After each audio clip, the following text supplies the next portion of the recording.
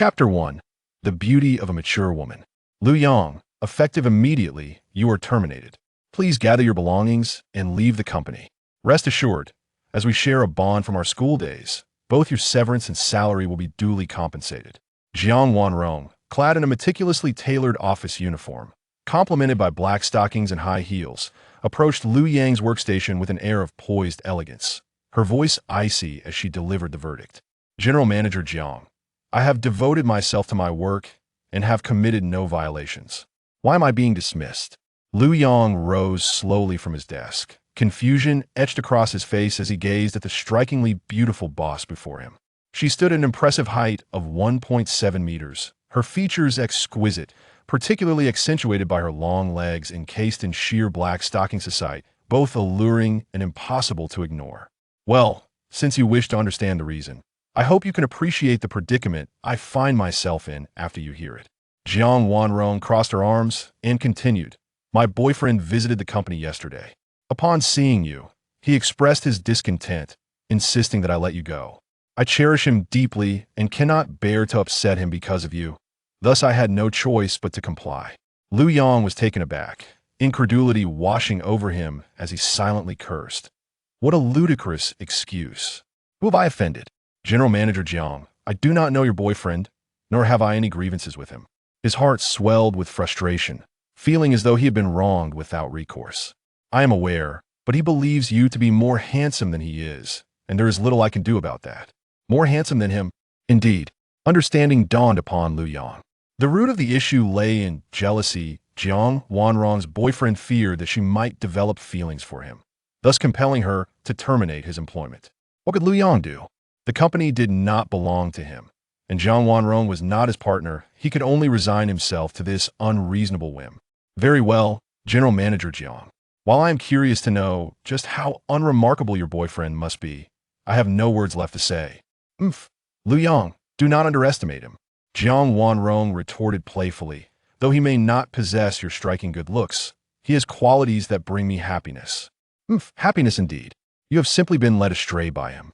Lu Yang felt as though he was encountering Jiang Wanrong for the first time, astonished by her superficiality and naivety. Forget it. I have no desire to continue this conversation, but let me be clear. I expect my compensation to adhere to the labor contract. Rest assured, you will receive 2 months' salary in total. You may proceed to the finance department to collect it now. Jiang Wanrong momentarily regained her composure, a hint of embarrassment flitting across her face. Lu Yang chose not to linger, heading directly to the finance office, where he collected 16,000 yuan, resolutely departing from the company. Sigh, the plight of those toiling away in this world is truly lamentable. When will it come to an end? Lu Yang cast a complex glance back at Jiang Wanrong's newly established design firm, recalling the day 6 months prior when she had invited him to join the company. He had once envisioned that their shared academic background would facilitate his rise to success. At that time, he had planned to work for a few years, save some money, and eventually afford a down payment on a small apartment in this vast city, hoping to establish a sense of stability. Yet now, plans are swiftly undone, and the unpredictability of life prevails. Ding! Suitable host detected. The system is now binding a T that moment. An unexpectedly melodious female voice echoed in Lu Yang's mind, accompanied by a series of chimes. Ding! Binding successful. You have received a novice gift pack. Acquired an indomitable physique, immune to all ailments. Obtained omnipotent support, automatically activated in critical moments. Now please, master, relish the pinnacle of life. Lu Yang stood frozen, scarcely daring to breathe, fully engrossed in the voice resonating within his mind until the notification ceased. Personal panel? Lu Yang inhaled deeply, disbelief washing over him as he instinctively called out in his mind. In the next instant, a system panel materialized before him, akin to those found in fantastical novels. Name: Lu Yang. Age: 22. Height: 185 centimeters. Weight: 75 kilograms. Wealth: 19,680 yuan. Physical trait: indomitable. Special ability: good luck system. Gazing at the authentic system panel before him, Lu Yang stood in awe, his mind momentarily blank. He had never imagined that he would come to fortune through misfortune, binding himself to the legendary system. Umph. Jiang Wanrong, you surely never expected that I would turn adversity into advantage. Truly, I owe you a debt of gratitude, no? It is your boyfriend who deserves the true accolades. Lu Yang could not help but feel a surge of exhilaration, his pride radiating outward, for anyone would be unable to contain their excitement upon suddenly acquiring such extraordinary fortune. Several minutes later, riding a modest green bicycle, Lu Yang passed by a scenic lake bridge and beheld a woman of captivating elegance. She was sheltered beneath a sunshade, clad in a flowing purple dress, her fair skin subtly visible between the fabric, exuding an air of sophistication. Lu Yang could not suppress his admiration. This woman was truly beautiful, her grace utterly enchanting. To his astonishment, the woman suddenly staggered, appearing dizzy and disoriented, as she toppled from the bridge into the lake below. What on earth? Lu Yang gasped in shock, caught off guard. Help! I can't swim. The woman cried out from the water, her voice laced with terror and desperation. Lu Yang snapped back to reality, hastily dismounting his bicycle and rushing to the edge of the bridge, peering into the lake.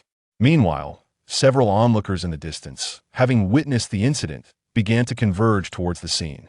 Help! I can't. Ah! The woman, spotting Lu Yang on the bridge, her will to survive intensified, called out frantically, desperately hoping for his aid. Lu Yang hesitated, acutely aware of his own inability to swim. What if he were to fail in saving her and end up in peril himself? Just then, the system's notification chimed in his mind. Ding. Congratulations, Master. You have triggered the good luck system and acquired top-tier swimming skills. At that moment, among the approaching crowd, someone had already reached the bridge and began to remove their shoes and trousers, preparing to dive in. Seeing this, Lu Yang resolved to act without delay, leaping into the lake to rescue the damsel in distress. As he entered the water, Lu Yang demonstrated remarkable swimming prowess and stamina, swiftly reaching the struggling woman, grasping her tightly, and then propelling himself towards the shore dozens of meters away. Upon witnessing the scene, the onlookers on the bridge exclaimed in astonishment. This young man's physical prowess is remarkable. Carrying someone and still swimming so swiftly is indeed a rarity. In less than a minute, Lu Yang had successfully brought the woman to the shore. Cough, cough. The woman sputtered, having ingested a few mouthfuls of water, and found herself on the ground, coughing incessantly. He hurried over, expressing concern. Miss, are you all right? Do you need to go to the hospital? Handsome, I'm fine. Thank you for saving me. I was a bit anemic earlier, felt dizzy, and fell into the lake, she replied. That's a relief. Would you like me to take you home? Lu Yang asked, noting the woman's drenched dress and hair. Out of compassion for her plight, he resolved to see his good deed through to the end. Well, that would be great, handsome. It's rather inconvenient for me to be alone in this state, she admitted shyly.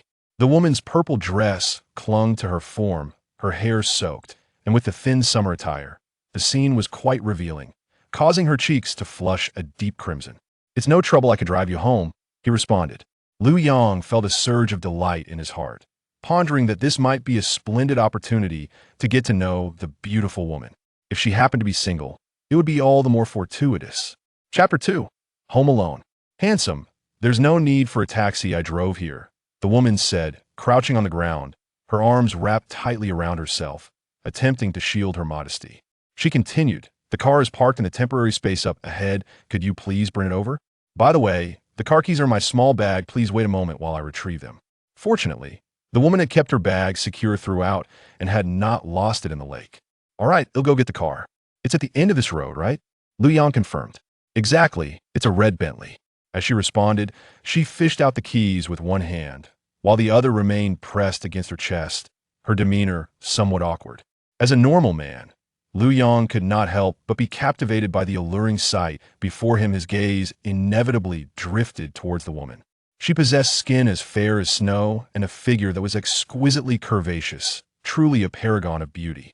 This assessment invigorated him, and seizing the car keys, he dashed towards the end of Ben Hai Road, about 100 meters away.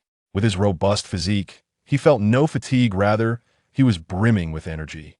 At that moment, numerous vehicles were temporarily parked along Ben Hai Road, likely left by those seeking leisure by the lakeside. He pressed the car key in his hand, and one of the vehicles responded with a flash. Lu Yang successfully located the woman's car. Once inside, he marveled at the opulent interior, reflecting on the extravagance of the wealthy. This Bentley, equipped with a 4.0T V8 engine, surely commanded a price tag exceeding $4 million. Well, I never imagined I would save a wealthy woman, Lu Yong mused to himself, wondering how she would express her gratitude towards her savior. A flicker of anticipation swelled within him as he started the engine, ready to return to the woman. "Beautiful lady, shall you drive, or shall I take the wheel?" Lu Yong approached the woman, inquiring as he exited the vehicle. "Handsome, perhaps you should drive I. I'm not quite in a position to do so," she replied. The woman possessed a figure that could only be described as exquisite. Her curves were strikingly alluring. Her soaked dress clung to her form, revealing glimpses of her skin beneath. "Very well, I shall drive you home," Lu Yong responded without a moment's hesitation, relishing the opportunity to commandeer such a luxurious vehicle, thus satisfying a modicum of his vanity. "Shawan, please navigate us home," the woman in the passenger seat instructed the smart navigation system. "Understood, master." The distance is 2.3 kilometers, with an estimated arrival time of 10 minutes, the system replied. Lu Yong found himself marveling at the intelligence of modern luxury cars, and he set off according to the directions provided. 10 minutes later, they arrived at Nanhuiyuan. Lu Yong parked the car in the garage of a villa. "Handsome, we've arrived. This is my home." "All right, beautiful. I shall take my leave now," Lu Yong ventured cautiously. "Handsome, you're drenched as well. If you're not in a hurry, why not come in for a shower and change into some dry clothes? Moreover, I haven't had the chance to express my gratitude properly. You saved my life today," the woman insisted, sensing that Lu Yong was about to depart and realizing she had yet to show her appreciation. Thus, with sincere intent, she invited Lu Yong into her abode. Would my presence inconvenience your family?" Lu Yong hesitated. "Oh, there is no inconvenience at all. Truth be told, aside from my daughter and me, there are only a few servants in the house. My daughter is already working and seldom returns home," she explained. "All right then," Lu Yong acquiesced. He was surprised to learn that the woman lived alone. It appeared that this fortuitous encounter was too enticing to resist. The woman led the way into Villa number 11. A maid in her 40s promptly approached them, her expression turning to one of concern upon seeing the woman thoroughly drenched. "Madam, what happened? You are completely soaked." "Lu Jia, it's nothing serious. I accidentally fell into the lake, but thankfully this handsome gentleman rescued me. And please, keep this matter from Shawan. I wouldn't want her to worry," the woman instructed. "Of course, madam," the maid replied. "Also, Lu Jia, please take this gentleman to freshen up and find him some suitable clothing in the guest room." "Rest assured, madam." "Handsome, please follow Lu Jia. I must tidy up in my room before coming out to properly thank you." The woman smiled at Lu Yong. "Certainly," he nodded in response. "Handsome, follow me. I'll show you to the washroom," Lu Jia warmly invited. Soon, they arrived at a bathroom. Lu Jia instructed Lu Yong to wash up first, assuring him that clean clothes would be brought shortly. Half an hour later, Lu Yong emerged from the washroom, adorned in a brand new casual outfit, even the shoes complementing his look perfectly. He gazed into the mirror, pleasantly surprised by his own appearance. He never expected to look so handsome. Moreover, he noticed that his abs had transformed into a striking eight-pack. It seemed this remarkable change was a result of his extraordinary physique. "Handsome, are you ready? Madam is waiting for you in the living room. I'll take you there," Lu Jia announced. "Thank you, Lu Jia," Lu Yong replied. Lu Yong entered the living room. "Handsome, feel free to take a seat," the woman said, having tidied herself up in a stunning red dress that radiated charm and allure. Her long hair cascaded casually down her back, adding to her captivating presence. Lu Yong settled onto the genuine leather sofa, striving to appear at ease, yet unable to conceal his unease. After all, the opulence of his surroundings starkly highlighted the limitations that poverty imposed on one's imagination. Sister Lu served 2 cups of ginseng tea before taking her leave, leaving only Lu Yong and the exceptionally beautiful hostess in the room. "Handsome, enjoy some ginseng tea. Although it is the height of summer, it is wise to take precautions against colds," she said warmly. As she gazed at Lu Yong, she found herself increasingly drawn to his vibrant spirit. Setting aside the debt of gratitude he owed her, she felt an undeniable affinity simply based on their initial connection. Lu Yong raised a teacup and politely took a delicate sip. At that moment, the woman smiled and inquired, "Handsome, I still do not know your name." "Madam, my name is Lu Yong," he replied. Chapter 3. I am truly incensed at this moment. Alas, how forgetful of me. I neglected to introduce myself, allowing you to address me so politely as madam. You are indeed my savior. Speaking of which, you must be around the same age as my daughter. With an apologetic expression, Mu Wanru continued, "Lu Yong, if you don't mind, please call me Aunt Mu. My full name is Mu Wanru." "Very well, Aunt Mu. You appear remarkably youthful. I believe you're the most beautiful lady I have ever encountered," Lu Yong generously complimented. At that moment, he was at a loss for words and spoke whatever came to mind. "Haha, your sweet words are like honey. I find myself increasingly fond of you. Moreover, you are the most spirited and handsome young man I have ever seen," Mu Wanru replied, her heart blossoming with joy at Lu Yang's praise. She continued, "Lu Yong, you must have started working by now, right?" "Yes, I have been employed for 6 months since my graduation. However, I had quite the misfortune this morning. I was dismissed." "Do not worry. Auntie will introduce you to a better job," Mu Wanru reassured him, deeming this a trivial matter. "My daughter has opened a design company at the new district plaza." Upon hearing this, Lu Yong furrowed his brow. "A design company at the new district plaza? As far as I know, there's only one design firm there, which belongs to Jiang Wanron. Could this be mere coincidence?" "Aunt Mu, you must be referring to the new design company, correct?" Lu Yong inquired cautiously. "Yes, precisely. How did you know?" Mu Wanru responded, surprised. "I know of it because I was just terminated by that company," Lu Yong said, his mood darkening. "So, Jiang Wanron is your daughter?" Mu Wanru was momentarily taken aback, never expecting such an awkward revelation. "Yes, indeed she's my daughter. But why did she dismiss you? Could you elaborate for Auntie?" Her curiosity was piqued, fearing her daughter had acted rashly in terminating Lu Yong. "Surely, this is a grave offense. How am I to face Lu Yong now? He is my lifesaver." Since Aunt Mu wished to hear the tale, Lu Yong felt emboldened to recount his grievances. "Aunt Mu, since you want to know, allow me to explain. Please, do not hesitate. If you have been wronged, I shall surely advocate for you," Mu Wanru said earnestly. "Well, the matter is as follows."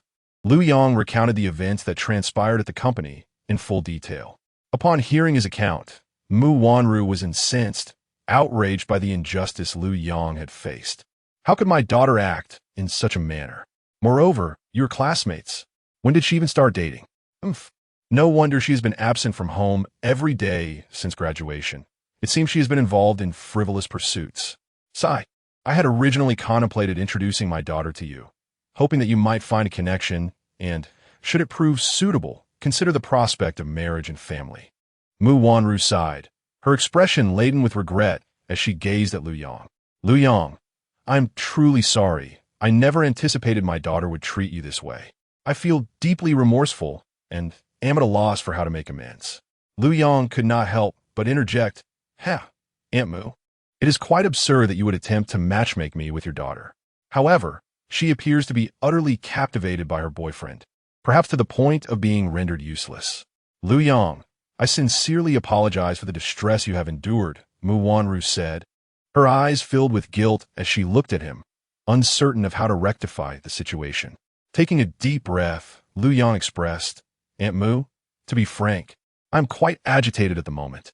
Upon hearing this, a flicker of light sparkled in Mu Wanru's eyes, and she shyly yet anxiously turned her gaze towards him. "Lu Yong, what do you think of Auntie?" Lu Yong was momentarily taken aback. What did she mean by that? Was she attempting to soothe him with her allure? Nevertheless, he responded with utmost seriousness, "Aunt Mu, you are indeed a wonderful person, sensible and reasonable." "Thank you, Lu Yong. But what I truly mean is, how do you perceive my appearance? Do you find me attractive?" Mu Wanru inquired, her cheeks instantly flushing with a rosy hue. A stirring sensation surged within Lu Yong. It seemed he had not misinterpreted her intentions after all. Upon reflection, given his current standing, it was only natural that any woman would be drawn to him, especially someone as captivating as Mu Wanru. After all, he had saved her daughter, who had treated him unfairly, and she lived alone, seemingly without any male companionship. Perhaps she had longed for someone to share her life with. Now, filled with remorse, she was eager to make amends. and it was conceivable that she might be willing to offer herself in return. As he observed the earnest and expectant, albeit somewhat anxious, look in Mu Wanru's eyes, Lu Yong felt his breath quicken. After all, what normal man could remain indifferent in the presence of such a captivating woman? Now that she was making her intentions clear, to remain unresponsive would be akin to cowardice. Auntie, you are undoubtedly beautiful. I hope you do not find it amusing, but I have a penchant for mature women like you, Lu Yong declared, striving to maintain his composure. Lu Yong, with those words, you have put my mind at ease. In truth, I have been single for over a decade and have not sought the company of another man during this time. If you do not find it distasteful, I would be willing to help alleviate your distress, provided you cease to be angry with me. What do you think? Mu Wanru said, gently settling beside Lu Yong. She exuded a captivating fragrance that filled Lu Yang's senses, igniting a heat within him that was difficult to contain. Aunt Mu, are you serious? He confirmed. Absolutely serious. Not only are you my savior, but I also harbor a deep fondness for you, and I am now wholeheartedly willing to make amends, Mu Wanru replied, her voice soft and inviting. Dressed in a red gown, she appeared both fiery and tender at that moment. To be candid, who could possibly withstand a woman of such allure? Regardless, Lu Yong felt he had acquiesced, no longer wishing to wrestle with the turmoil within. Aunt Mu, you are the one who has extended such an invitation. If I were to remain unresponsive, it would hardly reflect the character of a true man. As Lu Yong spoke, he reached out to embrace this enchanting woman, embodying both innocence and desire. Upon witnessing this, Mu Wanru took his hand, rising shyly to suggest, the living room is not quite suitable. Let us retreat to my room. Chapter 4. Might you call me Wanru? As Lu Yong stepped into the fragrant room of Mu Wanru, the alluring aroma wafted gently into his nostrils, and he found himself entranced. Aunt Mu, your room is so fragrant, echoing the scent that you carry. It's intoxicatingly delightful. With a gentle laugh, she replied, Oh, how lovely it is to receive such praise from you. It brings me great joy. It seems I'm not as old as I thought, and my charm still lingers. Mu Wanru smiled radiantly, then softly turned to lock the door, her graceful steps approaching Lu Yong with an air of shyness. She extended her arms, embracing his sturdy waist, and her fingertips met the firm muscles beneath. A wave of unprecedented anticipation surged within her. After all, her husband had passed away in a car accident over a decade ago, leaving her to silently endure countless nights alone, bearing her sorrows. Yet now, she willingly took this step forward. On one hand, her daughter's earlier indiscretions filled her with guilt towards Lu Yong, her savior. On the other hand, it stemmed from a vow she had kept for many years. Should someone offer a helping hand in times of peril and show genuine interest, she would willingly surrender herself. The man from decades ago had been such, and now, Lu Yong embodied that same promise. Unable to resist, Lu Yong gently caressed Mu Wanru's delicate, rosy cheek and, forcing himself to remain calm, said, Aunt Mu, you are far too modest. In my eyes, you appear merely in your mid-30s, exuding a mature allure that leaves young women in your presence overshadowed. Is what you say truly sincere? Surely, you are not merely flattering me with sweet words? Mu Wanru gazed at him with playful eyes. Of course it is true. I swear, I adore women like you, who retain their grace, Lu Yong replied, grinning, his words a heartfelt confession. With a melodious chuckle, Mu Wanru, radiating charm, reached out, wrapping her arms around Lu Yang's neck. Her eyes brimming with expectation as she softly urged, then, dear, kiss me. Lu Yong, unable to resist such an enchanting figure, leaned in without hesitation, kissing her. A shiver ran through Mu Wanru's delicate frame, her brow furrowing slightly. A wave of unfamiliar yet exhilarating confusion washed over her, and she began to acclimate to the sensation. Before long, the two were eager to immerse themselves in their own world, embracing tightly. In the absence of any interruptions, their relationship naturally deepened at an astonishing pace. The room soon became suffused with an intoxicating ambience. After some time, Lu Yong stood by the window, a cigarette between his fingers, his thoughts gradually settling into a serene state. akin to a sage who had transcended worldly concerns. "Dear, smoking is not good for your health," Mu Wanru remarked. Her gaze filled with affection as she observed the masculine allure of Lu Yang. She found herself deeply ensnared in this burgeoning romance. The profound happiness they had just shared reverberated within her, making it impossible for her to extricate herself from this blissful entanglement. For many years, she had yearned for a solid support, and without a doubt, Lu Yang was the man who could bestow upon her a newfound happiness. "Fear not, Aunt Mu," he reassured her. "I rarely smoke. It is only during moments of sheer joy and satisfaction, like now, that I indulge occasionally." Turning to Mu Wanru, he smiled gently. Blushing slightly, she inquired, "Is that truly the case? You aren't just flattering me, are you?" Lu Yang nodded earnestly. "Indeed, it is absolutely true." Then continue to smoke," Mu Wanru playfully retorted, her heart brimming with sweetness.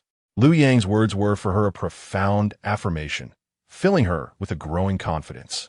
After all, having witnessed Lu Yang's remarkable qualities, she couldn't help but feel unworthy, believing that such an almost flawless man deserved the company of a more exceptional woman to enjoy this extraordinary happiness. Suddenly, Lu Yang's phone rang. Glancing down, he saw it was his college friend, Jia Hao, calling. "Hello, Brother Hao. What prompted you to call me today?" He answered, his tone light and cheerful. "Come on, Yang, don't be so formal. I called you just last month. Have you forgotten already?" Jia Hao chuckled. Last month, indeed. He had reached out to inquire about Lu Yang's job situation and had warmly invited him to join his father's oil and gas company. Given his father's position as general manager, securing a few positions for friends would not be challenging, but Lu Yang had politely declined, as he had already been employed at Jiang Wanru's company for several months. "That is more like it. I thought you might have actually forgotten about me," came Jia Hao's jovial voice through the phone. "By the way, are you free tomorrow? Let us gather the guys for a meal and drinks, and I'll invite some lovely local ladies. What do you say? Come on, can you be a bit more subtle? Why so crass?" Lu Yang couldn't help but retort. Mu Wanru was still lying on the bed, appearing somewhat fatigued and seemingly asleep. What would she think if she overheard such remarks? Having just shared an intimate moment with her, how could he discuss such frivolities in her presence? No matter how beautiful the women outside might be, they paled in comparison to Mu Wanru in his heart. "Yang, I'm being quite subtle already. You still find it crude? Honestly, you're too conservative. You've been navigating the world for 6 months now. Haven't you grasped its essence? To put it plainly, one either gets crushed by life or seizes the initiative to revel in it." Lu Yang couldn't help but chuckle at his friend's words. "Brother, it seems your eloquence has improved during our time apart. You're becoming quite the philosopher. What have you been up to over there?" "All right, Yang, enough with the chit-chat.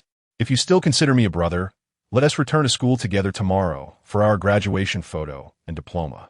Don't tell me you still have to work this weekend." Jia Hao, somewhat impatient, urged Road Yang, finding him overly honest at times, which was rather disheartening. "I have a sudden matter to attend to. I must hang up now. We shall speak tomorrow." Upon hearing Mu Wanru rise, Road Yang hastily ended the call. "Aunt Mu, did I wake you with my call?" Road Yang turned to face the unreserved Mu Wanru, marveling inwardly at her figure, which could only be described as flawless. "No, I was still awake. However, had I been able to rest my head on your warm chest just now, I would have surely fallen asleep at once." With a light step, Mu Wanru approached Road Yang, gently leaning her head against his shoulder. "Haha, I shall certainly make that happen next time." Road Yang chuckled awkwardly. It was his first experience of such intimacy, and he felt a twinge of guilt afterward. Thus, he refrained from further affection and instead moved to the window to smoke, attempting to regain his composure. "Remember, it was you who said it. You can't just seek to please Auntie." Mu Wanru nodded softly. "Also, when we were alone, could you call me Wanru?" "My apologies, Wanru. I was inconsiderate just now. Please do not take it to heart." Road Yang earnestly reflected, understanding that regardless of the circumstances, Mu Wanru was the first woman in his life.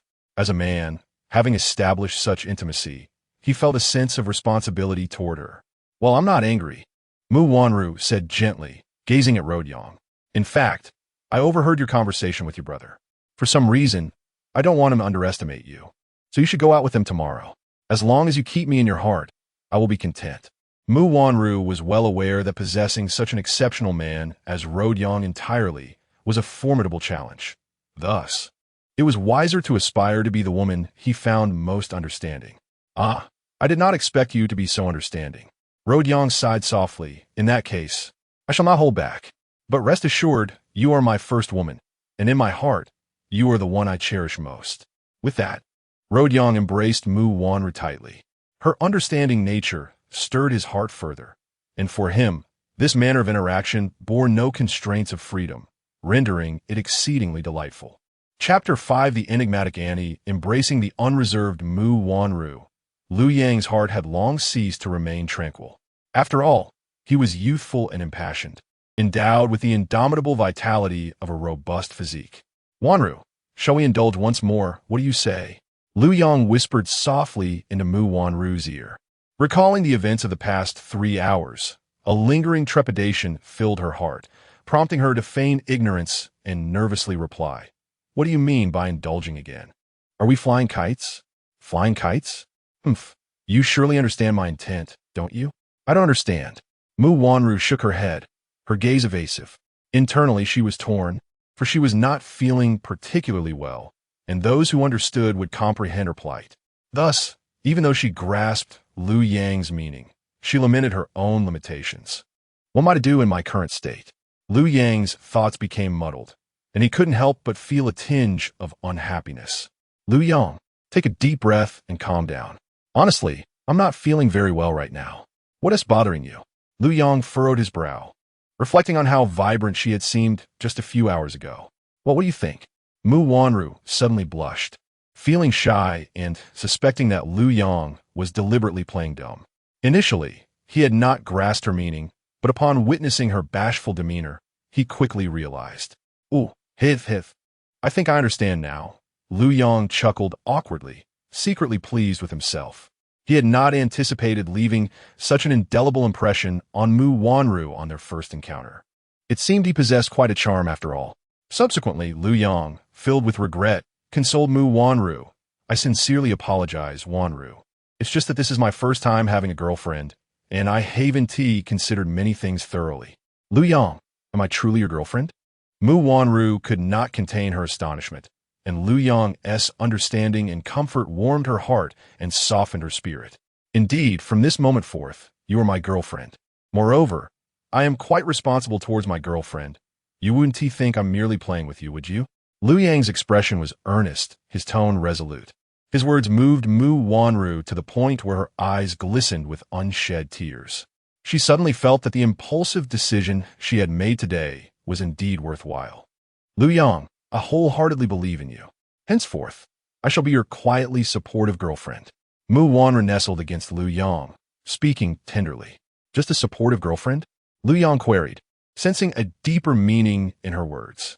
"Yes, I wish to be your quietly supportive girlfriend," Mu Wanru affirmed once more. Liu Yang was momentarily taken aback. It seemed there was indeed more to her words, prompting him to ask, "But wouldn't that be unfair to you?" "Not at all. I'm already quite content." "You know," Mu Wanru promptly replied. She was acutely aware that she alone might not be able to comprehensively care for Liu Yang's daily life. However, what if she had a few like-minded companions to share the responsibility? That might not be such a bad thing after all. Moreover, being a woman of her age, she found it quite easy to feel content. "All right, Wanru, I understand your intentions," she thought. Liu Yang, of course, was well aware of Mu Wanru's sentiments. Her constant consideration for him was undeniably touching. "You should take a rest. I won't disturb you today, as I need to return shortly," he said, striving to calm himself, realizing that he could not prioritize his own happiness at the expense of such a wonderful woman. "You're leaving? I want to stop you. But let us have a meal first. It's been 3 hours since we last spoke, and Sister Zhang in the kitchen has probably prepared the food by now," Mu Wanru gently suggested. Liu Yang glanced at his phone. It was already past 1 in the afternoon, and neither he nor Mu Wanru had eaten lunch. "All right, I'll join you for a meal," he replied. "Liu Yang, you're truly kind. In light of your understanding, I've decided that I cannot allow you to suppress yourself continually, especially since doing so for an extended period is detrimental to your health. And it pains me to think of that. As Mu Wanru spoke with deep affection, she suddenly conceived a better way to pamper Lu Yang. He inhaled deeply, moved by her words, realizing a profound truth. Older women indeed possess a greater understanding of a man's vulnerabilities, unlike the self-absorbed younger girls, who incessantly demand from their boyfriends and treat them as mere servants, showing no empathy whatsoever. How infuriating. After a while, Mu Wanru furrowed her brow slightly, striving to maintain her composure. She made a brief visit to the restroom, eager to prepare herself for their meal, wishing to present herself beautifully. She felt a surge of joy while using the facial cleanser that Lu Yang had squeezed for her. Strangely, the feeling of anemia that had plagued her had vanished without a trace. Before long, the two emerged from the room together. Sister Lu, who was polishing a vase in the hall, noticed Mu Wanru and Lu Yang exiting. Although she dared not dwell on it, she sincerely felt happy for Mu Wanru. In their eyes, Mu Wanru was a kind-hearted mistress who treated her servants with utmost respect. Whenever anyone faced difficulties, she would generously lend her support. They understood that it was not easy for her to remain single for over a decade, and now that she had finally found someone she cherished, they felt no disdain for the age difference, but rather heartfelt blessings. At the same time, they increasingly respected and valued Lu Yang, hoping he would treat their mistress well. Seeing her radiate happiness confirmed that this young man was capable of caring for her and seemed quite reliable. Sister Lu, could you kindly inform Sister Zhang that Lu Yang and I are hungry? Mu Wanru felt a tinge of embarrassment, but believed that the household staff understood her well and considered them part of her family. She trusted that they would not gossip behind her back. Thus, she felt no need for pretense, believing it best to face matters with candor. Very well, my lady. I shall attend to it at once. Lu Jie paused her tasks and hurried to the kitchen to inform Zhang Jie. Zhang Jie had already prepared a sumptuous lunch, including a portion for Lu Yang. Shortly after Lu Jie delivered the message, Zhang Jie set the bountiful meal upon the dining table. Madam, please enjoy your meal, Zhang Jie said respectfully. Zhang Jie, have you had your lunch? Mu Wanru inquired. Madam, we are still waiting, she replied. Then please eat soon. Do not let yourselves go hungry, Mu Wanru said with warmth. Certainly, madam, Zhang Jie responded before taking her leave. Wanru, you are truly kind to them. It is evident that you possess both beauty and a benevolent heart. Lu Yang could not help but praise. Having come from humble beginnings himself, he held a particular concern for the underprivileged. Witnessing Mu Wanru's generosity towards the servants filled him with contentment. Life is challenging for everyone, and empathy is paramount. When you treat others with kindness, they will reciprocate sincerely. As Mu Wanru spoke, she served Lu Yang a bowl of nourishing soup, demonstrating her thoughtfulness. Wanru, you should drink more as well. Otherwise, you might become anemic again, Lu Yang said with concern. Yes, I am partaking as well. However, this anemia has plagued me for many years. It is a remnant from the difficult birth of Xiao Wan, she replied. Speaking of Xiao Wan, Mu Wanru suddenly recalled her daughter's earlier impoliteness towards Lu Yang and gently said, Lu Yang, please do not hold a grudge against Xiao Wan for her behavior this morning. Lu Yang took a sip of the restorative soup and smiled, saying, Wanru, do not worry. What is our relationship now? Your daughter is like my own, is she not? However, seeing her wandering aimlessly, I believe we must keep a watchful eye on her boyfriend. We cannot allow her to be mistreated, for Xiao Wan is rather naive. Indeed, you are right. I share your sentiments. This evening, I will have her return for a discussion to better understand the situation, and I will arrange for her to invite that young man over so we can assess him together, Mu Wanru said, her cheeks slightly flushed as she glanced at Lu Yang. Chapter 6. The twin sisters and their double delight after lunch. Lu Yang planned to return to his rented apartment. Despite being merely a rented space, it concealed within its confines a pair of enchanting twin sisters. The sisters, in terms of appearance, physique, and their alluring curves, were indistinguishable. As a typical young man, Lu Yang eagerly anticipated the chance to catch a glimpse of the two each day. Although they appeared identical, distinguishing between them was not particularly challenging. The elder sister exuded an air of aloofness, while the younger one radiated warmth and friendliness. Each time Lu Yang returned home, The younger sister would greet him enthusiastically and had even invited him to share dinner on several occasions. In contrast, the elder sister maintained a perpetually icy demeanor, her beautiful eyes conveying a sense of distance. At that time, Lu Yong was merely a lowly worker, lacking the audacity to forge a deeper connection with them. However, times had changed. Lu Yong had undergone a remarkable transformation, now brimming with confidence and assurance. He understood that anything he desired was within his grasp, and he had no intention of imposing any restrictions or harboring regrets in this regard. After all, if life was already extraordinary, why not live authentically? His true self yearned for the ability to indulge freely, to possess boundless wealth, and to enjoy the company of beautiful women. After the meal, Mu Wanru personally peeled an apple for Lu Yong. Once he finished, he prepared to take his leave. Lu Yong, are you really leaving now? Mu Wanru asked, her voice tinged with reluctance, secretly wishing he could stay by her side that evening. Yet, she understood the importance of not restraining him.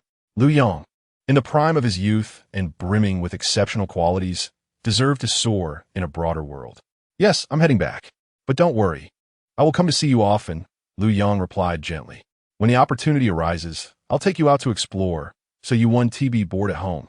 As he spoke, he tenderly brushed a strand of hair that had fallen casually over her fragrant shoulder, right in front of the maid. Mu Wanru's heart blossomed at his kind words. It seemed Lu Yong was indeed a man of responsibility, not merely engaging in a fleeting dalliance, but genuinely placing her in a significant position in his life. All right, I will think of you at home, she said. Her cheeks slightly flushed. Though she had reached her 40s, her exquisite maintenance rendered her skin fair and radiant, making her appear like a woman in her early 30s at the height of her beauty.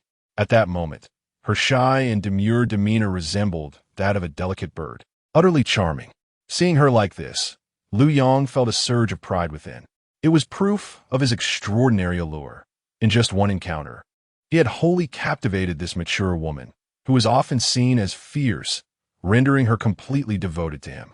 No matter what he did, she seemed willing to accept and support him, provided he always held her in his heart and frequently expressed his affection. Such a request seemed entirely reasonable to him.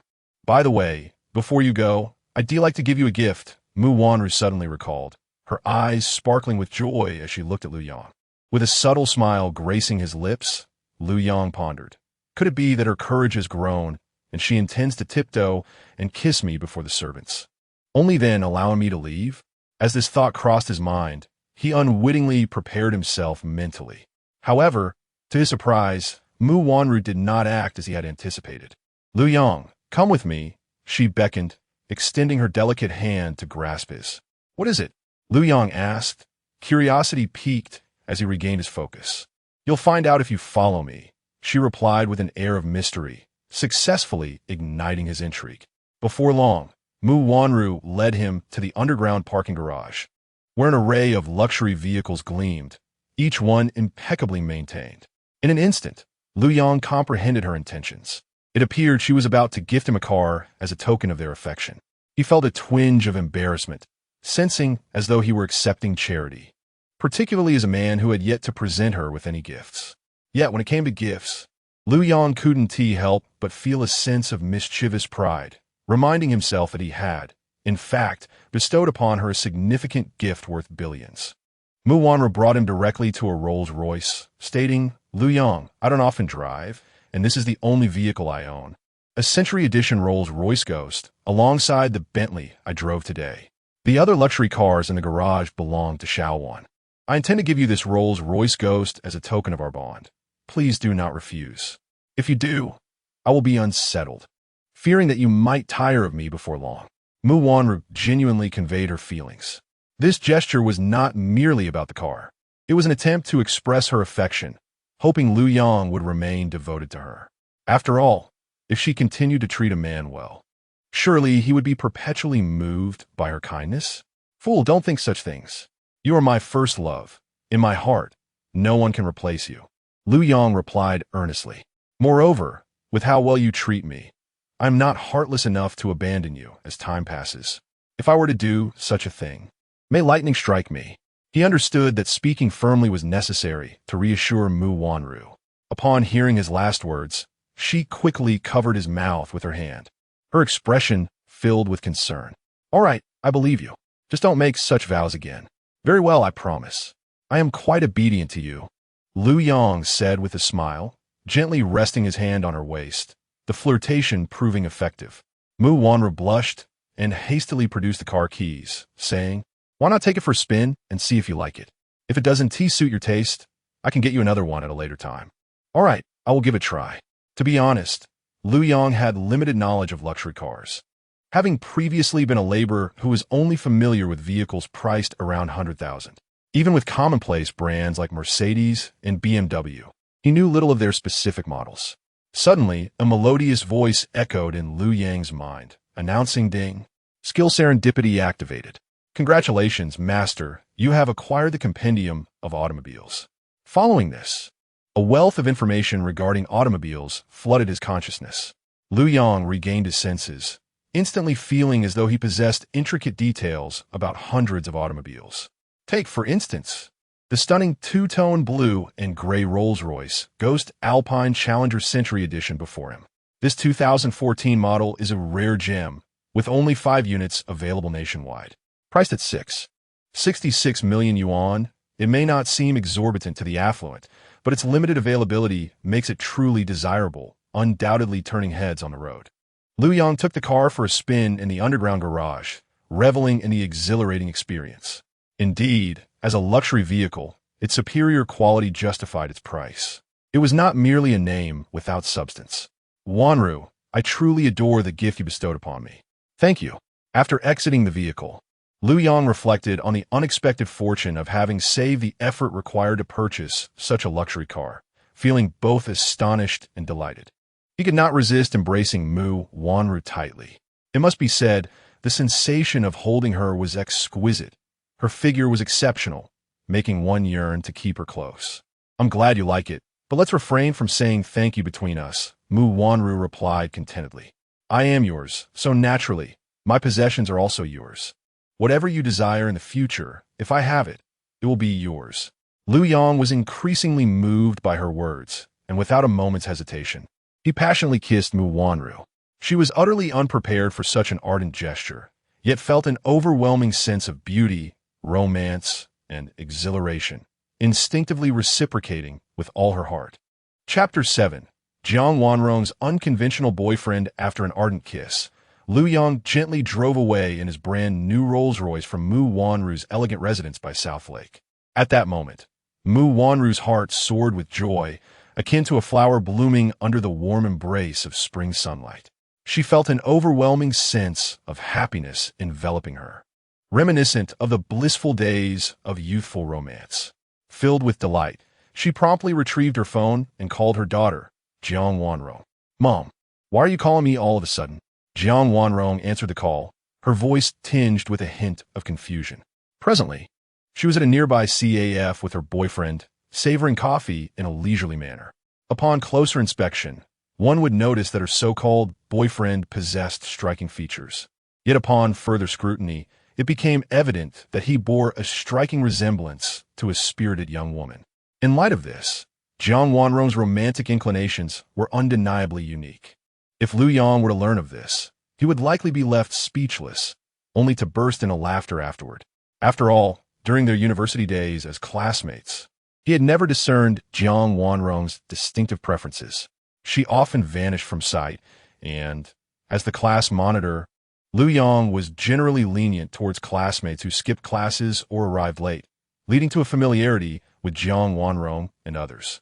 This ultimately resulted in Jiang Wanrong's kind invitation for him to join her company, offering a monthly salary of 8,000, along with the immediate position of senior team leader upon his hiring. "Remember to come home after work. I'll have Sister Zhang prepare dinner," Mu Wanru said softly, full of concern for her daughter. After all, this was her precious daughter, who had been her companion for 21 years. Even though she was aware of many of her daughter's questionable behaviors, it was difficult for her to harbor anger. Okay, Jiang Wanrong replied, a flicker of uncertainty crossing her mind as she inquired, "Mom, is something going on? Why does it feel so mysterious?" No big deal. I just wanted to see you. Is that not all right? Mu Wanru feigned annoyance. Tell me, how long has it been since you last stayed at home? Now that you've grown up, do you no longer wish to live with your mother? Please don't be upset. I didn't even mean it that way. I'll come home tonight. Jiang Wanrong quickly reassured her mother. After hanging up, her boyfriend, Lin Qi, who possessed delicate features, gently grasped her slender hand and suggested, Wanrong, why don't I accompany you home tonight? It would be nice to meet your mother. Upon hearing this, Jiang Wanrong felt a surge of panic. She understood well that if her mother discovered the true nature of her relationship with Lin Qi, she would surely face a severe reprimand. Moreover, her mother's health was already frail, suffering from anemia. Should she be upset enough to faint, it would create a dire situation. Just as Jiang Wanrong struggled to find a way to decline, Lin Qi seemed to sense her apprehension, gently patting her hand and reassuring her, Wanrong, don't worry. As long as we don't say anything, who would know about our relationship? Others will merely assume we are close friends. What do you think? So, let me accompany you home. Otherwise, I want to be able to sleep alone tonight.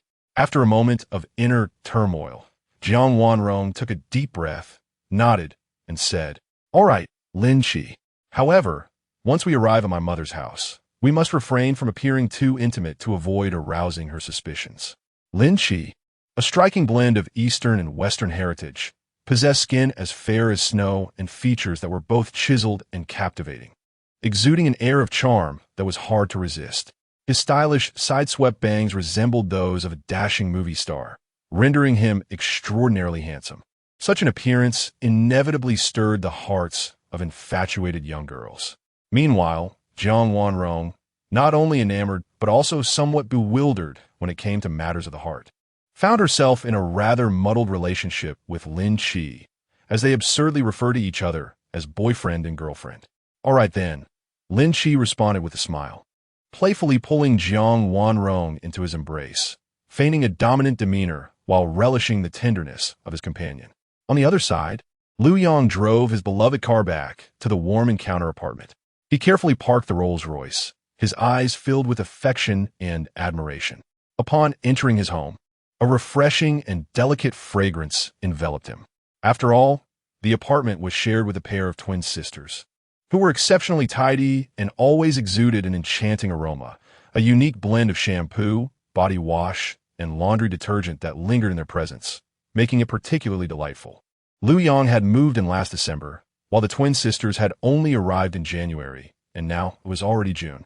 The sisters seemed unbothered by the presence of a male in their home, perhaps believing that Liu Yang was honest and had no ulterior motives, which is why they had not sought alternative accommodations, having unexpectedly gained confidence and a sense of assurance. Liu Yang pondered the fact that it was Friday and he was home early. He realized he had yet to invite the twin sisters out for a meal, so he decided to go grocery shopping and prepare a sumptuous dinner for them, inviting them to dine together when they returned from school. However, it was only a little past 3, leaving several hours until the sisters got home, making it rather early to start cooking. Never mind. I'll just head to the supermarket to buy some groceries first, perhaps a few bottles of beer as well. But would that lead them to misconstrue my intentions as trying to intoxicate them? Liu Yang mused, shaking his head at his own overthinking. Why am I worrying so much? If they don't want to drink, that's fine. Besides, even if I had feelings for them, I wouldn't resort to such despicable tactics. They have no grievances against me. With that thought in mind, Liu Yang made his way downstairs and settled into his car, turning on the air conditioning. Instead of rushing to the supermarket, he took out his phone and messaged the younger twin, Su Wei. Su Wei, what are you up to today?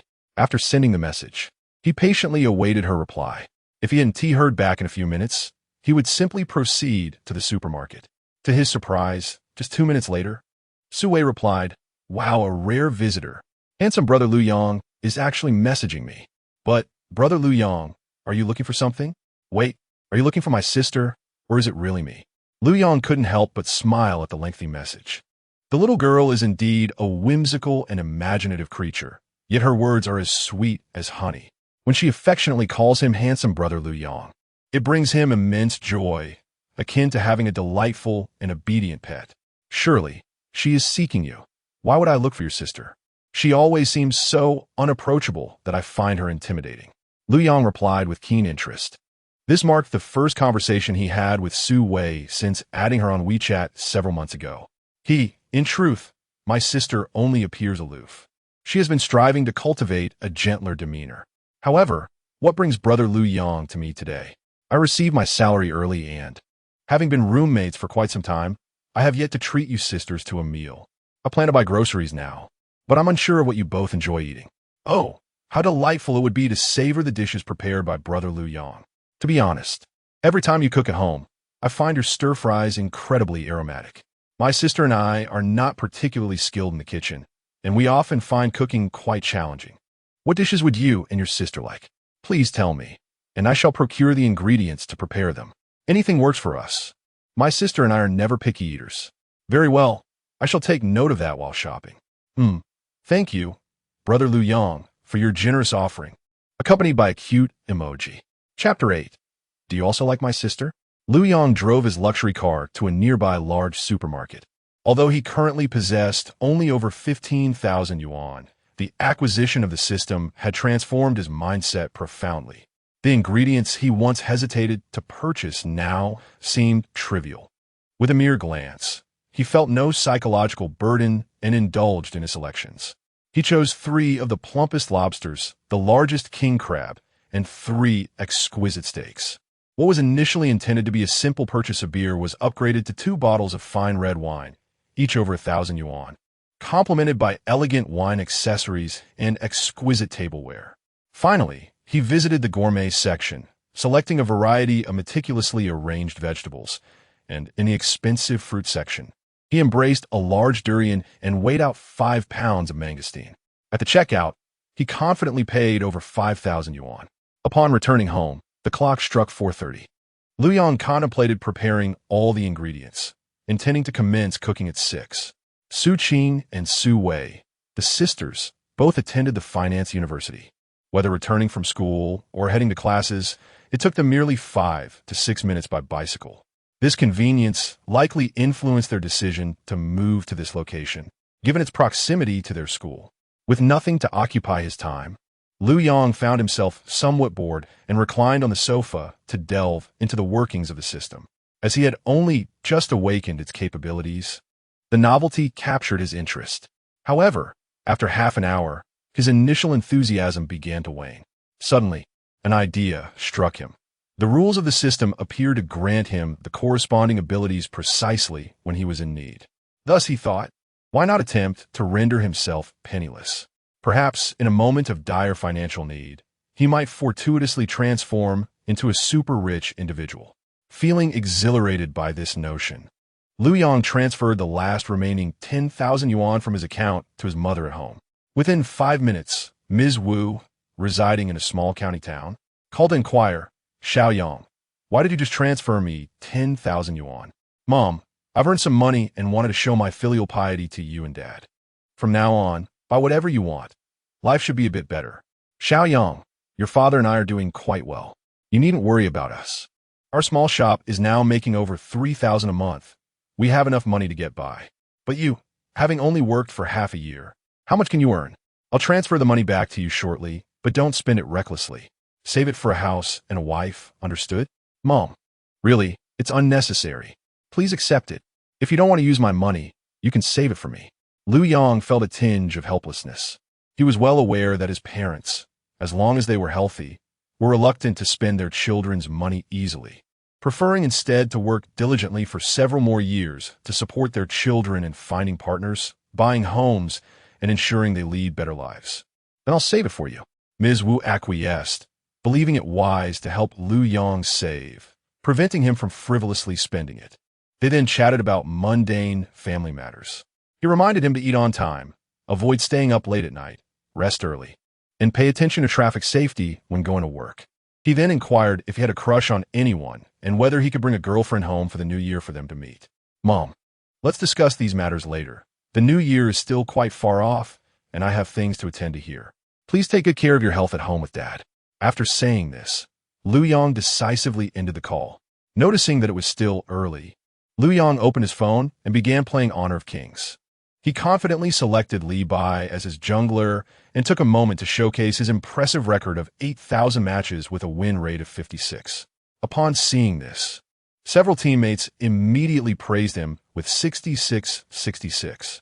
Lu Yong understood that their astonishment was not solely about his win rate, but rather their surprise at encountering a player with such extensive experience with Li Bai. "Relax. I'll carry you all," Lu Yong boasted. "Sisters are ready. Brother, lead us." "Wait, are you all girls?" "Yes, we are a squad of 4 sisters." "Awesome. We must ensure a victory together." Lu Yong sat up straight on the sofa, determined not to disappoint the girls in the game, as they were still girls, after all. "I am a veteran player of 10 years, exclusively playing Li Bai. Victory is guaranteed. Go for it, brother. If you win, I'll add you as a friend. Next time we play, we'll look for you right away." The voice of the girl on the first floor was sweet and delicate, filling Lu Yong with excitement. Soon, the game commenced, and Lu Yong confidently opted for a blue start. However, he quickly realized that he had not played in a while, and even securing the blue buff felt quite challenging. "Are the girls aware that Li Bai has been nerfed again?" he asked. "Not at all. He has actually been buffed significantly recently, but I still find him somewhat underwhelming," replied the first floor. "Honestly, Li Bai is not that bad. Skilled players can take down by Qi as easily as slicing through fragile targets," chimed to the third floor. Lu Yong wholeheartedly agreed with the sentiment. Yet to his dismay, merely 10 minutes into the game, their base was breached. Checking the score, he found himself at a disheartening 1-7-2, having been repeatedly outmatched by the opposing jungler by Qi. This performance left him too embarrassed to continue boasting, and he could only vent his frustration.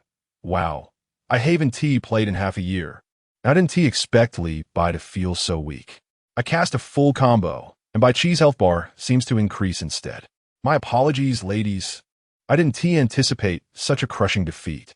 Shall we try again?" Lu Yong felt a surge of determination. It was hard to walk away without securing a win, especially given how abysmal his score had become. A 1-7? This was certainly not reflective of the skill one would expect from someone with 8,000 games as Li Bai. "Sure, let's play another round," replied the third floor.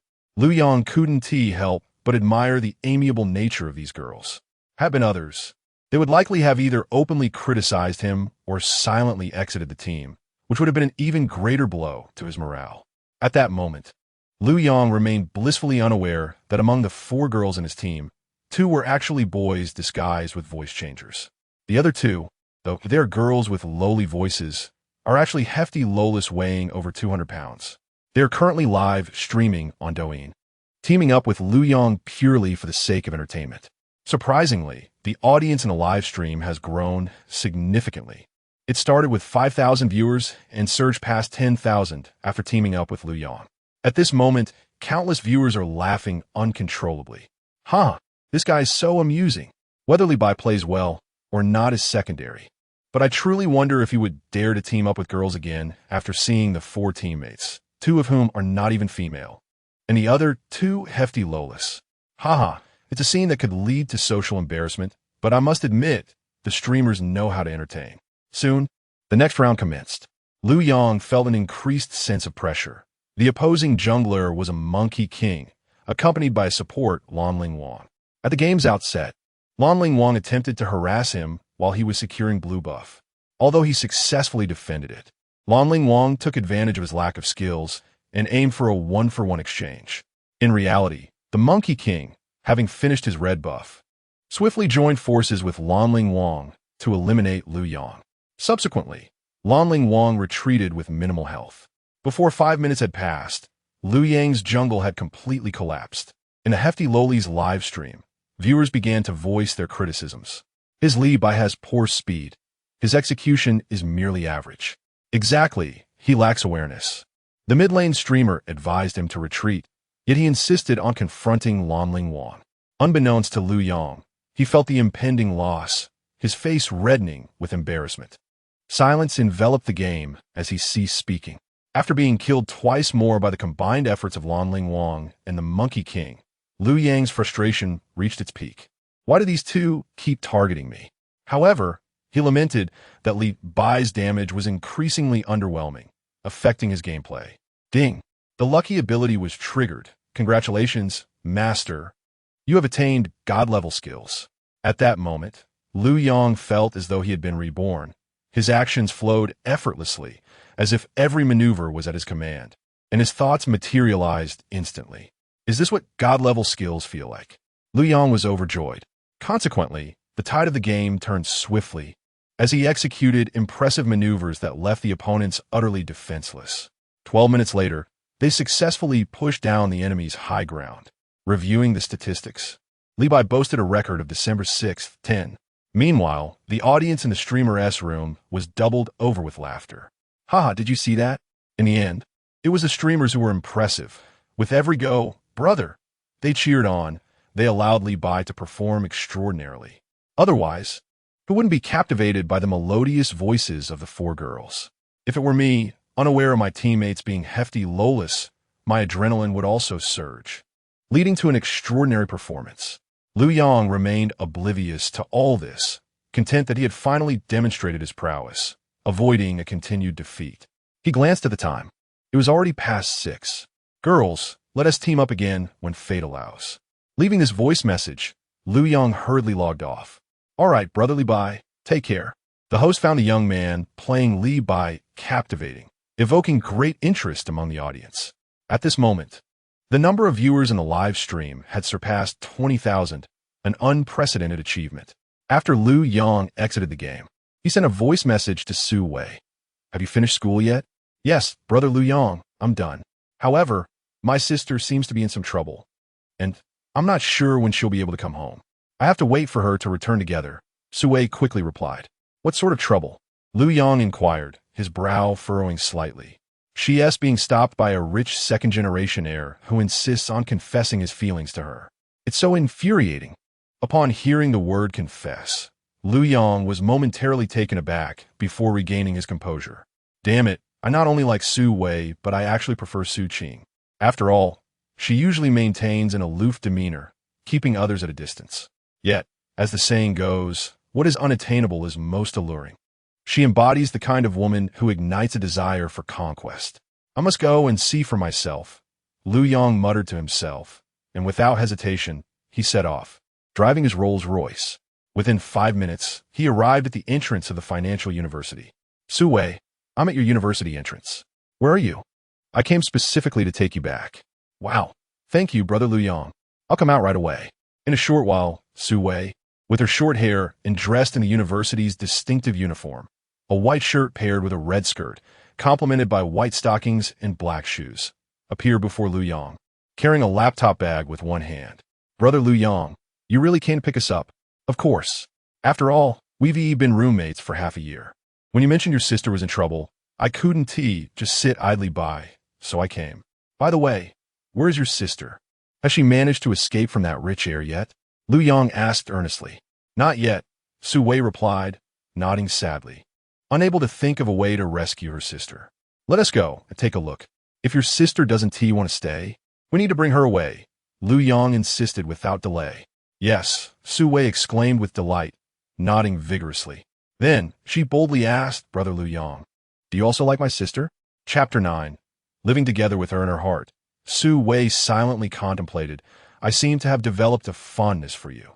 However, if you harbor feelings for my sister, then this nascent affection of mine would surely meet an untimely demise. Lu Yang chuckled lightly and casually replied, who doesn't like beautiful women? Su Wei felt a heavy weight in her heart, as if a bucket of cold water had been splashed upon her. To her dismay, it seemed that Lu Yang indeed favored her sister, thus rendering her secret admiration a failure. Hey, why do I suddenly feel that you're in a bad mood? Lu Yang, perceptive and astute, noticed the shift in Su Wei's emotions. No, not at all. I'm just worried about my sister, Su Wei said, her voice tinged with unease as she hastily sought an excuse to mask her true feelings. Lu Yang, however, was not convinced by her explanation. Strangely enough, he always felt a surge of inexplicable confidence around Su Wei, convinced that this young girl must harbor some affection for him. Otherwise, why would she appear so despondent upon hearing him express his fondness for her sister? Su Wei, do not forget, you are also a stunning beauty. Hence I hold you in high regard as well, Lu Yang remarked with a nonchalant smile. Upon hearing this, Su Wei was taken aback for a moment before realizing the implication. and she laughed like the tinkling of silver bells. What are you saying, Brother Lu Yang? Is it true that you fall for every beautiful girl you meet? Of course, liking beautiful women is not a crime. I may like as many as I desire, he replied with a playful grin. Su Wei began to grasp Lu Yang's meaning, saying, I see, so the affection you speak of is of this nature. Is there any other? Lu Yang chuckled softly. Hee hee, I thought you were trying to juggle multiple relationships. Su Wei's fair cheeks flushed slightly, betraying a hint of embarrassment. Lu Yang mused to himself, You have misunderstood. I truly intend to embrace both sides. After all, has it not been said since ancient times that one's capabilities determine the limits of what one can possess? Now that I possess a system, will my potential be anything less than vast? Should I not indulge in the pursuit of all the beautiful women I desire? Brother Lu Yang, my sister is just ahead, and there seems to be quite a crowd gathered around her. I wonder what the situation is now. Su Wei expressed her concern. After all, her sister was alone, and the boy who had confessed to her had brought along a dozen followers. Lu Yang followed Su Wei's gaze and noticed a large tree ahead, beneath which a throng of people were clamoring. Beautiful girl, please accept the flowers. Lu Yang felt a surge of exasperation, thinking to himself, what nonsense! A bunch of sycophants. Why are you making a ruckus while someone is pursuing a beauty? If it were me, I wouldn't be cheering. I would rather that fellow be coldly rejected. Why should a wealthy heir be able to pursue beautiful women so easily, succeeding every time? With determination, Lu Yang strode forward, forcefully parting the crowd. A boy in the crowd, displeased with his actions, shouted, What the hell are you pushing for? For reasons unknown, Lu Yang suddenly felt a surge of anger and raised his hand to deliver a sharp slap across the boy's face, glaring coldly at him. Come on, dare to insult me again, and see if I don't end you. The boy, struck and blushing with embarrassment, covered his face in shock, too frightened to utter another word. The crowd remained momentarily stunned. In the next moment, Lu Yang grasped Su Qing's hand, forcibly leading her away from the scene of the confession. The wealthy young man, kneeling on one knee with a bouquet of roses cradled in his hands, immediately rose, his countenance ashen as he glared at the unexpected intruder. Not only had this individual disrupted his romantic endeavor with violence, but he was also attempting to whisk away his intended. What do you mean by this? She lives with me, Lu Yang retorted, turning back to face him. The rich heir appeared bewildered, his mind swirling with questions. She lives with you? Su Qing, clarify this for me. Who is he? He bellowed, his fists clenched in frustration. Ignoring his outburst, Su Qing broke free from Lu Yang's grip once they were out of the crowd and hurried away. Lu Yang sensed that the situation was more complex than it appeared, though he had little desire to ponder it further. Ultimately, witnessing Su Qing extricate herself from the unwelcome attention filled him with a sense of joy. At the very least, he now had a chance to claim her as his own. Do you think my sister will be angry with me, Su Wei? After all, I stated in front of so many people that she and I live together, he mused. I'm not entirely sure, Su Wei replied, her admiration evident. But Lu Yang, you were impressive. I never truly understood you before. I didn't expect you to step in so assertively. In her eyes, while Lu Yang was undeniably handsome, he had always been modest, appearing to be an earnest boy.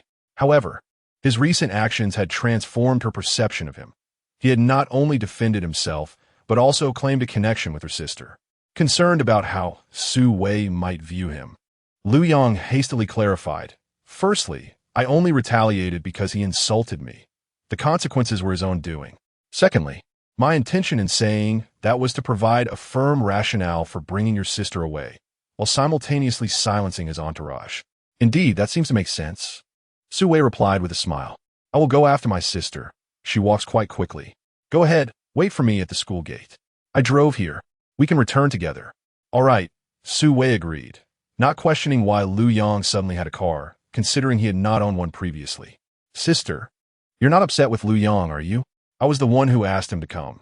That scoundrel has been bothering you, and I truly detest him, she explained, catching up with Su Qing. She felt guilty at the thought of her sister being upset with Lu Yang. Su Qing, who had always cherished her twin sister, smiled reassuringly. Don't worry, I'm not angry. I understand his intentions perfectly. Good, as long as you're not upset. By the way, Lu Yang finished work early today and went to the supermarket to buy groceries. He mentioned he wants to treat us to dinner tonight. Su Wei, anxious that her sister might disapprove, clung to Su Qing's arm and pleaded, "Sister, you know how delicious Lu Yang's cooking is. The aroma always makes my mouth water." All right, I understand your point. Since he has graciously invited us, and considering we have been roommates for 6 months, it would be rather impolite for us to decline, Su Qing conceded with a sigh. She indeed harbored another layer of contemplation, suspecting that her younger sister might have developed an affection for her roommate, Lu Yang. As the elder sister, she could not possibly let her sibling down. Perhaps her sister had long been yearning for the opportunity to dine at Lu Yang's family's table. Hold on a moment. A wealthy heir who had been pursuing Xiang Suqing caught up with them. What? Are you looking for trouble? Lu Yang replied with an air of indifference, pondering that these pampered rich heirs typically possessed a volatile temperament. When faced with setbacks, they might resort to childish acts of revenge. I dare not. I merely wish to inquire if what you said about Suqing living with you is true. The heir paused momentarily before continuing, to be frank. Last month, Suqing agreed to be my girlfriend, but on that very day, she discovered that I was involved with another girl, and she has since ignored me. However, I've already broken up with the other girl and now wish to be with her. So, my friend, if you are merely acting, I kindly ask you to refrain from meddling in my affairs with Suqing. Lu Yang was taken aback. He had not anticipated that Suqing had a history with this individual. Upon further reflection, it seemed rather plausible. In this day and age, how many girls could truly resist the advances of a wealthy heir? The young man likely spoke the truth. But what of it? Since he had already intervened, the other party should simply keep his distance. By the way, my friend, I forgot to introduce myself. My name is Lu Fu. My father is. Forgive me, but I have no interest in knowing who your father is. I can assure you that Suqing and I have been living together for 6 months, Lu Yang retorted disdainfully. And as for your little escapade of juggling 2 relationships, spare me the embarrassment of your boasting. With a scoff, Lu Yang turned and walked away. Lu Fu felt a surge of anger, perceiving himself as belittled and provoked. Damn it, have I stumbled upon a local heir from Jiangcheng? Lu Fu thought, feeling frustrated yet reluctant to act impulsively. He resolved to consult a few friends the following day. If the other party was not a significant figure, he would certainly seek to reclaim his dignity. Chapter 10. Are you being supported by a wealthy woman? At the entrance of the financial university, Lu Yang's car was parked at the roadside. A throng of handsome men and beautiful women had gathered around, all eagerly pulling out their phones to capture pictures of the vehicle. Some confident ladies even leaned closer to the window, attempting to catch a glimpse of the owner inside, while others gently tapped on the door. Their intentions were unmistakable. For certain women, establishing a connection with the owner of such a luxurious car could lead to both physical pleasure and substantial financial gain. Who could resist such an enticing prospect? Su Wei grasped Su Qing's hand and said, "Sister, wait." Brother Lu Yang said he would drive us home. Let us ride back in his car. Su Qing, with a composed demeanor, softly replied, "It's so close to home, we could simply walk back." "You're so cold, sister. Brother Lu Yang just helped you out. If you act so distant, people might find you hard to approach." Upon hearing this, Su Qing felt her sister's words held merit and quickly clarified, "I'm not cold in that sense. I just don't feel comfortable displaying my emotions in front of others. I hold no animosity towards him." Don't worry, sister. I know you well. You simply dislike showing your feelings. After all, I am your twin sister." Just then, Lu Yang approached, lightly pressing the button on his car key, prompting the nearby Rolls-Royce to emit a melodic chime. "Come, my 2 beautiful ladies, my car's right here." Su Qing and Su Wei gazed at the car, their hearts brimming with astonishment, as if they were seeing Lu Yang in a new light. They could hardly believe that this world-renowned vehicle, the limited edition Rolls-Royce Ghost, was the very car Lu Yang had come pick them up in.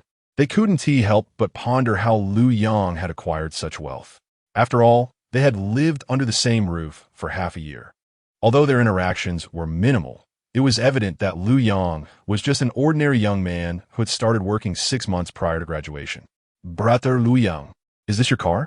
Su Wei felt an unexpected distance from him, her previous ease replaced with hesitation. "How could it be mine? It's someone else's. I borrowed it for a while, Lu Yong replied with a gentle smile, his demeanor relaxed. Come on, let us get in. I bought a lot of groceries at the supermarket. Su Wei obediently nodded. Sister, let us get in the car. It feels awkward with so many people watching us. Su Qing cast a resigned glance at Su Wei, silently musing. You know what awkwardness is, yet you fail to realize that if we get into this car, others will mistakenly think we are being supported by Lu Yong. Yet, she had no choice but to concede to Lu Yong. If Auntie get in, he would truly feel embarrassed and be left without an option. Furthermore, she was well aware of her sister's small affections for Lu Yong. Thus, to ensure her sister's contentment, she reluctantly accepted the burden of an unfounded reputation and joined her sister in the car. The door swung open. Su Qing and Su Wei, two vibrant and strikingly beautiful young women, ascended into the car amidst the astonished and envious gazes of onlookers. Lu Yong was acutely aware of the thoughts swirling in the minds of those around him.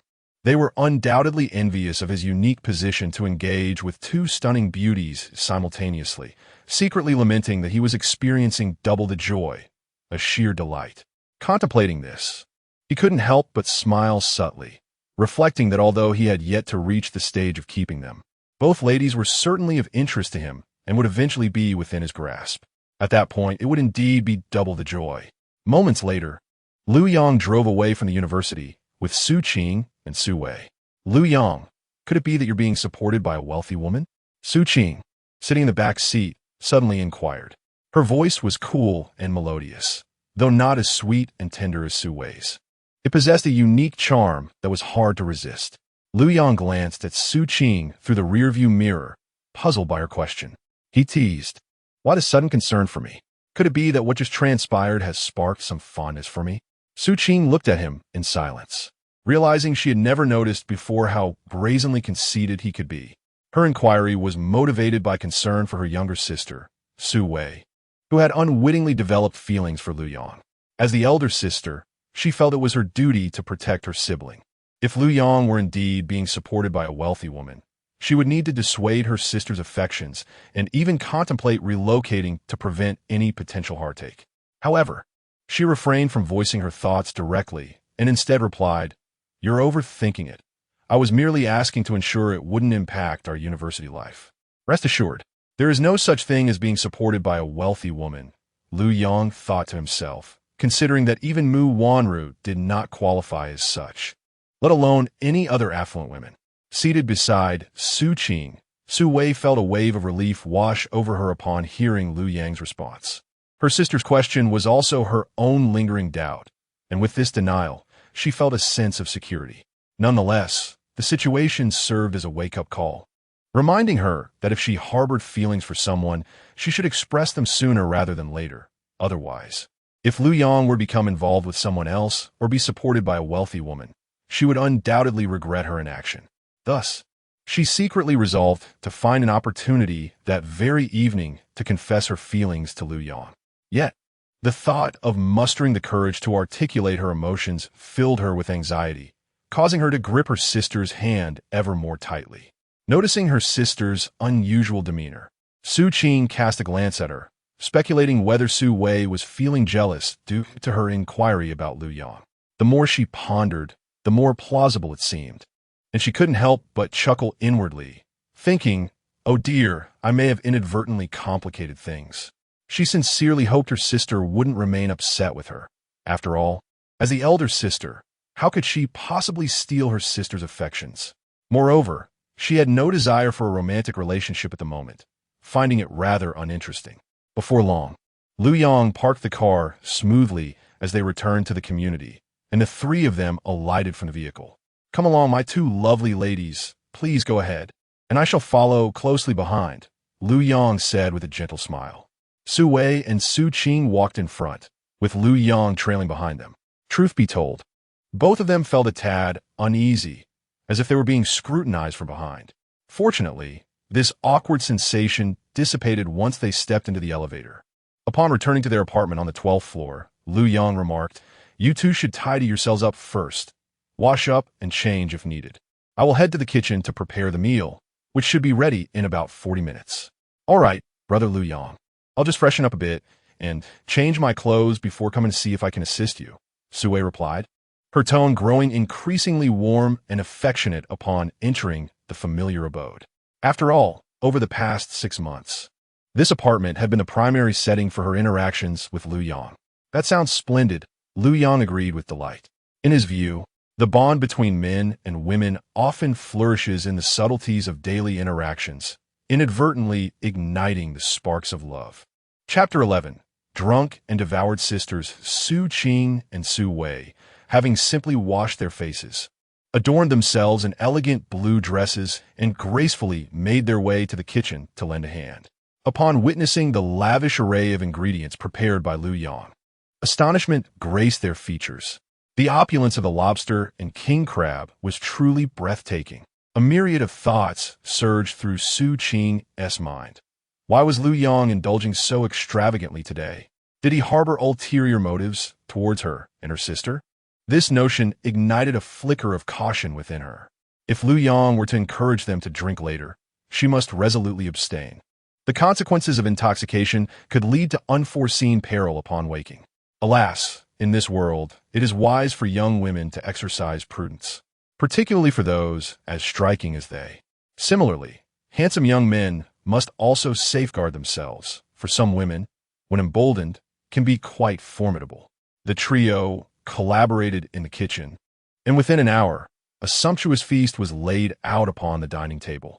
Lu Yang retrieved 2 bottles of red wine from the refrigerator, cheerfully inquiring, Su Qing, Su Wei, would you care for some red wine? The mere sight of the wine sent a jolt of anxiety through Su Qing, as her earlier fears seemed to materialize. Suddenly, she lost her appetite, enveloped by trepidation. Before she could voice her concerns, Su Wei exclaimed, wow, it's red wine. Sister, isn't red wine your favorite? I've seen you enjoy Dad's wine at home. Su Qing silently lamented her sister's naivety, feeling as though she were a liability. How could Su Wei lack any sense of caution? Lu Yang was, after all, a young man, and they were alone with him. If he had tampered with the wine, the repercussions of their inebriation could be dire. I usually only sip a little. I'm not proficient at drinking wine, Su Qing awkwardly explained. Come now, don't deceive me. Dad once told me that you could handle nearly half a bottle, Su Wei replied innocently. As for me, I truly can't drink. But tonight, I'd like to indulge a little. Lu Yang, I can only have a sip or two, as I'm not good with alcohol. You should let my sister drink more. Lu Yang smiled gently, his concern evident. That is perfectly fine. In fact, one can learn to savor red wine. But you should definitely avoid spirits. Their high alcohol content can be detrimental to your health.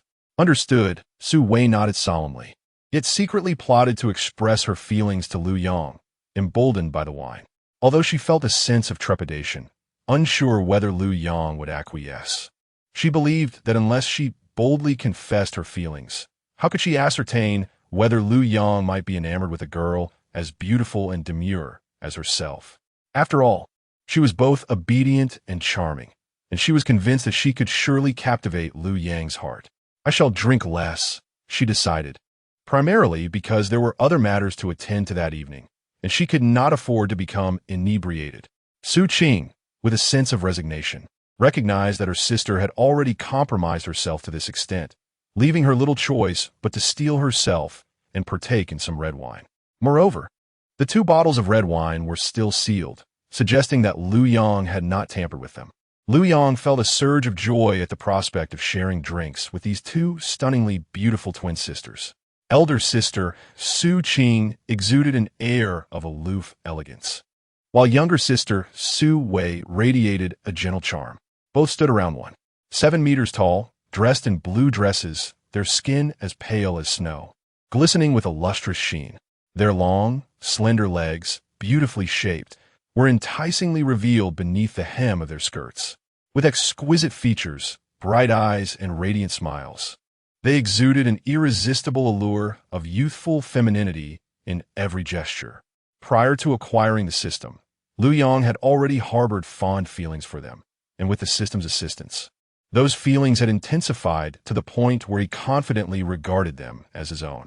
At this moment, his mind was consumed with the desire to find the perfect opportunity to conquer both sisters, ensuring they became wholly his, both in body and spirit, with no reservations whatsoever.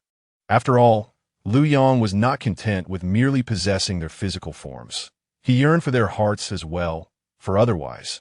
What difference would there be from never having them at all? To satisfy his personal desires, he could rely on his skills accumulated over the years, without needing to depend on women. However, successfully winning over these two sisters had become a formidable challenge before him. He could discern that elder sister Su Qing was particularly guarded against him, making her a difficult conquest, whereas younger sister Su Wei seemed to harbor a favorable impression of him, completely unguarded and trusting, making her relatively easier to win over. Suddenly, a voice echoed in Liu Yang's mind, announcing the activation of the fortuitous system, granting him the ability to manipulate emotions. Emotional manipulation ability? Liu Yang pondered, momentarily perplexed. In the next instant, an abundance of detailed information regarding this ability flooded his mind. Liu Yang's heart soared with elation, exclaiming, "Heaven is on my side." Undoubtedly, this system was a formidable ally in his ascent to the pinnacle of life, seemingly capable of providing anything he dared to envision. Liu Yang uncorked the red wine, pouring half a glass for both Su Qing and Su Wei, raising his glass as he said, "To Su Qing and Su Wei, this toast is in honor of our serendipitous companionship as roommates for half a year. May our days ahead remain harmonious." His words were both reasonable and fitting, prompting Su Qing and Su Wei to nod in agreement before gently clinking glasses with him and taking a sip. "By the way, I tend to be rather straightforward, so if I say anything inappropriate, I hope you won't take offense," Liu Yang added, uncertain whether his approach of encouraging them to drink was appropriate. However, he felt it necessary to lay the groundwork to ease Su Qing's defenses. Otherwise, how could he persuade her to drink more? "Rest assured, my dear brother Liu Yang, we are not the daughters of a wealthy family. We come from humble origins," replied Su Wei promptly. "Thank you for your understanding." Liu Yang chuckled, "By the way, I am curious about your origins. You must not be locals of Jiangcheng, are you?" "No, we hail from a neighboring city," Su Qing interjected, eager to prevent her sister from inadvertently revealing personal details about their family, such as their address or the number of family members. "I have a brother from the same neighboring city. His father is the general manager of a large oil and gas company and is known to be quite affluent in your area," Liu Yang shared. "What is your brother's surname?" Su Wei inquired with curiosity, while Su Qing remained uninterested, focusing solely on her meal. "His surname is Jia." "Oh, I have heard of him." "Indeed, there is a wealthy individual by that surname in our vicinity, with a fortune in the hundreds of billions. He even made the local news a few years back." "That must be his father," Liu Yang remarked, raising his glass once more. "Let us continue to drink. Here's to an early weekend. Shouldn't it be a happy summer vacation instead? Both my sister and I are on break now." Su Wei corrected him with a smile. "All right then. Here's to a joyful summer vacation for all of us," Liu Yang echoed with laughter. "However, Liu Yang, you still have to work, and thus do not have a summer vacation." "Cough, it's not nice to be so blunt," he replied. "Truth be told, I have been dismissed from my job, so if I wish to enjoy summer vacation, I can indeed do so now." "What? So you were fired? That must be quite disheartening." Su Wei expressed concern, her face revealing empathy.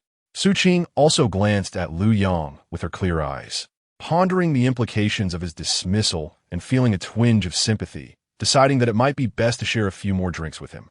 "Initially, I was quite upset. After all, it was a rather frustrating experience. However, I have come to terms with it now. It is of little consequence," Liu Yang stated, raising his glass and downing its contents in one go before refilling it. "What led to your dismissal?" Su Qing, adept at offering comfort, promptly inquired, believing that allowing Liu Yang to express his grievances might lighten his burden. Liu Yang, with a wry smile, recounted the details of his predicament. Upon hearing this, Su Wei was immediately filled with indignation. "How outrageous! Is being handsome truly a fault? I detest that university classmate of yours." Su Qing could not help but take a closer look at Liu Yang, realizing for the first time just how strikingly handsome he was. His features were chiseled and defined, and one could easily envision that his physique must be exceptionally fit. No wonder the CEO's boyfriend felt threatened by Liu Yang, fearing that his girlfriend might develop feelings for him, hence prompting the CEO to dismiss Liu Yang. Sigh, Su Qing, Su Wei, Do you truly believe that I am handsome? If so, why have no girls shown interest in me all these years? Chapter 12. Unable to resist temptation. Winning over Su Qing, Lu Yong feigned a sigh of resignation. Yet he was acutely aware of his own striking handsomeness. As early as elementary school, a male classmate had mistaken him for a girl, so nervous that he refrained from speaking to Lu Yong for several classes. During middle school, the girls in his class affectionately referred to him as the class heartthrob. By high school, both male and female classmates remarked that he bore a resemblance to a certain renowned idol. In university, he was lauded by peers and even his instructors as the campus prince. Upon hearing Lu Yang's question, Su Qing thought, "Why would you ask me? How could I possibly know?" Even if she had an inkling, she could not voice it. Otherwise, it would imply her interest in him. And she was not inclined to provide an answer. Moreover, should her younger sister feel jealous, it might lead her to resent Su Qing. Such scenarios are commonplace in novels and dramas. Yet reality often unfolds in a manner far more intricate and harsh than fiction. Thus, Su Qing deemed it more appropriate for her Na'vi sister, Su Wei, to address the question. As expected, in the next moment, Su Wei's cheeks flushed slightly, and she softly declared, "Lu Yong Gij, I truly think you are very handsome, and it's not that there aren't girls who like you because I like you very much." Upon hearing this, Su Qing immediately turned her gaze toward her sister, wanting to admonish her. "Sister, you are far too impulsive. How could you express your feelings to Lu Yong so quickly? Shouldn't you get to know him better first?" In Su Qing's eyes, Lu Yong was becoming increasingly enigmatic. He seemed far more complex than he appeared on the surface, undoubtedly harboring many undisclosed facets. At that moment, Lu Yong felt a surge of delight. Although he had anticipated Su Wei's affections, he was taken aback by her boldness in openly confessing her feelings in front of her sister. Regaining his composure, he responded gently, "Thank you, Su Wei. I actually like you quite a bit too." Su Wei's cheeks instantly turned crimson, her heart racing. She could scarcely believe that Lu Yong Gij also harbored feelings for her. Did this signify a successful confession?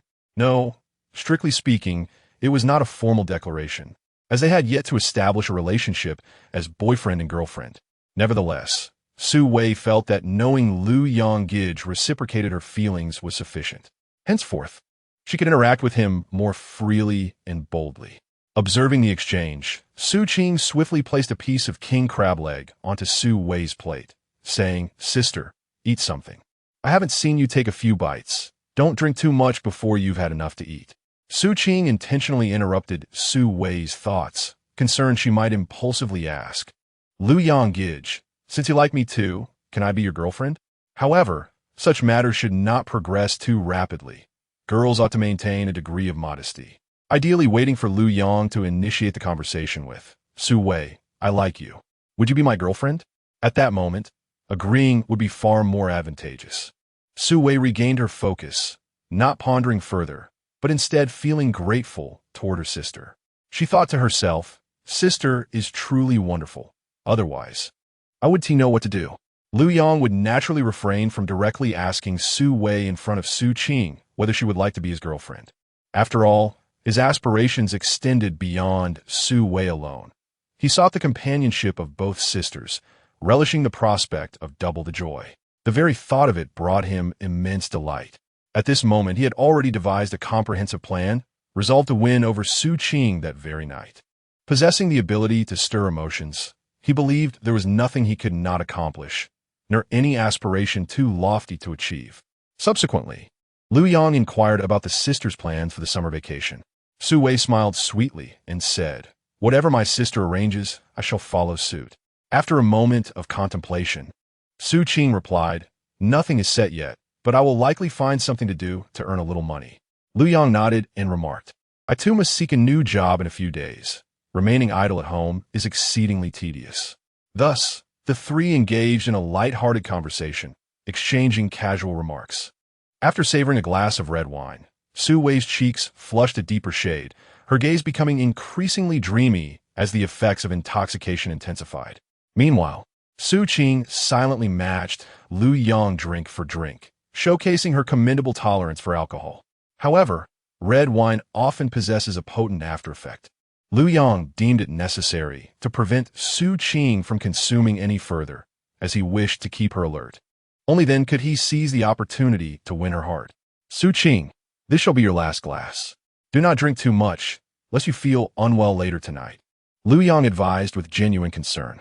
All right, I'll finish this glass and then stop, Su Qing replied softly, her demeanor typically reserved. Thereafter, Lu Yong polished off the remaining majority of the bottle, feigning inebriation as he staggered to the living room sofa, where he soon pretended to fall asleep. Su Wei joined him.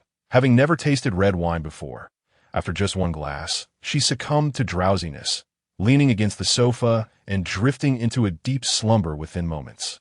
Su Qing watched the two with a sense of resigned exasperation, inwardly lamenting the situation. Now both were intoxicated, leaving her with the burden of responsibility. At that moment, she could feel the effects of the wine beginning to take hold of her as well. This is not good. I must tidy up the kitchen quickly, or I will be in trouble when dizziness sets in, she reminded herself. Thus, she devoted a few minutes to swiftly clearing the remnants of their meal from the dining table, washing the dishes, and meticulously mopping the kitchen floor. She then assisted her sister, Su Wei, back to her room, helping her lie down and covering her with a thin blanket. After completing these tasks, she was slick with perspiration. The sweltering heat of June in Jiangcheng was unbearable, and even at night, the humidity lingered, causing the slightest exertion to leave her drenched in sweat. Dragging her slightly tipsy self back to the living room, she hesitated as she gazed at the sleeping Lu Yong on the sofa. Should she leave him here unattended? Ultimately, her compassion prevailed. They had enjoyed a meal prepared with ingredients he had purchased, and neglecting him would weigh heavily on her conscience, likely causing her to toss and turn throughout the night over the matter. Su Qing took a deep breath and stepped forward, straining to assist Lu Yong to his feet, murmuring, "Please do not misunderstand. If you were to sleep in the living room all night, my sister and I would be quite frightened. That is why I am helping you back to your room to rest." At that moment, Lu Yong was indeed somewhat intoxicated, but more so, he was feigning sleep. He was wagering that Su Qing, out of kindness, would escort him to his chamber. It turned out he had made a fortunate gamble. In truth, Lu Yong felt conflicted, uncertain whether he should possess Su Qing in this manner. Ultimately, however, his inner desires triumphed over reason, rendering him unable to resist temptation. With considerable effort, Su Qing managed to return Lu Yong to his room and settle him on the bed. Exhausted, she inadvertently collapsed on a Lu Yang's bed as well. Seizing the opportunity, Lu Yong pulled her into his embrace. Su Qing stiffened, startled and trembling slightly, instinctively attempting to break free. Lu Yong swiftly stirred her desires, drawing her back into his arms, compelling her to face him. Initially, he intended to evoke her affection for him, yet he feared that Su Qing might not reciprocate those feelings, thus opting instead to awaken her desires. With her desires ignited, Su Qing ceased her struggle, feeling parched and her heart racing, her mind spiraling into a tumult of thoughts. Lu Yong sensed her lack of resistance, his own heartbeat quickening, and the temperature between them rising palpably. He pretended to awaken groggily, murmuring, "Ah, it's you, Su Wei. Since you like me, and I like you, why not be my girlfriend?" With that, he leaned in and kissed Su Qing. Upon hearing Lu Yong mistakenly refer to her as Su Wei, Su Qing's heart swelled with resistance. Yet, inexplicably, her body felt as though it were ensnared, and she remained rooted in place. Thus, Lu Yang's scheme succeeded. In that moment, Su Qing seemed to forget everything, her mind and heart consumed solely by the reality before her. Chapter 13. The innocence lost after 18 years as dawn broke just past 6 the following morning. The sky outside was already illuminated, and the air was exceptionally fresh, with the sun still concealed behind thick clouds, revealing not its true visage. Su Qing stirred from her slumber, still enveloped in a haze of confusion, only to find herself completely unclad. In an instant, the vivid and enchanting scenes from the previous night surged into her mind like an unstoppable tide. It was impossible, absolutely impossible. This had to be merely a dream. Her heart vehemently resisted, repeatedly whispering to herself, "Yes, it must be a dream." However, as she instinctively turned over, her gaze fell upon Lu Yong beside her. In that moment, She felt as though she had been struck by lightning, her nerves taut, her mind erupting in a cacophony akin to a thunderclap. This was not a dream. It was astonishingly reality. How could I have done such a thing? Su Qing was engulfed in disbelief, yet she recalled every detail of the previous night with startling clarity. For reasons unknown, she had been utterly captivated by Lu Yang, her thoughts spiraling out of control, filled with wild imaginings. Thus, when Lu Yang leaned in to kiss her, she did not resist. Instead, she found herself responding with an intensity she could scarcely contain. Now, awakening to the realization that she had surrendered her most precious possession to Lu Yang, she could not suppress a sob, her delicate fingers covering her lips in a desperate attempt to stifle the sound, while crystalline tears cascaded uncontrollably from her beautiful eyes. Her heart was a tumult of conflicting emotions, leaving her utterly at a loss. How could she ever explain this to her sister, Su Wei? Overwhelmed by guilt, Su Qing felt she had betrayed her sister. Just last night, Su Wei had bravely declared her feelings for Lu Yang in front of both of them, her gaze filled with evident affection and admiration, unmistakably revealing her genuine fondness for him. It was evident that her sister harbored great hopes of becoming Lu Yang's girlfriend. I must be out of my mind. How could I have committed such an act? Su Qing berated herself anxiously in her thoughts. Her heart ached, tormented by the knowledge that her sister cherished Lu Yang. Even though she had shared such an intimate moment with him, she could not allow anyone to discover the truth. Nor could she expect Lu Yang to take responsibility. Instead, she would have to bury this bitterness deep within her heart. Realizing this, Su Qing understood that she must leave this place without delay. She could not allow Lu Yang to suspect anything, nor could she let her sister, Su Wei, catch on to the truth. Suppressing the wave of grievances that threatened to overwhelm her, she allowed her tears to blur her vision as she hurriedly gathered her scattered clothes from the floor and stealthily exited Lu Yang's room. In a flurry, Su Qing rushed to the bathroom outside, switched on the heater, and began to wash up. Yet, her thoughts remained entangled in how to navigate this predicament. She was acutely aware that Lu Yang could not be without memory of the night's events. Once he awakened, he would undoubtedly recall what had transpired. He might even mistakenly believe that it was Su Wei with whom he had spent the night, leading him to seek her out for confirmation. If Su Wei claimed to know nothing, would the truth not be exposed immediately? What would Lu Yang think then? And how would Su Wei perceive her? All of this has left Su Qing burdened with anxiety, feeling as though her heart is on the brink of collapse. She deeply regrets her actions from the previous night, wondering how she could have been so foolish as to betray her sister and, more importantly, herself. After all, she had always believed she harbored no affection for Lu Yang. Yet now, with her innocence irrevocably lost, memories of the enchanting moments spent with him last night flood her mind unbidden, plunging her into a tumultuous sea of emotions. It seems that she has begun to develop a peculiar fondness and longing for Lu Yang. After all, he has taken from her what she had cherished for 18 years, transforming her from a girl into what society deems a woman. At that moment, Lu Yang slowly opened his eyes. In truth, he had awakened quietly the instant Su Qing shifted in bed. Recalling the splendid night spent with her, the exquisite sensations felt like a dream, yet were palpably intoxicating. A smile crept upon Lu Yang's lips as he pondered the crucial task ahead, to wholeheartedly win Su Qing's heart. He firmly believed that emotions could blossom through the daily interactions they would share. Rest assured, he vowed silently, I shall take full responsibility for you. A sense of duty welled up within him. He rose and stepped into the bathroom, splashing cold water on his face before donning a refreshing summer outfit, a white top paired with blue shorts, rendering him bright, handsome, and impeccably neat. As Lu Yang emerged from the bedroom, he heard the sound of a hairdryer coming from the public bathroom. Without a doubt, it was Su Qing inside. To be honest, curiosity filled him. He could hardly wait to see how Su Qing would present herself before him at this moment. However, pretending to be nonchalant was simply out of the question. He resolved to find a way to coax Su Qing into admitting that it was indeed she who had shared an intimate night with him. Is it Su Qing or Su Wei in there? Lu Yang called out with feigned cheerfulness.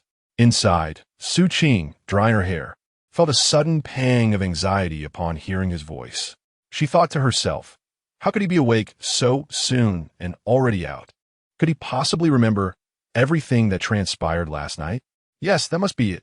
But surely he couldn't be certain whether it was she or her sister, Su Wei, who had been with him. I am Su Qing, she managed to say, suppressing the turmoil within her, striving to keep her voice steady, though it felt as if it had drained her of all her strength. Ah, it's you, Su Qing. I was just about to head out to buy some breakfast. I wonder what kind of dumplings Su Wei likes. By the way, is there anything you would like to eat? Lu Yang inquired with genuine concern from outside the bathroom. Upon hearing this, Su Qing's heart sank. She thought to herself, his question reveals that he has mistakenly identified the person from last night as her sister Su Wei. The realization only heightened her anxiety and tension, while feelings of grievance surged within her like a flood, rendering her emotions increasingly complex. Last night, it was I who spent a delightful evening with him.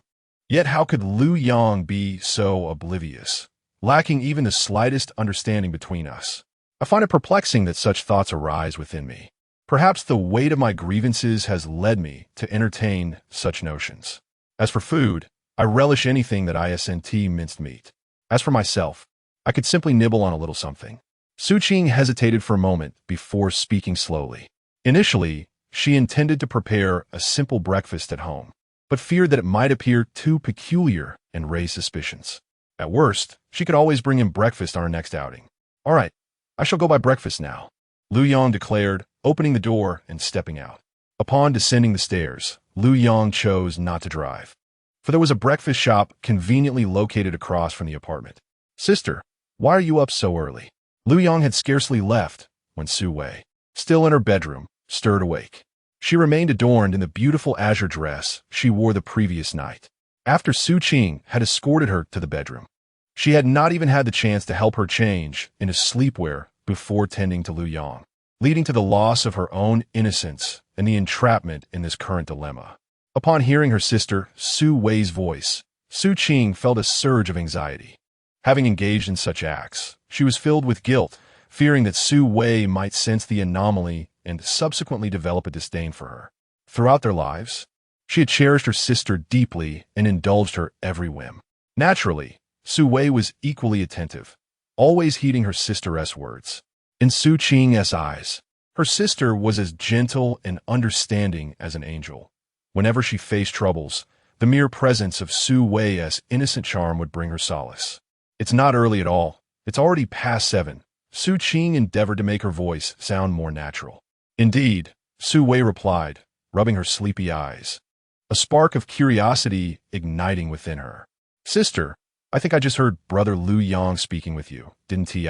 He intended to go out for breakfast and mentioned bringing us something, asking what we like to eat.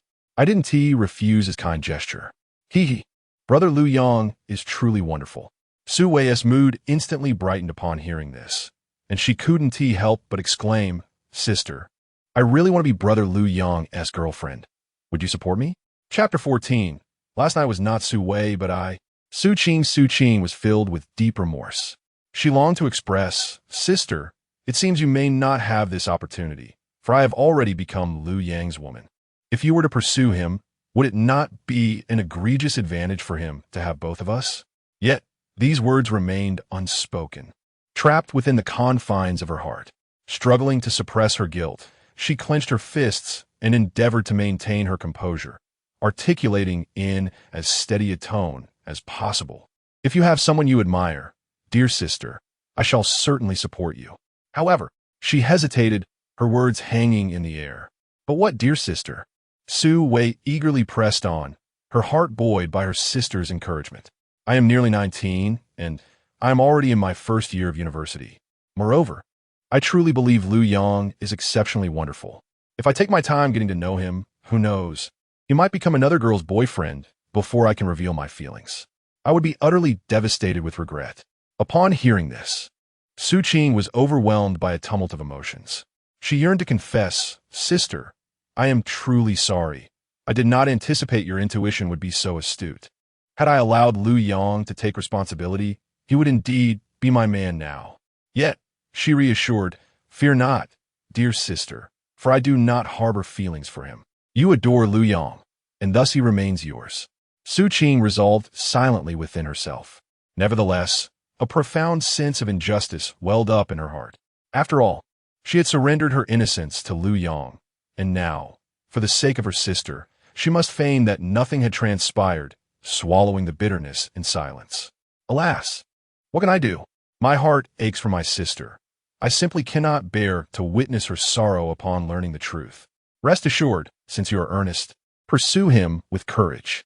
I will sincerely bless you and support you from behind the scenes, Su Qing said earnestly. In her heart, she believed that should Su Wei genuinely forge a relationship with Lu Yong, her sister would undoubtedly find happiness, for Lu Yong indeed possessed remarkable qualities. Reflecting on the events of the previous night caused Su Qing to feel a slight tremor in her legs. "Thank you, sister. I shall freshen up and change." Lu Yong should be back with breakfast shortly, Su Wei announced, knowing the nearby breakfast shops made acquiring food quite convenient. "Go ahead. I will join you once I dry my hair," Su Qing replied. Gazing into the mirror, she felt an ephemeral loss of her youthful innocence, replaced instead by an aura of mature elegance, though she could not discern if it was merely her imagination. "Oh, I hope it is not too conspicuous," she silently prayed. Before long, Lu Yong returned with breakfast in hand. Steamed buns, mantou, fried dough sticks, soy milk, and porridge, accompanied by an array of pickled vegetables, presented a delightful breakfast spread. "Have the two lovely ladies finished preparing? It's time to enjoy breakfast," Lu Yong gently urged. "I'm coming, brother Lu Yong." Su Wei responded cheerfully, her voice filled with joy. "Wow, thank you for the breakfast, brother Lu Yong. I feel so happy. You're truly kind to us." At that moment, Su Wei, dressed in a charming gray and white JK uniform paired with long white stockings, accentuated her alluring figure. Following her was Su Qing, clad in an ethereal white gown, resembling a flawless fairy. She trailed behind Su Wei, her demeanor somewhat awkward, unable to meet Lu Yang's gaze for long. Internally, she was a bundle of nerves, deeply concerned that Lu Yong might bring up the events of the previous night. After all, she alone knew that it was she who had been in Lu Yang's room, not Su Wei. "Su Wei, there's no need to be so formal about last night." Lu Yong began deliberately. However, he was abruptly interrupted by the flustered Su Qing, who insisted, "Lu Yong, come to the kitchen with me. I need to speak with you." Panic surged within Su Qing. Hearing Lu Yong mention the previous night made her anxious, as if her worst fears were about to materialize. She felt an urgent need to devise a plan, determined to prevent Su Wei from discovering what had transpired. "What is the matter?" Lu Yong feigned ignorance, a curious smile gracing his lips. "Yes, sister, what is it?" Su Wei inquired, her brow furrowed in confusion. Suddenly, a thought struck her. Could it be that her sister intended to discuss her feelings with brother Lu Yong? This notion made Su Wei's cheeks flush with a mix of excitement and apprehension, as she appreciated her sister's efforts to bridge the gap between them. Emboldened by her thoughts, she shyly glanced at Lu Yong. Su Qing observed Su Wei's expression, her resolve strengthening as she declared, "It's about Su Wei." "Very well," Lu Yong replied, secretly pleased, then turned to Su Wei, urging her, "Eat while it's hot, otherwise it will lose its appeal." I understand, brother Lu Yong," Su Wei obediently replied, her heart swelling with delight as she mused that Lu Yong seemed more attentive to her today. Could it be a result of her heartfelt confession the previous night? With a giggle, she felt reassured that her courageous words had been justified. Once in the kitchen, Su Qing cast a glance at Su Wei, who was happily enjoying her breakfast, before closing and locking the door. Lu Yong pretended to be taken aback. "Su Qing, what is so secretive that you must lock the door?" With a complex expression, Su Qing regarded Lu Yong. Despite feeling a wave of injustice wash over her, thoughts of her sister stirred a tide of guilt within her. She reminded herself to remain strong, to feign indifference, and to appear unaffected. Thus, she resolved that enduring a bit of hardship was acceptable, as long as she could preserve the bond with her sister. "Lu Yong, I believe you're aware of what transpired last night," Su Qing said, taking a deep breath and fixing her cold gaze on him as she spoke abruptly. Lu Yong was momentarily taken aback, then feigned an awkward demeanor. Su Qing, are you aware of what transpired between me and your sister last night? Upon hearing this, Su Qing's gaze grew increasingly frigid as she fixed her eyes on Lu Yang. Deep down, she understood that he had indeed mistaken her for Su Wei. Yet, despite her efforts to maintain composure, her beautiful eyes could not help but glisten with unshed tears, for she felt a profound sense of injustice. Lu Yang's heart softened, fully aware of Su Qing's distress, and he yearned to embrace her and offer comfort. However, given the circumstances, he could only feign confusion and ask with genuine concern. Su Qing, what troubles you?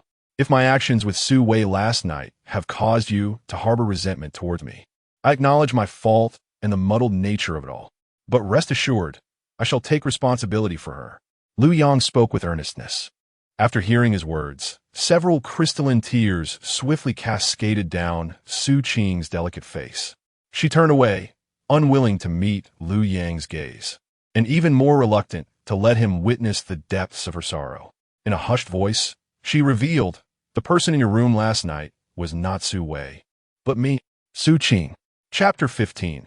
I shall surely be responsible for you. Upon hearing these words, Lu Yang's lips curled into a subtle smile, a hint of mischief dancing in his eyes.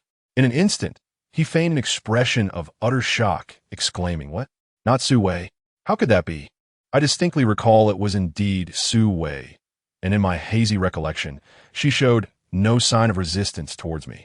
At this, Su Qing, who had her back turned to Lu Yang, felt her cheeks flush with heat, her face burning crimson. What had come over her at that moment? It was as if she had been bewitched, her mind momentarily short-circuited, allowing her to submit without a hint of defiance. Now, she found herself grappling with the ramifications of her inaction, compelled to shoulder this unspeakable responsibility alone. After all, Lu Yang had been inebriated, and although she had indulged in some drink herself, her mind had remained relatively clear. Had she truly wished to exercise self-control, to resist or evade, it would not have been a difficult endeavor. I apologize, it was indeed me last night, but I do not blame you. All the fault lies with me for losing my reason and succumbing to folly, Su Qing said, suppressing the overwhelming sense of grievance within her. Taking a deep breath, Lu Yang made a deliberate effort to let Su Qing hear the weight and complexity of his emotions. No, the one who should apologize is I. You were the one wronged by my actions, yet I mistakenly believed it was Su Wei. With that, Lu Yang slowly extended his arms, gently encircling Su Qing's waist from behind, his expression earnest and sincere. I am truly sorry, Su Qing, for the distress I have caused you. Rest assured, I will take full responsibility for you. In my heart, you are the one I wish to cherish and protect with all my might. Su Qing felt a wave of softness wash over her. As she listened to Lu Yang's heartfelt confession, the tide of grievance that had surged within her began to ebb. At the very least, Lu Yang had made it clear that he would take responsibility, showing neither a desire to deny his actions nor to shift the burden away from himself, nor questioning why it was she who had spent the night with him. In that moment, Su Qing felt that this acknowledgement was enough. She was willing to pretend that nothing had ever occurred.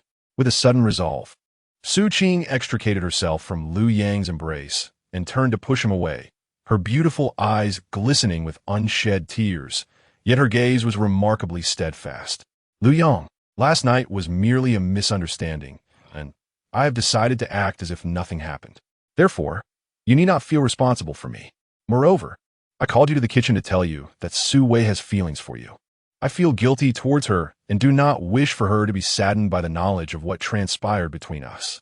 After all, Su Wei and I share a deep bond from childhood. You must understand my sentiments, right? I'm truly frightened that this incident might carve an irreparable rift between us sisters. Lu Yang's expression turned troubled, his gaze filled with complexity. Su Qing, I understand your intentions and appreciate your concern, but have you considered my feelings? Now that I know it was you last night, my heart can only hold space for you. Yet you wish for me to pretend that nothing transpired, which is quite difficult for me, and, frankly, is unfair to you as well. Lu Yang, should this incident cause a rift between Su Wei and me, I shall loathe you for a lifetime. Su Qing could not hold back her tears, which flowed like rain. Observing Su Qing's tear-streaked face, Lu Yong felt an overwhelming softness in his heart, realizing his own selfishness. However, given the circumstances, he could not betray her in any way. With this thought in mind, Lu Yong took a deep breath and enveloped Su Qing in a tight embrace. Su Qing was taken aback, feeling a surge of anger. Why was he hugging me again? What is wrong with him? I did not even like him. Why does he persist in wanting to hold me? Yet, unbeknownst to her, despite her thoughts, her body offered no resistance, and she even found the embrace somewhat comforting. Su Qing, I may have an idea of what to do, Lu Yong declared earnestly, his tone resolute. But rest assured, I will take responsibility for you and will not allow you to endure this distress any longer. Hearing his words, warmth surged within Su Qing. Could it be that he finally understands my plight? Thank heavens. Yet, a flicker of doubt soon emerged in her heart. What does he mean by I will take responsibility for you and will not let you suffer? Is he attempting to play both sides? Trying to keep both Su Wei and me? What a joke. How could that possibly work? Just as Su Qing was about to clarify her thoughts and emphasize that she needed no such responsibility, intending to act as if nothing had transpired, believing that time would heal the wounds and the feeling of grievance would dissipate, Sister, Brother Lu Yong, why are you not coming out? Breakfast is almost cold. Su Wei called out curiously from outside the kitchen. Startled, Su Qing instantly swallowed her questions back into the depths of her heart. She hurriedly pushed Lu Yong away, her face flushed with embarrassment, whispering, "Don't do that. If Su Wei sees us, I will truly hate you." Alas, very well, Lu Yong sighed in resignation, yet deep within, he could not help but feel a thrill at the situation. But rest assured, Su Wei will never know about our matters. Brother Lu Yong, sister, why are you not speaking? Don't scare me. Su Wei, sensing their silence, was plagued by various dangerous speculations. Yet she could not fathom that Lu Yong and her sister were discussing such private matters in the kitchen. We'll be out shortly. I was just discussing something very important with Brother Lu Yong, Su Qing replied, striving to maintain her composure. Indeed, Su Wei, do not worry. We are both well. Your sister was merely warning me not to bully you, harm you, or even scold or hit you. In short, she had many admonitions for me. It seems your sister truly cares for you, and you must treat her even better in the future, Lu Yong added quickly. Upon hearing this, Su Qing and Su Wei reacted quite differently. Su Qing cast a lingering glance at Lu Yong, pondering silently. What are you saying these things for? How utterly self-satisfied. I would never resort to such warnings. Su Wei, her face flushed with a deep crimson, appeared completely taken aback. Her heart fluttered like a fawn, joyfully leaping and bounding with exuberance. Initially filled with gratitude towards her sister, she mused that her sister truly was the best in the world, indeed taking the initiative to connect her with Lu Yong. However, the things her sister mentioned seemed a tad premature, as she had yet to become Lu Yang's girlfriend. The mere thought of this made Su Wei blush profusely, feeling shy at the prospect of lifting her gaze to meet Lu Yang's eyes later. Well, you all hurry up. I shall return to my meal now. With a nervous utterance, Su Wei hastily departed from the doorway. Chapter 16. The exceptional personal secretary, Su Qing, hastily raised her hand to gently wipe away the remnants of tears on her cheeks. Taking a deep breath, she made a concerted effort to regain her composure. After doing so, her gaze turned cold as she cast a fleeting glance at Lu Yong before striding out the door.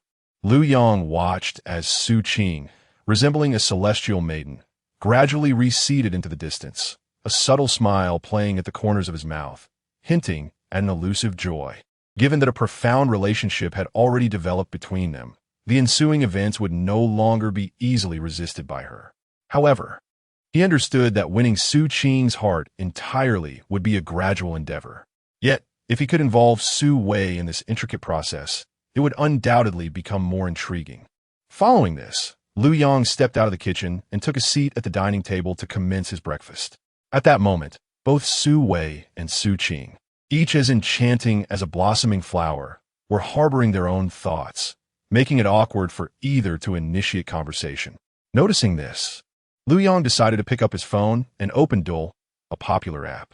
His account had already been cultivated, and the content that appeared was predominantly videos of beautiful women dancing or practicing yoga, with occasional clips related to the game Honor of Kings. As he scrolled, a video titled The 200-Pound Chubby Loli's Gaming Adventure caught his eye, boasting over 50,000 likes and thousands of comments. The video was a montage of the chubby Loli's live streaming, showcasing her teaming up with others to play games.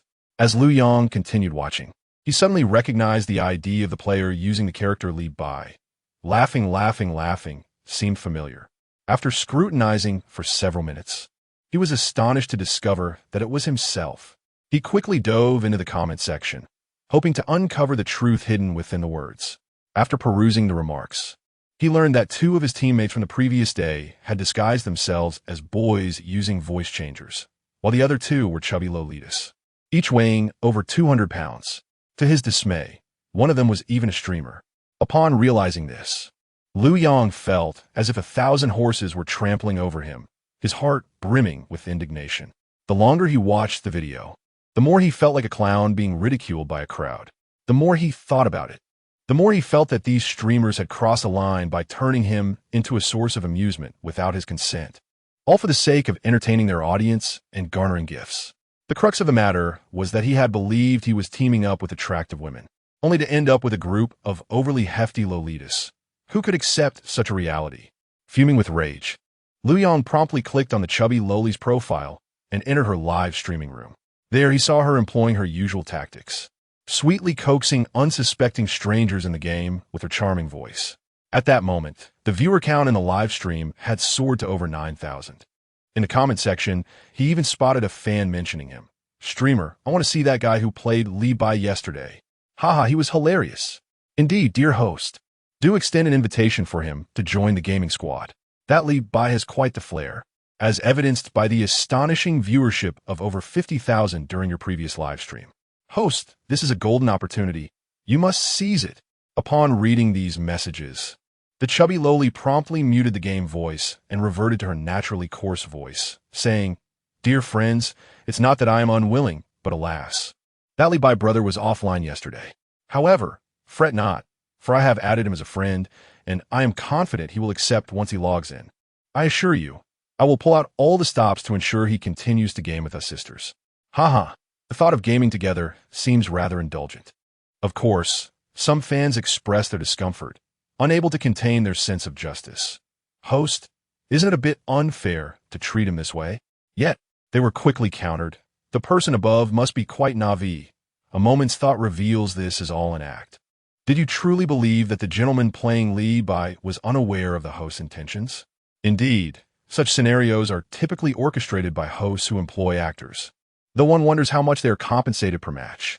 Nonetheless, that Li Bai from yesterday was quite entertaining, suggesting a higher fee for his performance.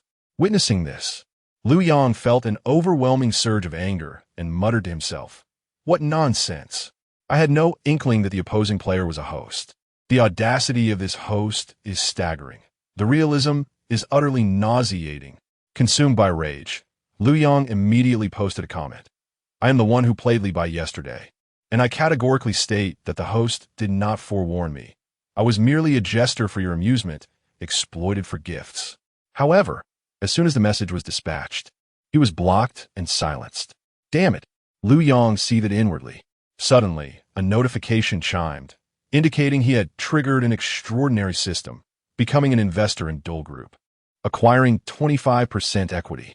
Another notification followed, announcing his investment in Tengma Group, also securing 25% ownership. Yet another message heralded the reward of an exceptional personal secretary, devoted to managing all corporate affairs with unwavering loyalty. Lu Yong was utterly astounded by these remarkable rewards.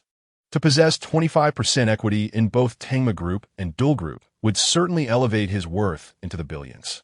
He gasped in disbelief, then allowed a faint smile to emerge. Although he had encountered many wondrous occurrences since activating the system, such a substantial reward was indeed a surprise. Nevertheless, he endeavored to maintain his composure, concealing his astonishment. Suddenly, a notification from WeChat interrupted his thoughts. Upon checking his phone, he discovered a request to add him as a contact. Opening the request, he was met with a note. "Greetings, Director Lu. I am Ling Mei, 35 years old. standing at 172 centimeters and weighing 132 pounds. I am single and of impeccable virtue, ready to serve as your exclusive secretary, capable of fulfilling any task you require. Upon reading the remark, Lu Yang felt his heart race. Is this the exceptional secretary rewarded by the system? 35 years of age, unmarried, and still possessing an impeccable figure? What could this mean? Could it be that the system is aware of his preference for mature women with enduring charm? Indeed, the system seems to have grasped his inclinations with remarkable precision. Could it be that he truly saved the galaxy in his past life? A slight smile crept upon Lu Yang's lips, his pride evident as he unhesitatingly accepted the other party's request. Secretary Ling Mei, good day, Director Lu. Considering it may be inconvenient for you to take calls early in the morning, I have chosen to contact you via WeChat. Please state your matters directly. Lu Yang restrained his inner jubilation, striving to maintain a composed demeanor in his response. Director Lu, there are 2 equity transfer contracts requiring your signature, one from Tengma Group and the other from Dole Group. Upon seeing this, Lu Yang immediately understood that these contracts were indeed related to the recently triggered reward. He typed back, I currently have no time. I need to head to school shortly. Could you possibly sign on my behalf? If so, please do. Lu Yang had unwavering faith in this yet-to-be-met exceptional secretary, especially since the system had specifically indicated her unwavering loyalty and commitment to him. Director Lu, I can sign on your behalf. I will proceed with it. Yes, please do so. Additionally, there is another matter I need you to handle. Please go to Duel and ban the streamer with the ID 200 Gene Fat Loli's King game. Understood? Director Lu. Chapter 17. The beautiful senior sister who fancies me, by the way. Do you have any plans for today? After sending a message to his secretary, Ling Mei, Lu Yang set down his phone and turned his attention with keen interest towards the sisters, Su Qing and Su Wei. He was contemplating the prospect of returning to school to collect his graduation certificate, and if he could accompany these 2 pure and charming beauties, it would undoubtedly fill him with a profound sense of accomplishment in front of his classmates. Upon hearing this, Su Wei's eyes sparkled with delight. She nearly exclaimed that she and her sister had just begun their summer vacation and intended to rest at home for a few days, thus having no special plans. However, she was more than willing to accompany Lu Yang if he had any arrangements. Unfortunately, Su Qing seized the opportunity to speak first, stating, after breakfast, we plan to look for summer jobs. At this, Su Wei's mood visibly sank, but being accustomed to following her sister's lead, she refrained from saying anything further. Lu Yang observed the entire exchange, understanding that Su Wei yearned for opportunities to spend time with him, while Su Qing preferred to maintain a distance. He did not press the matter further and simply remarked, that's fine, but it's a pity that I must return to school today, and I'm uncertain when I will be back. Otherwise, I would have driven you both to look for part-time work. It's all right, Lu Yang Gij. My sister and I can manage on our own. I'm just curious about what brings you back to school, Su Wei said, her cheeks slightly flushed with curiosity. To collect my graduation certificate, the counselor has already notified me. Just as Lu Yang finished speaking, his phone rang unexpectedly. He glanced down at the caller ID and was surprised to see it was Li Yiyun. Li Yiyun had graduated 3 years ago and was once a student of their counselor. She had maintained a close relationship with the counselor, often stepping in to manage their class during the previous 2 years. Not only was she strikingly beautiful and graceful, but she also cared deeply for her students, earning her the affectionate title of class monitor among her peers. Lu Yang's relationship with her was particularly special. When he first entered university, Li Yun recognized their shared hometown merely from his accent. After a few inquiries, they confirmed that they not only hailed from the same region, but also attended the same high school. Ever since then, Lu Yang felt that Li Yiyun treated him with exceptional kindness, providing numerous forms of assistance in his daily life, and even appointing him as the class leader. To be honest, Lu Yang had often speculated whether Li Yiyun's attentiveness indicated a deeper interest in him. Of course, such thoughts had been mere flights of fancy, as he lacked the courage to verify them or to pursue her directly. However, now Lu Yang pondered that perhaps it was time to find an opportunity to inquire whether she harbored any feelings for him or if she was currently in a relationship. Lu Yang had always held confidence in his appearance, Yet with the passage of time, he had come to a clearer understanding of societal realities. He knew all too well that for those without financial means, wooing beautiful women was akin to chasing a mirage. Even if one were fortunate enough to win their affection, maintaining that relationship could prove elusive, potentially leading to betrayal. Thus, throughout his university years, Liu Yang had never confessed his feelings to anyone. Several girls had taken the initiative to express their affection towards him. In fact, 5 or 6 of them in the class harbored feelings for him and even attempted to confess their love, yet he graciously declined their advances. It seemed he lacked the courage to pursue those he admired, while showing little interest in those who boldly confessed their feelings. Upon a fleeting thought, Liu Yang hastily answered the phone. "Senior sister, is there something you need?" "Nothing of great importance, just a reminder about the graduation certificate today." "Have you forgotten?" "Of course not. I'm just about to head to school," he replied. "Well, you must hurry. Being the class monitor, your absence would hinder many activities here." "Are you also going to school?" he inquired. "Certainly. After 4 years of companionship, I cannot miss such a significant day for your graduation." "Understood," Liu Yang acknowledged before ending the call. He glanced at the Su sisters, saying, "A senior from my hometown is urging me, the class monitor, to hurry back to school." Yes, brother Liu Yang. Finish your breakfast quickly so we can head back to school," Su Wei urged with admiration in her eyes. Surprised to learn that her brother was the class monitor. What an impressive feat. Liu Yang nodded, finishing his breakfast shortly after. He bid farewell to Su Wei and Su Qing before departing. About 5 or 6 minutes after Liu Yang left, Su Qing gradually regained her composure and said to Su Wei, "Sister, please take out the trash and then wash your hands. We shall go find summer jobs." "All right, sister," Su Wei replied, not pondering much as she gathered the trash accumulated from last night and this morning to dispose of it downstairs. Once Su Qing saw Su Wei enter the elevator, she turned towards Liu Yang's room. After a moment's hesitation, she approached the door and, upon discovering it was unlocked, felt her heart race as she quietly stepped inside. In her haste that morning, she had inadvertently left behind her undergarment, and she pondered whether Liu Yang had noticed it. Had he picked it up or hidden it away? The mere thought of these possibilities made her cheeks flush with embarrassment. However, considering that Su Wei would soon return, she quickly began her search, starting from the bed. To her surprise, she discovered a red flower. In an instant, she understood, her heart a whirlwind of emotions. Biting her beautiful silver teeth in frustration, she swiftly snapped a photo with her phone and continued her search.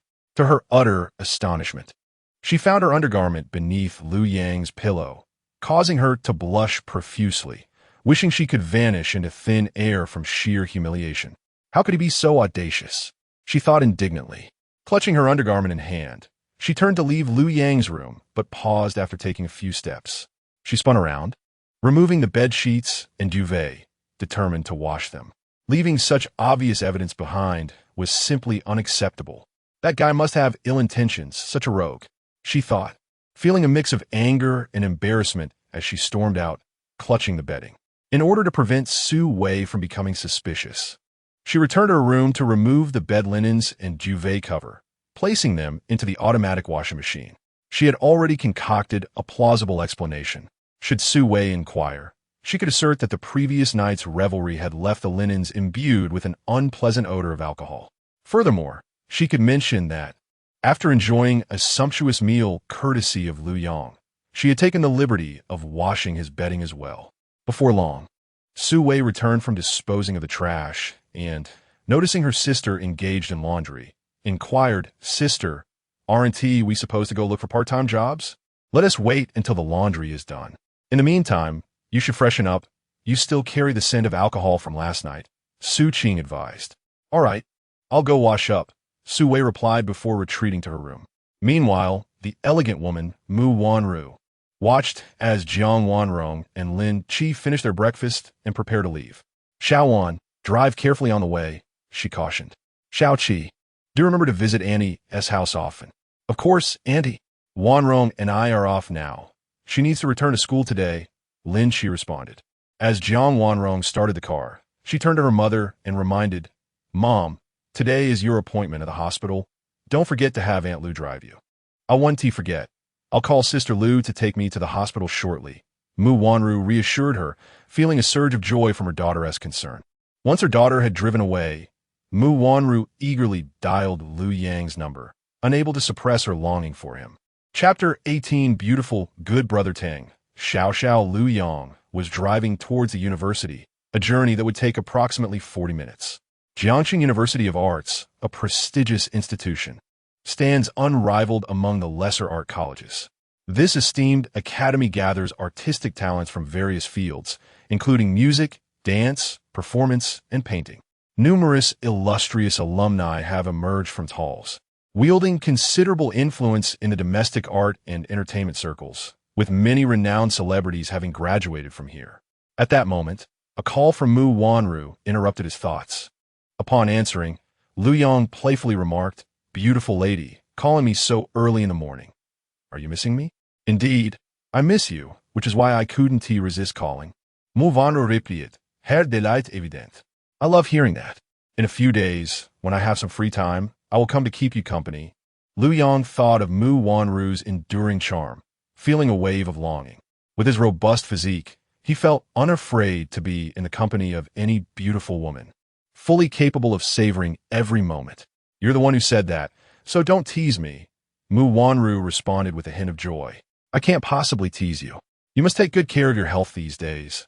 I wouldn't want you to be overwhelmed by the happiness I bring." Liu Yang joked. Feeling a bit shy, Mu Wanru replied, "I just have a bit of anemia, but I will take good care of myself. I need to go to the hospital for a checkup soon." Since spending time with Liu Yang, Mu Wanru had noticeably felt more vibrant, as if the usual symptoms of anemia had vanished today.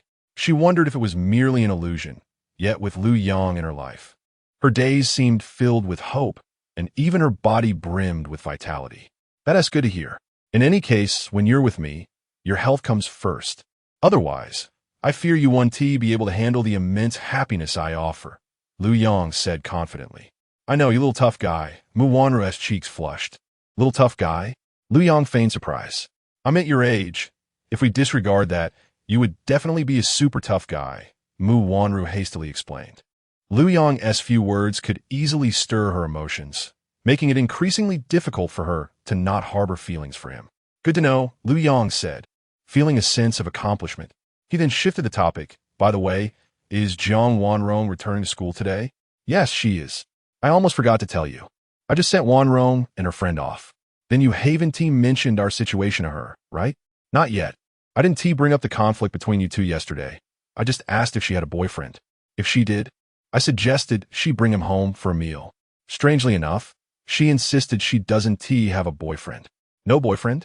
"Yes, I asked several times, and she firmly insisted she doesn't." "All right, I understand. At this moment, I am hurrying to school. If I happen to encounter her, I shall inquire further." "Liu Yang, I sincerely hope you no longer harbor any resentment towards Wanrong.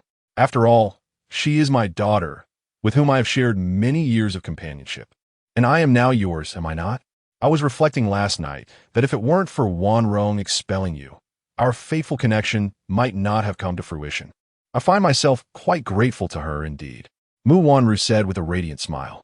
"Wanru, your words hold a certain truth," Liu Yang replied. "Rest assured, I bear no ill will towards her.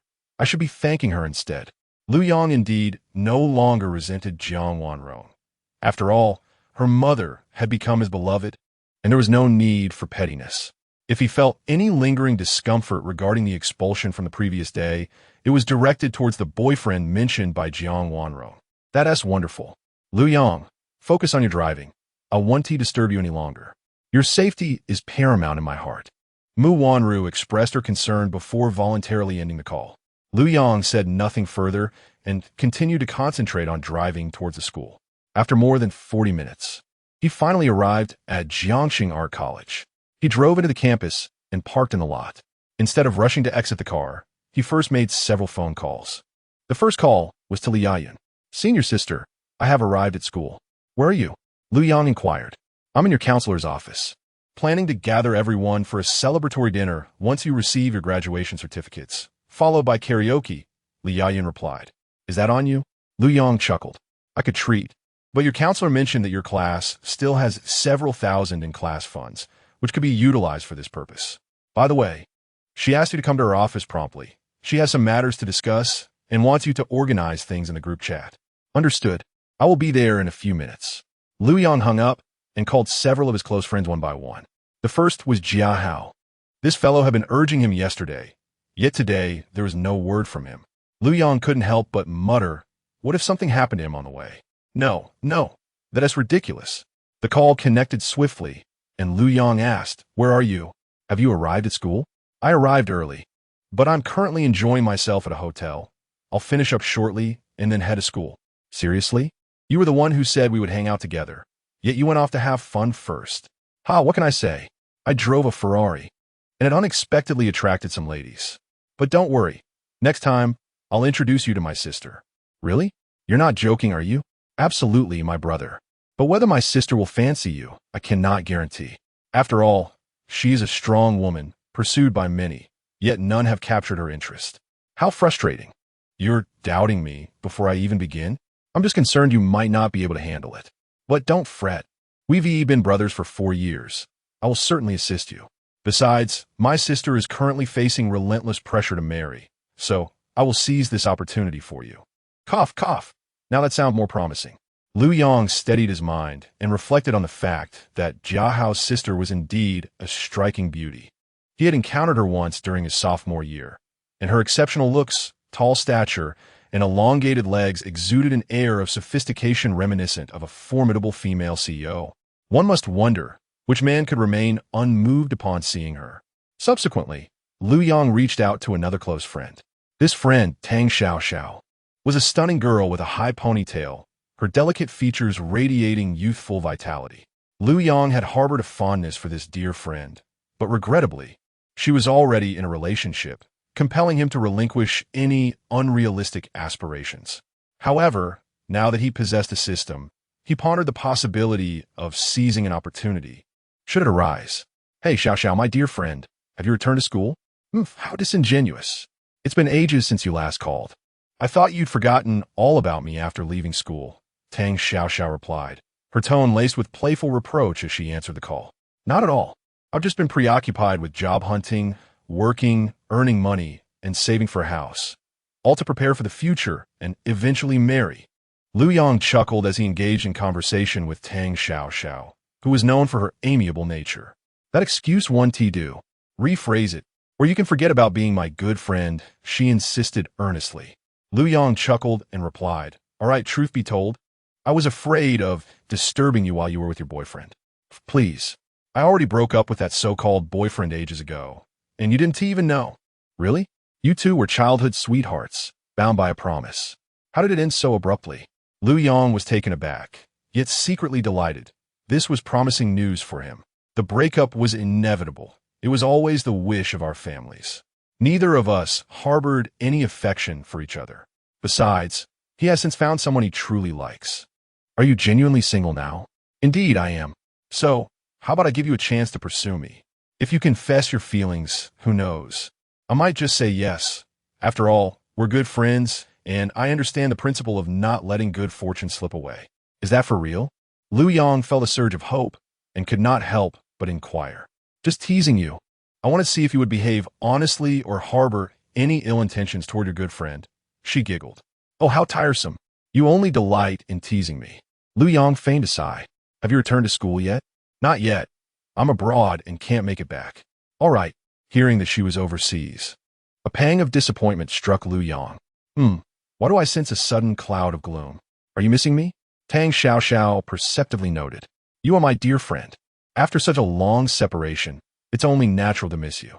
Yet, you're not at school, Lu Yang replied earnestly. Got it. Once I return to the country, I'll call you. But I must hang up now. I have matters to attend to. With that, Tang Xiao hastily ended the call. Lu Yang didn't dwell on it too much. After all, their interactions had always been characterized by such playful banter throughout their years at school. Chapter 19. Senior Sister. I adore you. Lu Yang arrived at the counselor's office, where in addition to the counselor, there were Li Yayun and 3 other female teachers. These educators, all in their 40s, shared a similar age with the counselor. Lu Yang politely knocked on the door and entered the office, greeting each teacher in turn. The teachers recognized Lu Yang, as he had often come to the office during his university years to assist the counselor, and upon seeing him again, their faces brightened. Sister Hua, your class monitor has become increasingly handsome. After not seeing him for half a year, he is transformed into an undeniable heartthrob. One of the female counselors remarked with a smile. Liu Yang's counselor, Zheng Lianhua, had been working alongside these teachers for over a decade, forming both a professional partnership and a camaraderie in leisure. They affectionately referred to her as Sister Hua. Zheng Lianhua, seated at her desk, lifted her gaze to appraise Liu Yang and then turned to her colleagues, responding with a smile. Indeed, this child has remarkable looks. After half a year of experience in society, he has shed some of his youthful naivety and matured considerably. However, with such praise, are you perhaps planning to introduce a beautiful girlfriend to this student of mine? That would not be out of the question, depending on whether Liu Yang is willing. She added playfully. Upon hearing this, Liu Yang felt a wave of embarrassment wash over him, surprised to find himself the subject of jest among the counselors. He quickly cast a pleading glance toward Li Yayun, who sat nearby, seemingly amused. Seeing his discomfort, Li Yayun couldn't help but stifle a laugh. But she quickly came to his rescue, saying, "Ladies, Liu Yang has already set his affections elsewhere. Of course, with looks like that, he must have someone special." Another counselor chimed in. Perhaps he has caught the eye of a wealthy lady. Liu Yang internally marveled at the counselor's unabashed comments. However, their familiarity indicated that they considered him one of their own. Over the years spent in the office, he had enjoyed countless fruits offered by the teachers. Zheng Lianhua, intrigued, turned her attention back to Liu Yang and inquired, "Is there truly someone you fancy? Is it someone from our school, or someone you met outside?" Liu Yang glanced at Li Yayun before turning back to Zheng Lianhua, responding, "Yes, it is someone from our school." Zheng Lianhua smiled slightly and teased, "You, my boy, have kept this quite well hidden. I had no idea after all these years at university." Liu Yang chuckled in response and candidly admitted, "It's merely unrequited love. I haven't had the chance to confess yet." "Oh dear, so it's a secret crush. What a waste of your handsome face and tall stature," Zheng Lianhua joked, laughing. Liu Yang smiled helplessly and remarked, "In today's society, merely being good-looking isn't enough." Upon hearing this, Zheng Lianhua looked at Liu Yang with a hint of surprise, reflecting, "It seems that in the half year since leaving school, you have indeed grown a great deal." "Well, it hasn't been too bad. I've been working since leaving school," Liu Yang modestly replied. Meanwhile, Li Yayun, dressed in a stunning yellow dress, felt her cheeks flush slightly. After Liu Yang had glanced at her and mentioned having someone he liked from their school, her heart raced, and she couldn't shake the feeling that he was referring to her. After all, the first time she encountered Liu Yang, she felt a strong affinity for this sunny, handsome boy who occasionally displayed a hint of adorableness. Now, Liu Yang had grown even more handsome, his gaze imbued with the confidence characteristic of a successful individual, further enhancing her admiration for him. "In that case, I shall not worry too much. I initially thought of playing matchmaker between you and your senior sister, but it seems you young people prefer the freedom of romantic pursuits," Zheng Lianhua remarked with a smile. Liu Yang's heart tightened, silently lamenting his miscalculation. Had he known that she intended to set him up with his senior sister, he would have claimed to be single or directly expressed his affection for her. Nevertheless, it was of little consequence. He genuinely liked his senior sister and could seize the opportunity to confess later. Upon hearing this, Li Yayun's cheeks flushed slightly, yet her demeanor remained composed, treating the comment as a jest. Having graduated 4 years ago and navigated the complexities of society for several years, she possessed a maturity that surpassed Liu Yang's, consistently handling situations with calmness. "Liu Yang, your senior sister is still single. If you decide to stop striving, feel free to pursue me. I have opened several galleries and studios. Supporting you will be no trouble at all," Li Yayun said with a smile that blurred the line between sincerity and teasing. Liu Yang, unperturbed, boldly replied, "All right, senior sister. If there comes a day when I wish to cease my efforts, I will seek you out." "Enough of your playful banter," Zheng Lianhua interjected. "Liu Yang, please notify the class in the group chat that everyone should come to classroom 101 to collect their graduation gowns. We will take graduation photos by 11 at the latest. Afterward, we will have dinner at the Blue Bay Hotel, followed by karaoke for those who wish to participate. Understood. I will notify them immediately. Lu Yong promptly took out his phone and sent several notifications in the class group. Soon, responses from his classmates began to pour in. Received. Thank you, class monitor. We will be at school shortly. Zhenglinhua edited Lu Yong. Please carry these 2 boxes of graduation gowns to the classroom and distribute them according to the names labeled on them. Be careful not to mix them up. The sizes have all been prearranged. Not a problem, Lu Yong assured, lifting 2 cardboard boxes about a foot high and preparing to head to the classroom. Lu Yong, would you like me to help you carry one? Li Yayan offered as she stood up. No need, senior sister. This weight is trivial, he replied. Very well, I shall accompany you, Li Yayun said with a gentle smile. Her elegance, beauty, and delicate features, combined with her fair skin, exuded the alluring charm of a mature older sister at the age of 26. Walking behind Lu Yong, Li Yayun suddenly inquired with curiosity, by the way, earlier in teacher Zheng's office, you mentioned having someone you liked. Who might that be? Do share with your senior sister. Lu Yong felt a stir within him, as the notion that his senior sister might harbor feelings for him resurfaced. This time, he resolved not to retreat. Summoning his courage, he said, Senior sister, if I were to say that the person I like is you, would you believe me? Li Yayun was momentarily taken aback, but quickly regained her composure, feeling a secret delight within her. She remarked, whether you believe it or not, or to what extent you do, depends on your performance. Mere words hold no weight. Lu Yang's heart soared with joy, sensing that his senior sister harbored some affection for him. He eagerly inquired, So, does senior sister have someone she likes? Indeed, she replied. Who might that be? Lu Yong asked impatiently. I shan't tell you. Li Yayun feigned mystery. Does she have a boyfriend? Yes, she continued to tease. Lu Yong, feeling somewhat defeated, said, Well, I was hoping that if you didn't have a boyfriend, I could strive to become your partner. Are you serious? Li Yayun chuckled softly. Yes, quite serious. Lu Yong nodded, adding, Senior sister, you are so beautiful, with an enviable figure, and you took such care of me during our school days. How could a normal boy like me not be captivated? But for over 3 years, you never expressed any feelings for me. Why the sudden change now? Li Yayun felt a twinge of panic, as she had never been in love before. After graduation, she had devoted herself entirely to her career.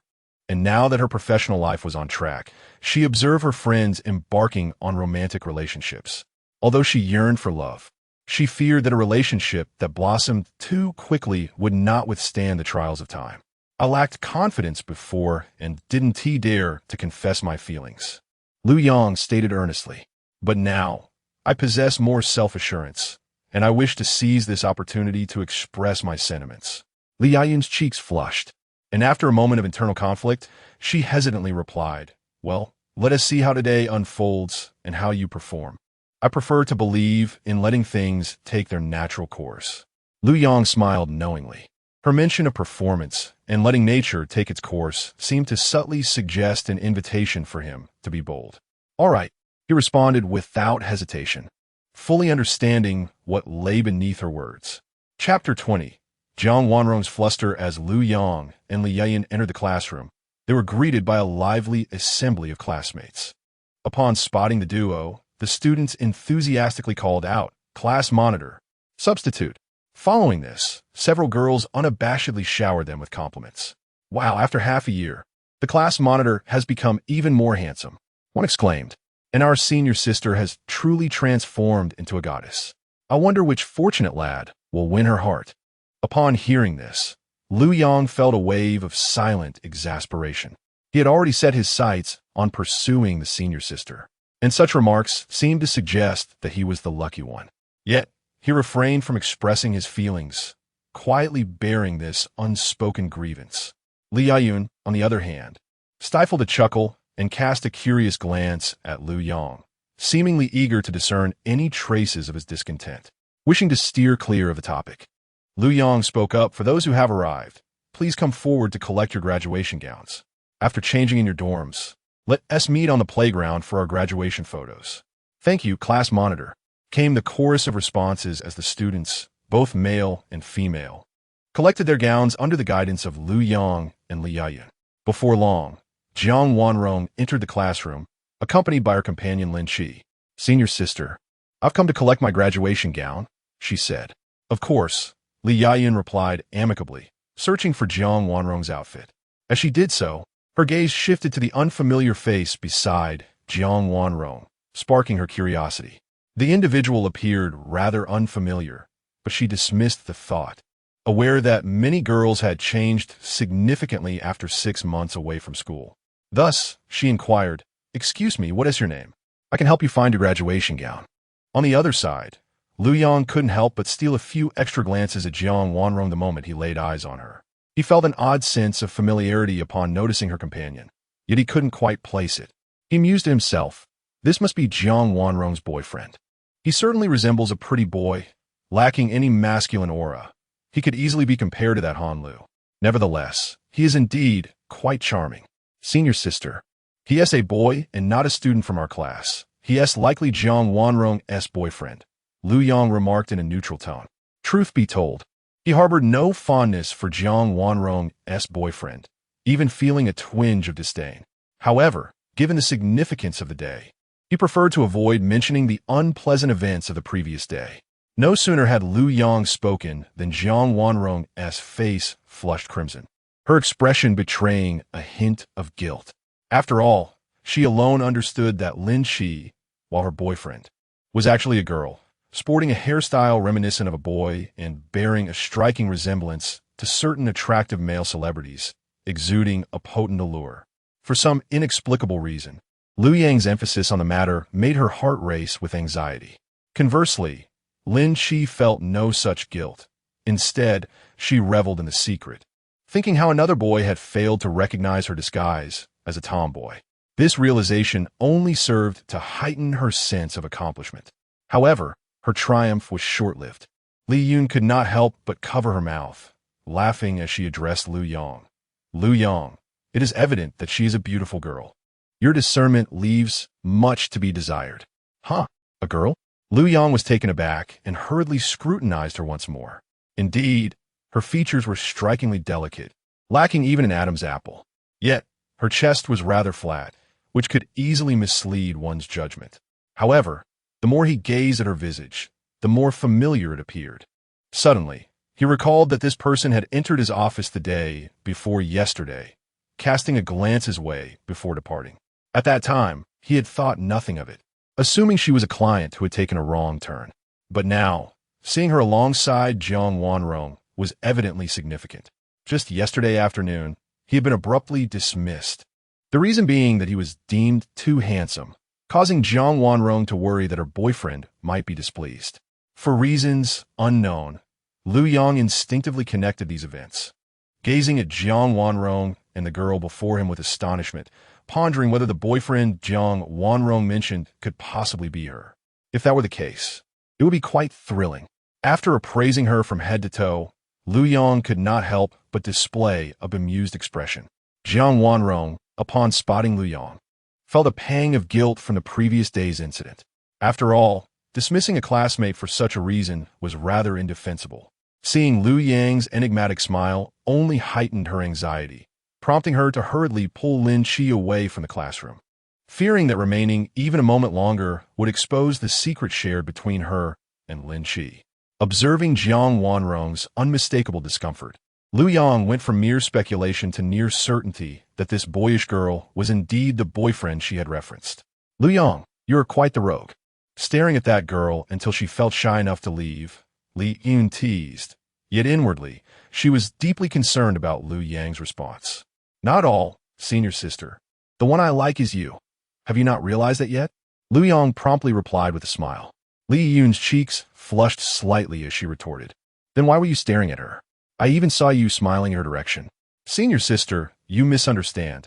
I merely discovered something intriguing.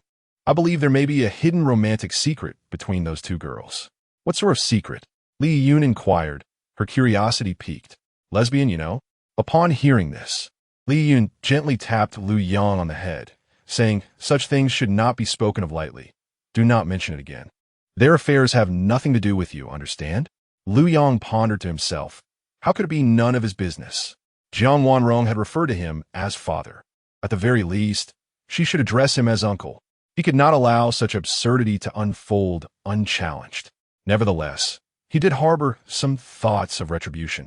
Yet, in the face of Li Yun's admonition, Lu Yong obediently nodded, stating, "All right, senior sister, I understand. I certainly will not meddle." "That is more like it," she replied. "Indeed, there are only a few graduation gowns left. You may take yours and change in your dormitory. I shall wait here for the last few classmates to collect theirs." "All right, senior sister, but Tang Xiao called me earlier, saying she has matters abroad and cannot return," Lu Yong reminded. "Understood. You should hurry. I will head directly to the playground shortly," Li Yayun replied with a faint smile. Lu Yong then took the graduation gowns belonging to both himself and Jia Hao and departed the classroom, making his way towards the dormitory. Along the way, he could not resist the urge to call Mu Wanru. She answered swiftly, "Wanru, where are you?" "Lu Yong, I am at the hospital. Am I disturbing you?" "Not at all. I have finished my examination and am waiting for the report. I am quite bored." "That's good to hear. I must tell you, I saw your daughter at school with her boyfriend. Please tell her to bring him home for a meal. If she denies it, simply inform her that I witnessed her embracing a boy today." "Very well. Since it is your request, I shall trust you. I will see how to arrange it." Mu Wanru agreed readily. She was indeed curious to discover the identity of her daughter's boyfriend, especially since Lu Yong, being handsome, had suggested that her daughter should dismiss him. She felt that such a boy must possess a rather narrow mind, and she could not help but feel indignant on Lu Yang's behalf. "Please be safe while you are out. I have matters to attend to, so I will hang up now," Lu Yong expressed with a brief note of concern before ending the call and returning to the dormitory. Chapter 21. The male and female in the restroom. Jia Hao, this fellow, was so disinclined to attend class that he chose instead to languish in his dormitory, awaiting Lu Yong to deliver his graduation attire. As soon as Lu Yong entered the dorm, he beheld Jia Hao leisurely reclined on his bed, one hand clasping a cigarette while the other embraced a lovely young woman, animatedly boasting to a few other roommates, exuding an air of triumph. The other roommates, earnest and unassuming, clearly belonged to a different realm than Jia Hao, a typical rich heir. They listened to his extravagant tales, feeling somewhat out of place, yet awkwardly feigning understanding, trying to maintain a semblance of camaraderie. Fortunately, with Lu Yang's arrival, they appeared as if they had spotted a savior, their faces instantly reflecting relief, liberated from the burden of enduring Jia Hao's frivolous chatter. "Ah, Yangge, long time no see. I missed you, my brother." Upon seeing Lu Yong, Jia Hao swiftly rose, gently nudging the girl beside him aside, his face brightening with a broad smile as he hastily produced a cigarette, offering it to Lu Yong. "Here, Yangge, have a whole one. This is premium tobacco. $100 a pack." Lu Yong cast a glance at the gleaming gold box.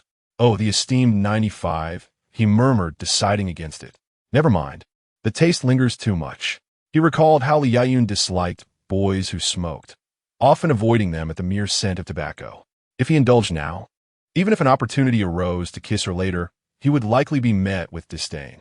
"Is it true, Yangge, that you've taken up with a particularly demure girlfriend?" Jia Hao couldn't help but jest. "You see, it's only girls like this who mind if boys smoke or drink. I must warn you, such girls are fine for a bit of fun, but never get serious." "You're overthinking it. I don't smoke at all. Now, hurry and change into your outfit," Lu Yong replied dismissively, tossing the graduation robe to Jia Hao. "Thanks, Yangge. You're quite considerate. I hadn't even asked, and you've brought the attire right to my dorm. Our synergy is simply extraordinary," Jia Hao exclaimed. "Enough with the nauseating flattery," Lu Yong retorted, unable to tolerate such syrupy talk from another male. "Ahem, let us cut the frivolities and get to the point." Jia Hao adopted a serious demeanor, gesturing towards the young woman beside him. "Yangge, this is my girlfriend, whom I just started dating today. Isn't she beautiful?" "Hello." "Yangge," the girl chimed in sweetly, pondering that anyone capable of having Jia Hao, a wealthy heir, address them as brother must surely possess an extraordinary status, perhaps even being a super wealthy magnate. Thus she greeted Lu Yong with special enthusiasm. Lu Yong smiled and nodded. "Your girlfriend is indeed lovely." Upon hearing this, Jia Hao's face beamed with pride as he unabashedly confessed, "To be honest, Yangge, I initially intended to introduce her to you, but on the way here, I couldn't help myself, and she became my girlfriend. But worry not. You are my true brother, and I was not joking about introducing you to my sister. Yes, I know you were serious. Just find an opportunity next time, Lu Yong replied. But I must change now. As for your girlfriend, Jia Hao initially intended to say it was nothing, but after a moment's contemplation, he turned to the young lady beside him and said, Xiao Fei, could you step outside for a moment? We will join you shortly after changing. All right, how go? She replied, her voice sweet and delicate, sending shivers down Lu Yang's spine. It was exceedingly cloying. Jia Hao, however, wore a smug expression as he boasted. So how about it, Yangge? Am I impressive? This morning at the hotel. In under 2 hours, I had her completely under my spell, like a little kitten. Lu Yong felt a wave of incredulity wash over him. Was this fellow flaunting his stamina, or was it his affluent background that he was showcasing? Hopefully, it was the latter. Otherwise, in the face of his own indomitable physique, Jia Hao's skills would truly fall short. You're amazing, Lu Yong replied dismissively. Yet he couldn't help but admire this guy for his audacity in taking a girl he had just met to a hotel so early in the day, a level of spontaneity he couldn't quite match. After donning their graduation gowns, Lu Yong and Jia Hao, along with others, made their way to the school playground. Jiangxing University's campus was a sight to behold, adorned with numerous scenic spots. However, for the graduation photo shoot, the school authorities had designated the open playground directly facing the podium inscribed with the name of the university. In no time, several classes completed their photo shoot in succession, followed by a period for students and teachers to take pictures freely. Lu Yong first snapped a few group photos with his dorm mates, and soon after, several girls from his class approached him for individual photographs. He also took a few pictures with several instructors, and, of course, he captured multiple shots with senior sister Li Yayan.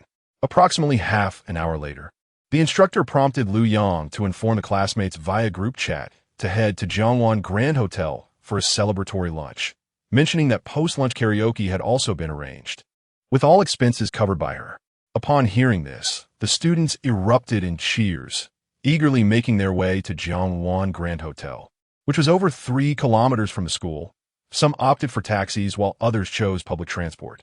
At 12:30, the banquet commenced punctually, with the hotel's large private room bustling with 4 tables, only 5 or 6 students absent from the gathering. The dishes on the tables were lavish, with the cost of each table's meal reaching 800 yuan. Lu Yong was well aware that teacher Zheng had numerous family enterprises. Teaching had merely been a transitional phase for her. Now, she owned 2 large tea houses and 2 hotels, yielding a handsome annual income. Thus, the class fees of several thousand yuan were trivial compared to the expenses for today's feast. During the meal, few of the girls indulged in alcohol, while the boys had a few drinks. Over an hour later, once everyone had finished dining, Lu Yong organized for everyone to head to a large bar for karaoke.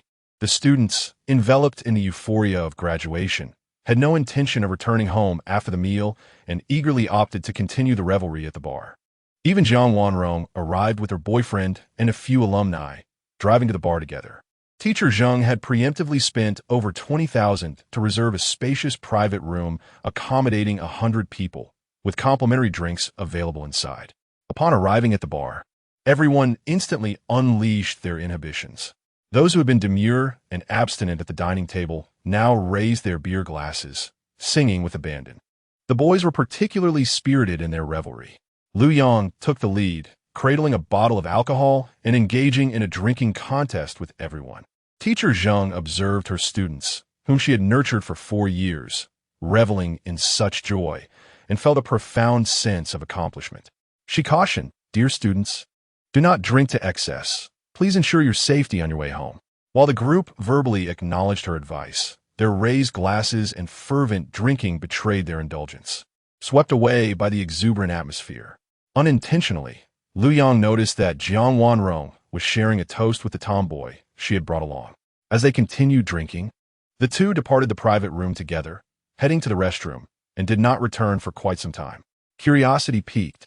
Lu Yong rose to investigate what they were up to, but the restroom door was firmly shut, resisting her attempts to push it open. Ding! Congratulations, host. You have triggered the fortuitous system and acquired the ability of X-ray vision. At that moment, the system notification resonated in Liu Yang's mind. In the next instant, it was as though she possessed the superpower to penetrate barriers, allowing her to glimpse the scene within the restroom. What she beheld astonished her. The two were engaged in a passionate kiss, seemingly oblivious to their surroundings. Liu Yang confirmed her suspicions. Indeed, the so-called boyfriend brought by Jiang Wanrong was nothing more than a tomboy. What are you doing standing out here? At that moment, Li Yayun, slightly inebriated, staggered over and leaned against Liu Yang, inquiring with a slurred voice. Chapter 22. From teasing to confession, Liu Yang's breath quickened slightly. The intoxicating aura of Li Yayun in her slightly tipsy state was simply irresistible. She exuded a subtle fragrance that wafted into Liu Yang's nostrils, further disorienting his senses. "Senior sister," I stepped out for a moment, "but the restroom has been occupied," Liu Yang remarked, unabashedly extending his hand to support Li Yayun, feeling her wrist and body as soft as the willow branches in spring. "I'll help you knock on the door," Li Yayun said with a tipsy smile, raising her hand to gently tap on the restroom door. Inside, Jiang Wanrong and Lin Qi were lost in their own world, and the sound of knocking startled them awake like thunder. Instantly, their faces flushed with embarrassment as they hurriedly straightened their clothing and took a quick glance in the mirror before stepping outside. Upon seeing Liu Yang and Li Yayun waiting outside, Jiang Wanrong's heart sank, filled with panic. Internally lamenting, she thought, "Why does Liu Yang always catch me in such situations?" Lin Qi, frowning with displeasure, cast a disdainful glance at Liu Yang. She had never harbored a fondness for the handsome boy, and at that moment, she felt he had ruined her moment, which only intensified her irritation. Liu Yang, seemingly unfazet, glanced at them before walking straight into the restroom and closing the door behind him. Li Yayun was taken aback, surprised to find Jiang Wanrong and another girl inside. She recalled Liu Yang's previous speculations about their relationship. Her curiosity piqued. Could it be that the bond between these two girls was more profound than she had imagined? Although she had heard of male affection, she had seldom encountered tales of female affection, leaving her both incredulous and tantalized by her thoughts. Jiang Wanrong and Lin Qi hurried back to their private room, grabbed their bags, and waved goodbye to their teacher before departing the bar. Clearly, Liu Yang had interrupted their rendezvous in the restroom, perhaps seeking a more intimate setting for further advances. Seeing them leave with their bags, Li Yayun intended to bid them farewell, but as they walked out without even glancing her way, she refrained from making a futile attempt to keep them longer. When Liu Yang emerged from the restroom, Li Yayun smiled lightly. It seems Jiang Wanrong and her friend left rather unhappily. Let them go. Perhaps they were eager to indulge in some uninterrupted pleasure, Liu Yang replied, the corners of his mouth lifting in a mischievous grin. Yuro, what are you thinking? Li Yayun teased, extending a slender, jade-like finger to gently poke Liu Yang's forehead. Unable to contain his impulses any longer, Liu Yang grasped Li Yayun's hand and, with a swift motion, pinned her against the wall. Li Yayun's face flushed crimson, her heart racing as she nervously inquired, Liu Yang, what? What are you doing? I intend to indulge, Liu Yang provocatively replied. What? Li Yayun was bewildered, utterly unprepared for such a response from him. Aren't you the one who asked me what I was doing? I simply answered. Liu Yang chuckled, his eyes sparkling with amusement. Li Yayun suddenly realized the situation, her cheeks flushing deeper with embarrassment. In a flurry of shyness and urgency, she pushed Liu Yang away, reproaching him. When did you become so glib? Whatever happened to the honest Liu Yang of the past? Liu Yang took a deep breath, striving to steady his emotions, and replied, well, after navigating the complexities of society for half a year and enduring numerous harsh lessons, the once unassuming Liu Yang has inevitably transformed. I don't care. You need to be more serious. There's still so many classmates and teachers around. If they see you behaving like this towards me, I can only imagine how you'll explain yourself. With her eyes shimmering like water, infused with a hint of delicate vulnerability, Li Yayun gazed at Liu Yang. He leaned against the wall, intently studying her, feeling the undeniable affection she bore for him, even a budding love. This realization emboldened him to seize the moment. Liu Yang declared earnestly, of course, I would tell them that I like you and wish for you to be my girlfriend. Are you serious? Lia Yun's heart tightened as she locked her gaze onto his, searching for any hint of jest in his eyes. Indeed, I'm quite serious. In fact, I have admired you since our freshman year. I simply lack the courage to confess. Today presents an exceptional opportunity, and if I do not express my feelings now, I fear that such a chance may never arise again. Lu Yong spoke sincerely, recalling the first time he encountered Li Yayun in their freshman year. Her graceful figure, captivating beauty, and cultured demeanor had left an indelible mark on his heart. I understand. However, I will need some time to consider your proposal. Once I have made my decision, I will provide you with an answer. A flicker of joy danced in Li Yayun's heart, but she fought to suppress it, adopting a facade of seriousness regarding the matter. Upon hearing her response, Lu Yong felt a pang of uncertainty wash over him, prompting doubts to creep in. Could it be that he misinterpreted her feelings? Did she not truly harbor affection for him? After all, when a girl asks for time to think, it often signifies a reluctance to offer an outright refusal, merely giving the other person an escape route. With this thought lingering in his mind, Lu Yong briefly contemplated employing his emotional influence to win Li Yayun's heart. Yet, he swiftly dismissed the notion, understanding that even if he succeeded through such means, it would not bring him genuine fulfillment. Ultimately, winning the heart of one's beloved through manipulation would lead to feelings of failure and eventual disillusionment.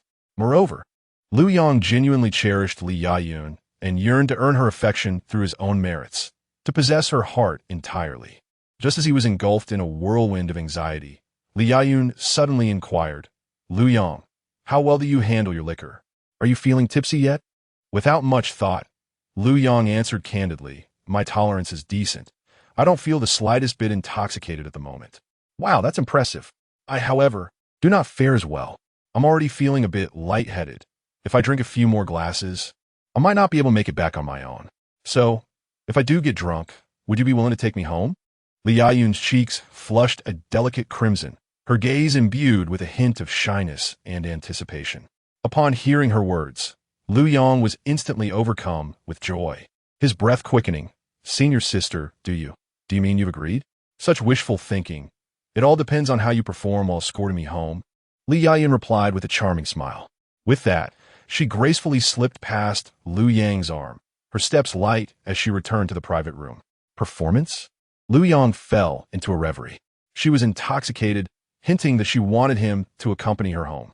Wasn't this a clear indication of her desire for a deeper connection? With this thought, Lu Yong felt an immense thrill and resolved to ensure he would pour her a few more drinks later. Chapter 23. Do not fear, senior sister. I am Lu Yong. Upon returning to the bar, Lu Yong was momentarily taken aback. He observed Li Yayun engaging in merry revelry with other young women, consuming drink after drink without any need for his encouragement. A thought crossed Lu Yong's mind. Perhaps his senior sister truly wished for him to escort her home, followed by some exhilarating escapades. The counselor spotted Lu Yang's entrance and waved him over. He promptly approached and took a seat beside her, inquiring, Teacher, what can I do for you?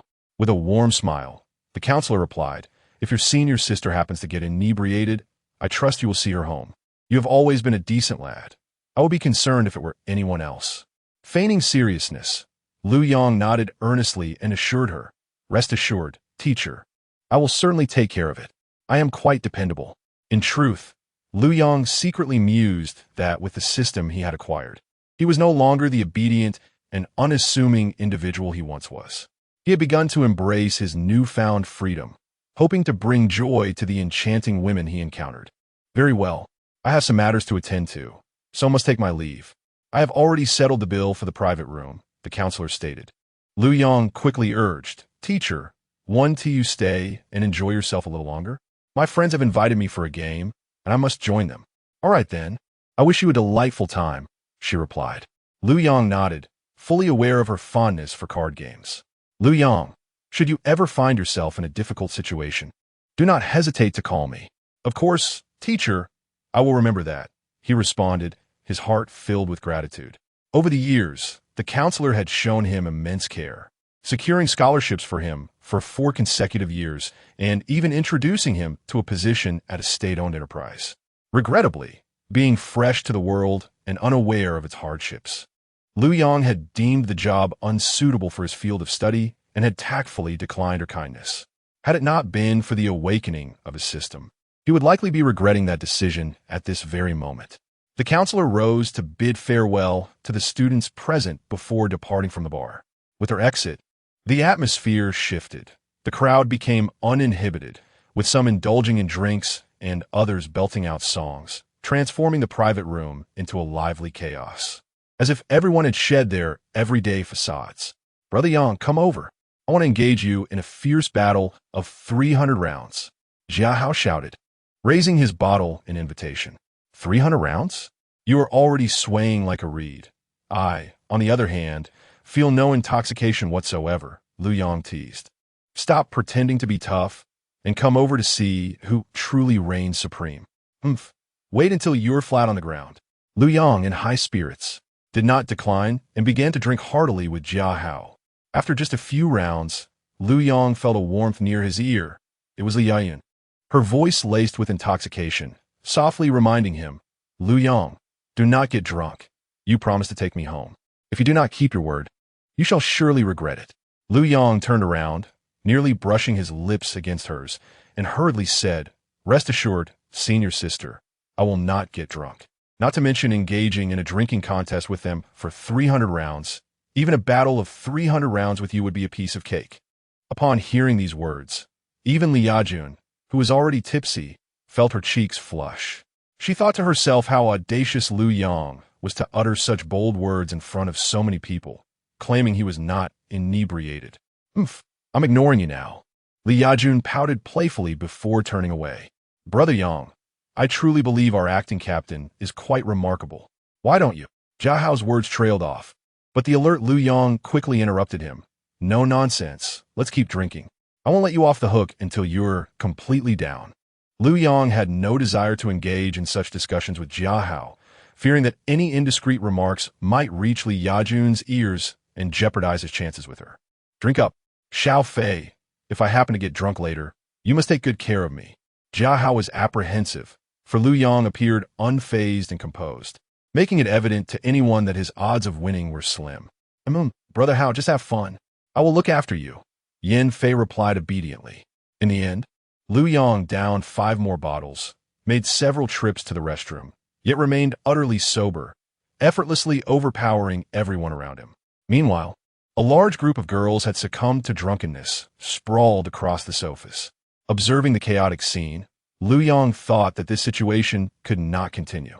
He might as well find a nearby hotel to arrange accommodations for everyone to rest.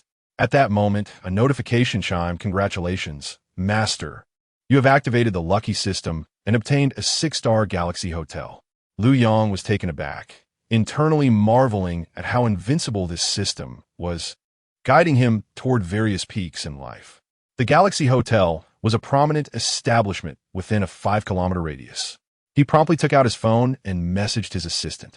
Ling Mei, please arrange for the staff of the Galaxy Hotel to come to the large private room 108 at the bar and see to it that my classmates are safely accommodated. It was evident that he had made up his mind about this matter. Within seconds, Ling Mei replied, Rest assured, Director Liu, I will immediately send people and vehicles to bring everyone back to the hotel. All right, I will find a suitable time to reward you. Liu Yang thought ahead, painting a grand picture. As Ling Mei was his personal assistant and had previously stated that he could ask anything of her, he felt no hesitation. This sentiment would surely leave her pleasantly surprised. Thank you, Director Liu, Ling Mei replied. Liu Yang glanced at the message, and, as expected, this yet-to-be-met secretary seemed to eagerly anticipate his reward. She was indeed a commendable assistant.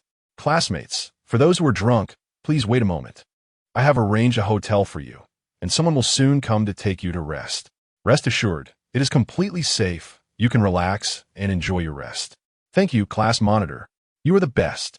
The hazy-minded classmates managed to muster their voices in praise upon hearing his words. Liu Yang gazed at the inebriated Li Yayun sprawled across the sofa. He approached her, gently hoisting her onto his back, and softly reassured, senior sister, do not fear. It is I, Lu Yang. I shall escort you home. However, he inquired, but where do you reside, senior sister? The warmth of her breath brushed against his ear as she spoke in a fragmented manner.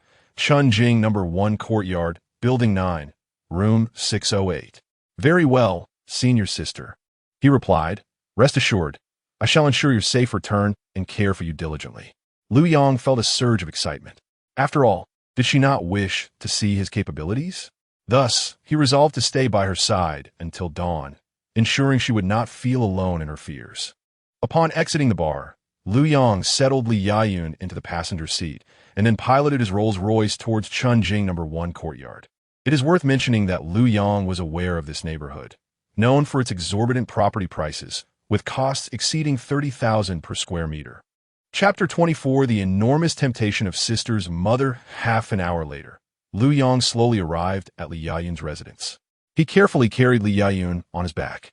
The sensation of her soft form sent electric currents coursing through him, igniting an indescribable joy within his heart. Sister, we have arrived at the doorstep, Lu Yang whispered as he entered the elevator, carrying Li Yayun, and ascended to the entrance of apartment 608 in Chunjing, Yihaoyuan. Gently grasping Li Yayun's delicate hand, he prepared to try unlocking the door with her fingerprint. However, after merely one attempt, the door swung open with a soft sound. Sister, we are entering, he announced, barely able to contain his excitement, his voice trembling with anticipation as he contemplated whether to carry her to the bed or settle her on the sofa first. Just as Lu Yang's words faded, a magnetic voice filled with gratitude resonated beside him. Handsome, thank you for bringing my daughter home. Looking up, Lu Yang beheld a captivating woman, elegantly attired in a well-tailored green qipao that accentuated her graceful figure. Her hair was meticulously styled, each strand appearing artfully arranged. With a light step, she approached the entrance. Lu Yang was momentarily taken aback. This enchanting woman exuded an air of sophistication and mature allure, rivaling that of Mu Wanrong. But what was the situation? Could she possibly be Li Yayun's mother? Excuse me, may I ask who you are? Lu Yang steadied himself, a hint of confusion in his voice. The graceful woman smiled softly, her lips curving into a gentle smile as she replied, Handsome, I am Li Yayun's mother, Li Qiao. Realizing the connection, Lu Yang quickly responded, Hello, Auntie. You look remarkably youthful, as though you are in your early 30s. By the way, my name is Lu Yang. Your daughter is my senior, and she was quite inebriated today, so I offered to escort her home. Ah, thank you, handsome Lu Yang, Li Qiao replied. Yayun mentioned this to me before. Oh, but you seem a bit disheartened. I hope my presence hasn't hindered your plans? Her teasing tone was laced with a knowing glint in her eyes, as if she could see through Lu Yang's thoughts. Lu Yang was momentarily stunned, internally chastising himself. How could she presume such things upon first meeting? He had not entertained any improper thoughts. However, her remark did bring to light that his intentions for the evening had indeed been thwarted, at least tonight. He would not have the opportunity for a deeper connection with his alluring senior. With an awkward smile, Lu Yang replied, Auntie, please don't misunderstand. I've always held great respect for my senior. I would never harbor any ill intentions. I apologize. It seems I spoke too freely, Li Qiao chuckled softly, her demeanor charmingly alluring. Now, dear handsome, could you kindly assist me in getting Yayun into her bedroom? Of course, Lu Yang nodded. With her presence, he temporarily set aside his more daring thoughts about his senior. After gently placing Li Yayun on the bed, he retreated to the living room and took a seat on the sofa. He contemplated leaving early, but departing without a word seemed excessively rude. Shortly thereafter, Li Qiao emerged from Li Yayun's room, softly remarking, Handsome, Yayun is comfortably settled now. Rest assured, I will prepare some hangover soup for her shortly. Thank you for your kindness, he replied. Oh, you are too polite. She is my daughter. Caring for her is simply my duty as a mother. After speaking, Li Qiao turned to pour a glass of cool water for Lu Yang, then sat closely beside him, her body leaning in with intentional warmth. Handsome, have some water. It's quite hot today. Lu Yang felt the undeniable closeness of Li Qiao's ample form, causing a wave of nervousness to wash over him. Wasn't this a touch too forward? It was worth noting that this lady was not only gentle and graceful, but also exuded an irresistible charm reminiscent of a ripe peach. A potent allure for a young man like him. Thank you, Auntie. He took the glass, instinctively shifting away, unwilling to harbor any inappropriate thoughts about his senior's mother. After all, his senior was just in the adjacent room. Any transgression would require immense courage. Seeing his reaction, Li Qiao concealed her mouth with a smile, her expression utterly enchanting. Handsome, you're not my daughter Yayun's boyfriend, are you? Auntie, we are not in a romantic relationship yet. Lu Yang sighed helplessly. He had initially anticipated that after tonight, they would define their relationship. But it seemed that his senior had not communicated this to him and had merely sent him back home. It appeared their thoughts did not align, and she had no intention of breaking that barrier tonight. This realization filled Lu Yang with disappointment. After all his efforts, it seemed he had merely engaged in a fruitless endeavor. Upon hearing this, a glimmer of light flickered in Li Qiao's eyes, and she looked at Lu Yang with a playful smile. I see. Then tell me, who do you think is more beautiful, my daughter Yayun or me? Lu Yang gazed at Li Qiao in astonishment. Her behavior was increasingly outrageous. Nevertheless, he recognized it as a test and resolved not to fall for it easily. A well-timed smile graced his face as he replied, Auntie, both you and Yayun possess your own unique beauty. To me, you are both exceptionally lovely. Really? Absolutely true. You seem so youthful and charming. At first glance, I thought you were Yayun's sister. How flattering. Auntie, he said, smiling awkwardly as Li Qiao, in an unabashed manner, nestled even closer to him, wrapping her arms around one of his. Auntie, what are you doing? Lu Yang tensed up suddenly, feeling overwhelmed by the situation. This was quite the torment. Was she truly testing his resolve in such a manner? If you continue like this, I truly won't be able to hold back any longer. Perhaps I might just embrace both options. Thus, Lu Yang felt a mixture of anxiety and an undercurrent of anticipation, curious about what rewards this alluring lady might present as a further test. Lu Yang, my handsome young man, Li Qiao said, her eyes filled with emotion. I must confess, the moment I laid eyes on you, my heart stirred uncontrollably. If you feel even a hint of affection towards me, or if you are willing, I would like to ask you for a small favor. Sighing, she continued, alas, I have endured a hard life these past years. Over a decade ago, my husband left me for another woman, abandoning me and my daughter Yuyun. Since then, there has been no man in our home, and even the plumbing issues remain unaddressed. Lu Yang swallowed hard, taken aback by the directness of her probing. It was evident she was intensifying her test. Auntie, I understand that you're indeed testing me, right? Rest assured, I will not misconstrue your intentions. He paused momentarily before adding, moreover, I suddenly recalled some pressing matters that require my attention. I must take my leave. Perhaps I may visit you again on another occasion. With that, Lu Yang smiled and stood up, making his way toward the door. Li Qiao hurriedly followed, her expression one of pitiful longing. Handsome young man, I assure you, I am serious. I am not testing you. Cough, cough. Auntie, regardless of how you phrase it, I comprehend your intentions and will not misunderstand, Lu Yang replied as he stepped outside, casting a slight smile back at the enchanting woman. At that moment, a flicker of vengeance surged within him, compelling him to quietly awaken the affection that resided deep within Li Qiao's heart. In the next instant, as she gazed at his smiling visage, her heart skipped a beat, thundering uncontrollably. A rosy blush blossomed on her cheeks, and her beautiful eyes shyly averted from his gaze. Confusion and astonishment flooded her mind. What was this sensation? She had merely intended to assess the reliability of this young man for her daughter, fearing he might be a fickle-hearted rogue, unable to resist temptation. Lu Yang, having noticed the fleeting panic in her eyes, felt an overwhelming sense of pride. How amusing it was that she had persistently tested a perfectly normal young man like himself. Now, as I stirred your emotions, consider it a small retribution for your relentless trials. It is not that I could not withstand your captivating charm.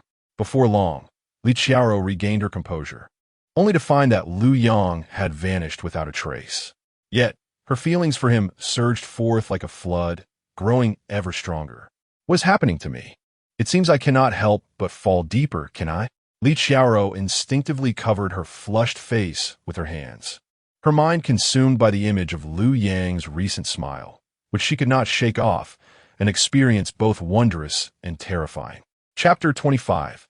Will you always be responsible for me? Hours later, as night quietly descended, Li Yayun stirred from her slumber, the parched sensation of a hangover washing over her. Though she vaguely recalled her mother having fed her some hangover soup earlier, at this moment, she craved nothing more than a glass of clear water. Her porcelain-like feet gently slipped into her delicate slippers as she made her way to the living room, where she poured herself a glass of drinking water and gulped it down eagerly. At that moment, the sounds of cooking wafted from the kitchen. Following the noise, she approached the doorway and gazed at the graceful figure of her mother, Li Qiaoro, who was still exuding charm. Softly, she inquired, "Mom, how long have I been asleep? When was I brought back?" Upon seeing her daughter awake and broaching such topics, Li Qiaoro felt an inexplicable tightening in her chest, a flicker of guilt washing over her. After all, her intention had been to test the young man for her daughter, yet unexpectedly, she found herself deeply enamored with him. Not long ago, she had been entangled in her own thoughts, questioning whether her loneliness had caused her to waver in her vow to never seek another man. "Yayun, how do you feel now? I was just about to wake you for dinner," Li Qiaoro said, striving to maintain her composure. Despite the guilt weighing heavily on her heart, she understood that she must not allow her daughter to sense any hint of her inner turmoil. Otherwise, how would she face her daughter in the future? "Mom, I'm no longer drunk. I've mostly recovered," Li Yayun replied patiently. Li Qiaoro smiled and nodded, saying, "That is good to hear. In fact, you've been asleep for 4 hours. The young man named Liu Yang brought you back around 3 o'clock, but he didn't stay long. Yayun, he must be the boy you like, right?"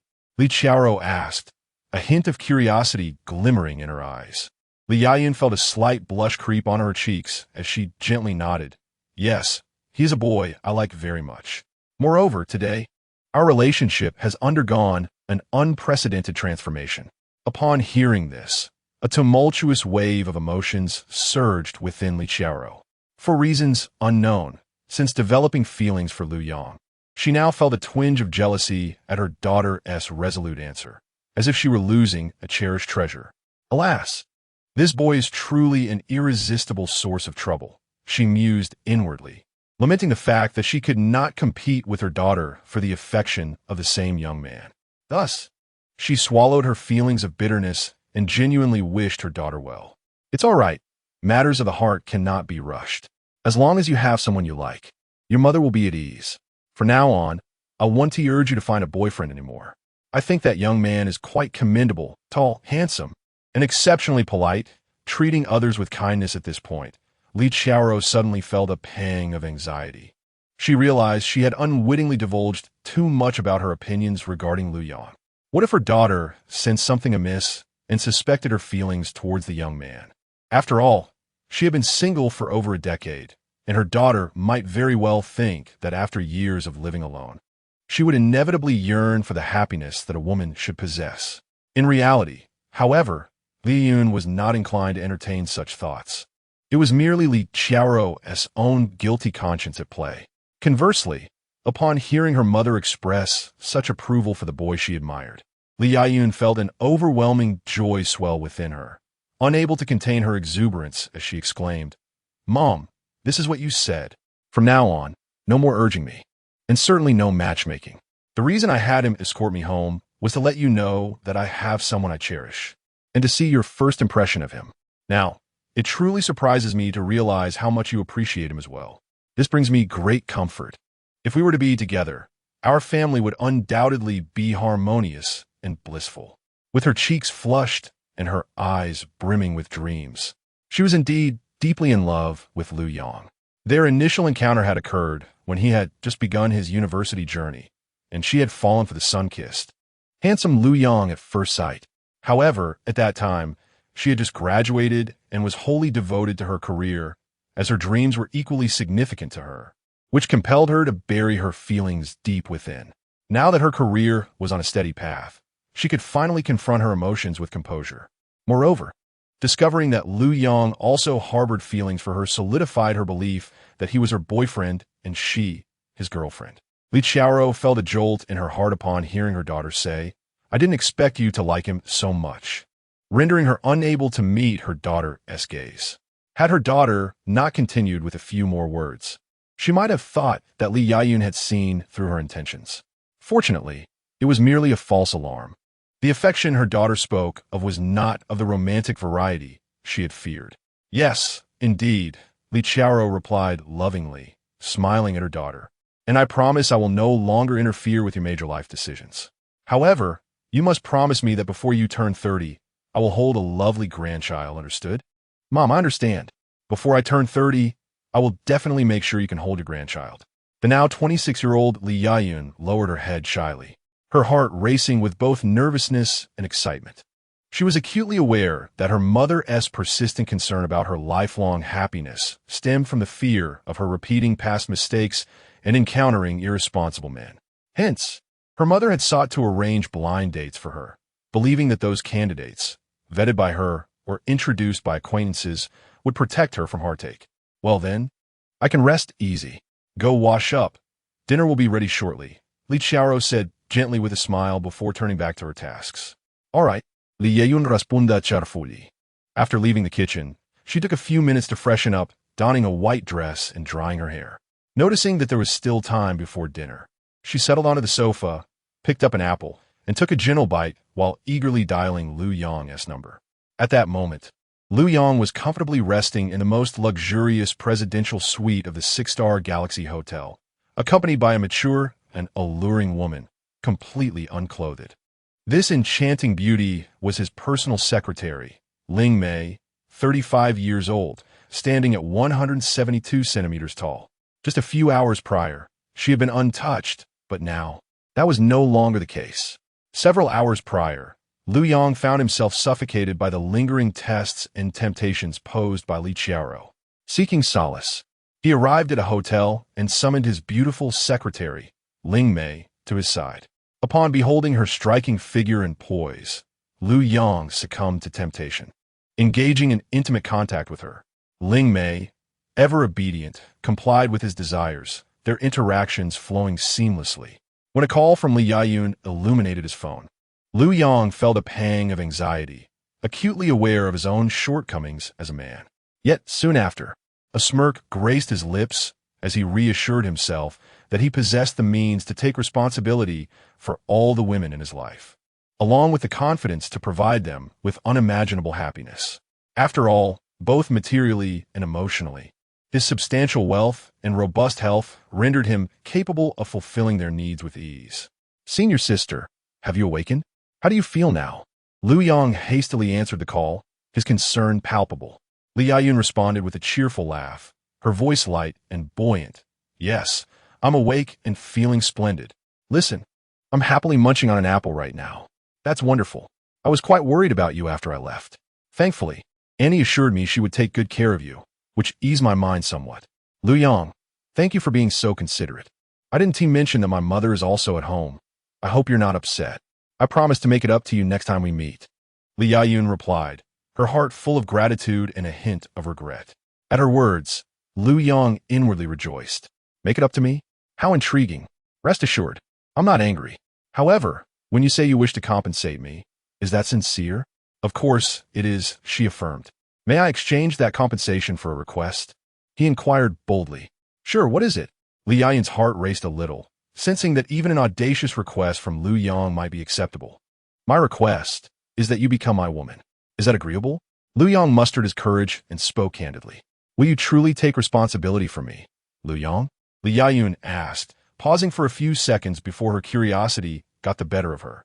"Absolutely. I vow to make you the happiest woman in the world," Lu Yong declared with unwavering confidence.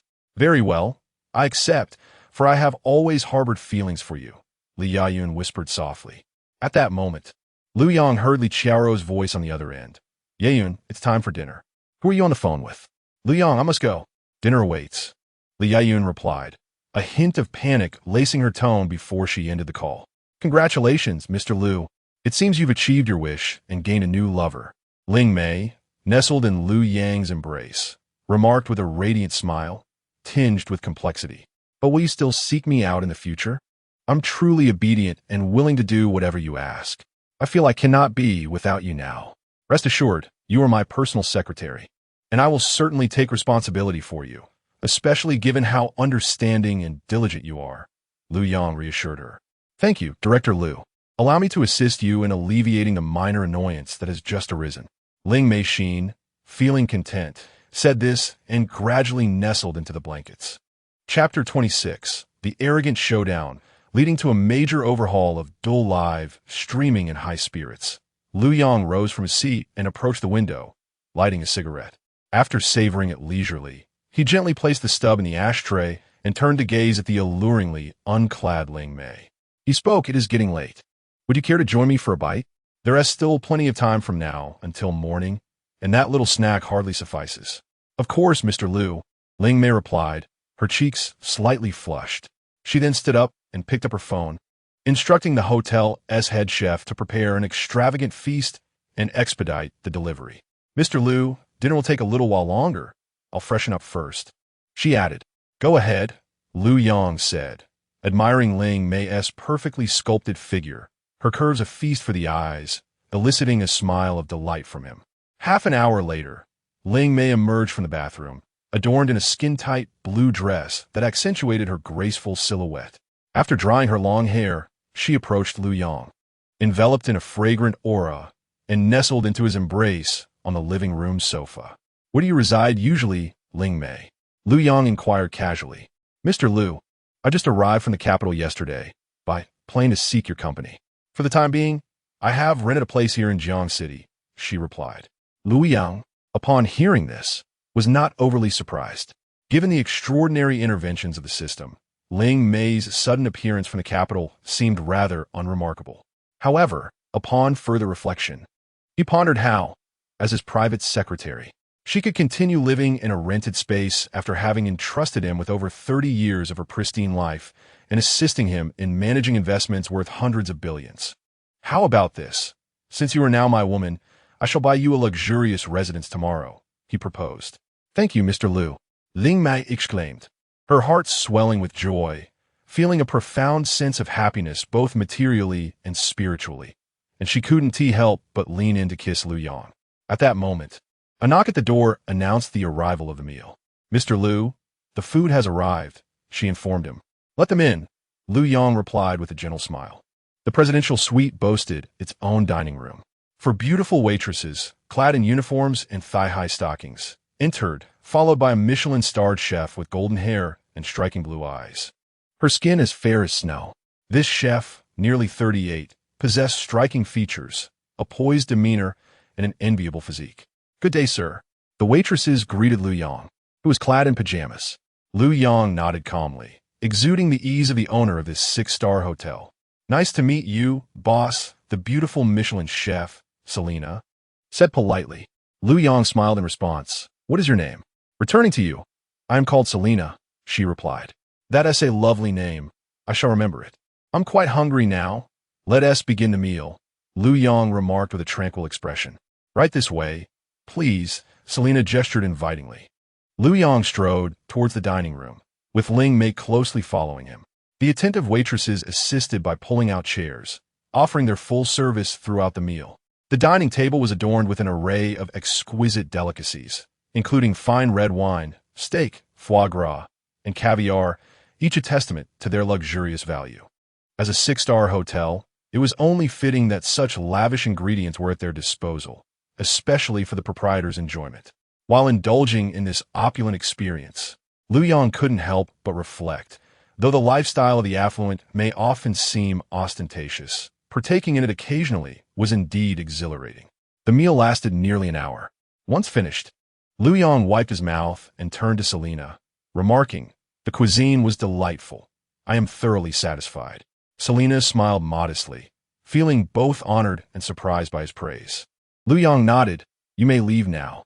"Goodbye, sir." Selina and a few waitresses respectfully exited after clearing the table. "Ling Mei, please save Selina's contact information to my phone." "Rest assured, Mr. Lu, I've already done so." "When did you save it?" "Just a moment ago. I noticed you seemed quite interested in Selina, so I took the liberty of storing it." "Truly, you are my astute personal secretary, perceptive in reading the room," Lu Yang said with a satisfied smile. growing increasingly appreciative of Ling Mei. This is merely the common knowledge expected of a personal secretary, Ling Mei humbly replied. Lu Yong nodded and inquired, by the way, have my classmates been properly entertained? They've been well taken care of. That is good to hear. With that, Lu Yong settled onto the sofa. Ling Mei took the initiative to peel grapes, carefully feeding them to Lu Yong one by one. Meanwhile, Lu Yong pulled out his phone and began scrolling through Douyin. Suddenly, he noticed an influx of notifications on his account, the conspicuous 99 alerting him of a barrage of insults from a group of trolls. Trash. Was it you who reported the chubby little girl from Wangzhe? Some messages even included threats from guilds. You also play Wangzhe. If you have grievances, come challenge us in the game. If you lose, you'll have to retract your complaint against our guild streamer. Of course, if you win, we can discuss compensation for your reputation loss, provided you withdraw your report. Lu Yong swiftly discerned that these troll messages were a coordinated attack from several guilds targeting him. How intriguing. He scoffed, replying one of the guilds, if you win the PK, I may grant you a chance. But if you lose, you shall face severe consequences for your actions. Before long, the guild responded, agreed. Please log into the game promptly. We will arrange for a live broadcast, and we shall determine the victor in a best-of-3 format. Absolutely, Lu Yong thought, relieved to find a diversion after the meal. Given his mastery of the game, he held no fears of defeat. Shortly thereafter, he logged into the game. Noticing Lu Yang's intention to play, Ling Mei ceased feeding him fruit to avoid interrupting his focus, quietly taking on the role of an audience member. Although she typically had little interest in gaming, this time she watched with rapt attention. As soon as Lu Yong logged in, a renowned player known as Sword Immortal Li Bai of the Summit sent a PK invitation, opening the voice chat with a greeting. Hello, brother. I'm the #1 Li Bai in the national server. There seems to be a bit of a conflict between our guild streamer and you. According to our prior agreement, we will settle this with a best-of-3, 2 wins determining the victor. Is that acceptable? Lu Yong responded in kind. Rest assured, the previously discussed terms are all valid. Thank you for your cooperation. By the way, I will be streaming this. Is that all right with you? Of course, Lu Yong replied. Just as he finished speaking, the other player launched the game. At that moment, the live stream of the Peak Li Bai on Duel had over 800,000 viewers. Many of these were fans drawn in from various guilds supporting one another. And in this circle, such camaraderie was commonplace. A mere greeting would often suffice to rally fans to support their favorite streamers. However, they perceived Lu Yong as nothing more than a joke, completely unaware that they had provoked someone far beyond their reckoning. Not only did Lu Yong possess godlike gaming skills, but he was also one of the major shareholders of Duel, holding a 25% stake, in addition to being the largest shareholder of Tengma Group. It was evident that the outcome of this PK had already been predetermined, and they were about to face dire consequences. Unfortunately, the viewers in the live stream remained oblivious. Most were fans of various streamers, caught up in the moment and stirring the pot with their comments. Haha, the other side is doomed now. It feels like the sky is about to collapse right from the start. Exactly. Peak Li Bai came out swinging, declaring himself the #1 Li Bai in the national server. So domineering. I simply don't understand where the other side found the courage to accept the challenge, right? And this guy is so petty. It's just because he wasn't notified in advance, being treated like a show for the audience. He clearly seems like a pauper, unable to seize such a blazing opportunity. Without the incident involving the chubby, lowly streamer, who would even notice him? Enough chatter. Let the streamer teach him a good lesson. I'm a true fan. I'll always support you no matter what you do. After all, you have real talent, and I love watching. Unaware of the lively spectacle unfolding in the opponent's livestream, Lu Yong remained focused on the character PK against the player with the ID of Sword Immortal Li Bai of the Summit. Both chose Li Bai as their character. In no time, Lu Yong secured 2 consecutive victories. The opponent not only failed to win a single match, but also did not secure a single kill throughout the 2 games. If you're that weak, just practice more. Also, remember that the live streaming rules on Duel will change because of you. After all, not everyone can stream at will, Lu Yong remarked before exiting the game. Instantaneously, the opponent's live stream erupted in chaos. Streamer, the opponent must be hacking. Report him quickly. Yes, report him and see if he is really better than you. Following the viewer's suggestions, the streamer attempted to report Lu Yang. However, the game system's detection mechanism, DRengia, found no evidence of any hacks. At this point, the mindset of the so-called number one lead buy in the national server had completely shattered. What was initially perceived as an assured victory turned into a complete rout, leaving him too ashamed to even attempt a defense.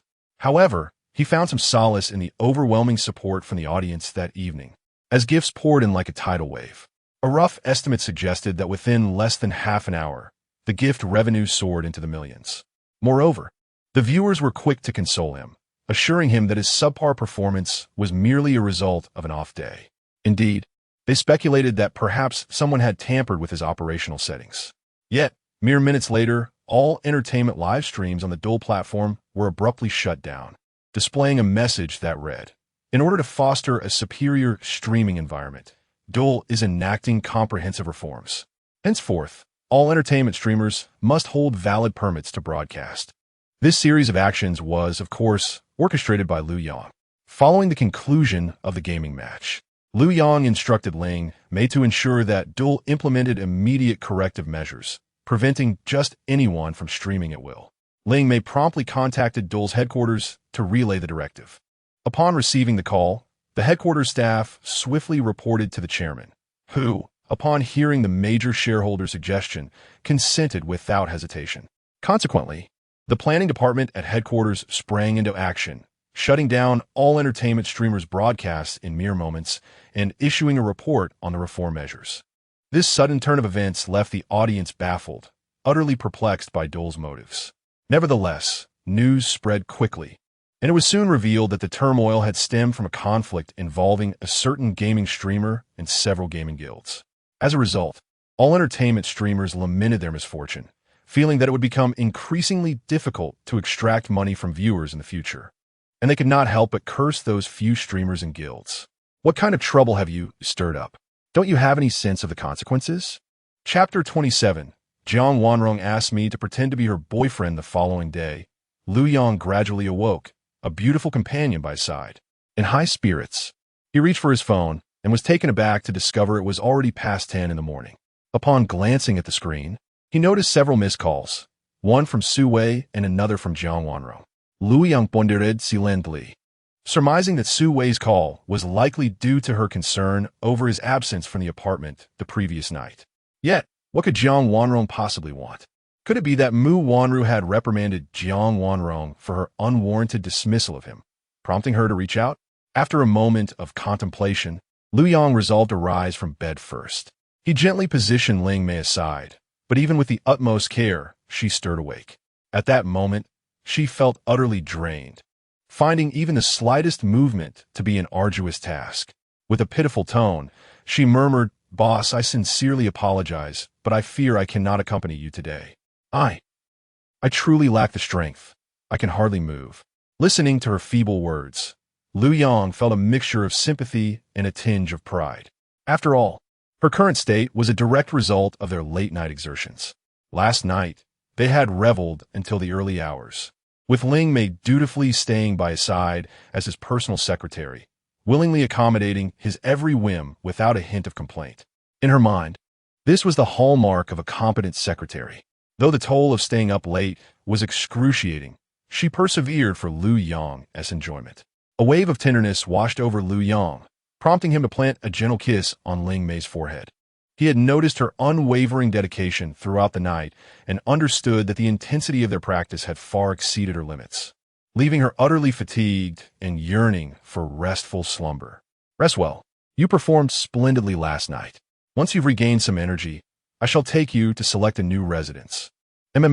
Thank you, boss. You are truly kind," Ling Mei replied with a contented smile before slipping back into a sweet dream. Lu Yang then rose to wash and groom himself, carefully selecting a brand new navy blue suit before departing the presidential suite.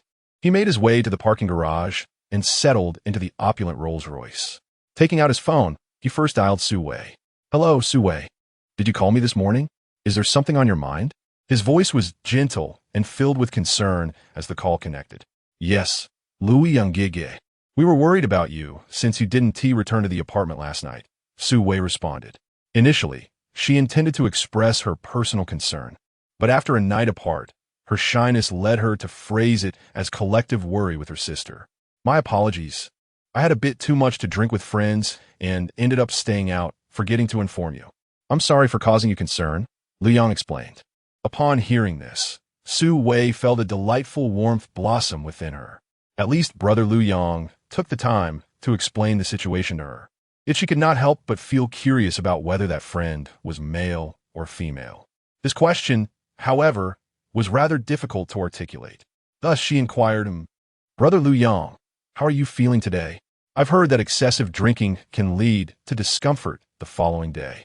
As for me, I am full of energy and in excellent health, Lu Yang replied with a smile.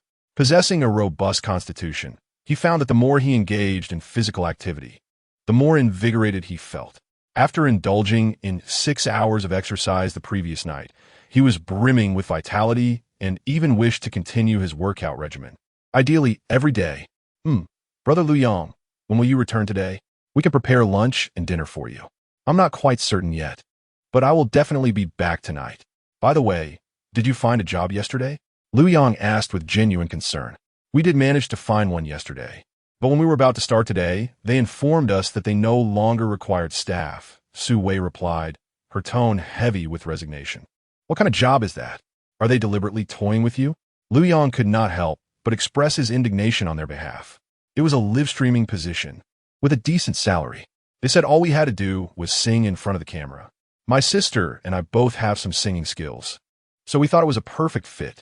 However, when we showed up today, they said there have been changes in the live-streaming sector of the Dole platform, so we cannot work for now. Su Wei's voice was tinged with disappointment, especially since the sisters had hoped to earn some money over the summer, and they had finally found a job with good pay, only for it to fall through. Upon hearing this, Lu Yang felt a twinge of awkwardness, as the situation was somewhat connected to him. Nevertheless, he secretly felt a sense of relief, as he did not wish for the girl he admired to engage in live streaming. Don't worry, I will help you both find a job together. I'm sure I can find something suitable for you too. Thank you, Brother Lu Yang. Well then, let us leave it at that for now. After saying this, Lu Yang ended the call. In truth, arranging a summer job for Su Wei and Su Qing was not a challenging task for him. As a major shareholder of Tengma Group and Dole Group, and owner of a 6-star hotel, it was quite easy for him to arrange for the sisters, who were studying finance, to work as financial assistants for 2 months with just a word to his secretary. Next, Lu Yang dialed Jiang Wanrong's number. The call connected quickly. Lu Yang, you finally answered. I thought you were still upset about what happened the other day, she said. After a pause, she continued, in any case, I admit I was at fault that day, but you must understand that I was left with no choice. There is no need for such formalities. I'm aware of that. But what brings you to call me today? Lu Yang asked with genuine interest. In truth, he harbored no animosity towards Jiang Wanrong, as she was the daughter of Mu Wanru. Lu Yang, please don't be like that. We are, after all, university classmates. Despite any previous unpleasantness, we remain friends. Do we not? Classmates and friends alike. Are you not concerned that your boyfriend might feel jealous? For instance, if he were to learn about our phone conversation. Rest assured, I have already addressed this matter with her. She should not feel threatened. Very well. What is it that you wish to discuss with me? Have you encountered some sort of trouble? Lu Yang could not suppress his curiosity. He found it hard to believe that Jiang Wanrong was merely engaging in idle chatter. The situation is as follows, Lu Yang. My mother has been incessantly arranging blind dates for me. I informed her that I have a boyfriend, yet she refuses to believe me. Isn't the solution simple? Just bring your boyfriend home for her to see. Upon hearing this, Lu Yang nearly burst into laughter. After all, the boyfriend Jiang Wanrong referred to was a woman. How could she possibly bring her home? I wish I could, but unfortunately, my boyfriend has gone abroad. She has encountered some issues at her company overseas and must attend to them, likely being away for over a month. My mother, however, is pressing me, completely dismissing my words. She has arranged another blind date for me tomorrow and insists that I meet him. Thus, I was wondering if you could play the role of my boyfriend and accompany me home to put on a performance for my mother. Rest assured, I will compensate you for your efforts. Jiang Wanrong spoke with an exuberance that betrayed her fabrications. Lu Yang felt a surge of exhilaration. To play her boyfriend? This promised to be quite entertaining. Did she not realize that Mu Wanru and he had already shared an intimate connection, and he was fully aware of the circumstances? Very well. As fellow students, I shall grant you this favor. Lu Yang could not help but feel a sense of anticipation, pondering how he might skillfully navigate this charade and leave her utterly bewildered. Chapter 28. Her sexual orientation must not be questioned upon hearing this. Jiang Wanrong let out a long breath, secretly relieved that Lu Yang had not developed any animosity towards her due to recent events, and was still willing to lend a helping hand. Lu Yang, where are you right now? I would like to treat you to lunch, and afterward, I wish to take you back to meet my mother. Do you have some time at the moment? Her tone was earnest, and she continued, as a token of appreciation, I can offer you 5,000 in advance, and another 5,000 once the matter is settled. Feeling an overwhelming sense of guilt towards Lu Yang, Jiang Wanrong generously promised a total of 10,000. I'm out at the moment, but you can wait for me at the office. I should be able to make it before noon, Lu Yang replied, considering a quick trip back to his apartment to change clothes, as driving the Rolls-Royce there seemed unwise. I'll wait for you at the office. Just give me a call when you're close, and I will come out to meet you for lunch. After this encounter, Jiang Wanrong found herself cherishing her friendship with Lu Yang even more. Last night, her mother had insisted that she bring her boyfriend home, and not wanting to upset her mother, she reluctantly agreed. However, as she pondered from last night until today, she realized that trustworthy male friends were few and far between, ultimately leading her to think of her old classmate, Lu Yang. While their relationship in school was not particularly intimate, it was certainly better than that with most other boys. At least she did not dislike Lu Yang and could communicate with him comfortably. No problem. This time I shall treat you to a splendid feast, and you will have to indulge me with a grand meal, Lu Yang replied cheerfully, already concocting a series of amusing plans in his mind. Rest assured, I will ensure your satisfaction, Jiang Wanrong responded. Shortly thereafter, they ended the call. A slight smile crept across Lu Yang's lips as he mused. I wonder how you would feel if you knew that your mother is already mine. But fret not. I will entertain both you and your so-called boyfriend without revealing my relationship with your mother in the near future. With this thought, Lu Yang took out his phone and dialed Mu Wanru, intending to inform her in advance. Lu Yang, you finally called me. It feels quite embarrassing to admit, but without you by my side, I find myself feeling rather bored at night. Mu Wanru's delicate voice greeted him as soon as the call connected, imbued with longing and a hint of grievance. Wanru, I was incredibly busy yesterday. I apologize. However, I will come to see you this afternoon, Lu Yang said, his voice filled with remorse. Haha, no need to apologize. I'm not upset, Mu Wanru laughed lightly. By the way, yesterday you asked me to call Wanrong, and I did. I insisted she bring her boyfriend home for me to see, and she was worried I would be angry, but she eventually agreed. Moreover, she'll be bringing her boyfriend home this afternoon. Just in time for your visit, we can publicly acknowledge our relationship and resolve the little misunderstanding between you and Wanrong. What do you think? Of course, if you prefer to keep our relationship a secret from them, I can also comply with your wishes. Mu Wanru spoke softly, seeking Lu Yang's opinion. Rest assured, you are my first and will always be my woman. Our relationship can be made public without hesitation. However, I believe it would be prudent to wait a bit longer, as I have stumbled upon something quite intriguing, Lu Yang remarked with great interest. What intriguing matter? Upon hearing Lu Yang declare that she would forever be his woman, the charming Mu Wanru felt her heart swell with joy and happiness. You see, your daughter just called me, asking me to pretend to be her boyfriend to deceive you. She mentioned that you have been arranging blind dates for her daily, and, coincidentally, her real boyfriend is currently abroad and Auntie returned for a month. To dissuade you from organizing any more blind dates, she sought my assistance in this charade. Lu Yang recounted the events with an amused tone. Mu Wanru was momentarily taken aback. What? What is going on? Why did she reach out to you? A flicker of jealousy stirred within her.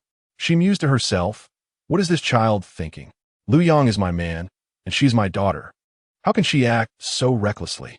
Yet, she was aware that her daughter was oblivious to her relationship with Lu Yang, and thus could only harbor silent grievances against Jiang Wanrong. Indeed, it is rather peculiar. She mentioned her boyfriend is abroad. Yet I can't shake the feeling that she harbors some secret from you. Lu Yong began to guide Mu Wanru's thoughts deliberately. What secret? Curiosity ignited within Mu Wanru, and she easily found herself drawn into the conversation. I'm not entirely certain, but I sense it pertains to her relationship with her boyfriend. Perhaps there are hidden truths lurking behind the secret. Hidden truths? Mu Wanru's confusion deepened. Yes, actually, I saw her with someone yesterday. At first glance, it appeared to be a boy, but upon closer inspection, I suspect that boy is actually a girl. Lu Yang, are you implying that my daughter's sexual orientation is questionable? Mu Wanru's voice trembled slightly. The thought that her daughter might have such issues was infuriating. After all, she had raised her only child with great care, and the idea of her pursuing such a romantic path was utterly unacceptable. Unless one day she came to terms with it and contemplated an alternative approach. Wanru, this is merely my speculation. However, if you wish to uncover the truth, I can assist you in investigating. Lu Yang, you must help me ascertain the facts. I cannot allow her sexual orientation to be a problem. I understand your feelings. However, until I have gathered more information, you must act as if you know nothing. Additionally, I will come over today in the guise of her boyfriend, so you must pretend not to recognize me and inform the household staff accordingly. After a moment of hesitation, Mu Wanru finally replied, it seems we have no other option. She trusted Lu Yang implicitly, understanding that his plan was devised to infiltrate the situation and better ascertain the truth regarding Jiang Wanrong's actual boyfriend, whether male or female. Then it is settled.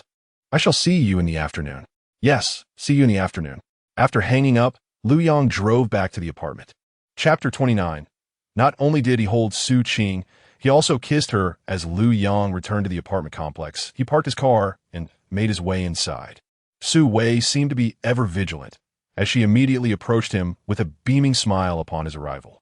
Brother Lu Yang, you're back. Her cheeks were slightly flushed, and her eyes sparkled with admiration for him. Had she not been inherently shy regarding matters of the heart, she might have been unable to resist the urge to entwine her arm with his. My sister and I are just preparing lunch. Would you like to join us? Brother Lu Yang? Lu Yang glanced at his phone, noting the time was 11:30. He had arranged to meet Jiang Wanrong before noon, and a hint of regret crossed his face.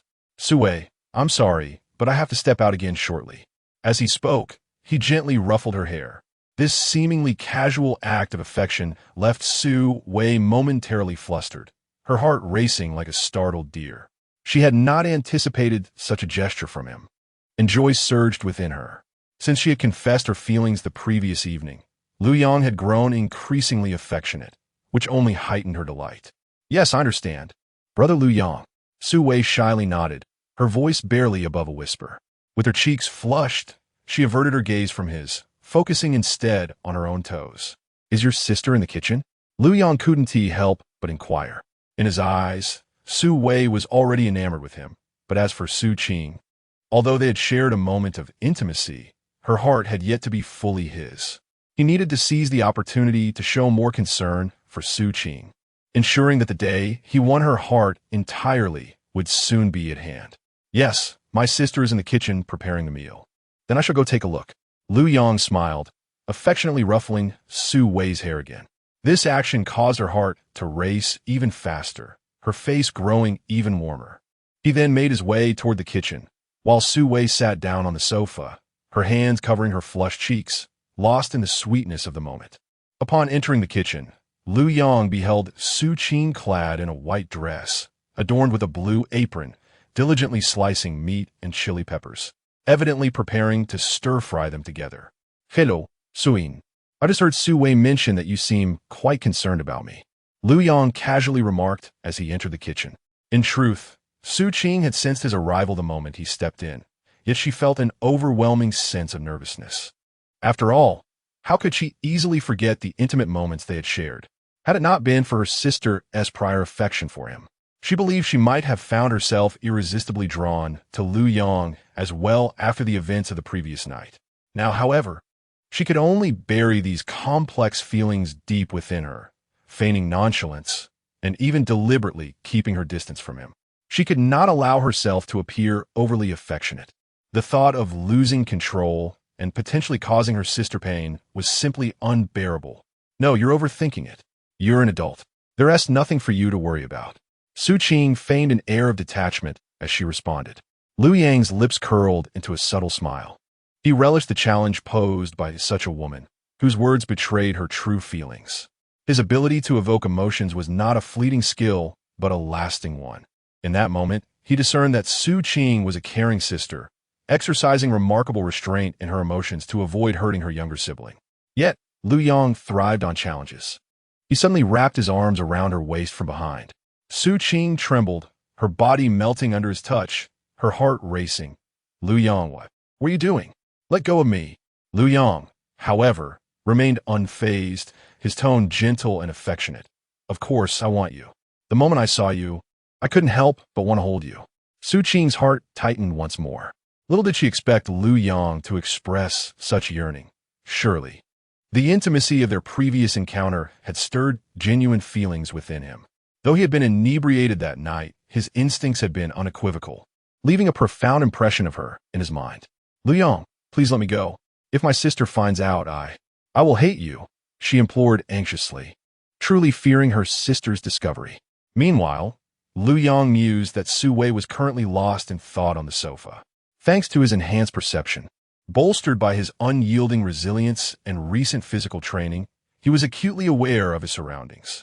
Thus, everything was under his control, and he had no intention of allowing Su Qing's greatest fear to materialize, being caught in an embrace by Su Wei.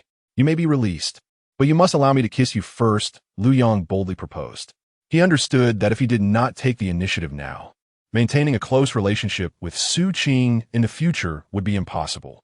He did not wish to become strangers with her. Upon hearing Liu Yang's request, Su Qing's mind went blank, utterly unprepared for such an audacious demand.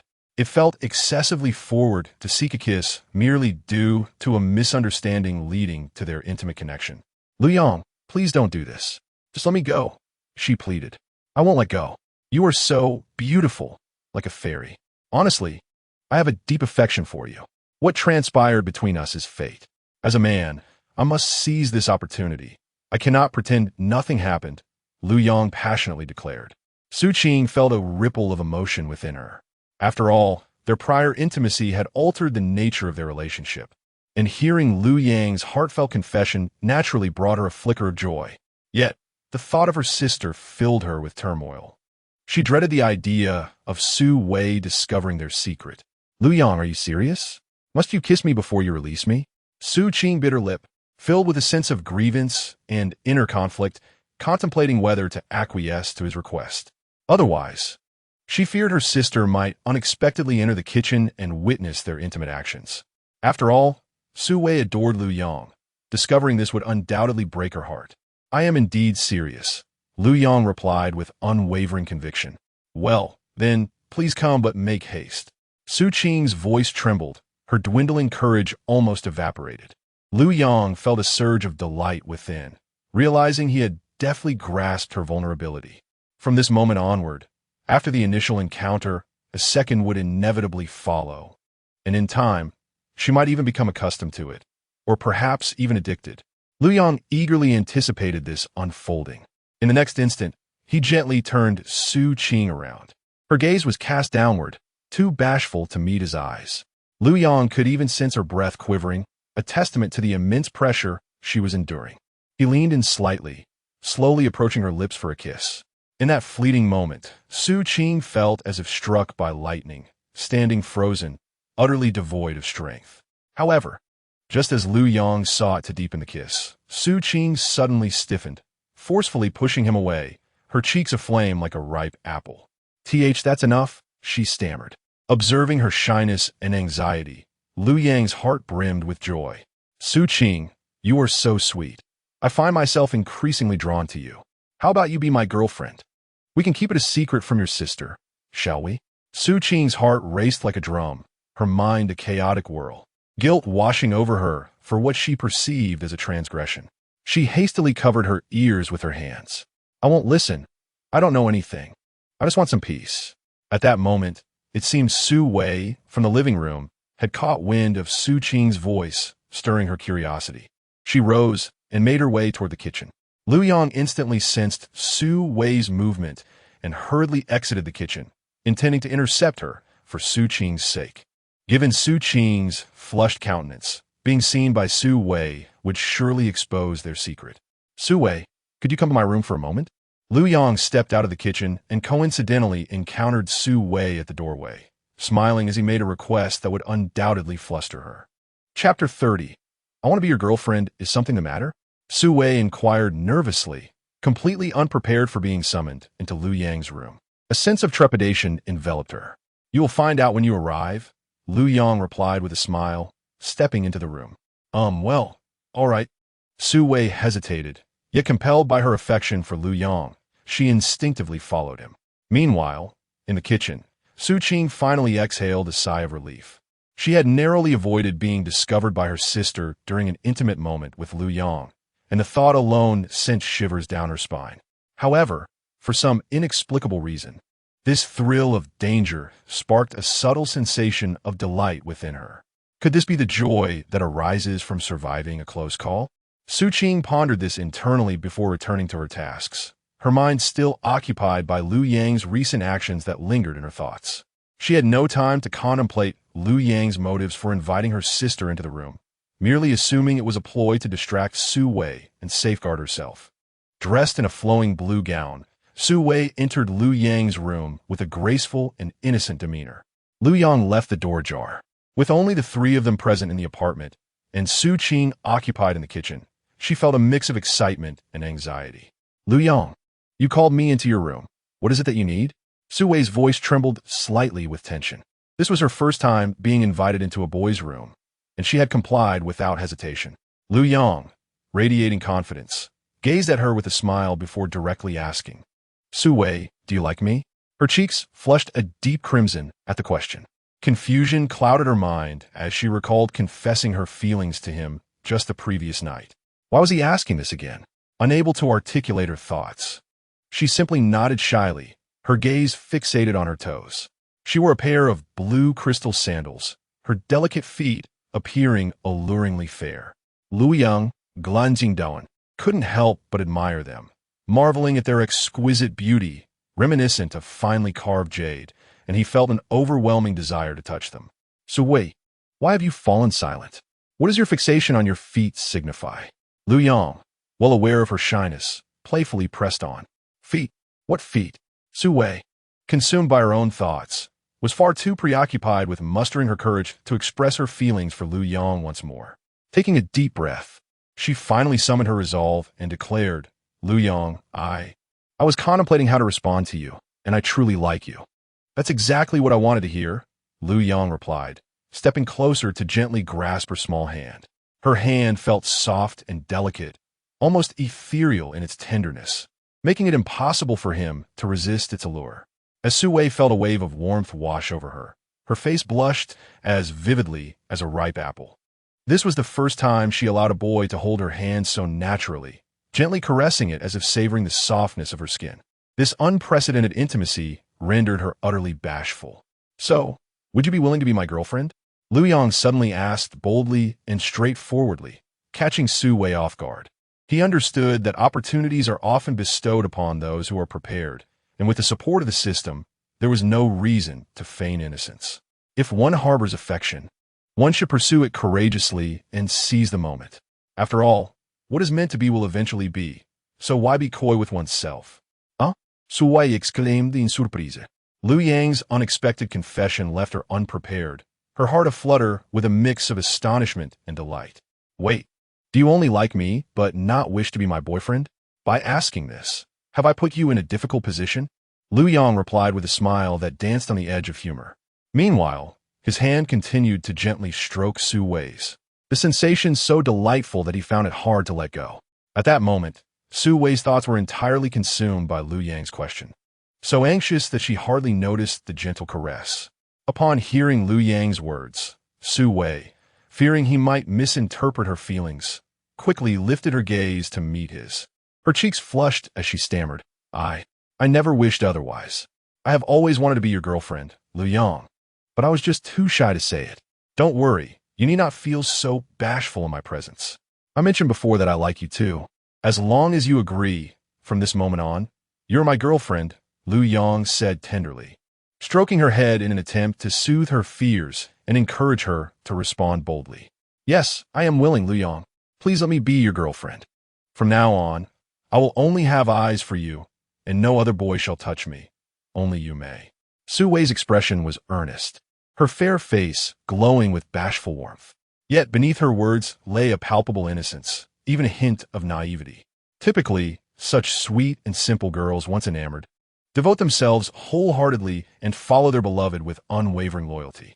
Even after enduring much heartache, a mere word of comfort from the boy they cherish would easily mend their spirits.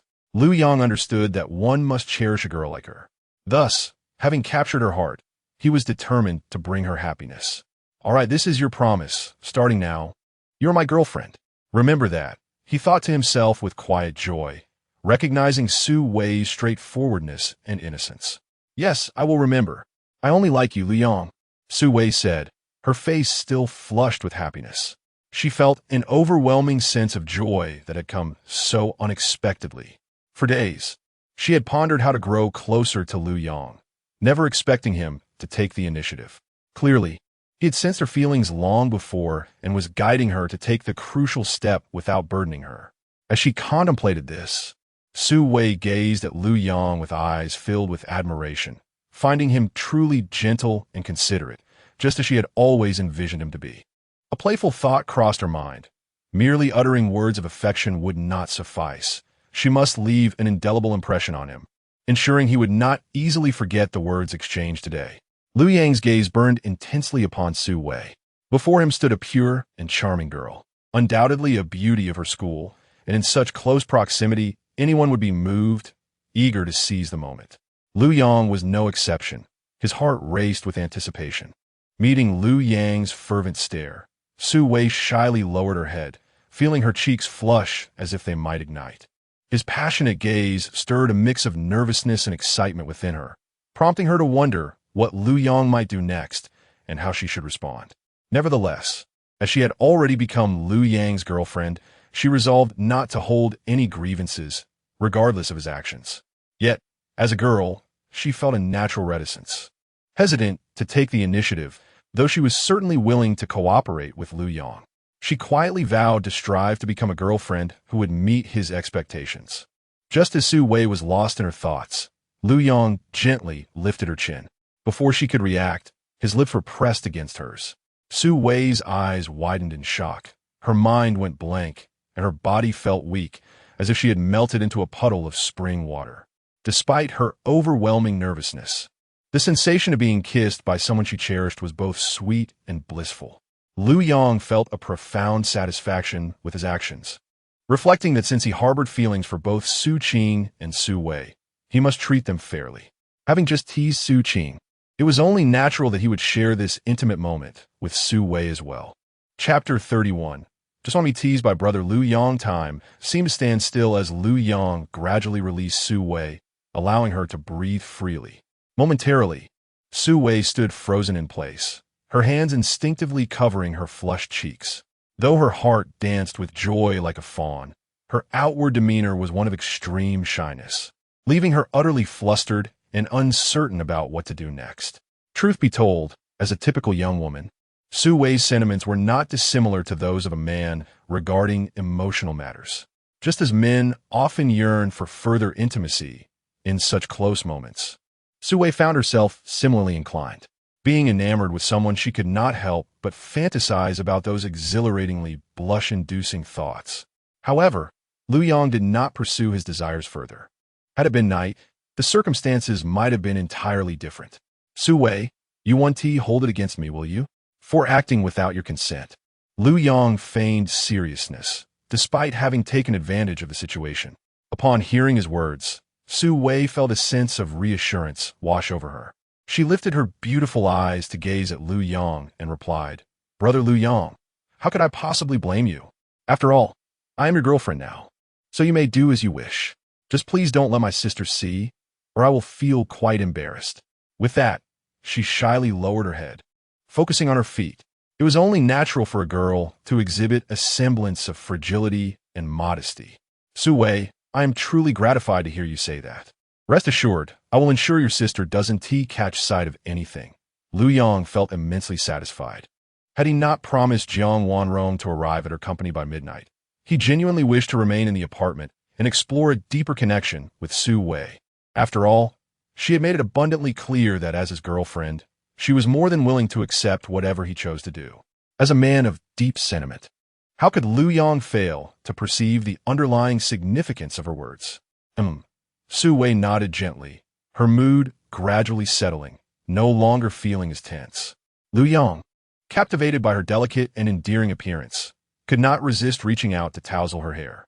Just then, he turned his gaze toward the room, only to discover that the quilt and sheets on his bed were missing. Su Wei, have you taken my sheets to be washed? Lu Yong inquired.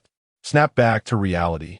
Su Wei felt a wave of relief at the change of subject and quickly became warm and conversational. Yes, yesterday when my sister washed her own duvet cover and sheets, she took yours along as well. Brother Lu Yong, you're not angry with my sister, are you? She asked cautiously. In her view, it seemed somewhat inappropriate for her sister to have entered Lu Yong's room without permission and removed his bedding. Angry? Quite the contrary. I'm grateful to her. Lu Yong understood why Su Qing had washed his sheets as well, given the unique marks that lingered upon them. However, that was the proof of Su Qing's lost innocence.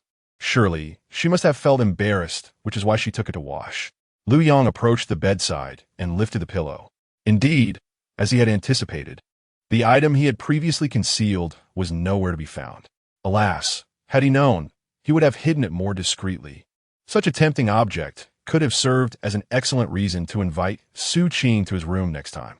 But now that it was gone, such opportunities would be rare. By the way, if it dries, could you please help me tidy up the bed? I will be back to stay tonight. Lu Yong instructed without hesitation. He mused that if he could have Su Wei visit his room a few more times, she would not feel as bashful as she did today when she returned. Once she grew accustomed to it, engaging in more intimate activities within the confines of the room would seem entirely natural, wouldn't it? All right, big brother Lu Yong. I will tidy up the bed for you this afternoon. Su Wei beamed with joy, feeling this was an acknowledgement from Lu Yong, a special reward.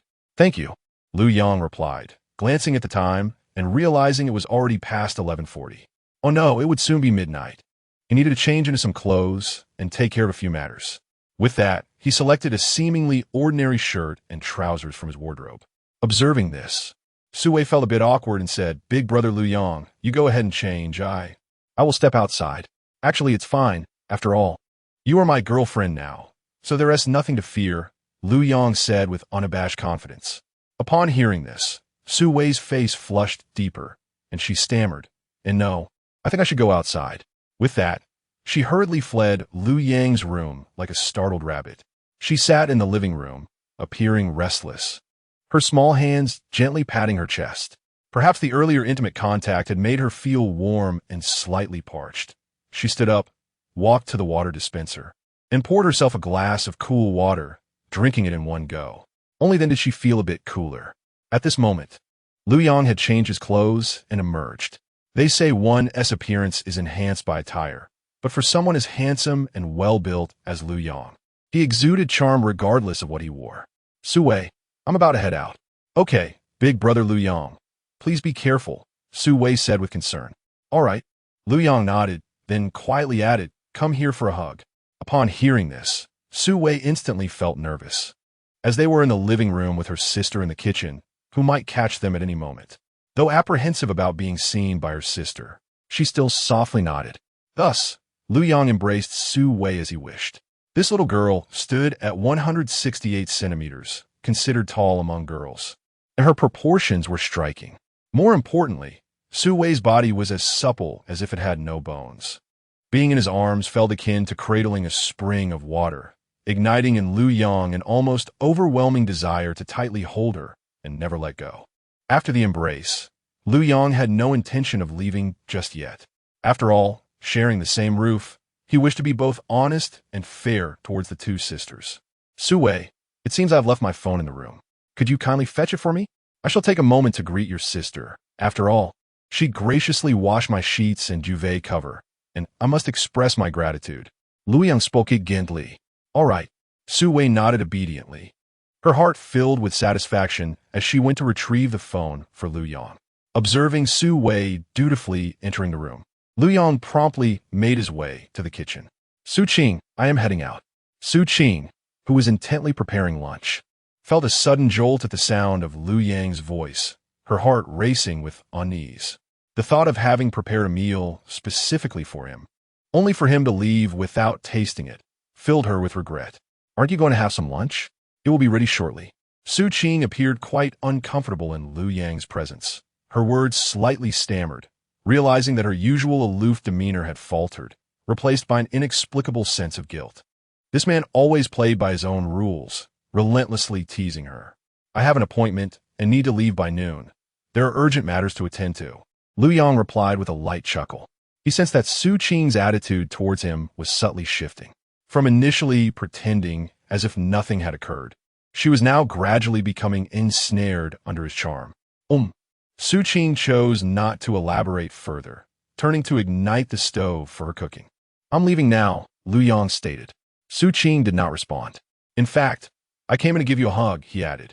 Before she could decline, he swiftly turned her around and enveloped her in a firm embrace. Su Qing attempted to break free, but Lu Yong held her tightly. Just as she was about to voice her exasperation, he suddenly released her and remarked, All right, now I can leave with peace of mind. He had sensed Su Wei's return to the living room. With that, Lu Yong exited the kitchen and encountered Su Wei in the living room. Here is your phone. Big brother. Thank you. I'm off to help your sister with the cooking. I will. Su Wei watched him leave with a cheerful heart before turning back towards the kitchen. At that moment, although Su Qing felt a twinge of dissatisfaction at how Lu Yong consistently took liberties with her, a flicker of joy stirred within her. As Su Wei entered the kitchen, she noticed her sister preparing to cook, but could hardly contain her excitement to share her happiness. Sister, I have a secret to tell you. What secret? I am officially in a relationship with big brother Lu Yong. I am now his girlfriend, Su Wei declared, her cheeks flushed. Upon hearing this, a wave of unexpected disappointment washed over Su Qing, mingled with a sudden irritation towards Lu Yong. This man had just been teasing her in the kitchen, and now he was engaging in a romance with her sister. How infuriatingly swift was his progression. Congratulations, dear sister. She managed to stabilize her emotions and offer her blessings. Thank you, sister. Su Wei laughed joyfully. Su Qing continued, but you're only a freshman now. You must take good care of yourself. Do you understand? You cannot allow that scoundrel, Lu Yong, to bully you at will. Su Qing was taken aback by her own words, questioning whether envy or jealousy had taken root within her. At that moment, Su Wei felt a twinge of guilt, for just moments ago, Lu Yong had indeed taken advantage of her, not only kissing her, but also embracing her. Moreover, when faced with Lu Yong, she found herself reluctant to resist. Thus, if Lu Yong truly wished to bully her, she felt utterly unable to refuse. Nevertheless, she nodded and replied, I understand. I will take care of myself. Yet, her thoughts betrayed her true feelings, as she resolved to protect herself from others solely for the sake of Lu Yong. For it was his attention and playful torment that she craved. Chapter 32. Jiang Wanrong did not wish for pretend to become reality after Lu Yong departed from the apartment. He retrieved his phone and scanned for a shared bicycle, leisurely pedaling towards Jiang Wanrong's company. A short while later, Lu Yong arrived steadily at the base of Jiang Wanrong's building. He took out his phone and dialed, I'm downstairs at your company, waiting by the bakery. At that moment, Jiang Wanrong was about to call Lu Yong, but was pleasantly surprised when his call came through first, relieved that he was not jesting with her or standing her up. Please hold on, I'll be down shortly. Before long, Jiang Wanrong appeared before Lu Yong. Today, she donned a flowing red gown paired with a crisp white top, her delicate feet adorned in striking red high heels, exuding an enchanting allure. However, one could not overlook the fact that her mother, Mu Wanru, was equally striking. The powerful genes had bestowed Jiang Wanrong with remarkable beauty, devoid of any flaw. Lu Yong, I'm here. Let us go. I'll drive you for a meal. Just arrange it as you see fit. I'll consider it a business transaction, Lu Yong replied, deliberately adopting a tone that rendered their camaraderie somewhat distant. Jiang Wanrong, upon hearing this, felt a twinge of embarrassment, reflecting on her past actions that had indeed hurt Lu Yong. Yet, regarding that matter, she believed she had already provided ample explanation and chose not to dwell on it further. Let us indulge in Japanese cuisine. I know a delightful place I visited with friends recently, and the flavors were quite exquisite. Jiang Wanrong wished to avoid heavy foods like hot pot, fearing the lingering scent it would leave on her.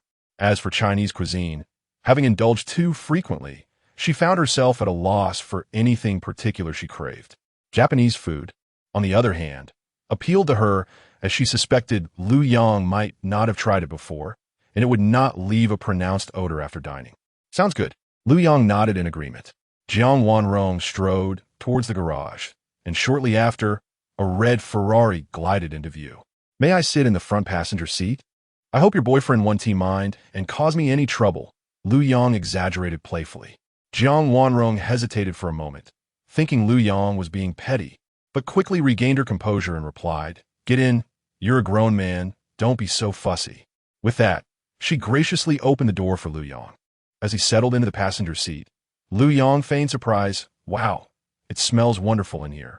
Is it really so fragrant in the front? Not very scientific, is it? Does your boyfriend wear cologne too?" Mention of her boyfriend made Jiang Wanrong feel uneasy. She hurriedly steadied herself and explained, "You're overthinking it. A female friend of mine was in the car yesterday. It must be her fragrance lingering." Then, she took out 5,000 yuan in cash from her bag and handed it to Lu Yang. "Here you go. This is half of your payment. And please, let us refrain from discussing my boyfriend." In her view, Lu Yang's modest financial background meant that money could sway him. As long as he desired the remaining 5,000 yuan, he would surely comply and keep quiet. "Fine, no more mention of it. However, there is no need for you to explain anything to me. I'm not someone of significance in your life, and such explanations are entirely unnecessary." Lu Yang observed Jiang Wanrong with a smile that was more enigmatic than genuine. In her heart, Jiang Wanrong pondered, indeed, why should she feel compelled to explain herself? Alas, it was her own nervousness that nearly betrayed her. She hoped Lu Yang had not noticed anything amiss. She chose not to respond to him and pressed the accelerator.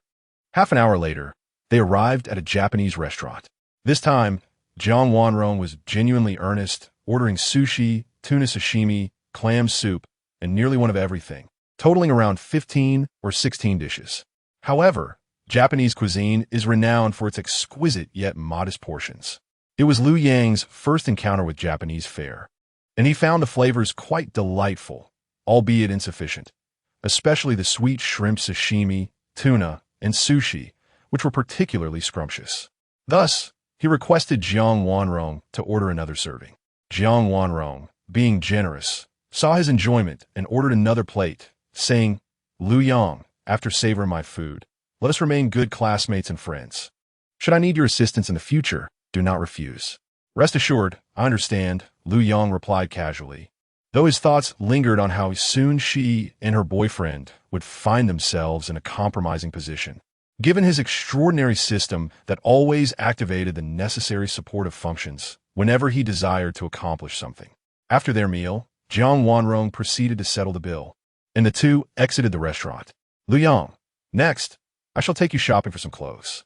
You are to play the role of my boyfriend, and you must dress in a manner that reflects sophistication. I cannot allow my mother to underestimate you." Lu Yang felt a wave of incredulity wash over him. He thought, "Who do you think you're looking down upon? While my attire may be ordinary, my essence is anything but. I am truly one in a million. If only you girls could see it, you would surely be enamored, much like Mu Wanru is with me." Regrettably, Jiang Wanrong remained oblivious to this. However, if the opportunity arose, he would indeed show her, allowing her to delve beyond appearances and appreciate a person's intrinsic allure. "Very well, I seldom indulge myself, so it appears I have struck a fortunate deal today, enjoying both sustenance and attire, perhaps even a bit of amusement with you." Lu Yang inadvertently let slip his thoughts. "What do you mean by amusement?" Jiang Wanrong furrowed her brow, slightly perplexed. "Just a slip of the tongue. Don't take it to heart," Lu Yang calmly clarified. Jiang Wanrong did not press further and led him to a boutique, selecting a suit and a pair of leather shoes for him, totaling over 10,000 yuan. To her, this amount was merely a trifle, as her newly established design company had cost her over 80 million just to purchase a single floor of a building. Once Lu Yang donned the new attire, Jiang Wanrong frowned slightly. Truth be told, she had never paid close attention to him before, but now she was struck by how handsome he truly was. Previously, Lu Yang's ordinary clothing had obscured his charm. Now, clad in this high-end suit, his aura was magnificently accentuated, rivaling the striking beauty of Lin Qi. Madam, your boyfriend possesses an exceptional foundation. Not only is he strikingly handsome, but his physique is also remarkable. Dressed in this suit, he stands as the most dashing gentleman I have ever encountered, eclipsing even those male celebrities who rely on beauty filters online. The service attendant, ever eloquent, understands that this transaction exceeds 10,000 yuan, and flattery is indeed a part of her profession. Ah, I am aware, Jiang Wanrong replied, regaining her composure. Soon after, she and Lu Yang departed the boutique, and, once seated in the car, Lu Yang playfully remarked, I noticed you were staring at me in a daze just now. Surely, you aren't contemplating a change of affections, are you? Please, do not flatter yourself. My boyfriend is quite handsome as well, Jiang Wanrong retorted, albeit with a hint of uncertainty. In truth, her boyfriend did not embody traditional handsomeness. Rather, he possessed an androgynous beauty, sporting a hairstyle typical of young men, resembling a figure who had stepped out from the canvas of a masterpiece. Regardless, I've purchased the clothing for you and have already paid half the fee. When we arrive at my home, refrain from speaking out of turn. You must act according to my cues. Jiang Wanrong shifted the topic, genuinely concerned that Lu Yang might complicate matters.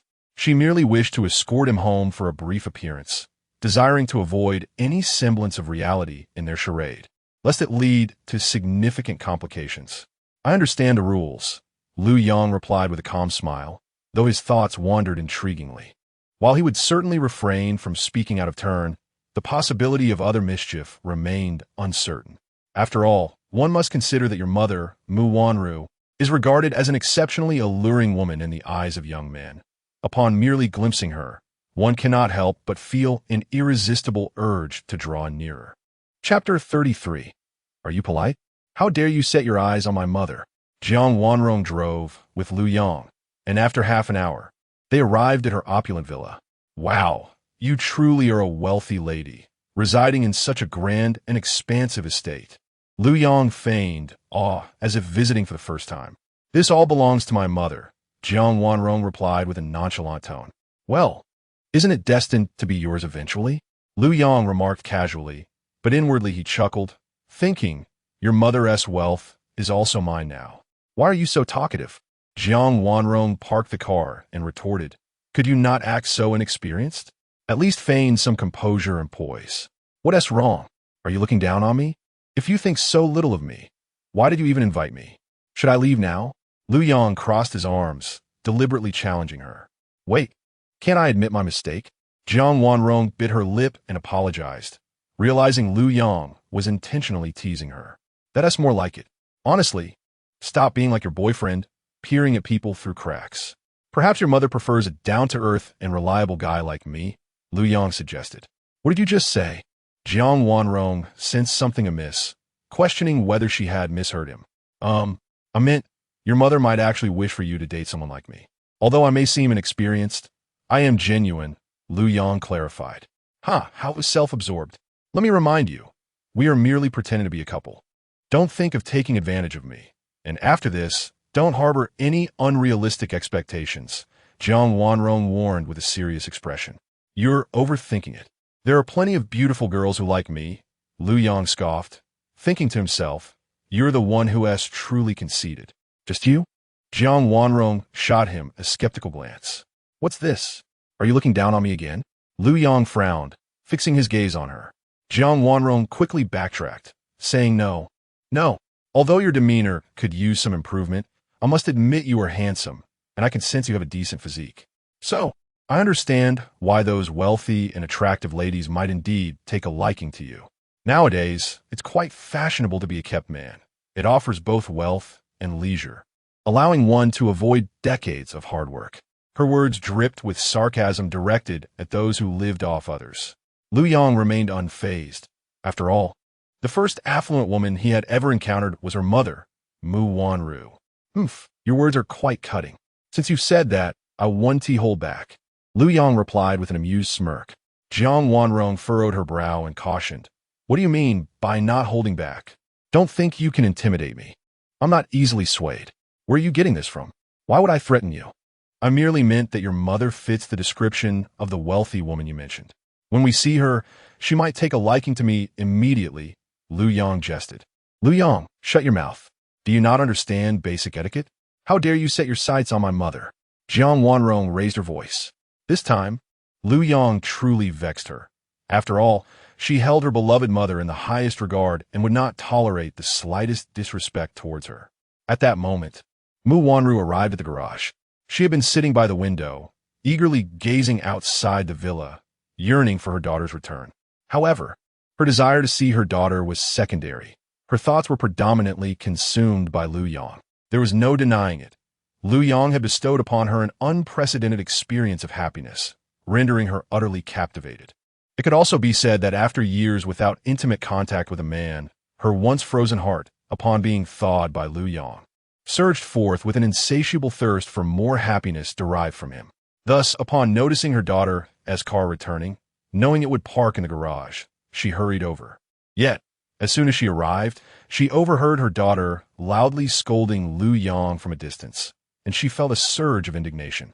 She thought to herself, you may not care for your future father, who is at least an elder figure, but I am deeply concerned. He is the treasure of my heart, the key to my happiness for the latter half of my life. Wanrong, what on earth are you doing? Why are you speaking so loudly? I have told you countless times that a young lady should embody grace and restraint. Mu Wanru swiftly approached, unable to resist defending Lu Yang, and immediately turned to reprimand Jiang Wanrong. Mom, what brings you to the garage? Jiang Wanrong was taken aback, relieved that she had not spoken too much about their pretense as a couple, fearing her mother might detect the inconsistencies. Don't change the subject. Apologize to this handsome gentleman at once. Mu Wanru's expression was serious. Lu Yang looked up and was struck by the sight of Mu Wanru in a purple, high-slit qipao, her hair elegantly styled, exuding a mature allure that made his heart flutter. In comparison, Mu Wanru radiated femininity far more than Jiang Wanrong, who, despite her youth and beauty, lacked a certain grace and was burdened with an aristocratic temperament that made her difficult to please. Seeing Mu Wanru chastise Jiang Wanrong brought Lu Yang close to laughter. He was tempted to ask Jiang Wanrong, are you bewildered?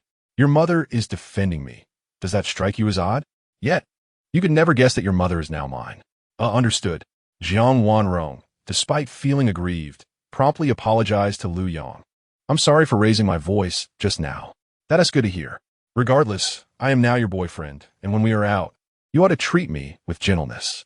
Right, Annie? With that, Lu Yang cast a charming smile towards Mu Wanru. Her cheeks flushed slightly, and ripples of emotion stirred within her heart. She mused, this mischievous fellow is not merely addressing Wanrong, but subtly hinting at me. Indeed, that is correct.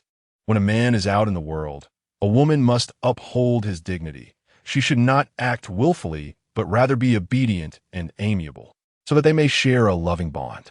Mu Wanru spoke earnestly, her words serving as both guidance for Jiang Wanrong and a promise to Lu Yang.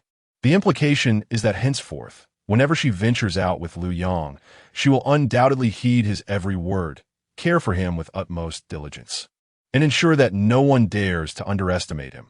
She will spare no effort in safeguarding his dignity. Chapter 34. What do you mean, my boyfriend? He is your man? Mom, if Jiang Wanrong were to realize at this moment that she seemed somewhat superfluous, she might find herself questioning her existence. Yet, she still believed her mother was merely instructing her on how to be a proper woman in the future. Hence, she replied, Mom, that's enough. Please refrain from meddling in my affairs with my boyfriend. Jiang Wanrong was reluctant to linger on this topic, for only she knew that Lu Yang was not truly her boyfriend, but merely an actor she had recruited to placate her mother. Enough with the nonsense. Hurry up and introduce him. Mu Wanru huffed, resolute in her stance. Today, she was not swayed by her daughter's playful demeanor. In her heart, Lu Yang was her cherished treasure, and she could not allow her daughter to scold him so brazenly. She felt a pang of sympathy for him. But this sentiment must remain concealed from Jiang Wanrong. She could only afford to be stern with her daughter. Understood, Jiang Wanrong replied, feeling aggrieved. Although she sensed something was amiss with her mother today, she dismissed it, as Lu Yang was not her genuine boyfriend and thus did not warrant much concern. Mom, you have always insisted that I bring my boyfriend home for you to meet. Well, here he is. This is my boyfriend, Lu Yang. Lu Yang, this is my mother. Following this introduction, both Lu Yang and Mu Wanru instinctively began to play their roles, exchanging glances that conveyed mutual satisfaction. Hello, Auntie. It is a pleasure to meet you, Lu Yang said with a smile, extending his hand politely to shake Mu Wanru's. Standing by, Jiang Wanrong felt a twinge of annoyance, silently grumbling. Why are you being so overly enthusiastic? Why reach out to shake my mother's hand? Dude, you're just a temporary actor I hired. No need to put on such a performance. It makes me uneasy, fearing you might get too into character. With these thoughts swirling in her mind, Jiang Wanrong found herself increasingly worried. I feel the same. It is a pleasure to meet you, Mu Wanru replied softly, gently taking Lu Yang's hand. In that instant, it felt as if an electric current surged through her.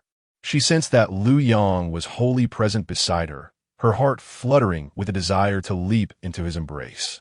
Moreover, you are truly handsome and have an impressive physique. My daughter is indeed fortunate yet unaware of her blessings, Mu Wanru continued with a beaming smile.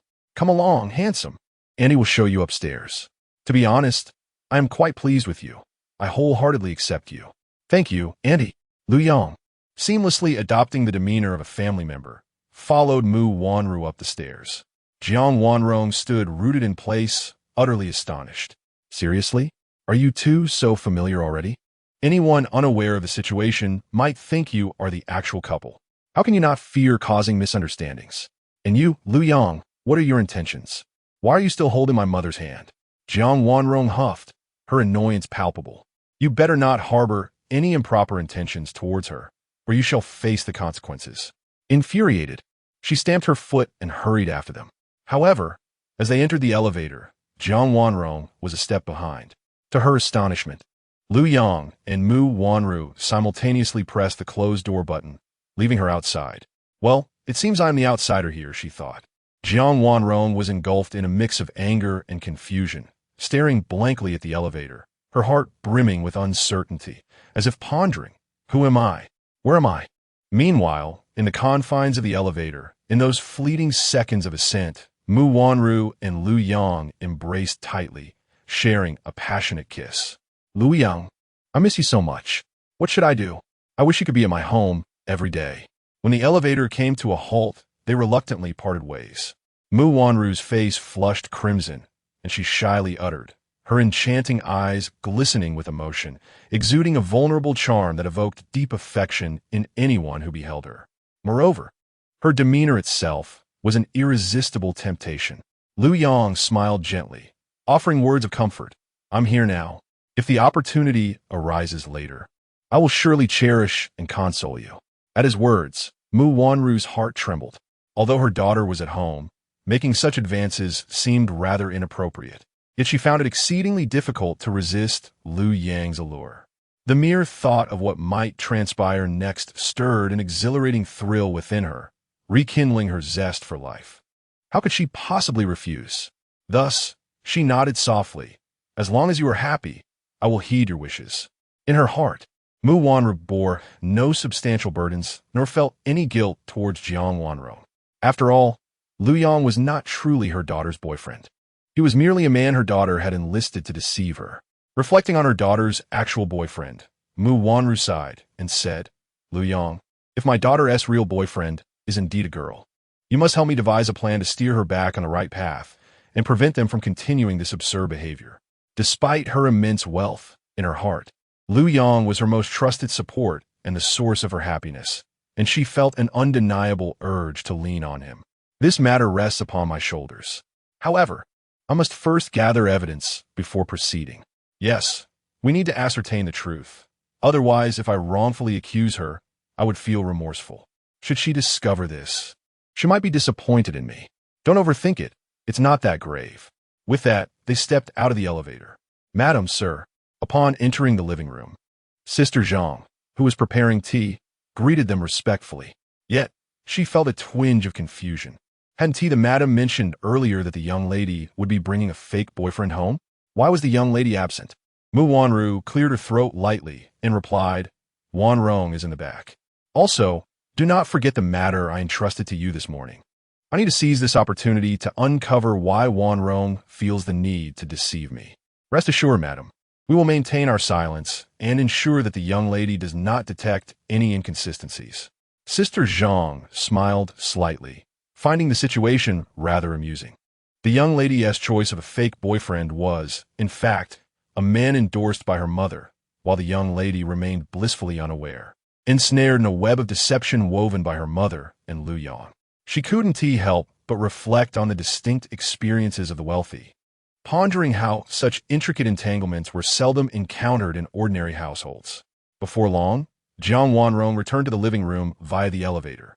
Upon observing Lu Yang and her mother engaged in a lively conversation on the sofa, she felt a surge of dissatisfaction and, in a fit of indignation, strode over and seized Lu Yang's hand, pulling him toward her room upstairs. Mom, please don't follow us. My boyfriend and I have some private matters to discuss. You mustn't act recklessly. Mu Wanru expressed her concern, fearing that her daughter might be crossing boundaries and attempting to claim her man. Internally, she couldn't help but scoff, silently asserting, What boyfriend? He is my man. Were it not for the fact that you are my daughter, I would never have consented to him pretending to be your boyfriend, merely to deceive me. Chapter 35. Each time, they caused quite a stir upon entering Jiang Wanrong's chamber. One cannot help but notice the unique fragrance that permeates the space. This scent delicately infiltrates the nostrils, seemingly infused with a certain enchantment, capable of subtly stirring peculiar sentiments deep within one's heart. Even if there were no initial inclinations towards Jiang Wanrong, the ambience of this fragrance inevitably evokes a sense of curiosity and fantasy, as if one is irresistibly drawn to explore every aspect of her being. However, such feelings remain at a subconscious level, and with his formidable self-control, Lu Yang can easily navigate and manage them. Jiang Wanrong, I must say, your behavior today is rather peculiar. I merely had a brief chat with your mother, and you react so furiously? Is normal communication between individuals no longer permissible? Lu Yang, seizing the initiative, positions himself atop the moral high ground, crafting himself into the innocent victim. Is that what you call normal communication? Jiang Wanrong scoffed. She could not help but feel that her mother, with her striking beauty, would inevitably captivate any man's attention, especially a man like Lu Yang. One could hardly guarantee he would harbor ulterior motives towards her mother. Moreover, given her mother's considerable wealth, she represented an irresistible temptation for those seeking shortcuts in life. Who wouldn't wish to circumvent decades of hard work? Thus, she felt compelled to remain vigilant. Lu Yang could only be considered a classmate, never a father or an uncle figure. This was a notion she could not accept. Isn't this still considered normal communication? Lu Yang feigned surprise.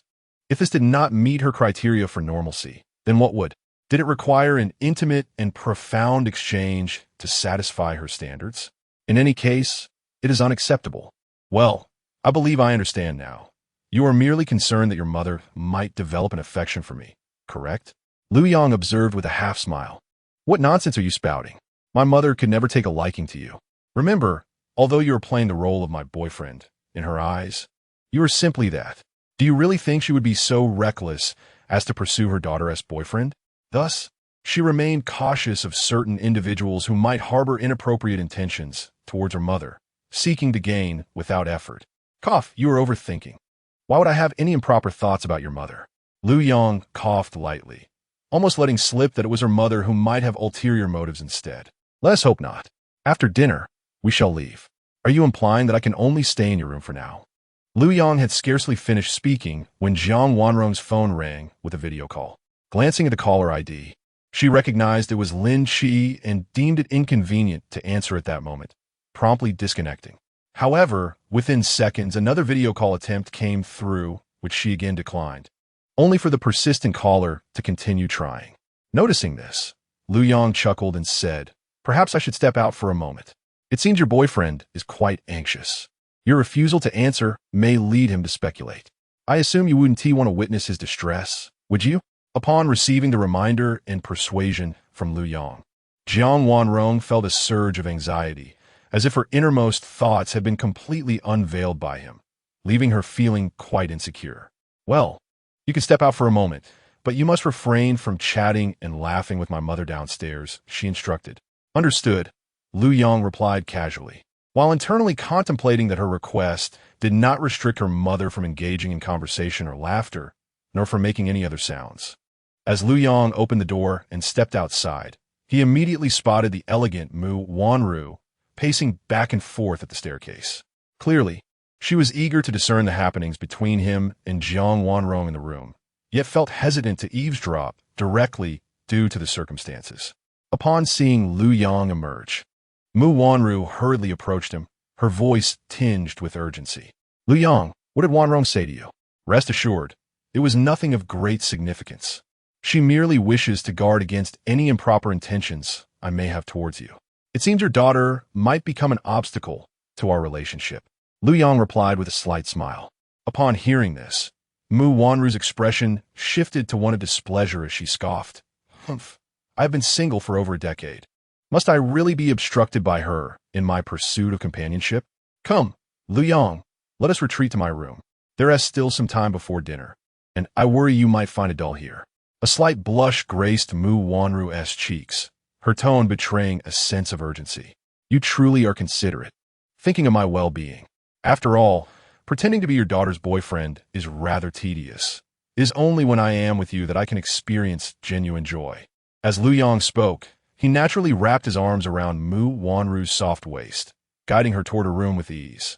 Once the door closed behind them, Mu Wanru shed all pretense, entwining her arms around Lu Yong's neck, rising on her toes to offer a tender kiss, her gaze filled with affection. "Lu Yong, I miss you so much." The intensity in her eyes matched his own, perhaps even more fervent. "I miss you too," Lu Yong replied, drawing her close and kissing her deeply. Just moments ago, Jiang Wanrong had wished to prevent any interaction between him and Mu Wanru. Yet Lu Yong was now determined to pursue a lengthy and profound exchange with her. Meanwhile, Jiang Wanrong connected with Lin Qi via video chat.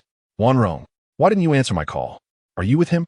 Lin Qi was aware of Jiang Wanrong's request for Lu Yong to pose as her boyfriend, especially after the relentless pressure from Mu Wanru had left them feeling overwhelmed.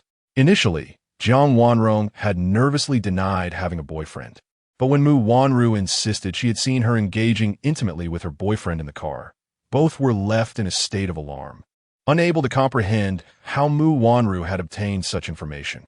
In their desperation, they resolved to find a fake boyfriend to appease Mu Wanru. There was no way they could bring Lin Qi back and introduce her as anything other than a friend, let alone as a boyfriend. Even if Jiang Wanrong possessed 100-fold courage, she would never dare to reveal the true nature of her relationship with Lin Qi to her mother. "No, my mother was nearby just now, so I couldn't answer. I quickly returned to my room to take the call," she explained. "Is that true?" "Indeed." "All right, I trust you." Subsequently, the two engage in a tender exchange of sweet nothings. Jiang Wanrong seemed to revel in this sensation, reclining comfortably on the bed, her legs gently swaying in the air as she chatted merrily with Lin Qi. Over an hour passed, and, as the clock struck 5:30 in the evening, it was time for dinner. Sister Lu, the cook, came to report, only to find the hall devoid of the young lady and her mother. She felt somewhat troubled, hesitant to intrude upon their private moments by searching the bedrooms. It would be exceedingly awkward if she were to knock on the wrong door. Thus, she decided to wait, reasoning that it would not be too late to commence dinner once someone emerged. It was not until after 6 that Jiang Wanrong finally stepped out of her room. She had not realized that her conversation with Lin Qi had extended so long. Descending to the hall, she found no sign of Lu Yong or her mother and proceeded to search several other sitting rooms, yet their absence persisted. Just then, she encountered Aunt Zhang, who was tidying up. Jiang Wanrong inquired, "Aunt Zhang, where is my mother? And my boyfriend I brought back, why are they nowhere to be found? Have they gone out?" Aunt Zhang, prepared for such a question, replied with composure, "Miss, Just a moment ago, both the lady and your boyfriend were in the living room. As for their current whereabouts, I am not entirely sure. Very well. I shall look for them in the garden, Jiang Wanrong said, not considering checking her mother's room. Aunt Zhang watched Jiang Wanrong's retreating figure, pondering that it was unlikely for the lady and Mr. Liu to be outside, as she had just returned from there. Since they were not in the living room, they must be in some room. A few days prior, when Mr. Liu had visited, he and the lady had entered a room together and emerged only after a considerable time. What transpired, and there was clear to everyone's mind, though such matters were within the realm of understanding. Mr. Liu had saved the lady's life, and it was only natural for her to harbor feelings of affection toward him, expressing her gratitude in kind. Moreover, it was evident that Mr. Liu was equally captivated by the lady's charm. As the lady's trusted confidant, Aunt Zhang felt it was time to intrude upon the intimate world of the lady and Mr. Liu, especially since the young miss was searching for them. Meanwhile, in Mu Wanru's room, she lay contentedly nestled in Lu Yang's embrace, playfully chiding, "Humph, you naughty boy, what on earth do you eat? You always leave me utterly exhausted." Chapter 36. Why do you smell like my mother? Lu Yang, with a proud expression, chuckled, "What do you think I grew up eating? I was raised in the countryside, subsisting mainly on grains and legumes, all of which were surely organic and free from pollution." "Oh, I see. It must be because you didn't consume all those random additives, which is why your physique is healthier and more robust than that of city dwellers." "Haha, your understanding is not entirely incorrect." Lu Yang laughed heartily, secretly thinking that he couldn't possibly reveal the truth about his extraordinary constitution. "But you wouldn't mind, would you? After all, you seem a bit apprehensive this time." "And no, not at all. I quite enjoy it. Besides, at my age, I certainly understand the principle of enduring hardship before savoring sweetness." Upon hearing this, Lu Yang couldn't help but smile, finding Mu Wanru to be both naive and playful in his presence. Just then, Mu Wanru's phone rang. She glanced at the caller ID and saw it was Sister Zhang. So she promptly ended the call, saying, "Lu Yang, dinner must be ready. Let us prepare to go eat. Let us go. If Jiang Wanrong can't find us, she might actually come knocking on your bedroom door." Mu Wanru chuckled softly at this, responding, "Let her knock. I'm not afraid. Love is free, after all, and I truly love you. Indeed, our affection is genuine," Lu Yang said as he stood up to get dressed. After a moment, he suddenly inquired, "By the way, how did your recent health check at the hospital turn out?" Upon mentioning this, Mu Wanru seemed to recall something, stating, "It's rather strange. I used to go for checkups every month, and it was always the same issue, anemia. But this time, the doctor said I showed no signs of it. They even conducted another test that confirmed the same result. The doctor thought it was nothing short of a miracle, yet they weren't certain it was a permanent resolution. So they advised me to return for a follow-up in 10 to 15 days. Lu Yang felt a flicker of doubt arise within him. How could it have suddenly healed? After all, Mu Wanru had previously mentioned that her anemia was a lingering consequence of a difficult childbirth with Jiang Wanrong, often leaving her feeling weak and occasionally dizzy. "Lu Yang, I believe it might be your good fortune that brought me this change. We are indeed destined to be together. It's just a pity that I was born too early. Had I waited a decade or more, perhaps I would have been the one by your side from the very beginning." "Haha, you always know how to make me smile. But please, don't think that way. I've told you before, I adore who you are now, mature, charming, and full of allure," Lu Yang said earnestly. As the saying goes, to question Chow Chow, to understand Chow Chow, is to become Chow Chow. Regarding Mu Wanru's sudden recovery from anemia, Lu Yang considered the possibility that it might indeed be connected to him. After all, if his own body had undergone a miraculous transformation, it was not beyond reason that everything associated with him could also be extraordinary. But that matter could wait. They would see how her follow-up appointment turned out. "Indeed, I comprehend, and I appreciate your graciousness." Mu Wanru gently embraced Lu Yang from behind, overwhelmed with emotion. She increasingly perceived Lu Yang as impeccable, and although she possessed wealth, she often felt unworthy of him due to her age and innocence.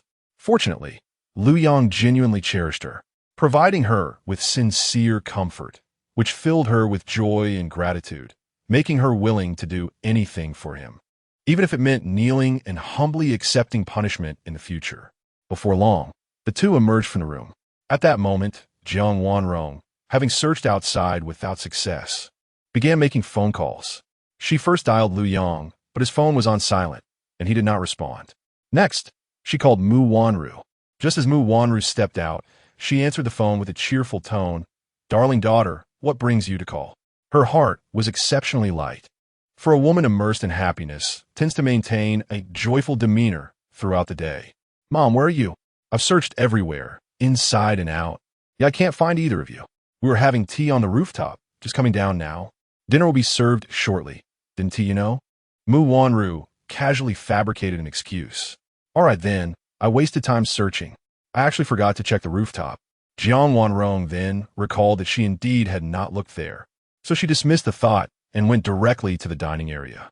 At this moment, Sister Lu in the kitchen had already set a lavish spread on the table. When Jiang Wanrong arrived, Mu Wanru and Lu Yang were already seated, awaiting her. "Mom, what were you both doing on the rooftop? It's so hot." Jiang Wanrong couldn't help but complain, primarily curious about what her mother and Lu Yang had discussed together. "Enjoying the view, of course. Your mother doesn't get the chance to stand high and gaze far every day, and besides, Lu Yang kept me company for a delightful chat. Unlike you, who retreats to your room the moment you return home, ignoring both me and Lu Yang. Tell me, doesn't that seem unreasonable?" Mu Wanru cleverly thwarted Jiang Wanrong's probing inquiries. I suddenly felt a bit tired, so I took a short rest." Jiang Wanrong, aware of her own shortcomings, fabricated a flimsy excuse. She certainly couldn't admit to being engrossed in a video chat with her genuine boyfriend, Lin Chi. "All right, let us eat. I understand how hard you work. Your mother means no blame." Mu Wanru, in a good mood, gently reassured her. Yes, Mom, you should eat some vegetables."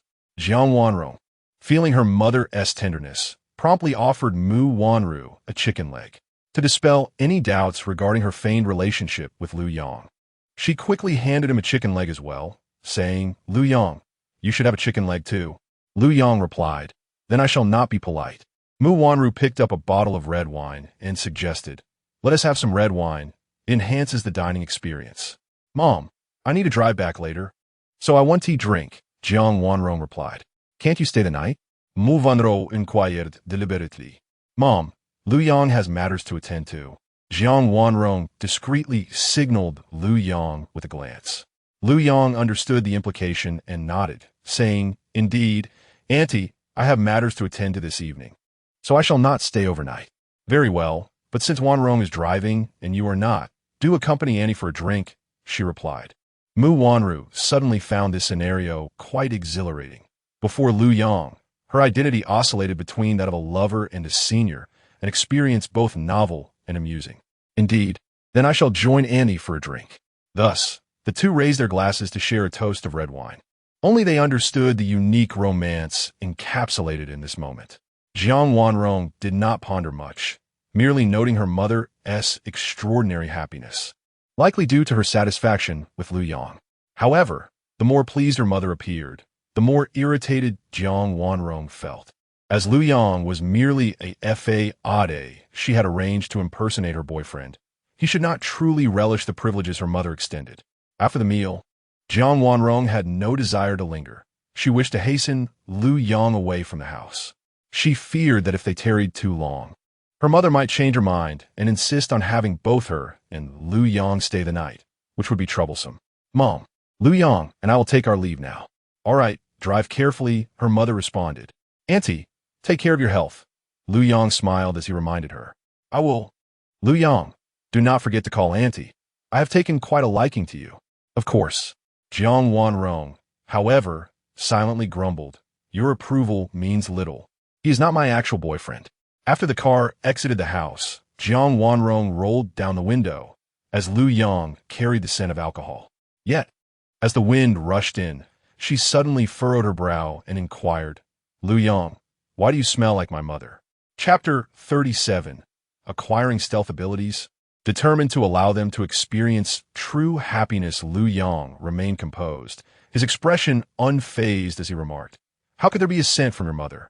It is merely that the fragrance of her perfume is rather overwhelming." Jiang Wanrong furrowed her brows. intently scrutinizing Lu Yang in search of any hint of guilt upon his countenance. Yet he exhibited no signs of discomposure in this regard. What kind of talk is that? Can you provide me with a reasonable explanation? Jiang Wanrong pondered, having hired him to impersonate her boyfriend, now finding herself suspicious of his intentions towards her mother. Surely he owed her a reassuring response. I truly cannot comprehend what you are worried about. Lu Yang feigned exasperation, continuing his explanation. I was conversing with your mother for quite a while upstairs, and given the potency of her perfume, sitting beside her naturally resulted in the scent transferring to me. That seems rather exaggerated, Jiang Wanrong replied skeptically, considering that they had merely shared a conversation over a meal. How could the fragrance still linger? Did you not study elementary physics? With the heat of the day, molecular movement accelerates. Are you questioning the diffusion rate of your mother's perfume? Lu Yang cast a bewildered glance at Jiang Wanrong. Let us not dwell on this any longer, she conceded, finding some merit in Lu Yang's explanation, deciding not to linger on this vexing matter, trusting that he would refrain from any impropriety towards her mother. Here's the 5,000 yuan we agreed upon. I'll provide another 5,000 upon successful completion of the task. Jiang Wanrong was forthright, handing him the pre-prepared sum. Though Lu Yang had initially treated the money with indifference, he accepted it without hesitation, despite his current wealth amounting to several billion. He relished the opportunity to benefit from Jiang Wanrong's generosity. After all, one should not refuse money offered freely. Now we are square. I believe I have compensated you fairly, treating you to fine dining and drink. Along with this generous remuneration, Jiang Wanrong's words appear to serve as self-reassurance, suggesting that even after dismissing Lu Yang days prior, she could feel justified in her actions. I understand. Rest assured, I am no longer upset with you. We remain good classmates. Lu Yang accepted the money, a smile gracing his face. In truth, he held no resentment towards Jiang Wanrong, but rather felt a tinge of annoyance towards her female friend, contemplating the opportunity to meet her and discern her true nature. Jiang Wanrong's spirits lifted, though a hint of disdain lingered within her. It seemed, indeed, that there was no issue money could not resolve. With Lu Yang now in possession of such a considerable sum, he was undoubtedly elated. Where do you reside? Allow me to escort you home. Jiang Wanrong, considering the possibility of needing Lu Yang's assistance in the future, opted not to have him exit the vehicle to take a taxi, lest it appear as though she were burning bridges. Warm encounter apartment, Lu Yang replied. Upon hearing the address, Jiang Wanrong set the navigation and, with a touch of surprise, exclaimed, "That's south quite close. We should arrive in about 10 minutes. Why would it be otherwise? I specifically sought accommodation in this vicinity to work at your company," Lu Yang stated in a neutral tone. Jiang Wanrong merely acknowledged with a sound, refraining from further elaboration. Whenever this matter arose, she felt an inkling of guilt, for she bore no animosity towards Lu Yang. During their university days, she often sought his assistance, such as asking him to sign in for her when she arrived late to class. After a brief interlude of about 10 minutes, Jiang Wanrong slowly spoke. "I've arrived at Wanyu apartment, so I won't enter the community." "Thank you." Lu Yang smiled slightly, alighting from the vehicle and kindly advising, "Drive safely on your way back." Jiang Wanrong was taken aback by Lu Yang's concern for her. For a moment, an inexplicable warmth surged within her heart. As the car rolled away, she caught a glimpse of Lu Yang standing still, watching her depart through the rearview mirror, lingering for quite some time before he finally entered the community. A twinge of confusion washed over Jiang Wanrong. What did this fellow mean? Could it be that he was merely playing the role of my faux boyfriend and had genuinely developed feelings for me? Young girls, after all, are prone to flights of fancy. The age-old adage likening a woman's heart to a needle at the bottom of the sea rings true, as it speaks to the complexity of a woman's thoughts. Contemplating these notions left Jiang Wanrong somewhat flustered and even a tad irked. She mused that Lin Shi's concerns were not unfounded. Being beautiful and possessing an enviable figure, it seemed plausible that Lu Yang could not help but harbor affections for her. Yet, her heart lay resolutely with Lin Shi, irrespective of Lin Shi's gender. Her feelings were steadfast and unwavering. Had Lu Yang been privy to Jiang Wanrong's musings, he would undoubtedly have been in awe of her vivid imagination. For, in truth, he was not at all as she had envisioned him. While he did acknowledge Jiang Wanrong's beauty and figure during their time at school, he was self-aware enough to recognize that such a woman was beyond his reach, and thus he never entertained inappropriate thoughts about her. Now, although he had experienced a reversal of fortune and theoretically could develop an interest in Jiang Wanrong, the shadows of his past dismissal and his relationship with Mu Wanru kept him from harboring any such intentions toward her. Moreover, given Liu Yang's current capabilities, what kind of woman could he not attract? He lacked for nothing in the realm of romantic pursuits, and therefore saw no necessity to invest his emotions in Jiang Wanrong. Even if he were to have thoughts in that direction, it would be contingent upon the right circumstances. Otherwise, he would not act lightly. At this moment, as Liu Yang observed Jiang Wanrong's car receding into the distance, his thoughts were consumed with how to obtain evidence of her inappropriate relationship with Lin Qi, which he could then use to solidify his case against Mu Wanru. As his first love, Mu Wanru held an irreplaceable position in his heart. Previously, when Mu Wanru had requested his assistance in redirecting Jiang Wanrong's sexual orientation, he had readily acquiesced. For Liu Yang, once he committed to a promise, he would see it through. This was a principle he had cultivated since childhood. Ding! Congratulations, Master! You have activated the luck system and acquired the ability of invisibility, a power without any restrictions for you. You may remain invisible for as long as you wish. Just as Liu Yang pondered how best to gather evidence regarding Jiang Wanrong and Lin Qi's relationship, he anticipated that he might trigger the capabilities of the luck system. Yet he never imagined he would receive such a formidable power of invisibility. Ah, Jiang Wanrong, you truly are my fortunate star. Liu Yang could not help but exclaim. Not only had I awakened the system, but now, thanks to you all, I have also acquired this remarkable ability of invisibility. I have resolved that I cannot allow you to continue down this path of degradation. I must rescue you and instill in you the proper values. Even if it requires direct intervention, I shall ensure that you experience the true happiness of being a woman, and I am determined to help you return to the right path. At this moment, Liu Yang genuinely felt a pang of compassion. After all, Jiang Wanrong and her female partner had indirectly facilitated the enhancement of his abilities, leading him to develop a fondness for them. The summer in Jiangsheng was particularly prolonged. It was only around 8 o'clock that night would fully descend, and at this hour, the sky still displayed a splendid dusk. It was not yet too late to return to the apartment. Liu Yang even strolled towards the nearby Mishuai city, ordering 2 servings of strawberry milkshakes, each costing merely 6 yuan. One must admit, the value for money at Mishuai city is exceptionally high, prompting many who are reluctant to purchase milk tea to find it worthwhile compared to other tea shops, thus making them willing to spend. Liu Yang intended to bring these 2 strawberry milkshakes back as a gift for the sisters Su Qing and Su Wei. Life, after all, is about creating little surprises and unexpected joys. Over time, they would find themselves eagerly anticipating the delightful surprises he would bring, their thoughts of him growing more frequent each day. Consequently, it would become increasingly difficult for them to not like him or miss him. Chapter 38. Indeed, the quilt prepared by my sisters is more fragrant. Upon returning home, Liu Yang was greeted by the warm glow of the living room lights, as well as those of his bedroom. He quietly approached and was met with the sight of Su Qing and Su Wei, diligently arranging his room. Su Qing was meticulously stuffing clean cotton into the quilt cover, while Su Wei focused intently on smoothing out the fresh bed sheets. Nearby, a pillow donned a pristine pillowcase, already in place. Seeing these 2 industrious and enchanting women in his home, Liu Yang felt a wave of gratitude swell within him, leading him to indulge in a delightful daydream. If only they could remain by his side, sharing the minutiae of life together. His days in this apartment would surely be enviable, akin to a celestial existence. Su Qing, Su Wei, Yim Hong. Thank you for tidying up my bed, Liu Yang announced with a smile as he stood at the doorway. Startled, Su Qing and Su Wei realized he had been standing there, a testament to their engrossed concentration. Wow, brother Liu Yang, you're finally back.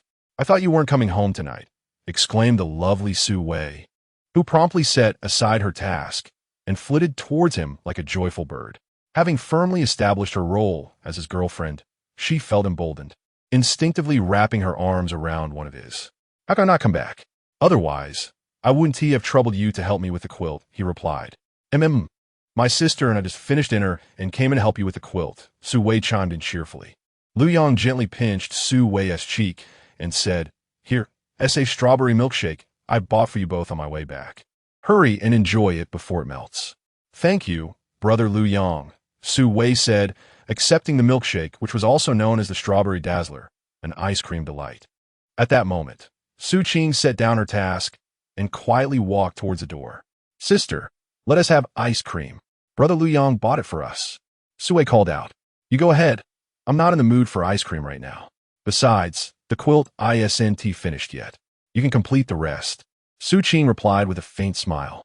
In truth, watching her sister and Lu Yang so close made her feel uneasy. She wished to avoid the scene altogether, but also wanted to be magnanimous, allowing them sufficient space to bond. Okay, I'll take care of the rest," Su Wei said, her spirits dampening. Being twin sisters, even without a deep telepathic connection, she could sense her sister's discontent. Yet, she couldn't fathom why Su Qing felt this way. Was it because of the intimacy between her and brother Lu Yang, making Su Qing feel awkward as a third wheel? "Su Wei, please help me finish the quilt. I believe the quilt you make will smell sweeter. And I'm sure I'll dream of you at night," Lu Yang teased with a smile. His words brought a flush to Su Wei's cheeks, filling her heart with both surprise and shyness. She hadn't anticipated such sweet sentiments from brother Lu Yang, which delighted her immensely. "Alrig, brother Lu Yang. I'll continue tidying up your bed," she replied eagerly. "Go ahead. I'll take this ice cream to your sister in the living room," he said, gesturing to the treat. "Do not overthink it. Your sister is merely too shy to be our third wheel," Lu Yang said with a reassuring smile. Su Wei felt a sweet warmth in her heart, her cheeks growing increasingly flushed as she softly replied, "I haven't thought much about it. I understand that my sister likely feels awkward about her situation." Lu Yang nodded and turned towards the living room. Unbeknownst to him, Su Qing was feeling quite irked at that very moment. She had clearly overheard Lu Yang's remark about how her sister's bedding smelled better. Was it not she who had primarily prepared the bedding? Did her efforts not warrant appreciation? This fellow is truly annoying. Just the sight of him vexes me, and I find myself disinclined to speak with him. It feels as though my efforts have gone unrecognized, my kindness mistaken for foolishness. As Su Qing saw Lu Yang enter the living room, she understood he had come to seek her out. Yet she had no desire to engage with him at that moment. Thus, she rose to leave, initially intending to return to her room. She inexplicably found herself in the familiar confines of the kitchen. Lu Yang, aware that Su Qing was indeed upset, had deliberately spoken those words to provoke a reaction, believing that any emotional display would reveal her feelings toward him. It was evident that Su Qing was increasingly concerned about his opinion of her. Despite his status as Su Wei's nominal boyfriend, she remained unable to reconcile her feelings, easily swayed by his words and actions. Upon seeing Su Qing enter the kitchen, Lu Yang felt a surge of determination and promptly followed her inside. Without a word, he enveloped her in a tight embrace from behind. At first, Su Qing feigned resistance, but soon she surrendered, her tone laced with grievance as she said, "Let me go. If my bedding is not appealing, why do you continue to provoke me? I feel utterly rejected by you." Women, after all, are often contradictory in their sentiments. Su Qing's words brimmed with resentment, a clear reflection of her underlying concern for Lu Yang. It remained uncertain whether she struggled to relinquish his care or was unable to forget the profound joy he had once brought her, perhaps a combination of both. "All right, I only said that to see if you would feel jealous," Lu Yang gently explained. "Seeing you react this way reassures me that you hold me in your heart, which brings me great joy." Su Qing's face flushed upon hearing his words. She had not anticipated such a confession. Suddenly, it seemed forgivable, and astonishingly, half of her anger dissipated. Yet, despite her contentment, Su Qing wished to conceal her feelings from Lu Yang, stating, "You are currently my sister's boyfriend, and we must maintain a certain distance." Su Qing, I find myself in a predicament. I simply cannot bear to let you go. You have already captured my heart. Additionally, your sister has feelings for me. If I were to refuse her as her boyfriend and chose to be with you instead. You would not want your sister to misunderstand that you have taken me from her, would you? Thus, I am left with no choice but to reluctantly agree to her request. Lu Yang sighed, having contemplated these words beforehand. Upon hearing this, Su Qing instantly grasped Lu Yang's dilemma, yet she still felt a twinge of frustration and coldly remarked, "So, what you are implying is that you desire both of us." "Ah well, I find myself with little choice. However, if you truly cannot accept this, I shall promptly inform your sister of our separation. After all, you hold a special place in my heart. My affection for you is genuine, while my feelings for your sister can only be described as fondness. Therefore, I am prepared to decisively conclude my relationship with her," Lu Yang stated with a serious demeanor.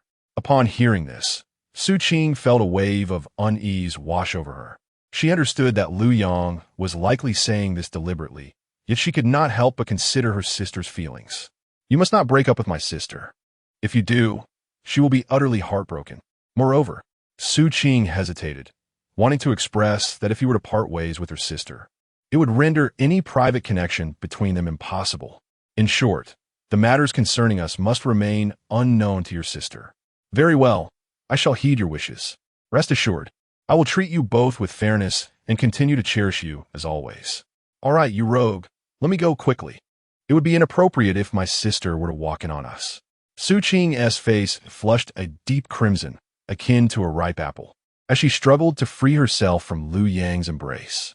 She then retrieved a small watermelon from the refrigerator and said, "You may return to the living room. I will prepare some watermelon for you." "Thank you, my dear," Lu Yang replied, pressing his advantage further. Hearing this, Su Qing shyly lowered her gaze, and though she remained silent, a smile unconsciously graced her lips. Chapter 39. A perfect resemblance allows for day and night transition. Brother Lu Yang, your bed is all set, Su Wei joyfully exclaimed from the living room. Clutching the strawberry sundae that Lu Yang had prepared for her earlier, she savored each spoonful, the sweetness not only tantalizing her palate, but also warming her heart. "How delightful! Thank you." Emerging from the kitchen, Lu Yang spotted Su Wei in the living room. Noticing him, Su Wei felt a twinge of curiosity. Why was it that each time she failed to see her sister, Lu Yang would appear from the kitchen? "Little sister, come and enjoy some watermelon. I've sliced it up for you." At that moment, Su Qing gracefully entered the room, carrying a beautifully arranged porcelain platter filled with watermelon. The realization dawned on Su Wei. Her sister had merely gone to the kitchen to cut the fruit, and it made perfect sense for Lu Yang to accompany her. She silently chided herself for overthinking and felt a pang of guilt. How could she have so baselessly questioned the relationship between Lu Yang and her sister? It can only be said that a woman's intuition is often keen, yet it ultimately hinges on the level of trust placed in others. Clearly, Su Wei trusted both Lu Yang and her sister, thus her doubts dissipated, leaving her feeling remorseful for her earlier suspicions. "All right, sister," Su Wei said, moving to the sofa, setting down her sundae, and picking up a fork to enjoy a piece of watermelon. Several times she contemplated feeding Lu Yang a piece, but her shyness held her back. Moreover, having just engaged in a display of affection with Lu Yang, which had rendered her sister somewhat awkward, Su Wei was more considerate of her sister's feelings at that moment. Lu Yang, for his part, also enjoyed the chilled watermelon, reflecting on how refreshing and sweet it was in this sweltering summer. Observing the quiet Su Qing, he couldn't help but chuckle inwardly, pondering how she resembled this forcibly chosen fruit, quenching thirst and exceptionally sweet. However, the silence between the two sisters created a slightly awkward atmosphere, which Lu Yang dreaded. Being the only male in the household, "You two aren't planning to pursue that live-streaming job you were considering, are you?" He ventured to break the silence. Su Wei, ever obedient to her sister, turned her gaze toward Su Qing, awaiting her decision. Su Qing nodded and replied, "The more we think about that job, the less reliable it seems. Even if they notify us to start, neither of us wishes to pursue it." Yes, we don't go," Su Wei quickly agreed, her eyes sparkling with anticipation as she looked at Lu Yang and asked, "Brother Lu Yang, will you accompany us tomorrow as we search for jobs again?" Su Wei hoped fervently that his presence would make the outing feel like a delightful date, undoubtedly romantic. At that moment, Su Qing also glanced at Lu Yang. Although her sister and Lu Yang were now officially a couple, she too had developed a close bond with him and naturally hoped he would join them on their endeavor. After all, she and her sister are identical twins.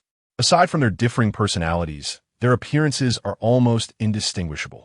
In the future, they might even share the same identity. With a little caution, no one would suspect that they are two separate individuals. They would merely assume that Lu Yang has taken a wife, blissfully unaware of the secrets that lie within the cycles of day and night. I will certainly accompany you both tomorrow, but not to seek employment. Rather, I shall introduce you to a job, Lu Yang declared with unwavering confidence. I have numerous friends who own companies. Just the other day, the firm that dismissed me was founded by a classmate of mine. She had no choice but to let me go due to certain special circumstances. Su Qing and Su Wei listened intently, realizing how little they knew about Lu Yang. It was astonishing that he had so many friends who owned businesses. He could not possibly be an ordinary employee. Now, it all depends on what kind of work you wish to pursue. Currently, I have thought of two companies. One is a 6-star hotel, and the other is a pure investment firm. In truth, both enterprises are under Lu Yang's ownership, with his secretary, Ling Mei, currently managing them. When he discussed work with Ling Mei at the hotel, she had reported various details, including the Wanyang Investment Company located in the heart of Jiang City. It was, in fact, Lu Yang's first encounter with the investment firm in Jiang City. Yet he harbored no doubts. After all, the system possesses vast capabilities, and he already holds substantial shares in the Tengma Group and Dole Group, making the ownership of an investment company quite reasonable. Moreover, if a top-tier secretary could materialize seemingly out of thin air for him, what else could he not believe? Upon hearing this, Su Qing and Su Wei were astonished by the impressive connections Lu Yang had, whether it was a 6-star hotel or an investment company. They were both remarkable. After a moment's hesitation, Su Qing inquired, "Can your friends truly arrange work for us, considering that my sister and I can only work for a maximum of 2 months? Rest assured, this matter is in my hands." "Do you still doubt me?" "We've been living together for half a year now," Lu Yang replied with a smile. In his heart, he wished he could candidly express, "You are already mine." What is there not to believe? Su Qing understood the implicit meaning behind his words and nodded. "Very well, then. I will trouble you tomorrow. A trivial matter. Now, just discuss with your sister which company you wish to gain experience at for 2 months, Lu Yang said. Su Qing nodded and looked at Su Wei. Without waiting for her sister to speak, Su Wei declared, "Sister, you know I always follow your lead when we are out. Let us go to the investment company for our 2-month experience." Su Qing made the decision. "All right, Su Wei agreed. In that case, I will ask my friend to arrange a position for you both as financial assistants, perfectly aligned with your field of study." Both Su Qing and Su Wei are students at a finance university, specializing in financial management. "Thank you. We will work diligently." Su Qing felt a warm surge within her, suddenly realizing that having someone she cherished to support her made life in this vast city feel less daunting and lonely. Indeed, do not place too much pressure on yourself. Consider it merely a form of exercise. I shall greet my friend, who will take care of you. By the way, is your friend a male or a female? Su Qing could not help but inquire. It was not that she harbored any ulterior motives. She merely felt a twinge of concern if it were a male, while she would feel considerably more at ease if it were a female, as she would not need to worry about Lu Yang potentially taking advantage of them. Lu Yang had not anticipated that Su Qing might think this way, yet he did not find it inappropriate to discuss. "I have both male and female friends. After all, I served as class president for 4 years during university and made quite a few acquaintances, one of whom is a female from an investment company." Upon hearing this, Su Qing sighed in relief. It was reassuring that it was a female. Her previous doubts dissipated, as she realized that Lu Yang had been class president for 4 years in university, which explained his extensive network of capable friends. Su Wei could not resist adding, "Jiangxing University of Arts is indeed a prestigious institution. It is said that those who gain admission not only excel in their fields, but also come from affluent families." This certainly appears to be the case. That may be true to some extent, but there are also students from ordinary families, Lu Yang replied. Just then, a sudden knocking echoed from outside the door. Chapter 40. The surprise of the building materials king sisters Su Qing and Su Wei felt a surge of anxiety upon hearing a knock at the door. After all, it was late in the evening, and this was their first encounter with an unexpected visitor. "Do not fear. I am here," Lu Yong whispered reassuringly. With that, he employed his ability of clairvoyance to peer outside. He discerned a man and a woman standing at the door, both clad in work uniforms, with identification badges from the Lianjia real estate agency hanging from their chests. Lu Yong recognized the female agent.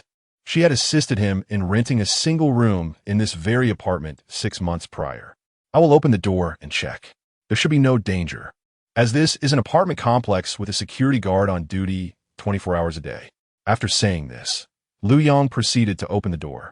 The scene before him mirrored what he had seen through his clairvoyant vision. The two agents from Lianjia. "Hello. May I ask what brings you here?"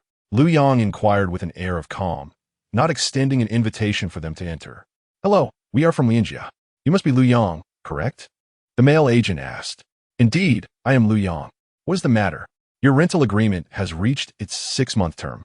Our employer has decided not to renew the lease and expects you to vacate the premises by midnight tonight. What is going on? This is so sudden." Lu Yang's brow furrowed as an instinctive feeling arose within him that this situation was far from coincidental.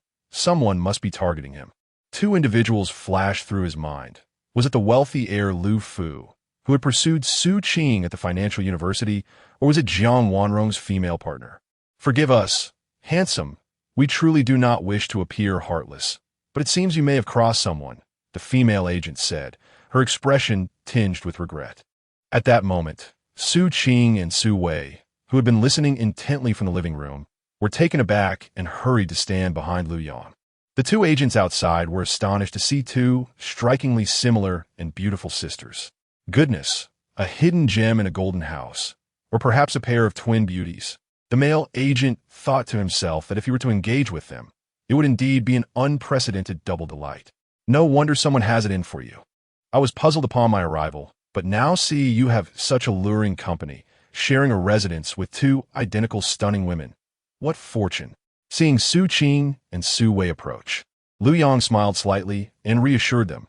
"Do not worry, I can handle this." The male agent scoffed internally, thinking it unlikely that Lu Yong could resolve the situation. From what we understand, all apartments in this complex are not owned by individual buyers, but belong to a certain investment company. Ding! Congratulations, master. You have triggered the good fortune system. All properties in Jiangshang bearing the name Wanyang are part of the Wanyang Investment Company's portfolio. Lu Yong felt a surge of joy within him. Indeed, whenever he faced trouble, the system would bestow timely rewards. "May I ask what the full name of our community is?" Lu Yang inquired, as he only recalled the complex being called Nuanyang Apartment and had not noticed the Wanyang designation. The male agent replied, "It is called Nuanyu Community." The woman added, "The full name seems to be Wanyang Warm Encounter Apartment." Lu Yong couldn't help but smile, thinking to himself, "Indeed, I've managed to impress them again." He replied, "Haha, it is indeed called Wanyang. Please wait a moment. I will call my friend for clarification, as it was she who suggested I rent here. Make it quick. This society is quite pragmatic. If you offend someone, we are left with no recourse. We are merely employees, so do not waste our time before we clock out." The man urged impatiently. Lu Yong ignored him and directly dialed Ling Mei, feigning politeness as he said, "Aunt Ling, you previously advised me to rent at Wanyang Warm Encounter Apartment, but today someone is insisting that I vacate immediately. What is going on? Could you assist me in resolving this?" On the other end, Ling Mei, serving as Lu Yang's personal secretary, quickly grasped his intentions. "All right, I will resolve this for you at once." With that, she immediately called the general manager in charge of Wanyang Real Estate within the company's investment department.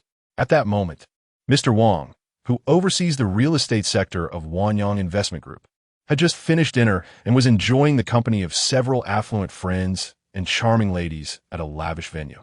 "Mr. Wang, your phone is ringing." One of the ladies observed as his phone lit up, recognizing the caller ID as Ling Dong. She speculated that this must be an important client and nudged him to answer. "Ignore it. Come and enjoy this moment with me," Mr. Wang replied, fully engaged in the festivities. "All right, Mr. Wang, but the caller is noted as Ling Dong. Are you truly not going to answer?" The inquiry caused Mr. Wang to raise an eyebrow. Bring it to me. Here, your phone, Mr. Wang. Though he was filled with curiosity, he did not dare to show any negligence. Ling Dong was the new boss at the company. Although merely a secretary, she was the personal assistant to the chairman behind the scenes. In their vast investment group, while they had never encountered the chairman directly, everyone was acutely aware of Secretary Xia's significance, who might very well become the chairman's wife in the future. Mr. Wang stepped into the restroom, closed the door, and then answered the call. Ling Dong, is there something you need? There is a distinguished individual named Lu Yang at Wanyang Warm Encounter apartment, and I have heard he is facing some trouble. Someone is insisting he vacate immediately. You must rectify this matter without delay. If you fail, your position will be reassigned. Upon hearing this, Mr. Wang felt a jolt of anxiety wash over him, silently contemplating. Could it be mere coincidence that such a minor issue would escalate to this level? Rest assured, Ling Dong, I will handle it immediately and will not disappoint you. After hanging up, he wiped the cold sweat from his forehead, realizing he had nearly made a grave error. He understood that someone of Ling Dong's concern was certainly no ordinary character. Once Ling Mei had efficiently terminated the call, Mr. Wang hastily contacted his assistant, instructing him to cancel the arrangements for Lu Yang to vacate, as it was indeed he who had tasked the assistant with that errand. After issuing his commands, Mr. Wang emerged from the restroom and glanced at one of his friends, Old Lu from the building materials industry, having collaborated with Old Lu for many years. Today marked an occasion where Old Lu invited him to a meal. During the gathering, Old Lu's son raised a toast, requesting a small favor. Little did he know, this seemingly trivial request nearly cost him his job. Mr. Wang, a shrewd individual, sensed that remaining in Old Lu's company might attract calamity. It was evident that Old Lu's son had entangled himself with someone formidable. Consequently, he lost all desire for merriment, hastily gathered his belongings, and prepared to depart. Noticing Mr. Wang's imminent exit, Old Lu, who was thoroughly enjoying himself, inquired with curiosity, Old Wang, where are you off to? Mr. Wang, with an expression of apprehension, replied, Old Lu, given our long-standing partnership, I must caution you. Your son has undoubtedly provoked someone we cannot afford to antagonize. You should return promptly and insist that he confess the situation and contemplate a remedy. I shall take my leave now. With that, Mr. Wang hurried away, visibly anxious to avoid trouble. Old Lu, bewildered, reflected on his son's request for assistance at the dining table. An instinctive realization dawned upon him. If Mr. Wang was so alarmed, the matter must be grave indeed. Thus, he too lost interest in the festivities, grabbed his bag, and dialed his son, Liu Fu. The affluent heir who had recently pursued Su Qing at the financial university, only to be thwarted by Lu Yang, had been conspiring to sabotage Lu Yang. Unfortunately, he had underestimated the resilience of his carefully laid plans, which proved utterly ineffective before Lu Yang. Chapter 41. Su Wei seeks to clear her collections after Lu Yang finished his phone call. Merely 2 or 3 minutes passed before the male agent outside received a call. Shortly thereafter, the agent hung up and turned to Lu Yang, his demeanor having undergone a complete transformation, now adorned with a beaming smile. Mr. Lu, I sincerely apologize. This was entirely a misunderstanding. Our employer has expressed a desire to offer you this apartment as a gesture of goodwill in hopes of making amends. I've been instructed to ask for your understanding and magnanimity. At that moment, the male agent dared not harbor any semblance of disdain. He was already regretting his earlier arrogance. He realized he had failed to recognize the extraordinary status of his current tenant, who was evidently playing a clever game. He could not help but internally chastise himself. What ordinary individual could possibly enjoy the lavish fortune of concealing exquisite twin beauties? His female colleague, who had accompanied him, gazed at him in astonishment, momentarily rendered speechless. She could not suppress a thought, reflecting on how his demeanor had been remarkably haughty before the phone call. Yet he had transformed as if he were a different person, changing his attitude with astonishing swiftness. Meanwhile, Su Qing and Su Wei, standing behind Lu Yang, were equally taken aback, staring at him in disbelief. They had never anticipated that a single phone call from Lu Yang could intimidate the other party into willingly offering the apartment. It was important to note that the apartment's price was substantial, approximately 25 to 30,000 per square meter, with a total area of over 120 square meters, culminating in a near 3 million total price. To simply give it away was astounding. Who was this Aunt Ling that instilled such fear in Shadows? The sisters were no fools and had come to fully understand that the Aunt Ling mentioned by Lu Yong was no ordinary figure, but undoubtedly someone of considerable influence. Realizing this, Su Qing and Su Wei became increasingly intrigued by Lu Yong, sensing an enigmatic aura surrounding him, concealing countless secrets that beckoned them to delve deeper into understanding his true self. Lu Yong, however, remained remarkably composed. Although the sudden offer of the apartment was indeed unexpected, he did not find himself overwhelmed with joy. After all, the entire Wanyang Wanyu apartment complex was a property invested in by his company. Instead, he pondered whether he should later inquire with Ling Mei as to whose name the apartment was being offered under. If it were to be a means of compensating for someone else's mistakes at the expense of his investment company, he had no desire to unwittingly take on that burden. Very well, I shall tentatively accept. Please prepare the transfer contract. However, there is no need for you to be involved. Let your female colleague handle this matter. Lu Yong was always clear on matters of favor and grievance. The male agent had shown him arrogance and rudeness, while the female agent had maintained a relatively decent attitude, even offering him some useful information. Thank you, Mr. Liu. I will return to the office immediately to prepare the relevant contract. Please bear with me. It should take about half an hour. At that time, all that will be required is your signature. Upon hearing the news, the female agent was instantly filled with elation. She had never anticipated such a delightful surprise. It is worth noting that, as the intermediary, she would receive a portion of the commission from the transaction of this property. With this deal, she could easily earn tens of thousands this month. Faced with this sudden windfall, she could hardly contain her astonishment. Meanwhile, the male agent, witnessing her joy, was consumed by regret, berating himself for underestimating the potential of this opportunity. Had he not looked down upon her, that commission could have been his. At the very least, he could have shared the commission with his female colleague. Now, he could only lament his mischance. However, this property cannot be signed off by me. It must be done by them, Lu Yong reminded the female agent earnestly. In an instant, she understood, her heart swelling with envy as she silently reflected on the advantages of beauty, realizing how effortlessly one could acquire a property. Su Qing and Su Wei were momentarily taken aback, only regaining their composure once the agents departed. Unable to suppress their curiosity, they turned to Lu Yong and inquired, Lu Yong, what did you mean by that?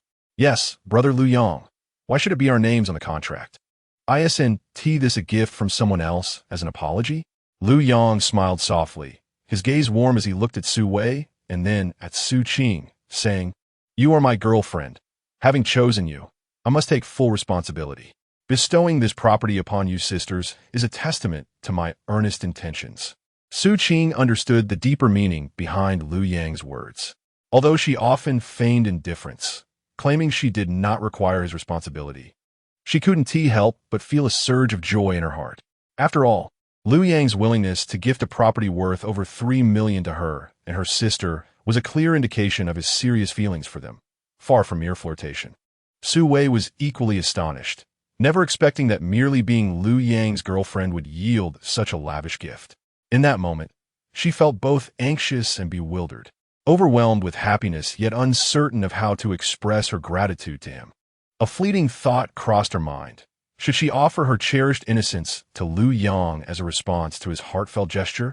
Lu Yong, your gift is far too extravagant. This is rather inappropriate, don't you think? Su Qing quickly interjected, returning to her senses. Upon hearing her words, Lu Yong longed to express that such extravagance was trivial. After all, she had given me her most valued treasure, the purity she had preserved for 18 years. In comparison, how could a mere house possibly be deemed excessive? Furthermore, I plan to prepare a villa for you both, inscribing your names upon it, for I wish for you sisters to remain by my side for all eternity. As he contemplated this future, Lu Yong felt an overwhelming sense of joy and comfort, understanding that this was the essence of double happiness. Yet, he He knew he could not articulate such sentiments in front of Su Qing and Su Wei. Instead, he casually remarked, "It is not a matter of extravagance. Su Wei is the one I wish to spend my life with. Gifting her a home is only natural. Thus, inscribing both your names signifies my heartfelt intention." Upon hearing this, although Su Qing understood that Lu Yong sought to silence her with such words, an inexplicable discomfort surged within her. After all, she was the elder sister. Must she forever remain the nameless woman behind Lu Yong? Suddenly, she found herself enviously admiring her younger sister, who could openly bask in Lu Yang's affection. However, Su Qing quickly composed herself, reminding herself not to let such matters tarnish the bond she had cherished with her sister for years. Moreover, as the elder sister, it was only fitting that she accommodate her sister's feelings. A little sacrifice on her part was hardly a burden. With this thought, Su Qing chose to remain silent. Meanwhile, Su Wei continued to revel in the delightful surprise, oblivious to the deeper implications of Lu Yang's gesture, and did not ponder why the house was bestowed in the names of both herself and her sister. In her heart, she simply knew that her relationship with her sister had always been inseparable since childhood, with her sister showering her with utmost care. She was also quite dependent on her sister, having always shared everything with her. As for the question of whether to share a boyfriend, it had never crossed her mind before. Yet, if such a scenario were to arise, she felt that as long as her sister was willing, and Lu Yong too, it might not be an impossibility. Chapter 42. Each person in their own room is much more convenient. Let us settle this matter then. As a grown man, it would be quite embarrassing if I couldn't even give a little gift. Lu Yong truly wished to avoid further entanglement in this issue. With his current wealth amounting to hundreds of billions, this trivial matter held no weight. He felt no remorse. In fact, after giving the gift, he found himself increasingly elated, his confidence bolstered. As he spoke, he naturally took hold of Su Qing and Su Wei's hands, leading them toward the living room while declaring, "Moreover, discussing this has been rather tedious. I'm already yearning for some watermelon." Su Qing was startled by Lu Yang's sudden gesture, her heart racing with apprehension, fearful that her sister might grow jealous upon witnessing it. Instinctively, she attempted to free herself, but Lu Yang's grip was firm, rendering her struggles futile. After all, she had never successfully resisted him in the past. She always ended up yielding to his will. "Brother Lu Yong, let me feed you some watermelon." Su Wei chimed in cheerfully, summoning her courage. Noticing that her sister remained oblivious to Lu Yong holding her hand, Su Qing took a deep breath, deciding not to resist any longer. She allowed Lu Yong to lead her to the sofa, where they settled down together. Once seated, Lu Yong leisurely enjoyed the watermelon that Su Wei offered him. Su Qing felt a pang of envy, wishing she could do the same for him. Yet she hesitated to take that step in front of her sister. Suddenly, Lu Yong spoke, "Soon, this apartment will belong to you sisters. The other vacant bedroom can be yours, so you won't have to squeeze into one room anymore." Previously, the two sisters had only rented a single room in this apartment, sharing the same bed. Perhaps it was partly to save costs, and partly for companionship, which eased their fears. However, circumstances had changed. The bond between the sisters and Lu Yong had deepened, allowing them to cast aside their reservations and boldly claim their own spaces. Upon hearing this, Su Wei's cheeks flushed, her mind racing with thoughts of having her own room, which would make her interactions with Lu Yong even more convenient. She nodded instinctively, "Yes, indeed. From now on, my sister and I can each have our own rooms." Su Qing, too, felt a flicker of anticipation.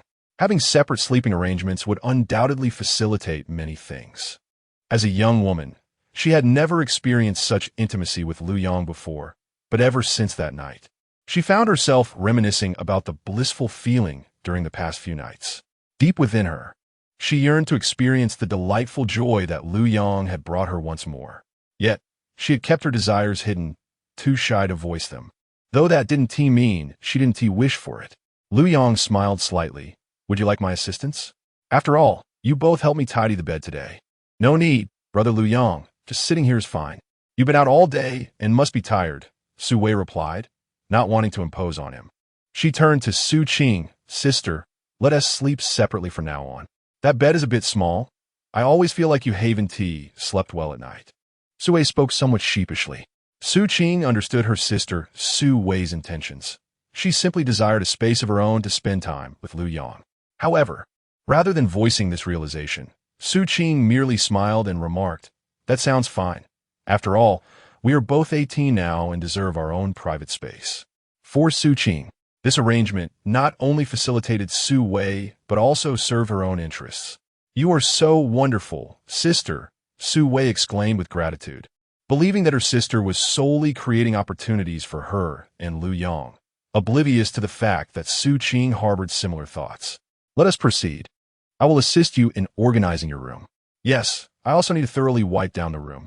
The vacant bedroom had previously been viewed by other female tenants, but upon learning of a male roommate, they quickly dismissed the idea. The two sisters set to work without hesitation, and soon the room was immaculate. In no time, Su-wei eagerly moved her belongings into the new room. Henceforth, each sister enjoyed her own bedroom within the apartment, enhancing the convenience and beauty of their shared lives. After about half an hour, the female agent returned to the office with a housing contract. Lu Yang summoned Su Qing and Su-wei, asking them to sign the contract and affix their fingerprints. Thus, the apartment officially became the joint property of Su Qing and Su-wei. "Mr. Lu, all the paperwork is complete. Here are all the keys to the apartment. Please place them here." "Very well, Mr. Lu. I shall not interrupt your rest." The agent felt a sense of relief. The successful signatures ensured her commission was secure. The sisters gazed at their names on the contract, feeling as though they were in a dream. They never anticipated that they would have their own home in Jiangxing. They were acutely aware that this was all thanks to Lu Yang, and gratitude filled their hearts as they pondered how best to express their appreciation. "All right, you should rest early. You may officially start work tomorrow," Lu Yang remarked as he rose.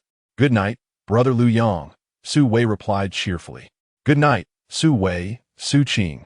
Lu Yang smiled at them before retreating to his own room. After taking a shower, he lay on his bed, immediately inhaling the fragrance left by the two sisters. It must be said that the scent of beautiful girls is particularly enchanting, merely having made the bed suffuse the entire space with their delightful aroma. Lu Yang picked up his phone and messaged his secretary, Ling Mei. "Ling Mei, I have 2 roommates who are looking for part-time jobs during the summer break. I will bring them to the office tomorrow. Please arrange for them to work as financial assistants." Shortly, Ling Mei replied, "Understood, boss. Shall I arrange for a car to pick you up?" "No need. I will drive myself. Additionally, please ensure that the positions in finance are assigned to women." "Rest assured, boss. I will ensure that no male colleagues disturb your roommates." "Huh, you truly understand me." Lu Yang was thoroughly pleased and resolved to reward his secretary generously the following day. For such a thoughtful and considerate assistant is indeed a rare find and should not be neglected. "Tomorrow at the office, be prepared to present your work to me. I must emphasize that my expectations of you are quite stringent, as you are my most trusted aide. Thank you for your acknowledgement, boss. Rest assured, I shall not disappoint you." "Very well, good night, and see you tomorrow." Lu Yang concluded the conversation. "Good night, boss." After Ling Mei responded, she turned over and rose from her bed, beginning to select her attire for the following day in the fitting room. Although her interaction with the boss had been limited to a single profound encounter, she was aware of his fondness for her long legs adorned in black stockings. Thus, she decided on a form-fitting skirt paired with black stockings for tomorrow, particularly as the skirt would allow for easy adjustment. For her top, she chose a white button-up shirt, which would also facilitate ease of movement. I am confident that the boss will be thoroughly pleased with the results of my report. Chapter 43. Su-wei, are you unwilling? That night, Lu Yang did not hastily seek out Su-wei or Su Qing. Shortly after putting down his phone, he drifted into a peaceful slumber. However, the two sisters, Su Qing and Su-wei, tossed and turned, unable to find rest, each consumed by their own thoughts. Su Qing's mind was in turmoil as she wondered if Lu Yang might secretly visit her room tonight. Surely he would. This fellow had always been bold with her. Previously, in the kitchen, he had dared to make advances while her sister was distracted. Now that her sister was no longer sharing a room with her, he might be even more unrestrained in his actions. Frustrated, she waited until 2 o'clock in the morning, only to find no sign of Lu Yang. Uncertain if he had stealthily gone to see her sister instead, Su-wei, Two was deeply conflicted, contemplating whether she should take a more assertive approach. But if she were to seek out Lu Yang, would he perceive her as lacking in modesty? After all, how could a girl be less reserved than a boy? As this thought crossed her mind, she felt a twinge of apprehension. Yet, a voice within her whispered, "What is there to fear? Lu Yang has gifted you a house worth over 3 million. His intentions are unmistakable. Shouldn't you express your gratitude through action? Moreover, you are indeed a legitimate couple. What is there to be shy about in taking the initiative?" Thus, Su Wei wrestled with her thoughts until well past 2 in the morning. Perhaps it was the late hour that lulled her into slumber, where she dreamt sweetly of being with Lu Yang. Truly, one has thoughts by day often manifest in dreams by night. The following day, both sisters were awakened simultaneously by the alarm clock, their eyes heavy with dark circles, their spirits far from their usual vigor. It seemed that when romantic feelings are fraught with uncertainty, one indeed becomes weary, as was vividly illustrated by Su Qing and Su Wei. After completing their morning routines, the sisters convened in the kitchen to prepare breakfast. Their morning meal was typically light and simple, consisting of bread, eggs, milk, accompanied by a fresh vegetable salad. They worked in harmony, with Su Qing frying the eggs while Su Wei prepared the salad. "Sister, I'm done here. I'll go call Lu Yang for breakfast," Su Wei exclaimed, her eagerness evident. She was keen to seize the opportunity to glimpse Lu Yang's room. It is a misconception that only boys are curious about girls' rooms. Girls harbor the same intrigue, though they are often only interested in the rooms of boys they admire. "Go ahead," Su Qing replied nonchalantly, though internally she could not suppress a sigh. In truth, she too longed to use that excuse to invite Lu Yang for breakfast, having anticipated his playful teasing the previous night, only to be left disappointed. She felt an emotional blockage that she believed could only be alleviated by Lu Yang's presence. With a heart full of joy, Su Wei set aside her task and approached Lu Yang's door, gently knocking. "Knock, knock, knock. Lu Yang, it's time to wake up for breakfast." At this moment, Lu Yang had already awoken and was habitually lying in bed, engrossed in his phone. "Come in. The door is not locked," he responded with vigor, his voice resonating clearly to Su Wei outside. Then, I'll come in." Su Wei's heart raced unexpectedly. She had harbored a small intention to express her gratitude to Lu Yang, and at this moment, it felt like the opportune time, especially since it was Lu Yang who invited her in. Today, both Su Wei and Su Qing were dressed in matching pink fitted trousers and long-sleeve tops. Considering their upcoming roles at the investment company, they felt it inappropriate to wear skirts or JK uniforms, opting instead for a more formal appearance. Although they did not possess particularly formal attire, they were hopeful that the company would tailor a suitable outfit for them in due course. Upon seeing Su Wei, Lu Yang's eyes lit up. The summer ensemble in shades of pink accentuated her delicate features, the fitted design perfectly outlining her graceful figure, showcasing her S-shaped curves, and emanating a soft allure. "Su Wei, you look stunning in that outfit today. It really highlights your figure," Lu Yang remarked with enthusiasm, as energetic young men are often more easily captivated in the morning. Hearing Lu Yang's compliment made Su Wei's cheeks flush with a mixture of happiness and bashfulness, especially as she noticed he was not wearing a shirt. "Thank you, Lu Yang. You should get dressed and have breakfast," she said nervously. It was impossible for her to ignore Lu Yang's alluring physique, which had instantly captivated her. As the saying goes, beauty is in the eye of the beholder. To her, everything about Lu Yang was extraordinarily appealing. "How about you help me get dressed?" Lu Yang casually suggested. Su Wei took a deep breath, resolving not to decline. After all, she was Lu Yang's girlfriend, and aiding him in dressing posed no embarrassment. Okay," she replied obediently, gently closing the door before mustering the courage to approach the side of Lu Yang's bed. "Lu Yang, where are your clothes?" I'll help you put them on," she said, her nerves evident. Seeing her flustered demeanor, Lu Yang pulled her into his embrace, saying, "Don't be afraid. You're my girlfriend now. It should be all right for me to hold you a little longer, right?" "Why, yes, it's fine," Su Wei stammered, striving to calm her racing heart, which was secretly elated as she too yearned for closer contact with Lu Yang, but lacked the courage to initiate it. "Su Wei, I've realized your charm is irresistible. After just a brief embrace, I can't help but want to be even closer to you." Lu Yang said with a smile, perfectly entwining their feelings. With her face aflame, Su Wei struggled to grasp Lu Yang's intentions and mustered the courage to inquire. Lu Yang, I don't quite understand what you mean. Simultaneously, she speculated inwardly whether he wished to kiss her, as he had before, or perhaps desired to preserve her innocence of 18 years. Observing Su Wei's blushing visage, akin to a tempting apple, Lu Yang could not resist the urge to take a bite, as he said, "Let me kiss you, shall we?" However, Su Wei did not harbor any disdain towards Lu Yang. It was merely the abruptness of the situation that left her momentarily at a loss for how to respond. What troubles you, Su Wei? Are you unwilling? Lu Yang inquired softly. If you're reluctant, it is perfectly fine. After all, we have only just embarked on our romantic journey, and I can comprehend your feelings. Hastily, Su Wei lifted her gaze to meet Lu Yang's, shaking her head fervently as she replied, I am not unwilling. Then I shall kiss you, he declared. Understood, she murmured. He Su Wei. You are truly wonderful. My affection for you will endure forever, Lu Yang exclaimed with delight. Blushing, Su Wei responded, as long as you are happy, Lu Yang, it is enough for me. After all, I am your girlfriend and must take responsibility for you. Chapter 44. Consumed by jealousy after a considerable time. Su Qing had methodically arranged breakfast for everyone on the dining table, awaiting the arrival of Lu Yang and Su Wei to partake. Soon, a sense of helplessness washed over her. She could not fathom what her sister was doing in Lu Yang's room. It had been 7 or 8 minutes without a sound from within. Thankfully, breakfast did not consist of noodles, for otherwise, it would have turned to mush after such a lengthy wait.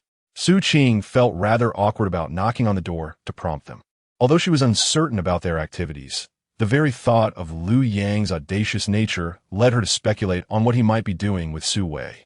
After waiting a few more minutes, unable to contain her impatience, she called out loudly from the living room, Sister, why aren't you two coming out?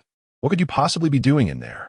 Meanwhile, inside Lu Yang's room, Su Wei was consumed with concern that her sister might call for them, and indeed, her fears were realized. A wave of embarrassment washed over her. She thought about how their prolonged absence would undoubtedly stir her sister's imagination. Lu Yang, let us go out now, she said shyly after a moment. Come on, sweet Su Wei, let's step outside together, Lu Yang replied, gently ruffling her hair, hoping to ease her nerves and encourage her to be bold and join him. For reasons unknown, Su Wei felt warmth spread through her heart at Lu Yang's tender words, leading her to instinctively lean into his embrace. If Su Qing's cool demeanor had piqued Lu Yang's interest, Su Wei's endearing nature at this moment deepened his affection for both sisters equally. He affectionately stroked her hair before taking her warm little hand, opening the door, and stepping out. Su Wei felt somewhat timid about facing Suin. Even though her sister had not witnessed her earlier actions with Lu Yang, a profound sense of guilt lingered, as she was convinced that Su Qing could somehow discern what had transpired between them. Fortunately, with Lu Yang holding her hand, a surge of courage filled her heart, reminding her not to feel guilty or afraid. With her brother Lu Yang by her side, she felt secure. Su Qing had waited for a good 15 minutes, and at last, Lu Yang and Su Wei emerged just as she was finishing her breakfast. She scrutinized the two of them and frowned, saying, What on earth were you doing in there? You took so long that the eggs I prepared for you gone cold. We didn't do much. I was finishing a game, and Su Wei was just waiting for me, Lu Yang replied calmly, a smile on his face. With the system at his side, it was not so easy to make him feel guilty. Yes, I was just watching, waiting for Lu Yang to finish his game, Su Wei echoed softly, unable to meet Su Qing's gaze. After all, it was her first time engaging in such activities, and she felt an unprecedented sense of guilt. Seeing Su Wei's timid demeanor, Su Qing sensed that things were not as simple as they appeared, yet she chose not to confront them directly, instead allowing her jealousy to manifest in her cool tone. Looking towards Lu Yang, she inquired, Have you been smoking? Yes, why? He replied, Oh, it's nothing. Just curious. Su Qing felt increasingly assured of her conjecture. After all, she had perused numerous palace novels, in which the male protagonists often indulged in a smoke afterward. You two enjoy your breakfast. I shall return to my room and not intrude upon you. With a heavy heart, Su Qing cast aside these words and turned back to her chamber. Brother Lu Yang, It seems my sister is upset. What should I do? Su Wei expressed her confusion, believing her sister must feel disappointed in her, especially since she had promised to take good care of herself, but had ultimately failed. Do not worry, do not overthink it. Your sister is merely a bit impatient from waiting for us too long, and she feels a little unsettled by my presence taking you away from her. Lu Yong reassured her with a smile. Is that truly the case? Su Wei gazed at Lu Yong with a pitiful expression. Absolutely. Do you not trust me? I do not doubt that brother Lu Yong would deceive me, she replied, naively accepting his words. That's the spirit. Now, let's enjoy our breakfast. Afterward, I shall help you find a job, and this time, we must not keep your sister waiting too long. Chapter 45. Su Qing's Hidden Desires. After finishing breakfast, Su Wei took her plate to the kitchen to wash it. As Lu Yong passed by Su Qing's room, he noticed the door was slightly ajar, leaving a narrow gap as if intentionally presenting him an opportunity. In an instant, a thought crossed Lu Yang's mind, and he gently pushed the door open and stepped inside. Upon seeing Lu Yong truly enter, Su Qing, despite having anticipated this, felt a wave of panic wash over her, a flutter of unease in her heart. After all, it was indeed her intention to leave the door unlatched. Considering Lu Yang's bold nature and his assurance from the previous day in the kitchen, that from now on, whatever Su Wei had, she would also possess, she surmised that given an opportunity, he would certainly seek her out. Now, witnessing her intuition come to fruition, she couldn't help but acknowledge his audacity. Strangely, however, she found herself gradually enjoying the thrill of seeking excitement behind her sister's back. How did you get in here? Su Qing feigned vigilance, instinctively placing her hands in front of her as she took a step back. She had just emerged from the washroom, and, after frying an egg in the kitchen, she had grown accustomed to quickly freshening up her face, even after turning on the exhaust fan. This was why her complexion was as flawless as fine porcelain, radiant as freshly fallen snow. Lu Yang's lips curled into a slight smile as he teased. Isn't it you who left the door ajar for me to come in? So here I am. With that, he stepped forward and swept her into his arms, enveloping her in a familiar embrace. Feeling the warmth of his hold, Su Qing did not resist this time. After all, it was not the first occasion she had been so assertively embraced by him, and she had grown accustomed to it. Yet, she playfully retorted, I didn't think that at all. I simply forgot to close the door when I came in. All right, I concede. It was indeed you who left the door open, and it appears I couldn't resist the temptation to enter boldly. What do you think? Lu Yang's tone was gentle. At this moment, Su Qing was no longer resisting in his arms, which filled him with a sense of accomplishment and delight, prompting him to indulge her playful banter. Humph. It was you who couldn't help but sneak in, Su Qing replied with a light huff, though inwardly, she felt a surge of triumph. The pang of jealousy she experienced earlier, stemming from Su Wei and Lu Yong spending over 10 minutes together in the room, had completely dissipated. It proved that sharing affection equally was an effective way to maintain harmony in their little realm. After hesitating for a few seconds, Su Qing could not resist asking, So, what exactly did you and Su Wei do in the room? Lu Yang's heart swelled with pride at her question. Clearly, Su Qing was feeling jealous. Though she did not voice it outright, her concern was evident.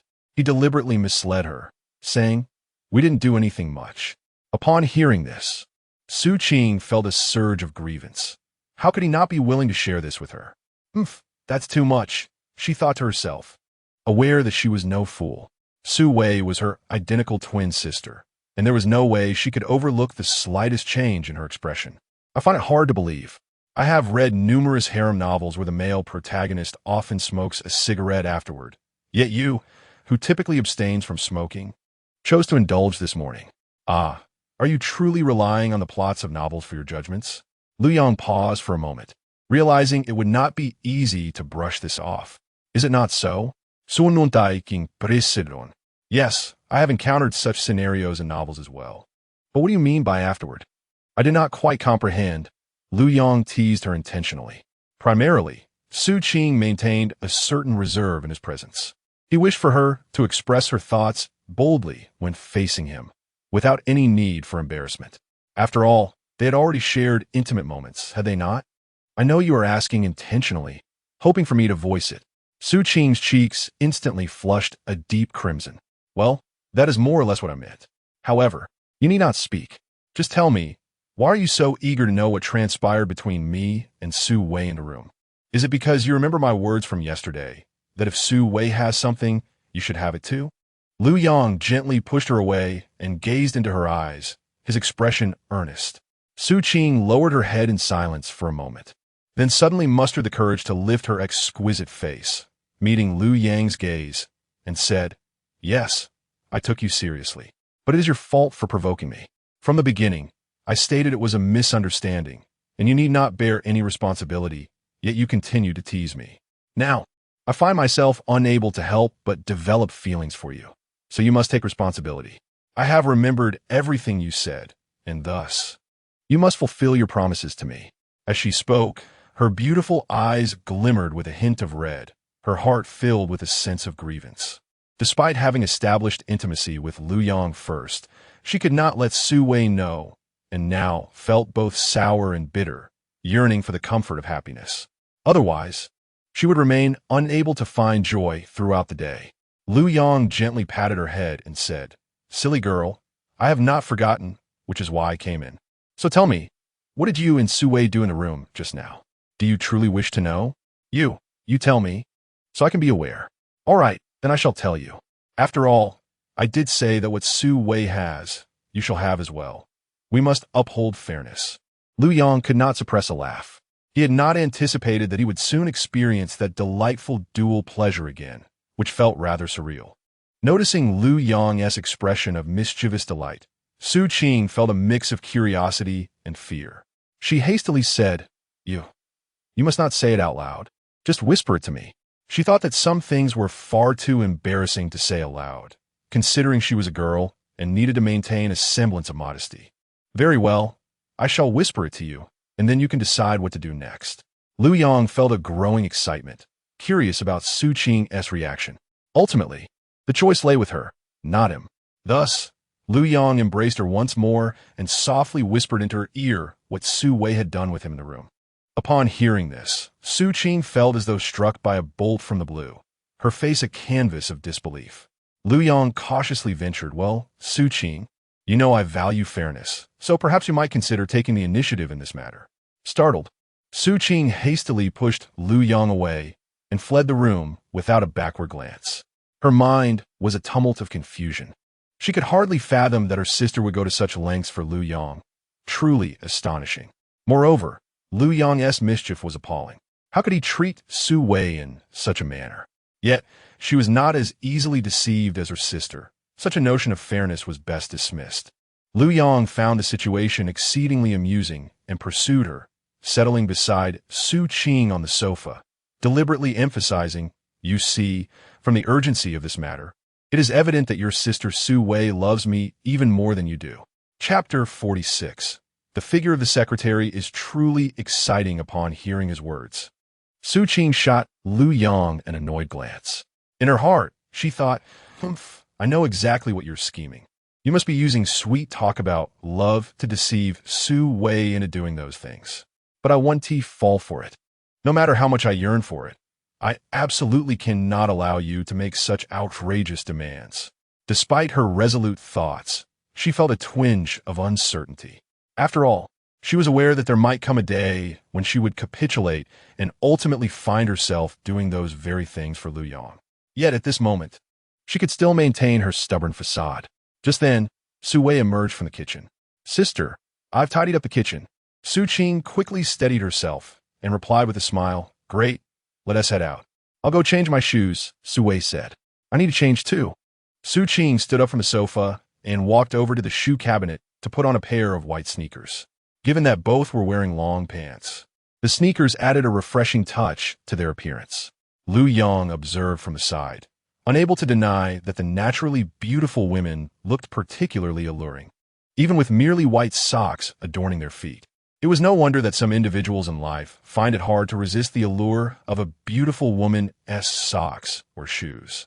However, Lu Yang pondered, even the most stunning of women would inevitably carry a hint of sweat odor after a day in hot weather. So how could those individuals appear so thoroughly satisfied? He truly could not understand. Perhaps it was simply a matter of insatiable desire, or perhaps he was merely a satiated man unable to comprehend the hunger of others. Brother Liu Yang, my sister and I have changed our shoes. So Wei said, then let us depart.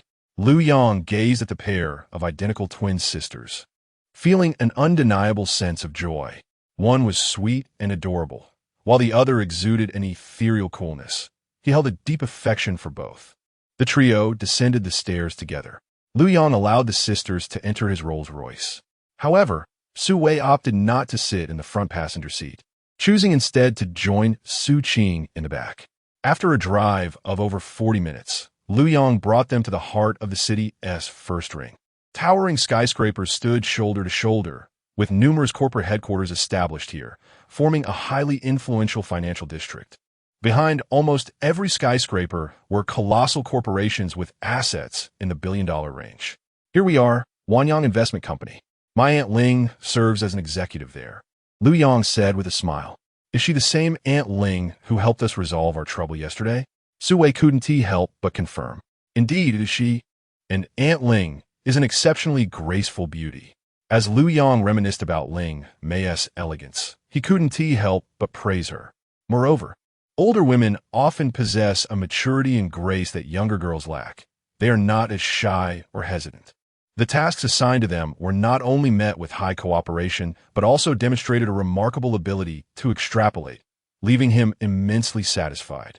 The mere thought of Ling Mei, the understanding secretary, ignited a sense of eagerness within him. Let us go, we should head inside. Liu Yang parked the car outside, and immediately a security guard approached to move the vehicle to a nearby parking space. 3 individuals arrived at the lobby on the first floor. Ling Mei was already seated on the sofa, her gaze fixed intently on the entrance. At that moment, she finally spotted her boss, Liu Yang, swiftly rising to her feet. She adorned her face with a professional smile, clad in a provocative office attire complemented by sheer black stockings and a form-fitting skirt, which accentuated her alluring figure to perfection. She sauntered towards him, exuding grace and elegance. Liu Yang's eyes brightened, unable to deny the unique allure of a woman in uniform. Particularly captivating were her long, slender legs, encased in black stockings, delicate enough to stir one's senses. Meanwhile, Su Qing and Su Wei, who trailed behind Liu Yang, were equally entranced by the approaching Ling Mei. They perceived her as not only beautiful, but also possessing an extraordinary aura, making them feel somewhat overshadowed in comparison. The confidence they had derived from their own beauty dissipated in an instant, leaving them feeling somewhat insecure. Observing this, Liu Yang offered a slight smile and remarked, Ling, it has been a while. In reality, it had only been a day since they last met. Ling Mei understood the jest, responding with a smile, indeed.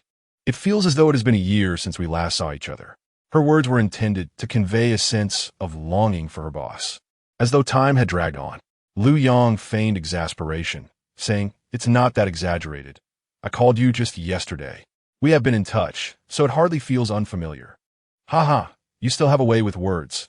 Liu Yang, Ling Mei replied with a radiant smile, her gaze shifting to Su Qing and Su Wei behind him, marveling at the wonders of genetics. These 2 youthful beauties were simply flawless, looking strikingly similar, their skin delicately tender, evoking genuine envy. Of course, she held confidence in her own complexion, as her skin was as smooth as jade, radiating mature allure. Liu Yang, sensing the moment, promptly introduced Ling Yi. These are my 2 friends. The elder sister is Su Qing, and the younger sister is Su Wei. They are both studying finance at the University of Economics and wish to find part-time jobs during the summer to gain some experience. Could you assist in arranging something? No problem. Your friends are my friends, Ling Mei replied, turning her friendly gaze towards Su Qing and Su Wei. Hello, Aunt Ling. They chimed in unison with polite greetings. Suddenly, they found Liu Yang's Aunt Ling to be exceedingly amiable and approachable, displaying a gentle demeanor towards him. For some inexplicable reason, the pressure they felt in their hearts lessened significantly. It's lovely to meet you both. You can simply call me Aunt Ling from now on. Even within the company, Ling Mei said, graciously giving Su Qing and Su Wei a sense of respect. After all, She understood that these two young beauties were favored by her boss. They could very well become the future mistress of the company. As Liu Yang's personal secretary, she naturally had to think ahead. All right, Aunt Ling, Su Qing and Su Wei responded joyfully, feeling a renewed sense of confidence in their upcoming internship at this large corporation. After all, with Aunt Ling backing them, they felt more assured. Shall we? I will have Manager Zhou from the finance department guide you through the workflow of a financial assistant. How's that sound? Yes, thank you, Aunt Ling. Thus, Ling Mei, accompanied by Liu Yang and two others, ascended to the office of the finance manager via a private elevator. Zhou Jie. These two young ladies will be interning here during their summer break. Please guide them in familiarizing themselves with the duties of a financial assistant. And, of course, the salaries will be dispersed as usual, Ling Mei said with a smile. The finance manager, a woman considerably older than Ling Mei, around 45 years of age, felt compelled to perform her duties diligently, given that this was a direct request from the esteemed Ling Dong. Certainly, Ling Dong, you can entrust this to me. I will ensure everything is arranged properly, she replied. Thank you for your assistance, Ling Mei responded politely, then turned to Su Qing and Su Wei, saying, Ladies, please follow Director Zhou to get acquainted with your tasks. She will guide you meticulously. All right, Aunt Ling, they replied in unison. Now, Liu Yang, please accompany me, Ling Mei said, gently tugging at Liu Yang's sleeve as they made their way to the elevator, prepared to report on her work. She had not forgotten that the boss had specifically instructed her to conduct a thorough review of her work today. Since there were expectations from a boss, she felt it necessary to take the initiative rather than wait for reminders. Furthermore, she indeed had several matters to discuss with the boss. As Liu Yang was led a few steps forward, he turned back to reassure Su Qing and Su Wei, saying, If you need anything, just give me a call. I can easily assist you. Su Wei immediately nodded with delight, while Su Qing felt a tinge of curiosity. Could it be that Liu Yang had made some arrangement with the beautiful Aunt Ling for the sake of himself and his sister? Otherwise, why did it seem that Aunt Ling was so eager? It was rumored that many wealthy women favored younger, handsome men, and Liu Yang, with his striking looks, certainly fit that description, making him appealing to any woman. Chapter 47. I invited my aunt to be your secretary. It must be said that Su Qing possesses a far greater degree of sensitivity than Su Wei. It is no wonder that she lacks the sweet charm of Su Wei, instead exuding an aura of cool detachment. After all, when a woman is intricately thoughtful, she is prone to overthinking. Such complexity can render her as elusive as a needle in the ocean. Women of this nature often lead more burdensome lives, as even the slightest incident can greatly affect their mood. In contrast, Navi and carefree girls live with ease, able to laugh joyfully without a care. Or else they must wear a fade of cheerfulness. In the elevator, Ling Mei refrained from any impulsive actions. After all, there were cameras present, necessitating attention to her image. Reckless behavior would merely transform them into a live broadcast for those monitoring the footage. Upon exiting the elevator and arriving at the office, Ling Mei eagerly linked her arm with Liu Yang's. Boss, please take a seat. This is your office. When you're not in the company, I occupy this space, so the chair should still carry my fragrance. I hope you like it. Liu Yang was equally unreserved. Faced with Ling Mei, a mature and alluring woman, he naturally wished to embrace her and demonstrate the secret technique of his family, the way of gentleness. Frankly, Ling Mei's physique is truly exceptional, a rare gem, making her an ideal candidate for this technique. Boss, allow me to report some exciting work updates. Upon witnessing Ling Mei's demeanor, Liu Yang felt invigorated, his gaze intensifying with interest. Proceed. You are indeed my dedicated secretary, always so attuned to my needs. It seems I should take you house hunting after lunch. Certainly. Boss, Ling Mei replied sweetly. After a brief span of 10 minutes, Ling Mei concluded her work report. It was impressive that she knew precisely what to do without needing a reminder, showcasing how well she understood him. This made him admire the secretary that the system had provided. Her value was steadily increasing, proving immensely beneficial in countless aspects, all yielding favorable results. Ling Mei poured herself a glass of water and took a few sips before striding back to Liu Yang's desk, her long legs accentuated by her sheer stockings. Boss, today I wore a fitted skirt. It's quite convenient for work. I noticed. Come sit and speak. Don't just stand there, he replied. Of course, boss. With a slight blush on her cheeks, Ling Mei happily took a seat and opened her laptop. Boss, let me update you on the company's status. Lu Yong leaned his head against her fragrant shoulder, nodding. Please inform me of the current market valuation of the company and the liquid assets available. Boss, your company has invested in Tengma and Dole, each holding a 25% stake. Additionally, Wanyang Real Estate and a 6-star hotel are wholly owned, thus elevating the company's market value to over 500 billion. Currently, the liquid assets amount to over 200 billion. Primarily, your significant stakes in Tengma and Dole yield substantial daily dividends. Well, that sounds quite promising. Lu Yong was quite satisfied. As long as it wasn't a shell company, his worth would indeed hold genuine significance. Come, rise. I shall provide you with guidance. Lu Yong was eager to showcase his capabilities as a leader to Ling Mei, meticulously planning the future trajectory of the company. A commendable boss, Ling Mei said, her hands propped on the table, leaning forward attentively towards the computer screen. Lu Yong typed rapidly, presenting his proposals continuously in the document. Ah, Ling Mei exclaimed, unable to contain her excitement. Boss, you are truly remarkable. I hadn't even considered these plans. Humph, I am indeed a rare genius, Lu Yong replied, his fingers flying across the keyboard, conjuring even more ideas in Ling Mei's mind. Boss, do you mean to increase investment in real estate? She inquired, eyes wide with admiration. Precisely. However, boss, the real estate sector is currently struggling. Our company has been incurring losses in this area, amounting to nearly 100 billion. I understand that continuing to invest in conventional real estate projects is not feasible, but I propose we redirect our focus towards rural real estate, developing it in the style of estates, which will yield sustained profits over the next decade. Indeed, boss, your brilliance is astounding. The mere thought of future profits makes me tremble with excitement. Haha, remain composed, control your emotions. I shall try, but boss, this means the initial investment will be substantial. After all, rural land development requires approval from relevant authorities, which poses considerable challenges. I can mobilize 100 billion in funds for you. That sounds feasible, boss. But will it be a lump sum or staggered? Ling Mei inquired, suppressing her excitement. Naturally, it will be staggered. Even I can only allocate a maximum of 10 billion at a time. Well, that makes sense.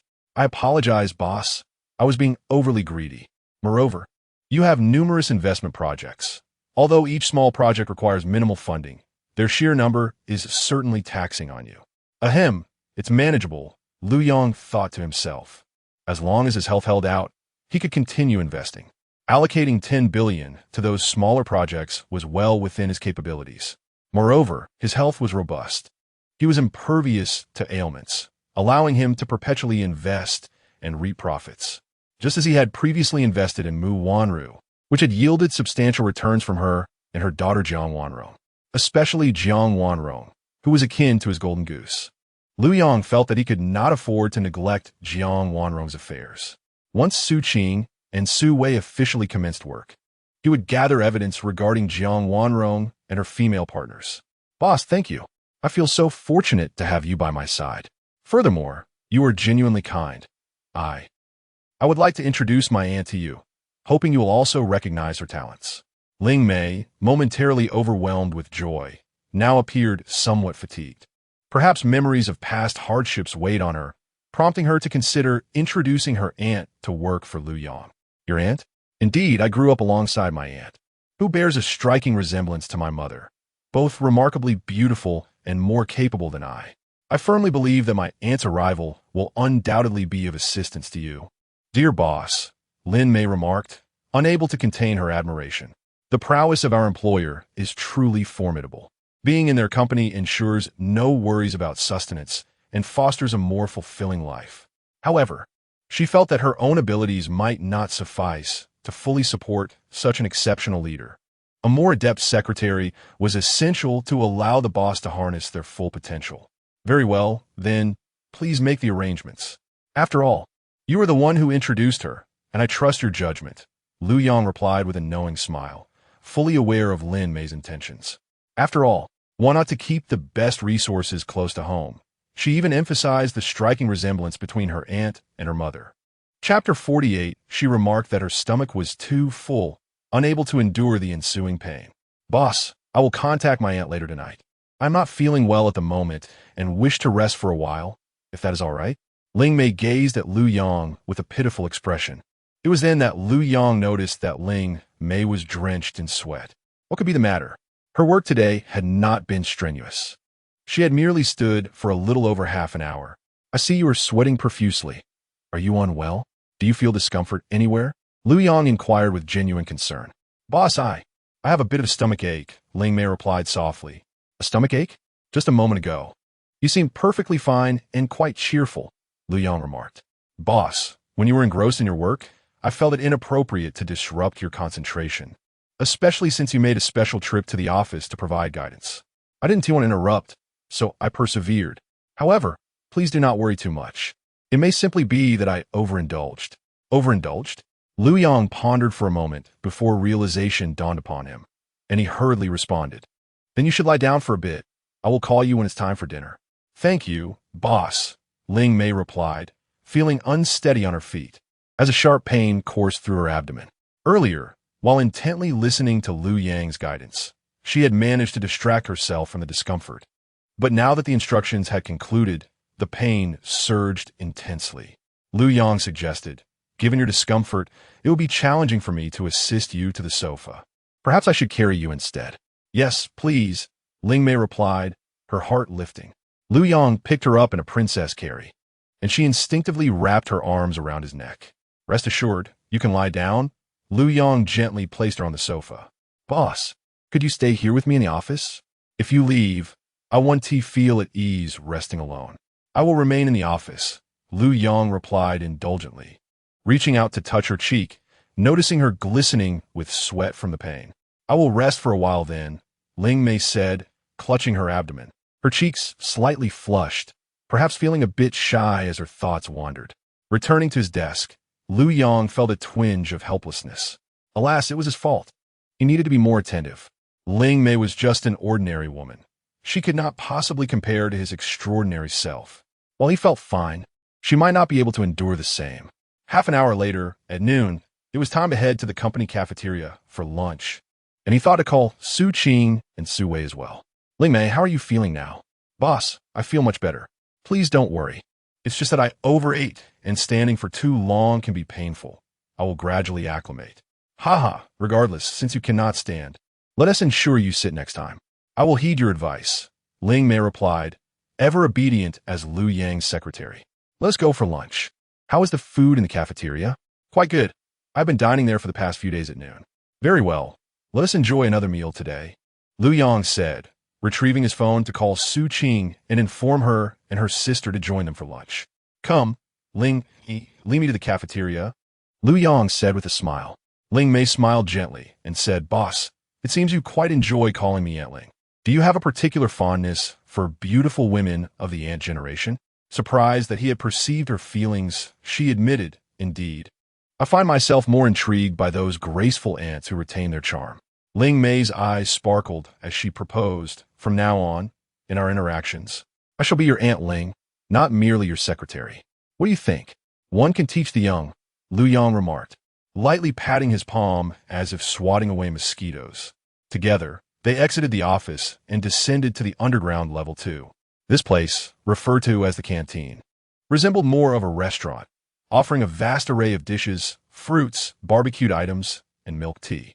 After all, as a company valued at hundreds of billions, it certainly would not skimp on the dining experience for its employees.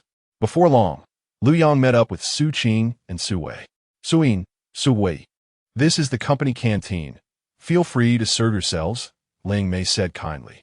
Yes, don't be shy with your Aunt Ling. Take whatever you desire, Lu Yang added with a smile. We want tea hold back. Su Qing nodded in agreement. From a moment Ling Mei and Lu Yang appeared. Su Qing noticed a peculiar aspect to Ling Mei's gait and secretly hoped it was merely her imagination. Otherwise, Lu Yang must be rather mischievous, and she shuddered to think of the type of boy he might be drawn to. Could he be a charming Casanova, captivating all beauties? Brother Lu Yang, What would you like to eat? I will fetch it for you, Su Wei eagerly offered, wishing to do something for him. I shall eat whatever you bring me, preferably according to your tastes, so I can learn what delights you, Lu Yang replied cleverly. Then I shall go and get the food, Su Wei thought sweetly. Feeling cherished by brother Lu Yang, she wondered if Aunt Ling would perceive the nature of her relationship with Lu Yang and not find it peculiar. With that thought, she pulled Su Qing along to get their meals. I will join you in getting food, Ling Mei stated. Go ahead, Lu Yang said, finding an empty seat to settle in. Before long, they returned with a sumptuous spread, and the group spent half an hour enjoying their lunch together. You all still have to work this afternoon, correct? Lu Yang inquired, glancing at Su Qing and Su Wei. Indeed, they replied. Very well. I'll come and pick you up after work, he said, and thus, Lu Yang temporarily parted ways with the sisters at the company. Driving Ling made a look for a house. Having recently become his private secretary and still residing in a hotel since her arrival in Jiangxing, Ling Mei currently lacked a home of her own. Purchasing a fine residence for her would not only provide her with a companion when her aunt visited, but would also add a lively atmosphere when he came to see them. Ling Mei, does our company engage in real estate development, particularly with villa projects? He inquired. Yes, indeed. We have high-end villas, each valued in the hundreds of millions. She replied. Where are they located? He asked. There's a villa area called Wanyang Villa, just 3 kilometers from here, developed by our company, she explained. With that, Lu Yang navigated the car towards Wanyang Villa, and after a 20-minute drive, they arrived at the estate.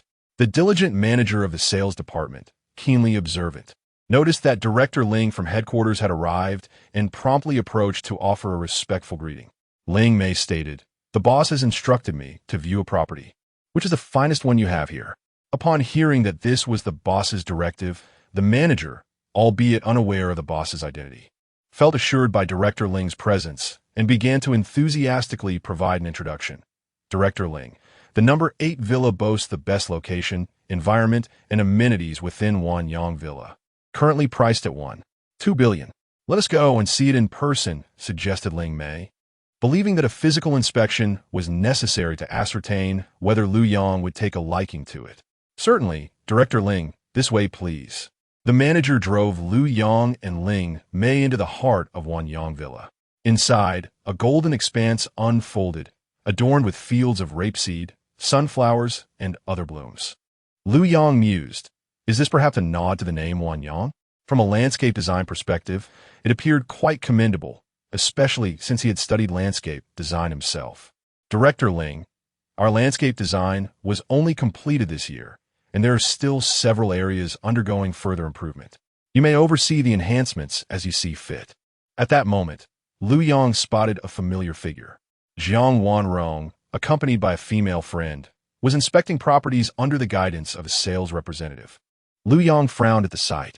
Ling Mei immediately noticed Lu Yang's reaction and inquired of the manager, who are those two over there? The manager replied, Director Ling, you may not be aware, but that lady is General Manager Jiang, quite young and accomplished. Her company is responsible for the landscape design of Wanyang Villa. It seems she has brought a friend to view properties today. Is she with a boyfriend? It seems unlikely. She appears to be with a girl, albeit with a hairstyle reminiscent of a boy. Otherwise, it is rare to find a young man so delicately featured. Lu Yang found this rather amusing. He had not anticipated that Jiang Wanrong would be purchasing a property in a development by his own company, and even more surprisingly, that her firm was responsible for the landscape design at Wanyang Villa. Upon reflection, the timeline aligned. Jiang Wanrong had established her company during her junior year, and he had only joined her firm for 6 months after graduation. By now, her new company had indeed been operational for a year and a half, allowing ample time to undertake the landscape design project for Wanyang. Chapter 49. This path is temporarily impassable, yet there are other routes to explore. Let her shop here. Aunt Ling, I must know her exact room number later, Lu Yang said with a smile, secretly contemplating how he had yet to utilize the invisibility technique he had acquired. Once he knew the address, he could stealthily infiltrate her home to gather evidence. A plan that could not be more perfect. All right, I'll follow your lead. Ling Mei replied affectionately. The manager, who was driving, overheard their conversation and couldn't help but steal a glance at Lu Yang through the rearview mirror. He thought to himself, This lad is quite handsome, addressing Director Ling as Aunt Ling. Perhaps they share a rather close relationship in private. Speaking of which, Director Ling is truly a stunning beauty. Which man in the company could resist her charm? To his surprise, he was fortunate enough to see her in person today, and she was even more enchanting than in photographs. Before long, the sales general manager responsible for the area drove Lu Yang and Ling Mei to Villa number 8. Director Ling, this is the villa. What do you think? I need to take a good look. Hand me the key, and you can go about your business. Certainly, Director Ling. I won't disturb you any further. The manager handed the villa key to Ling Mei and drove away. Ling Mei took the key and entered the villa with Lu Yang. Boss, what do you think of this villa? It has a garden, a swimming pool, an outdoor balcony, and it faces the scenic lake. Quite impressive. I can already envision the beauty of springtime. When the time comes, you and Aunt Ling will reside in this villa, and I'll occasionally drop by for a meal. Rest assured, both Aunt Ling and I can cook. We'll certainly satisfy your appetite, she replied confidently. With that in mind, I eagerly anticipate the moments when you and Aunt Ling will delight me. Lu Yang responded with a knowing smile. Ling Mei nodded enthusiastically and, upon stepping into the villa, could not help but wrap her arms around Lu Yang's. Boss, let us head upstairs to see the rooms. You can help me choose one to stay in. It seemed that after a few intimate encounters with Lu Yang, Ling Mei had grown increasingly fond of him, to the point where she began to rely on his judgment, even regarding her choice of bedroom. Is my selection more appealing then? Lu Yang said playfully. Indeed, knowing that you chose my room will surely bring me sweet dreams at night, Ling Mei said with a blissful smile. Very well, I'll help you choose one. Having interacted with several women, Lu Yang now believed he had gradually mastered the art of understanding their thoughts. Women essentially yearn for attention. Even something as simple as choosing a room can feel like an expression of affection. Especially for those who love you, they are easier to please. Even minor gestures can leave them feeling content. However, if the other party does not harbor affection for you, it becomes challenging. Not only is it difficult to appease them, but any small effort you make may be taken for granted, leaving you with no sense of appreciation. Lu Yang selected a spacious room for Ling Mei, one where she could move comfortably, complete with a heart-shaped bed. This one will do. It already feels inviting. All right, boss. I shall reside in this room from now on, Ling Mei declared, her heart brimming with satisfaction. At that moment, a voice drifted from the courtyard of the villa below, belonging to Jiang Wanrong. I find this villa rather appealing at first glance. I wonder what the asking price is? The vice manager responsible for hosting, a lady, responded, General Manager Jiang. This villa is the finest we offer, currently priced just over 1 billion. Over 1 billion? That seems a bit steep, Jiang Wanrong remarked. However, I think it's reasonable. Why don't we purchase this one? The girl beside Jiang Wanrong, sporting a boyish haircut, clutched her arm tightly, beaming with enthusiasm. Jiang Wanrong appeared conflicted. Lin Qi, I don't have that kind of money right now. Not to worry. We can buy it together. I can cover half. What do you think? Lin Qi, evidently a wealthy heiress, readily offered to contribute at least 500 million. Feeling a surge of pride, Jiang Wanrong hesitated briefly before nodding. All right. Yet, doubt crept in her mind. 500 million was no trifling sum. How could she possibly manage that, unless she were to ask her mother for assistance? However, requesting such a large amount would undoubtedly lead to inquiries about its purpose. She couldn't very well admit that she was buying a home with her female partner. It seemed she would need to discuss this with Lu Yang, returning home to say that he wished for a fine villa, and fortuitously, they had set their sights on this very one.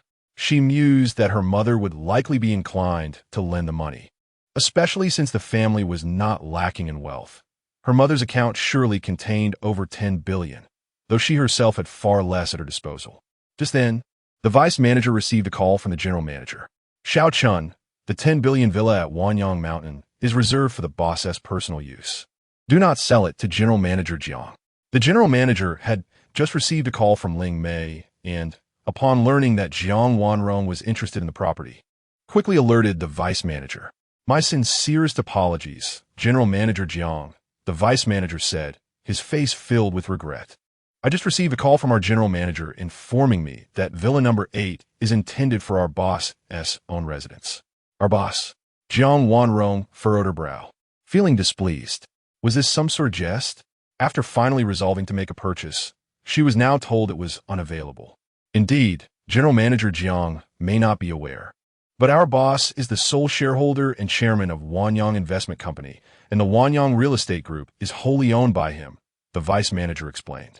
Wanrong, I heard my father mention Wanyang Investment Company the other day. It seems they had been quite low profile, but have recently emerged, with a market valuation exceeding 500 billion. Lin Shi clarified to Jiang Wanrong. The vice manager, hearing this, was taken aback, astonished by the formidable strength of the parent company, which instilled in him a sense of pride and bolstered his confidence in front of clients. Jiang Wanrong nodded in resignation. So what are we to do now? It seems this villa is beyond our reach. Lin Shi, ever considerate, smiled and said, if you truly desire this villa, I can negotiate with them. After all, business people prioritize profit. If I present an enticing offer, I believe they would not forfeit a lucrative opportunity over single property.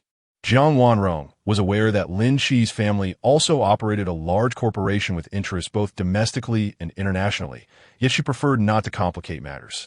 Let's explore other options, she suggested. Very well, the assistant manager promptly replied, Mr. Lin, Ms. Jiang, we have another villa, number 10, valued at 800 million, equipped with excellent amenities. Shall I escort both of you to view it? Let's go and take a look, they agreed. Subsequently, Jiang Wanrong and Lin Shi visited villa number 10. Although their initial impression did not quite match that of villa number 8, the overall appearance was still commendable, especially given the price point. Consequently, they signed a contract and deposited 30 million, planning to return in a few days to complete the payment, evidently to prepare their respective finances. Meanwhile, Lu Yang and Ling Mei had remained in the room for several hours. Ling Mei insisted that Lu Yang leave behind a trace of his presence. Despite the shadows cast by the morning's events, her stubborn nature prevailed. She refused to yield in both work and matters of the heart, firmly believing that numerous paths lead to Rome, and although this particular route seemed blocked, others remained. Lu Yang was touched by her determination and found her spirit of exploration quite appealing. Thus he acquiesced to her request. After more than 2 hours, while Lu Yang was resting, he was unexpectedly called by Jiang Wanrong. What are you up to, my dear classmate? He asked, one arm draped over the slumbering Ling Mei. Lu Yang, could you do me a favor? Accompany me to my mother's house tonight, and once the task is complete, I shall reward you with 10,000. Jiang Wanrong felt confident that Lu Yang would not decline, especially since he was currently unemployed and could earn effortlessly with her assistance.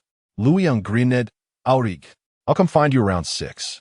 To Lu Yang, Jiang Wanrong resembled a veritable treasure trove, consistently bestowing upon him unexpected fortunes. He wondered what delightful surprise awaited him this time. Chapter 50. Today I consumed abundant nourishment with ample time remaining before their scheduled meeting. Lu Yang gazed at the slumbering Ling Mei beside him, reluctant to disturb her peace. It was not until 5:30 that he gently roused her. Ling, I must return now. I need to escort Su Qing and Su Wei home, and afterward, assist an old classmate with a favor. Ling Mei clung deeply to Lu Yang, as if attempting to merge him with her very being, unwilling to release him, silently conveying her deep affection and yearning for him to stay for the entire night. After a brief moment, she finally let go and said, then let us leave together. When my aunt arrives in Jiangcheng, I will move into the villa here. When the time comes for your relocation, feel free to ask for assistance. I shall gladly lend a hand, Lu Yang replied. Boss, you must not go back on your word, she teased. Rest assured, though I may be easily swayed by beauty, I am a man of my word. Especially for a woman I cherish, I shall fulfill my promises. I understand, boss, but worry not. I shall ensure you are well rewarded for your help. I adore your cleverness, Lu Yang said, affectionately kissing her before rising to wash up. Unexpectedly, Ling Mei coiled around him like a small serpent, pressing closely against his waist. At times, a man's impulses arise quite unexpectedly. Thus, it was until just past 6 that they departed the villa together. Lu Yang drove, first taking Ling Mei back to the hotel near her workplace. Boss, take care. I will miss you. Make sure to eat a proper dinner and replenish your strength, all right? Lu Yang smiled knowingly Today had indeed exhausted Ling Mei, yet she must be filled with joy despite her fatigue. Boss, having consumed so much nutritious food today, I have yet to fully digest it, so replenishing is unnecessary. I just feel light and airy, and I wish to rest early, Ling Mei replied, her cheeks flushed. Upon hearing this, Lu Yang could not help but feel a sense of pride. After all, she was his personal secretary, dedicated to ensuring his comfort, and in turn, he had allowed her to experience the bliss of lightness. Truth be told, what man does not relish hearing such words from a woman? They are far more exhilarating than mere declarations of love for food. Very well, I shall take my leave now, Lu Yang stated, driving towards Wanyang Investment Company. Meanwhile, Su Qing and Su Wei awaited at the foot of the company building, occasionally approached by male colleagues attempting to strike up conversations. Ladies, why linger after work? Shall I offer you a ride? Where do you reside? Perhaps I could drop you off along the way. The news of the arrival of a pair of twin beauties, one ethereal and aloof, the other sweet and charming, had spread throughout the company within a day, igniting the interest of many male colleagues. In response to these overtures, Su Qing and Su Wei maintained a polite distance. Upon spotting Lu Yang's car, the sisters eagerly approached and settled into the vehicle. Upon witnessing the scene, the male colleagues from the company could not help but feel a twinge of envy. It appeared that these two enchanting ladies had already found their suitors. Indeed, these laborers seemed destined to remain distant from such captivating beauties. How do you feel on your first day at work? Lu Yang inquired from within the car. Brother Lu Yang, both my sister and I are quite well, as we have a lovely and attentive older sister guiding us, came the reply. So, you are satisfied with this part-time job and believe you can adapt as you continue. Correct? What do you think, sister? Su Wei turned to Su Qing, as she always valued her sister's opinion on significant matters. It's acceptable. After all, it's merely a part-time position. We just need to familiarize ourselves with the workflow without any need for competition, Su Qing replied nonchalantly. Haha, such a mindset is commendable. Lu Yang smiled in response. At that moment, Jiang Wanrong called, urging, Lu Yang, why aren't you here yet? Didn't you say you'd arrive by 6? It's already 6:30. If you don't come soon, I might have to deduct your pay. Jiang Wanrong genuinely believed she could manipulate Lu Yang with financial threats, unaware that he was indifferent to such matters. With a hint of impatience, he retorted, What's the rush? The evening is still young. Once I finish my important tasks, I will come to assist you. In any case, wait for another half hour. Taking a deep breath, Lu Yang ended the call abruptly. On the other end, Jiang Wanrong was fuming, stomping her feet in irritation. When did he become so assertive? She contemplated deducting his pay to teach him a lesson, yet worried that if she pushed too hard, he might refuse to help altogether, resulting in a loss for her. Since you have other pressing matters, there is no need for you to pick us up earlier. My sister and I could have taken a taxi home. Su Qing interjected, unable to contain her curiosity about which girl had contacted Lu Yang. Su Wei innocently added, Yes, brother Lu Yang, but only if it doesn't interfere with your work. She had overheard the girl's fierce tone on the phone, threatening to withhold his pay if he didn't comply. Su Wei felt both touched and guilty, touched that Lu Yang prioritized picking them up despite the girl's insistence, and guilty for being a burden to him. Especially in these times when earning money was no easy feat, you needn't say that. The girl who called merely asked for my assistance. She is ultimately a stranger. While you both are like family to me, I can discern what is truly important, Lu Yang stated earnestly, seizing the opportunity to express his sentiments. Su Qing felt an inexplicable joy upon hearing this, realizing that in Lu Yang's eyes, her and her sister's importance surpassed that of the girl who had just called. Su Wei was equally elated, interpreting Lu Yang's words as an affirmation of their bond, since she was his girlfriend, making her sister part of his family as well. Indeed, that must be the implication. However, you should hurry over. It seems she is even offering you money, Su Qing suggested, her understanding nature surfacing. Then I shall escort you to the entrance of your community, Lu Yang offered. No need. Just drop us off at the supermarket. My sister and I want to see if there's anything we'd like to buy, came the reply. Very well. Will you be returning for dinner? Su Qing continued the conversation. I shall not return for dinner. They provide meals and accommodation there. However, I will still come back to stay for the night. Su Wei had many inquiries she wished to make, but her sister had already posed them on her behalf, leaving her to marvel at how well her sister understood her thoughts. Before long, Lu Yang had delivered the two sisters to the entrance of a nearby supermarket and then drove away. Yet, he did not head towards Jiang Wanrong's company. Instead, he proceeded directly to her residence. Wanru, I shall soon arrive at your place. Your daughter has sought my assistance again, though I am yet unaware of the particulars. Upon hearing that Lu Yang was coming, Mu Wanru was filled with uncontainable joy. Excellent, Lu Yang, do come quickly. While my daughter is still away, I could spend some more time with you. Another visit? Lu Yang felt a twinge of exasperation, but he was reassured by his own resilience. It was evident that Mu Wanru was indeed in need of affection. So be it. After accompanying Jiang Wanrong this evening, he would return to Mu Wanru, providing her with the companionship she craved, allowing her to bask in warmth. If one could not care for a single woman, how could one navigate the affections of many? Do not fret. I shall be with you the entire night. I suddenly know how to arrange things, Mu Wanru thought to herself. She resolved that her daughter would not return tonight, allowing them to stay for the evening, which would grant her the opportunity to be with Lu Yang. The more she pondered, the more excited and eager she became, especially since her previous experience with Lu Yang while her daughter rested had been exhilarating beyond measure. Lu Yang furrowed his brow, uncertain of Mu Wanru's plans, but he dismissed the thought and ended the call. As he neared her residence, he dialed Jiang Wanrong. I have arrived at your mother's house. It was conveniently on my way, so I came directly. What? Jiang Wanrong was taken aback. What do you mean? Hurry back. All right, be careful. Our affairs must remain concealed from my mother. Understood? Jiang Wanrong cautioned, simultaneously starting her vehicle and accelerating homeward. Chapter 51.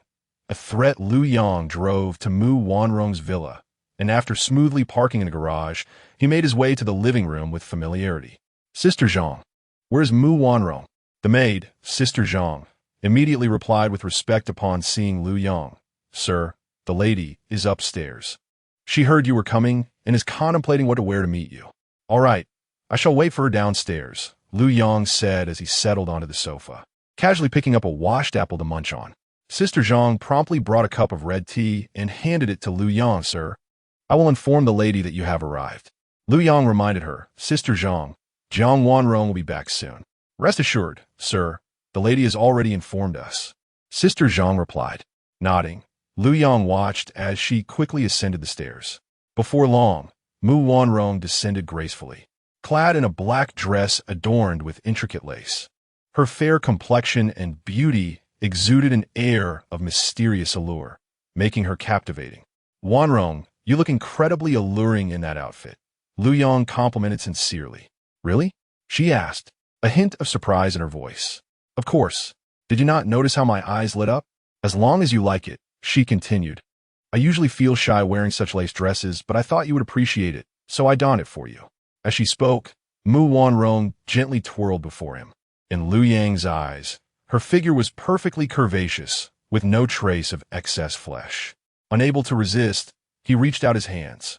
Mu Wanrong blushed slightly. Yet a hint of worry crossed her face. Wanrong should be returning soon, right? Don't fret. It will likely be another 5 or 6 minutes, he assured her. Perhaps 5 or 6 minutes is not sufficient for you. She declined gently. Lu Yang chuckled. I merely wish to hold you. Do you harbor any guilty thoughts? I do not, Mu Wanrong replied, though her heart betrayed her with a tinge of uncertainty. Be truthful with me, Lu Yang teased. Fine, I am a bit apprehensive. I fear that if you embrace me, I might lose control, she admitted. Ha! Am I truly that charming now? Indeed, very much so. It feels as though you've grown even more handsome and exude more masculinity since we last met. Mu Wanrong sat beside Lu Yang, but hesitated to nestle into his embrace, fearing she might lose her composure. Masculinity? Lu Yang pondered. Perhaps it was due to the intimate encounters he had experienced with other women in recent days that had contributed to this growth. Mom, I'm back. Suddenly, Jiang Wanrong's voice echoed from outside the door. To be honest, Mu Wanrong was startled, her heart racing with anxiety. She silently thanked her lucky stars for not having sat in Lu Yang's lap, lest her daughter catch them. Lu Yang, however, maintained a calm demeanor. contemplating how swiftly she must have driven to return so quickly. Mu Wanrong quickly rose to glance at the door. Soon, Jiang Wanrong entered, dressed in a blue long dress. Upon seeing Lu Yang at her mother's house, a wave of displeasure washed over her. It was clearly agreed that they would return together, yet this fellow unilaterally decided to come back early, giving off an air of nonchalance, as if he could come and go as he pleased.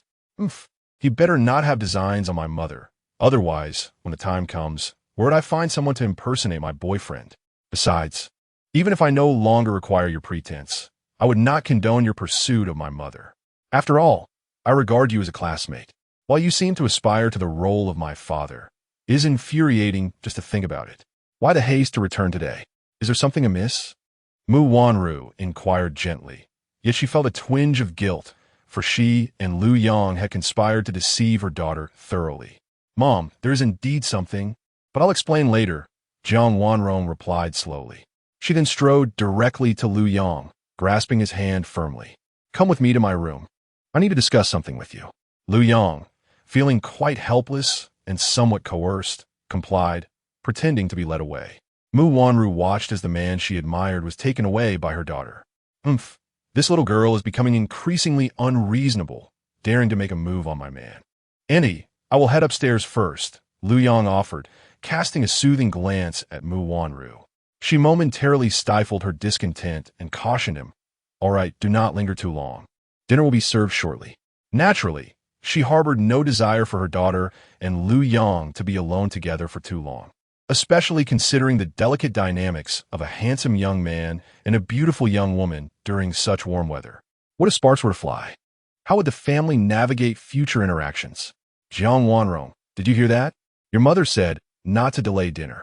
Mom, I know, Jiang Wanrong replied casually. Soon, Lu Yang found himself once more in Jiang Wanrong's room. Interestingly, the fragrance within Mu Wanru's room was entirely different from that of Jiang Wanrong's. Yet for the youthful Lu Yang, the scent was undeniably distracting. Jiang Wanrong closed the door and even locked it, fearing her mother might intrude unexpectedly. Lu Yang Fei Ned Zhon Fuxian. Why did you lock the door? Could it be that this charade is turning genuine? Are you actually developing feelings for me? Seeing me alone with your mother has made you jealous, hasn't it? Are you contemplating impropriety now, seeking to soothe your envy? Upon uttering these words, Lu Yang felt a wave of shamelessness wash over him. However, just as he thought the jest had gone too far, Jiang Wanrong erupted like a lit powder keg. Lu Yang, you are exceedingly conceited. Frankly, your words disgust me. How could I possibly harbor feelings for you? Do not mistake my actions as affection. Furthermore, you better remember your place. If you wish to earn money from me, you must heed my directives. I did not summon you to my mother's home. Why did you come uninvited? I instructed you to accompany me. Did you not comprehend? You are merely someone I hired to impersonate my boyfriend. Do not overreach, and certainly do not indulge in unrealistic daydreams. Moreover, you currently lack even a job. If I did not think of you every time I had a good opportunity, how could you be so effortlessly earning money now? Lu Yang was taken aback. It dawned on him that, in her mind, she held him in utter contempt. What camaraderie among classmates is but a mere exploitation of one another, devoid of any sense of gratitude during the act, remaining aloof and condescending. Very well, if that is the case, there is no need for me to be courteous. After Jiang Wanrong concluded her statement, she felt a twinge of regret, sensing her words had been excessively harsh. Yet, for reasons unbeknownst to her, her emotions had spiraled out of control. She contemplated an apology, but her pride thwarted her intentions. Thus, she rummaged through her bag and retrieved the money she had long prepared. Here, this time it's 10,000. I will provide another 10,000 shortly. In her view, a monetary apology sufficed, believing that Lu Yang would dismiss the earlier incident upon receiving the cash. Lu Yang accepted the money with a nonchalant expression, remarking, From 10,000 to 20,000, you truly are pragmatic. Very well. What is it that you need me to do this time? Jiang Wanrong took a deep breath, striving to compose herself. Later, you will say that we're interested in a villa and require some funds to purchase it together. Upon hearing this, Lu Yang realized that Jiang Wanrong intended to involve him in a scheme to deceive her mother. That is feasible, but what do you mean by some funds? How much are we talking about? Do not concern yourself with that, Jiang Wanrong replied, her impatience evident, disliking Lu Yang's apparent interest in her affairs. That won't do. If you do not clarify, how can I agree? After all, this is a deceptive act, and if the amount exceeds my comfort zone, I will not assist you. Lu Yang's seriousness was palpable. Jiang Wanrong scrutinized him and stated, we need 400 million. 400 million? What kind of property demands that sum? Lu Yang feigned astonishment. Is 400 million so significant? Jiang Wanrong retorted disdainfully. It may seem trivial to you, but it is substantial for me. Therefore, I cannot assist you with this. Take your 10,000 back. I am leaving. Lu Yang, what do you mean by this? Did we not come to an understanding? Jiang Wanrong questioned, her frustration mounting. Or is this a deliberate act of retaliation for what just transpired? I am not so petty. I merely speak the truth. The amount is too considerable, and for someone like me, it is akin to participating in fraud. Jiang Wanrong pondered that his concerns were understandable. Yet the money in question belonged to her own mother. Could that truly be classified as fraud? Lu Yang, I will offer you 50,000 for your troubles. Lu Yang, without turning back, proceeded towards the exit. 100,000, forget it, Jiang Wanrong. Let me be frank, I'm not lacking in funds. Your 10, 20, or even 100,000 are mere trifles in my eyes. My assistance is granted solely out of friendship and other considerations. Lu Yang stated calmly, relishing the air of inscrutability he could portray. Lu Yang, what do you truly mean? To speak plainly, what do you desire? Jiang Wanrong was weary of his circumlocution. Very well. If you find me repugnant and consider me to harbor ulterior motives towards you, then my loss cannot be in vain. If you accompany me just once, I will help you deceive your mother and procure 400 million from her. Otherwise, our discussion is over. I might even inform her of your continuous deceptions.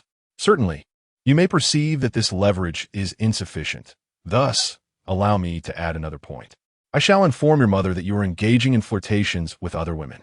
Lu Yang stated mercilessly, asserting that if she held herself in such low regard, she should not be surprised by the severity of the consequences. Chapter 52. The unavoidable compromise. Hearing the typically honest Lu Yang suddenly reveal his true colors and audaciously demand that she spend the night with him, Jiang Wanrong was left utterly astounded. Indeed, Lin Qi's previous caution towards him was not without reason. Men, after all, are creatures driven by base desires. Initially, Jiang Wanrong could hardly believe that Lu Yang could be so lacking in self-awareness, harboring inappropriate thoughts about her. However, it now appeared that her naivety had been misplaced. Lu Yang, do you truly comprehend the words you utter? Have you lost your mind? I shall grant you one more opportunity. Tell me, were those words merely a moment of anger, or have they been a premeditated scheme? Jiang Wanrong bit her lip, feeling a mix of indignation and fear as she faced this unfamiliar version of Lu Yang. After all, his insinuations about her and other girls were particularly hurtful. Any supposed long-held intentions were merely a spur-of-the-moment whim. Yet, she had to admit, were it not for his provocation, she would not have resorted to threatening him. If blame were to be assigned, it would rest solely on his shoulders. Lu Yang spoke with an air of nonchalance, surveying Jiang Wanrong from head to toe. To be honest, you are indeed quite attractive. After all, your mother is exceptionally beautiful. It stands to reason that you would inherit such qualities. So, have you made up your mind? Will you accompany me just once? If you agree, I will join forces with you to swindle 400 million from your mother. Otherwise, do not blame me if I unleash my wrath and expose your secrets to her, along with numerous other means to make them public. He maintained a demeanor of calm detachment. Jiang Wanrong felt a pang of anxiety. Could it be that he truly held leverage over her and Lin Qi? But how could that be? Their intimate actions had always been discreet. Therefore, it was highly probable that Lu Yang was merely trying to intimidate her. Yes, that had to be it. She almost allowed herself to be thrown off balance by his threats. Resolving herself, Jiang Wanrong took a deep breath and retorted with a cold smile. It seems our camaraderie as classmates has reached its conclusion. I never anticipated you to be such a wretched individual, employing such despicable tactics to covet my beauty. Moreover, which of your eyes has witnessed any flirtation between me and other girls? How repugnant. I am a lady, and how could I engage in such antics with another female? As she spoke with increasing conviction, Jiang Wanrong reminded herself that everything must be substantiated with evidence. Do you suppose I am attempting to deceive you? If that is the case, allow me to enlighten you, and I hope that after hearing this, you will still believe I am lying. Recently, we returned to school for the graduation ceremony, and afterward, we went out for a meal and then to a bar for karaoke. At that bar, you and that so-called Lin Shi were kissing in a restroom. Do you dare claim that was not the case? Lu Yang regarded Jiang Wanrong with a cold smirk, noting her growing panic, which confirmed he had successfully unsettled her. I do not know what you're talking about, Jiang Wanrong stammered, her heart racing. For such matters were not meant to see the light of day. Are you certain you do not know? Would you prefer I share the video of that moment in the class group chat? Lu Yang feigned seriousness, pretending that he possessed those so-called compromising images on his phone. Lu Yang, you wouldn't dare? If you truly share this in the group, I will make sure we both suffer the consequences. Jiang Wanrong clenched her fists, uncertain if she genuinely intended to confront Lu Yang or was merely grappling internally with how to silence his insufferable threats. Suffer the consequences? You may not care for yourself, but what about your mother and that pretentious boy? How can you be so selfish? Lu Yang's words struck like a hammer, awakening Jiang Wanrong to her own reality. Indeed, she might disregard everything for herself, but what of Lin Qi? What would her mother do? Lin Qi's family also valued reputation, and her mother was no different. Yet, was she really going to let him intimidate her to yield just once? What a joke. How could she do that to herself? Lu Yang, out of the bond we share as classmates, could you refrain from making such demands? Just tell me how much you want, and I will give it to you. Money is out of the question. For one, I truly do not lack it, and two, demanding money under threat is far worse than merely desiring your body. After all, what if you find yourself unable to resist me after one encounter? Do you truly believe you can find happiness with that girl named Lin Qi? After he spoke, he sat down on the bed. Jiang Wanrong, feeling utterly wronged, bit her lip and declared, Lu Yang, I will hate you for the rest of my life, and there is absolutely no way I will ever accompany you. If you force me, I will end my life right before your eyes. Jiang Wanrong could only resort to such extreme measures to intimidate Lu Yang. Lu Yang furrowed his brow, surprised that Jiang Wanrong proved more formidable than he anticipated, likely because she had no interest in men. Otherwise, given his handsome appearance, she should not be so averse even under threat. If you die, what becomes of Lin Qi? What about your mother? Lu Yang replied in a calm tone. Of course, I can take a step back and not insist on you spending the night with me. However, you have ignited my ire to such an extent that perhaps you could soothe me with your words instead. Words? What words? I do not comprehend, Jiang Wanrong thought, feeling slightly relieved. As long as it did not involve sharing a bed with him, other considerations might be feasible. So naive, just some euphemistic hints. But judging by your expression, you truly do not understand. After all, that pretentious boy of yours probably has no such needs. As he spoke, Lu Yang gestured towards her and then pointed to himself.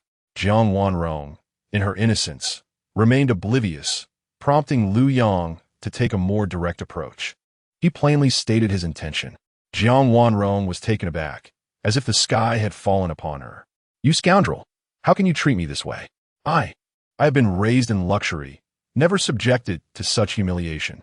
You actually wish for me to. Jiang Wanrong found it difficult to voice her embarrassment. Lu Yang, unwavering in his stance, declared, This is my utmost concession. Otherwise, we revert to my original demand. You must decide. I will count to 3, and if you still do not choose, do not blame me for unleashing my wrath and exposing all your secrets. 1. Lu Yang began to count. Jiang Wanrong glared at him, her eyes burning with fury. If looks could kill, Lu Yang would have been slain 1,000 times over.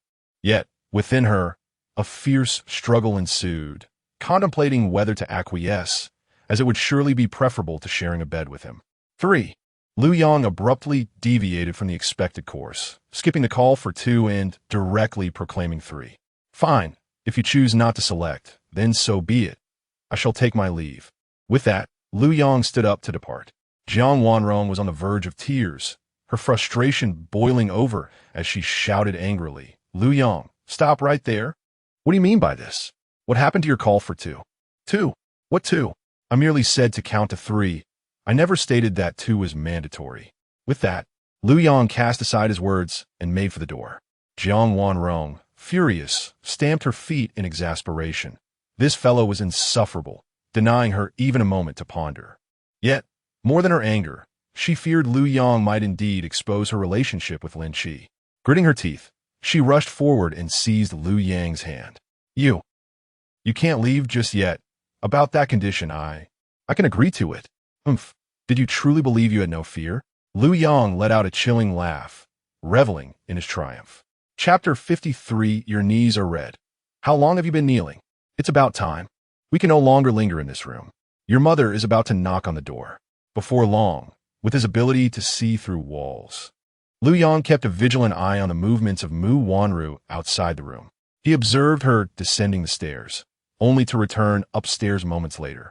Several times, she raised her hand as if to knock, yet for some unknown reason, she turned and walked away. Surely, she believed that Lu Yang and her daughter would not engage in any improper conduct within the confines of the room, perhaps thinking they were deliberating something of significance, and would explain their reasons upon emerging. Moreover, what on earth are you wearing? Hurry and freshen up, Lu Yang remarked with a smirk. Jiang Wanrong shot him a fierce glare, cursing him silently. You are truly a devil, so cruel and heartless. Yet she promptly dashed off to wash up. Seeing that her clothes were thoroughly soaked, Lu Yang realized they were unwearable. Thus, he rummaged through the wardrobe and retrieved a set of JK uniforms. To his surprise, Jiang Wanrong had such a penchant. He thought it would be delightful to see her don it. Surely, it would be too much to ask? Here, change into this outfit. Your current attire is drenched. How can you possibly wear it? Lu Yang opened the bathroom door, only to find Jiang Wanrong vigorously brushing her teeth, as if she were intent on scrubbing them away. Jiang Wanrong paid him no heed. Observing her, Lu Yang continued, If you don't wish for your mother to grow suspicious, it would be wise to change. After all, she has been through this herself and may be particularly sensitive to certain scents. You understand my meaning, don't you? You better not speak about my mother like that. Jiang Wanrong fiercely defended Mu Wanru, glaring at Lu Yang with intensity. Lu Yang chuckled and replied, Very well, if you choose not to change, I shall open the door. We cannot keep your mother waiting. Otherwise, she will undoubtedly become suspicious, and this has already taken enough time, fitting for us to rehearse our lines. Give me the clothes. Jiang Wanrong, recognizing the validity of his argument, begrudgingly accepted his so-called kind arrangement. All right, change quickly, and then we shall venture out together, Lu Yang said with a gentle smile. At this moment, Jiang Wanrong resembled many rebellious girls. Initially exhibiting a hostile demeanor, she might yet undergo a transformation. After all, today was merely a beginning, and opportunities to threaten her would abound in the future. As long as she remained tethered to her vulnerabilities, she would gradually become ensnared, ultimately growing accustomed to it. Before long, Jiang Wanrong had donned the JK uniform, her figure accentuated as if she had been transported back to her youthful days. By the way, should I find you a pair of black stockings? Otherwise, it feels as though something is missing. Lu Yang couldn't help but admire Jiang Wanrong from head to toe. To him, she was now a prize within his grasp. However, this woman was rather defiant and required proper guidance. Ignoring him, Jiang Wanrong slipped on her shoes and approached the door, ready to step outside. Before opening it, she looked earnestly at Lu Yang and said, Don't forget the promise you made to me. Rest assured, I am a person of principles besides. This is a mutually beneficial transaction. Given your diligent efforts, how could I possibly deceive you? Jiang Wanrong found the conversation utterly distasteful and hurriedly opened the door to step outside. Downstairs, Mu Wanru heard the sound of the door opening and immediately awaited their descent to the staircase. Before long, she noticed that her daughter had changed her attire. Just moments ago, when she had ushered Lu Yang into the room, Jiang Wanrong had been clad in a blue dress. Yet now she donned a youthful JK uniform. Furthermore, there were crimson marks on her knees. Had she been punished to kneel by Lu Yang, or was there some other explanation? Mu Wanru's thoughts became a whirlwind of speculation until Jiang Wanrong approached her side, calling out Mom twice, which snapped her back to reality. What is it? Mu Wanru responded, slightly startled. Mom, why are you suddenly in a daze? You gave me quite a fright. Jiang Wanrong couldn't help but voice her concern. As her mother had suffered from anemia for many years, the thought of her also developing early-onset dementia was alarming. Each is nothing. I was just lost in thought, Mu Wanru said, regaining her composure and striving to steady her mind. What were you pondering so deeply? Jiang Wanrong felt a twinge of anxiety, worried that her mother might have perceived some inconsistency. However, aside from the prolonged time spent with Lu Yang in the room, there should be no other suspicious details. Or so she believed. Unbeknownst to her, the red marks on her knees were a glaring flaw, easily misinterpreted by an astute observer. Mind your own business regarding adult matters. But what happened to your knees? Did you fall? Mu Wanru couldn't restrain her curiosity. Huh? What about my knees? Jiang Wanrong's heart raced, suddenly realizing the precariousness of her situation. Having knelt for such a lengthy period in Lu Yang's presence, her knees must surely be quite sore. All of this was due to Lu Yang's failure to remind her and his insistence on her wearing the JK uniform. It felt as if he had deliberately played a trick on her. Yet, reflecting on it now, she regretted not heeding his advice to wear black stockings. Had she done so, her mother would likely not have noticed the issue with her knees. What's the act? It's obvious you've been kneeling, isn't it? During the day. What reason would you have to kneel? Mu Wanru, being quite astute, began to probe for answers. Observing her daughter's guilty demeanor only heightened her resolve to uncover the truth. Jiang Wanrong felt her cheeks flush, but was at a loss for how to extricate herself from this predicament. It is widely understood that red knees signify something, unless one could concoct a more plausible excuse. Yet, in her state of anxiety, her mind blanked, leaving her unable to devise any rational justification. At that moment, Lu Yang descended the stairs, interjecting, Auntie, this is not Wanrong's fault. I asked her to change into the JK uniform to perform a dance for me. Otherwise, if it were truly as you imagined, she would certainly have worn stockings to conceal it. Lu Yang's spontaneous fabrication of a rationale relieved Jiang Wanrong, who felt that this explanation was somewhat credible. Right, Mom. It's all Lu Yang's fault for insisting that I dance for him, she added. Mu Wanru pondered this and believed there might be some truth to it, thinking she had perhaps overanalyzed the situation. But why would they be dancing at all? Did Lu Yang have a penchant for watching beautiful women dance? If only he had mentioned it sooner, she would have joined in. All right, let's proceed to dinner and discuss further as we eat. In no time, the three gathered around the dining table. Jiang Wanrong gazed at the lavish dinner spread before her, yet found herself devoid of appetite. The sight of the broths and stews made her stomach churn, evoking a wave of nausea that could easily mislead an uninformed observer into believing she was with child. In truth, it was more likely the result of having consumed something unsanitary that had upset her stomach. Xiaowan, why aren't you eating? Her mother inquired. Mom, I'm not hungry, she replied. Not hungry? Mu Wanru's suspicions were aroused anew. Lu Yang chuckled as he clarified. I've angered her. She's so vexed that she's satiated her irritation. What on earth was going on? Mu Wanru sensed that there was an unspoken secret between the two. The extended duration of their interaction, coupled with the redness of Wanrong's knees and her disinterest in the usual dishes she adored, painted an odd picture. Jiang Wanrong felt a wave of embarrassment wash over her. Today had been particularly humiliating. Did it have to become common knowledge? She glanced helplessly at Lu Yang, only to find him remarkably composed, as if nothing were amiss. How could he be so unfazed when he was the true instigator of the situation? Auntie, this is precisely what I wanted to discuss with you, Wanrong began. I simply cannot comprehend Xiao Wan's insistence on spending over 400 million on a villa, claiming she wishes to live with me, her boyfriend. I deemed it unnecessary, which led to our argument. I intended to propose a request that would dissuade her, yet to my surprise, she acquiesced. This request was for her to don a JK uniform and perform a dance on her knees for half an hour. Upon hearing this, Mu Wanru experienced a moment of clarity. After all, she and Lu Yang had been scheming against Xiao Wan. It was no wonder Lu Yang would be infuriated. Even she felt vexed upon realizing that Xiao Wan was willing to spend such a fortune for her female friend. Nevertheless, it seemed Lu Yang genuinely enjoyed watching beautiful women dance. she ought to dedicate some time to learning a dance that would redden her knees. Chapter 54. You two should sleep together tonight, mother. I genuinely believe that villa is absolutely splendid. I wish to purchase it as our future marital abode, Jiang Wanrong exclaimed, her enthusiasm evident. However, he insists it is too exorbitant. He truly lacks an appreciation for enjoyment. She hurriedly added, emphasizing that the property was intended for her and her boyfriend's future home. In her heart, she pondered that if her mother recognized this point, she would likely not refuse to support her, unless, of course, she held reservations about Lu Yang as a suitable partner. In truth, how could her mother possibly disapprove of Lu Yang?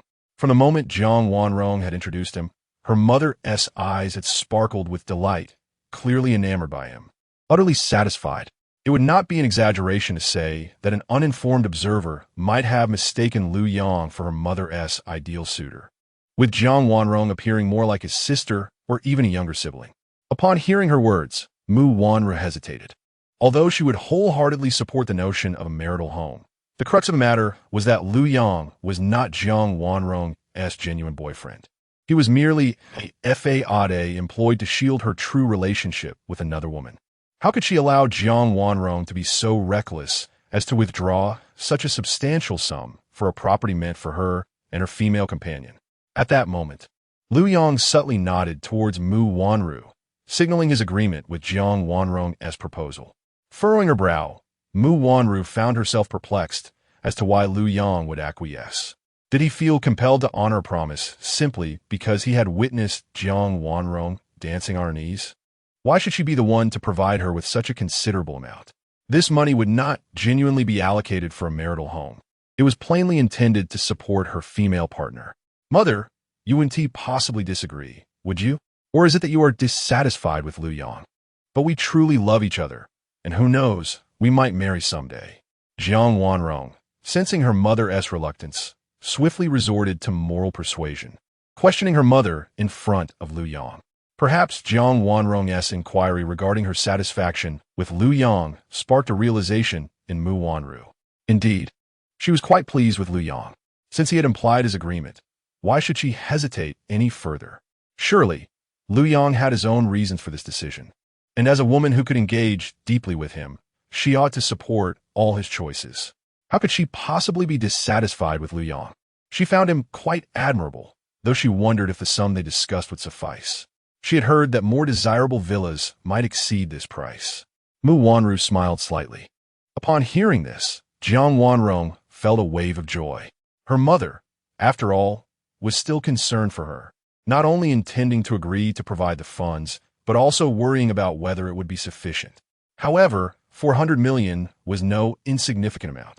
For her daughter, who had devised such a scheme, any additional sum would only amplify her guilt, making her feel increasingly sinful. After all, if her mother were to discover her affair with Lin Shi, she would be utterly mortified. But what could she do? She simply could not help her affection for Lin Shi. Although Lin Shi was a girl, she was more handsome than many boys, gentle and considerate, and treated her with great kindness. Coincidentally, Lin Shi shares a profound affection for herself, feeling as though she and Lin Shi are undeniably meant for one another. Although they cannot relish certain joys in the same manner as one might with a man, there exist myriad avenues to happiness. Mother, enough. I have some funds of my own. Is it truly sufficient? How much does your company earn in a year? Mu Wanru was acutely aware that Jiang Wanrong's landscape design firm, while her daughter was indeed talented and initially saw some profits, was not extensive in scale, maxing out at perhaps 1 or 200 million annually. Although the company's profits were modest, Jiang Wanrong confidently asserted, I have other investments that yield returns as well. Very well then, should it prove inadequate, do let me know, understood? Mu Wanru ceased her inquiries, for 400 million was not a burdensome amount for her to procure. However, you both shall stay at home tonight and return tomorrow. Jiang Wanrong hesitated, as she had no desire to be in the company of Lu Yang at that moment. This individual was utterly insufferable. Being around him was perilous, far beyond what a rational person could endure. If her mother were to overhear such sentiments, it would imply her mother was not of sound mind. All right, she ultimately conceded. Lu Yang, perceptive to Mu Wanru's intentions. Recognized this to be what she had hinted at during their previous phone conversation, indicating she knew how to orchestrate the evening. This arrangement would afford them an opportunity for exhilarating interaction. Clearly, Mu Wanru was becoming increasingly adept at seeking enjoyment, understanding how to cultivate thrilling experiences. Unable to restrain herself, Mu Wanru discreetly glanced at Lu Yong, only to meet his enigmatic gaze, causing her heart to race and her head to lower bashfully as she resumed her meal. It was evident that she was aware her thoughts had been laid bare to Lu Yong, leading her to silently chastise herself. "Forgive me, dear Wan, for I cannot resist using you to pursue this exhilarating feeling. Yet, it should be acceptable, for Lu Yong is not truly your boyfriend. He merely pretends to be your boyfriend to deceive me." Each of the three harbored their own thoughts as they swiftly concluded their dinner. Mu Wanru suggested they retire to the outdoor pavilion for tea.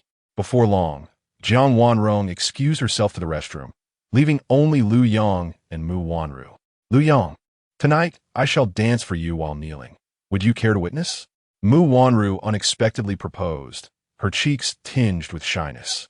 Lu Yong nearly spat out his tea, inwardly hoping that her mention of kneeling to dance was merely that, dance, lest he start to question whether she was aware of Jiang Wanrong's previous soothing gestures towards him. "Absolutely, though prolonged kneeling may be taxing on the knees. No matter, I shall wear knee pads. At that time, you must reveal who dances more beautifully, little Wan or myself." Mu Wanru's cheeks flushed slightly, feeling it somewhat improper to compare herself to Wan. "No need for comparison. It is undoubtedly you who will dance more gracefully. Your figure surpasses hers by far, and she does not possess the qualities I find appealing." Upon hearing this, Mu Wanru felt a sweetness in her heart akin to savoring honey. "Then come to my room tonight. I shall await your arrival." "Of course I shall go. If you cannot dance by then, just wait and see how I will handle you. I guarantee you will dread encountering me for at least 10 days to half a month." "Really?" Mu Wanru exclaimed, her heart racing with excitement. Though she found the words somewhat intimidating, her anticipation was undeniable. "I'm not jesting. I can see you are in dire need of a little discipline, and this time, I shall show no mercy.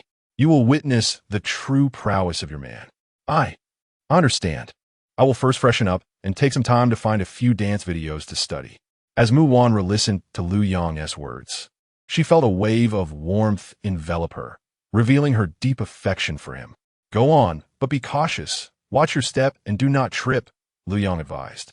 Once Mu Wanru entered her room, Lu Yong dialed Su Qing. "Have you returned?" Su Qing felt a surge of inexplicable joy. Lu Yong had called her first instead of his sister. Did this indicate that she held a slightly more significant place in his heart? "Suing, I want to be coming back tonight. I will return tomorrow. But do not worry, I will come to escort you both to the office bright and early." "Oh, I see," Su Qing replied, a hint of disappointment in her voice, as she had anticipated Lu Yang's return. With him absent from home, she found herself lacking motivation for anything, having truly fallen into a passionate romance, one that felt all-consuming. She even longed to be teased by Lu Yong. Without his playful torment, she felt a sense of unease. "Please convey my message to Su Wei. I trust you to smooth things over. Moreover, I miss you and wish to tease you," Lu Yong said, deliberately using sweet words, confident that the proud Su Qing would enjoy such sentiments. "I shall not allow you to tease me." Su Qing's mood brightened significantly, her voice becoming noticeably lighter. "All right, you focus on your matters. I shall hang up now." Feeling somewhat guilty for her evident change in demeanor, she hurriedly ended the call. Lu Yong chuckled, realizing that Su Qing indeed looked forward to his playful torment. If that were the case, he would indulge her next time. By 8 o'clock that evening, Mu Wanru emerged, glowing with perspiration, and said, "Lu Yong, you should share a room with Xiao Wan tonight." Lu Yong was taken aback, his mind racing with confusion. What was this all about? Jiang Wanrong, on the other hand, felt as though a nightmare had descended upon her. "Mom, I believe it is better for Lu Yong to have a room of his own. After all, we are not yet married, and it would be inappropriate to sleep together at home. There is nothing inappropriate about it. Were you not previously doubting my satisfaction with Lu Yong? Now, I am allowing you both to share a room. What do you think of my feelings toward him now?" Mu Wanru replied with a subtle smile. Her arrangement was undoubtedly calculated, as such a setup was far more exhilarating. Chapter 55. Jiang Wanrong's further compromise. Mom, I truly did not doubt you before. Jiang Wanrong's expression was one of utter grievance as she attempted to continue her defense, only to be interrupted by Mu Wanru. Enough. I am your mother, and this matter is settled. Mu Wanru's tone was resolute. Auntie, your arrangements are simply impeccable. Lu Yong could not help but chuckle. For reasons unknown, he felt an inexplicable satisfaction whenever he witnessed Jiang Wanrong's distress. Mu Wanru's cheeks flushed slightly as she remarked, "It is simply because you seem quite capable in all aspects. However, you do know what you should do tonight, right?" The implication of her words was clear, but only Lu Yong could decipher it. Essentially, she was indicating that while he and Jiang Wanrong could share a bedroom, she hoped they would not engage in anything inappropriate. "Rest assured, Auntie, I understand," Lu Yong replied with a gentle smile. Yet, Jiang Wanrong's face turned pale with fear. A sense of panic surged within her. What was her mother's true intention? Could it be a subtle hint to Lu Yong to consummate their relationship? The mere thought of such a possibility left her on the verge of tears. After all, Lu Yong was as wicked as a demon, and the prospect of spending the night with him filled her with dread. This man showed no mercy and made demands that were both perverse and repugnant. "All right, Wanrong, it's getting late. We should return to the room," Lu Yong said, noticing her distress as he took her hand and led her toward the chamber. Jiang Wanrong finally regained her senses and, facing her mother as if confronting an adversary, exclaimed, "Mom, I refuse to sleep with Lu Yong. We are not married yet. I am a very traditional girl." However, Mu Wanru merely smiled affectionately in response. "Am I not aware of whether you are a traditional girl? Do not feel embarrassed. I understand you are merely putting on an act in front of me." Upon hearing this, Jiang Wanrong felt utterly despondent, as if her mother had personally cast her into a pit of despair. Yet, she could only blame herself for being so powerless, allowing Lu Yong to hold leverage over her. Otherwise, she would not be trapped in this nightmarish situation. Lu Yong ushered her into the room and shut the door behind them, saying, "Am I truly that terrifying? I want to do anything to you." Jiang Wanrong forcefully shook off his hand, glaring at him fiercely. "Don't I know what kind of person you are? If I share a room with you tonight, even if you sleep on the bed and I on the sofa, I am certain you would consume me completely." "Ah, your prejudice against me is quite profound," Lu Yong replied, feigning a hurt expression. "Was it not you who indulged in my offerings before? If you continue to malign me, I shall act according to your insinuations." Jiang Wanrong's face flushed with anger as she thought, "Do I desire to eat? It is only because you have coerced me. Otherwise, I would never willingly partake in your offerings." You better not lay a finger on me tonight, or else." "Or else what? You must remember, this is your mother's intention, and I am a good child who listens to my elders. If I comply, it seems entirely reasonable," Lu Yong teased, a smirk playing on his lips. "Besides, in my eyes, you are quite the beauty, are you not?" Jiang Wanrong was gripped by fear. With a firm resolve, she demanded, "What must I do tonight for you to refrain from touching me? Or will you simply sneak out to sleep without informing my mother?" Upon hearing her words, Lu Yong felt a surge of delight within. It appeared he had successfully molded Jiang Wanrong to a considerable extent. "Since you have stated it so plainly, I could extend a concession. Yet let it be clear that this is not an instance of taking advantage of your vulnerability. Enough with the trivialities. What are your conditions?" Jiang Wanrong retorted, clenching her fists. Lu Yong replied nonchalantly, "I require you to become half of my woman." Jiang Wanrong gritted her teeth, recalling their previous encounters, and instantly comprehended his insinuation. She felt utterly hopeless for understanding him so well. Noticing Jiang Wanrong's prolonged silence, Lu Yong continued, "Take your time to contemplate. Do not hastily refuse. Understand that merely becoming half of my woman is a stroke of fortune for you. Lu Yong, I am growing to despise you more and more. I never anticipated you to be such a person. After this, I no longer wish to have any association with you or seek your assistance again." Jiang Wanrong suddenly felt a wave of injustice, tears welling in her eyes, and she could not suppress her sobs. However, Lu Yong remained unswayed, stating, "What is the use of crying? You have already done so much for me. What difference does it make to do one more thing? To be honest, His words sounded rather absurd. Typically, such a bold tone is employed by women when making capricious demands of men. After weeping for a while, Jiang Wanrong resolved within herself. She considered that she had already done so much for Lu Yang against her will. Doing one more thing seemed inconsequential, thus alleviating his fixation on her becoming wholly his. I can agree to your terms, but afterward, you must keep your distance from me. I do not wish to see you again, come tomorrow morning, Jiang Wanrong declared resolutely. Very well, I can accept that. Truly, Jiang Wanrong, you are remarkable. Jiang Wanrong maintained her clenched fists, hoping Lu Yang would not overreach. However, half an hour later, Jiang Wanrong became so incensed that she felt dizzy, collapsing on her bed, and unknowingly drifted into slumber. Outside, Mu Wanru, after finishing her meal, was diligently practicing yoga. Eagerly anticipating Mu Yang rifle. Chapter 56. Why are you no longer bullying me? Your behavior leaves me feeling somewhat disoriented. Is this a rendition of the Emperor's new clothes? As Lu Yang entered the room, he promptly closed the door behind him, his gaze instantly captivated by the graceful figure of Mu Wanru on the pristine carpet. An immediate sense of beauty washing over him. At last you've arrived. I was beginning to worry you might forget, Mu Wanru exclaimed upon seeing Lu Yang. Quickly rising to greet him and affectionately linking her arm through his. She guided him to the edge of the bed and said, "Please take a seat and enjoy my dance.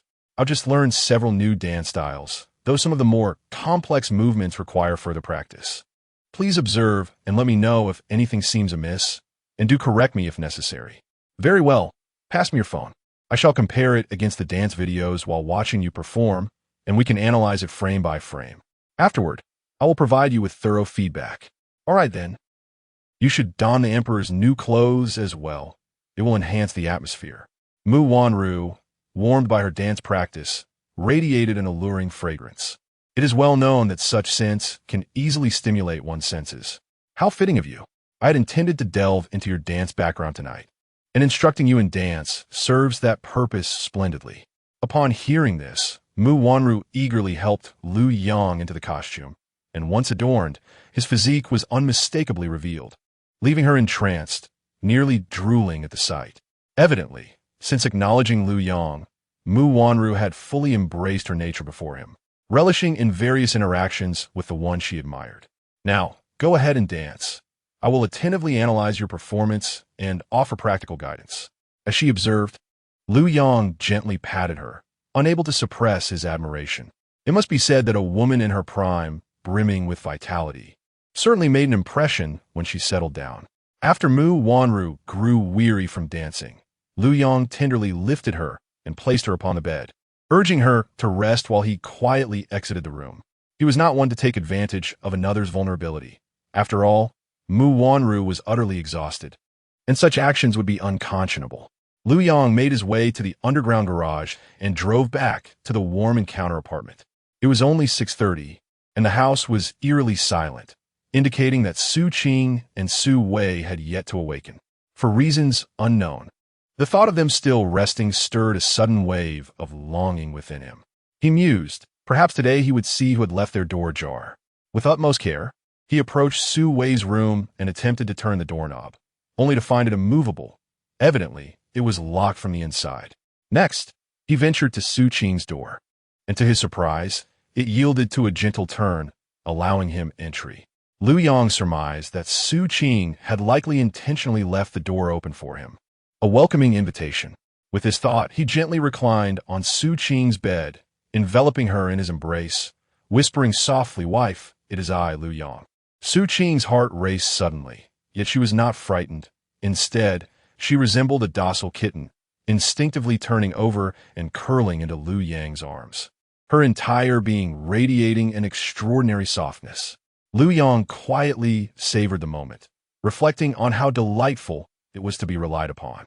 However, before long, Su Qing suddenly uncoiled herself, reaching out to encircle Lu Yang's neck, and with a hint of trepidation, she inquired, Lu Yang, why have you not teased me today? Your behavior is making me feel somewhat unaccustomed."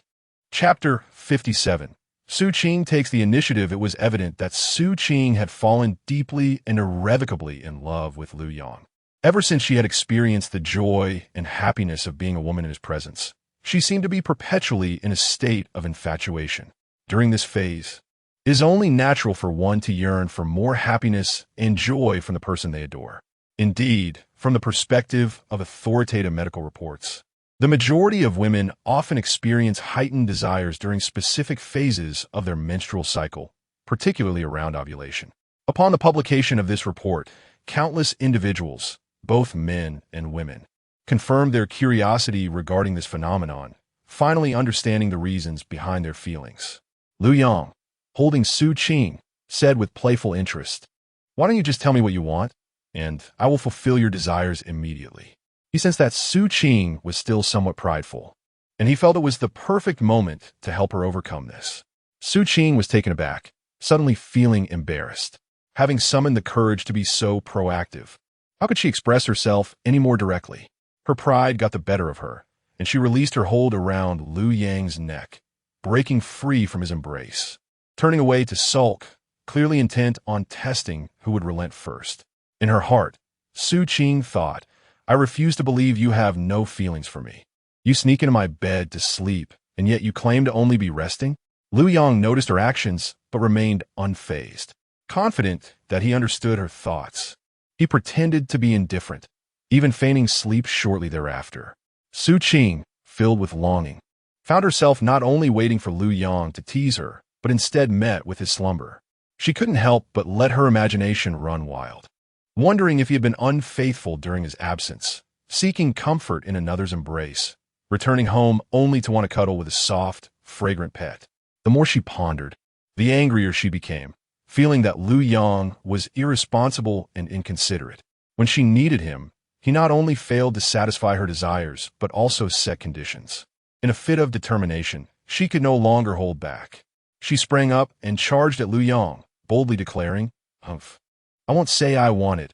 I only know that you have bullied me before, and now it's my turn to return the favor.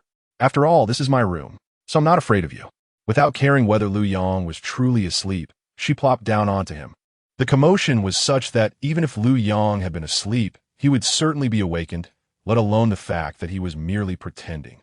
However, Lu Yang dismissed her feeble attempt as inconsequential. Weighing just over 100 pounds, even if she leaped onto him, he could easily endure it. It is worth noting that Mu Wanru, who was heavier than her, could also easily withstand her various attempts at domination. Suyin, strong-willed and refusing to plead with Lu Yang, eventually curled up contentedly in his embrace when fatigue set in, finding satisfaction in her rest. At 7:50 in the morning, the alarm clock suddenly rang.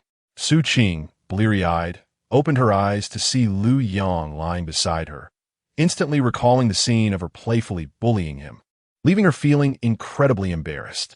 She felt a wave of embarrassment wash over her at the thought of facing Lu Yang again today, especially after having persistently bullied him while he remained indifferent to her actions.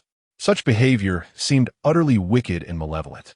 Contemplating this, Su Qing instinctively attempted to free herself from Lu Yang's embrace. However, upon gazing at his peaceful visage in slumber, her heart swelled with an inexplicable fondness. In a moment of impulsive whimsy, she gently pressed her lips to his, akin to a dragonfly skimming the water surface.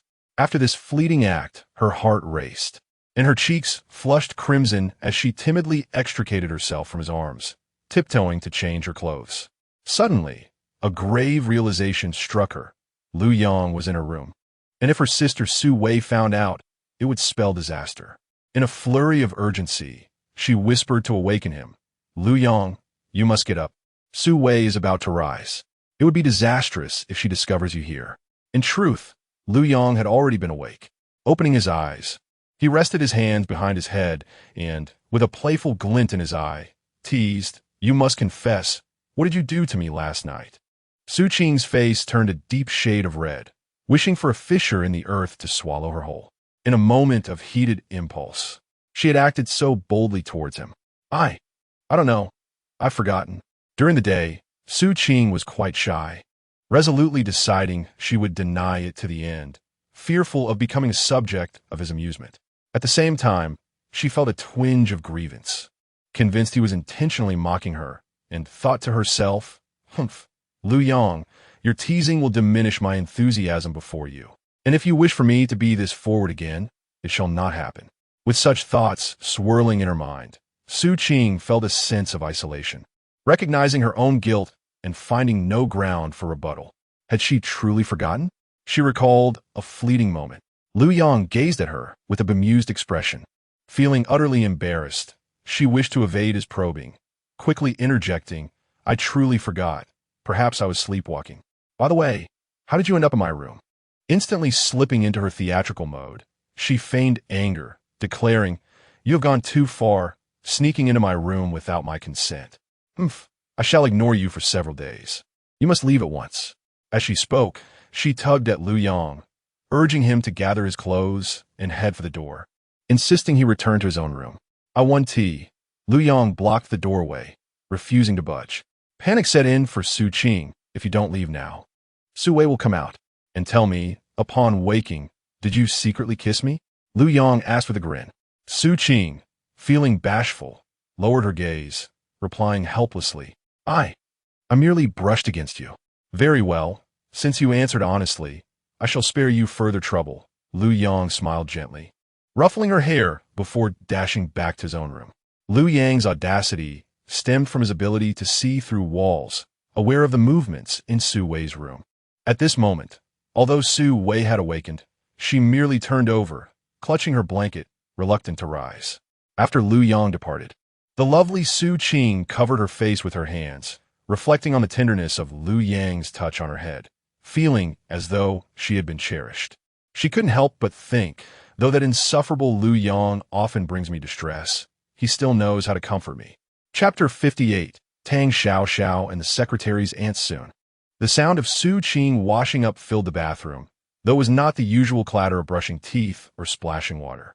As a young lady, particularly one as ethereal and beautiful as she placed great importance on personal hygiene. Previously, she had chosen not to wash up immediately. Instead, she nestled contentedly in Lu Yang's embrace, soon drifting into slumber. She did not wish to disturb Lu Yang's rest, nor could she resist the bliss and comfort of the moment. Now, as the time approached for her to leave for work, she needed to freshen up quickly and don clean undergarments.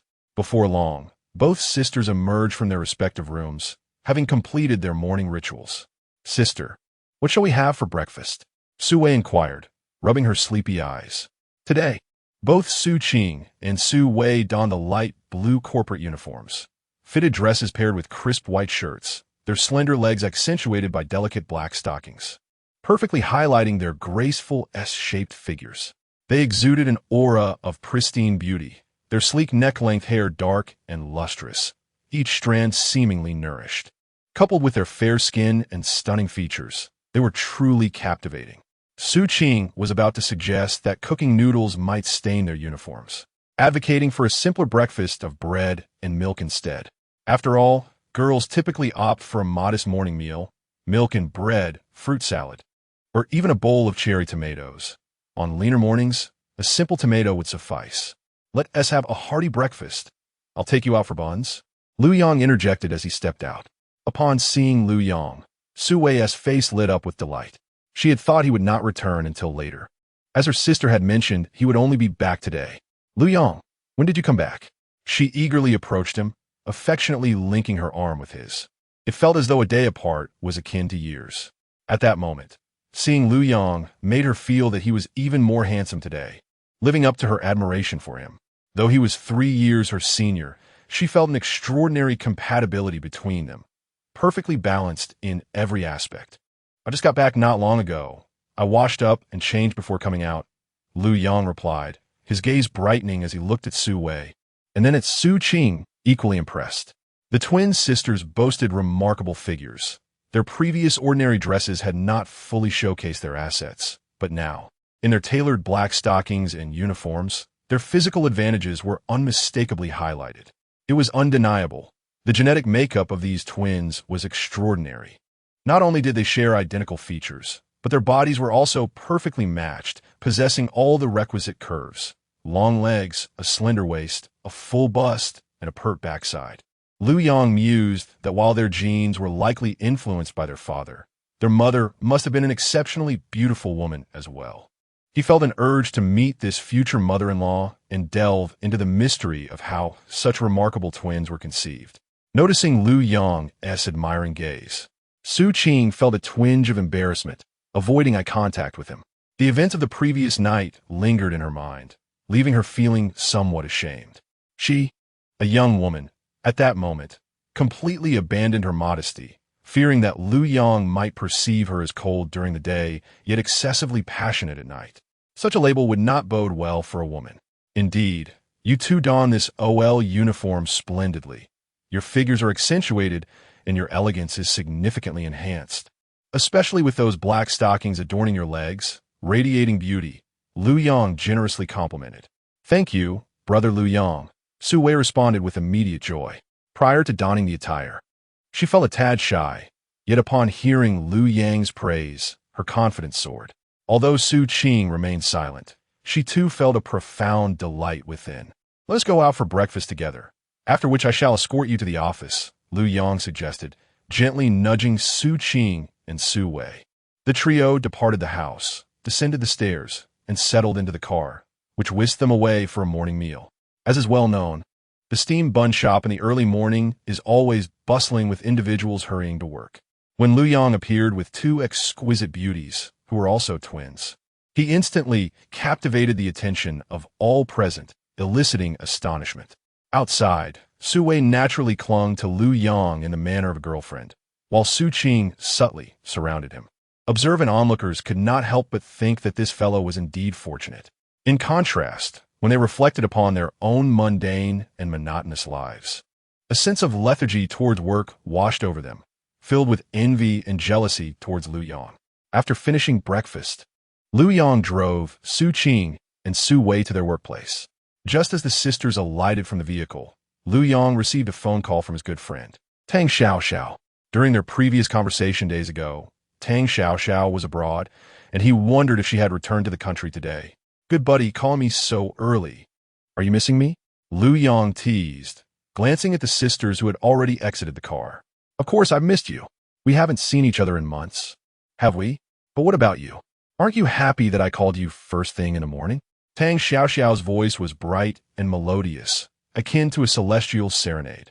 Instantly, Lu Yang's mind conjured an image of Tang Xiaoxiao, the lively girl with a high ponytail, perpetually adorned with a radiant smile. He chuckled in response. Of course I am happy. You are my one and only good buddy. Glad to hear that. I plan to return to the country around 5 in the afternoon the day after tomorrow. Be sure to pick me up at Tianyi Airport. I have a gift for you, she said. Certainly. I shall be there to greet you on time, ensuring you feel the warmth of home as soon as you arrive. He assured her.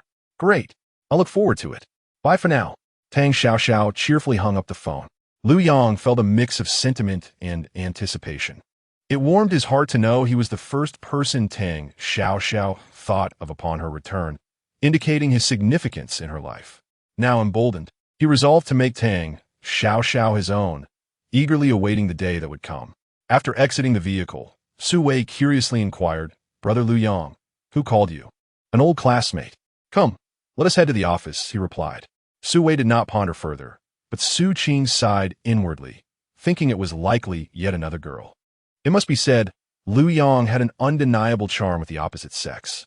Much like myself and my sister, particularly myself, I am acutely aware that my relationship with him deviates from the norm. Yet, I find myself irresistibly drawn deeper into it. The trio arrived at the company. Su Qing and Su Wei, under the watchful eyes of numerous colleagues, returned to their respective positions. The thoughts of their co-workers swiftly shifted from work to the enchanting pair of twin sisters. Lu Yong, understanding the allure of this stunning duo, one cold and the other warm, acknowledged their undeniable charm. Upon entering his office, he found Ling Mei at her computer, perusing documents while sipping coffee to invigorate herself. Ling, indulging in coffee. So early? Did you stay up late last night? Lu Yong inquired with concern. Noticing her boss's arrival, Ling Mei promptly stood to offer her seat. Lu Yong took a seat and gestured for Ling Mei to settle in his lap. Obediently, she complied, her form soft, as if devoid of bones, whispering, "Boss, I was on the phone with my aunt for too long last night, so I'm not quite in my best state today. Next time, don't stay up alone," he advised. "All right, boss, from now on. I shall only stay up with you." Lu Yong felt a surge of emotion, unable to resist enveloping her in a tight embrace, asking, "What does your aunt arrive in Jiangcheng?" "She, yes, arriving at Tianyi Airport at 5 o'clock the day after tomorrow. Could you please pick her up for me? I'll be tied up with company affairs and one tea be able to leave." Lu Yong was momentarily taken aback. What a coincidence. He had to pick up Tang Xiao at Tianyi Airport around the same time. It seemed he was destined to collect both of them together. All right, that is manageable. Lu Yong did not hesitate further. After all, a true man never fears the abundance of beauty surrounding him. As for the cherished readers, despite the beautiful author's earnest efforts to produce 2 updates, the book's performance remains dismal and stagnant, lacking even the grace of free electricity. Chapter 59. Concerns from Bai for the secretary. "Thank you, boss." Ling Mei gently wrapped her arms around Lu Yang's neck, tilting her head slightly upwards. Her crimson lips parted ever so slightly, leaving a delicate kiss upon his cheek, imprinting a faint peach blossom hue that exuded a subtle, elegant fragrance akin to orchids. Lu Yong tenderly caressed her exquisitely shaped pink lips, observing the rosy stain on his fingertips and contemplating the inevitable lip mark on his face, reminding himself to erase it before departing, lest it be seen by others and cast an unfavorable light. Subsequently, Lu Yong remarked, "There is no need for such polite expressions of gratitude between us. You must understand, your aunt will eventually become my woman, correct?" "Hee. Whether I can become your woman?" "Boss, depends on whether you can win over my aunt," Ling Mei replied with a playful smile. "After all, my aunt would never be as willingly generous as I am." Lu Yong chuckled. "You are well aware that you have willingly given yourself to me."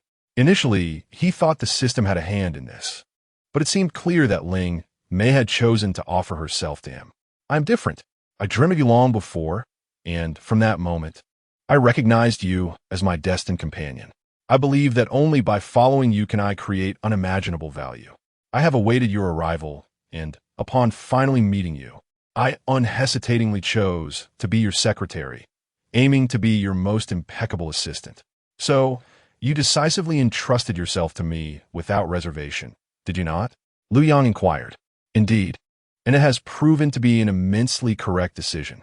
By being with you, I enjoyed delightful meals, restful sleep, and a life filled with happiness, all while genuinely feeling my life's value being realized." However, as the number of beautiful women surrounding the boss increases, a hint of worry crept into her heart, fearing that one day he might not care for her as he does now. "Rest assured," Lu Yong reassured her, "while I embrace all who come, I shall not neglect those who have steadfastly remained by my side. On the contrary, I will cherish and protect the women who have been with me the longest." "I believe you, boss." Upon hearing Lu Yang's words, Ling Mei's concerns dissipated like mist.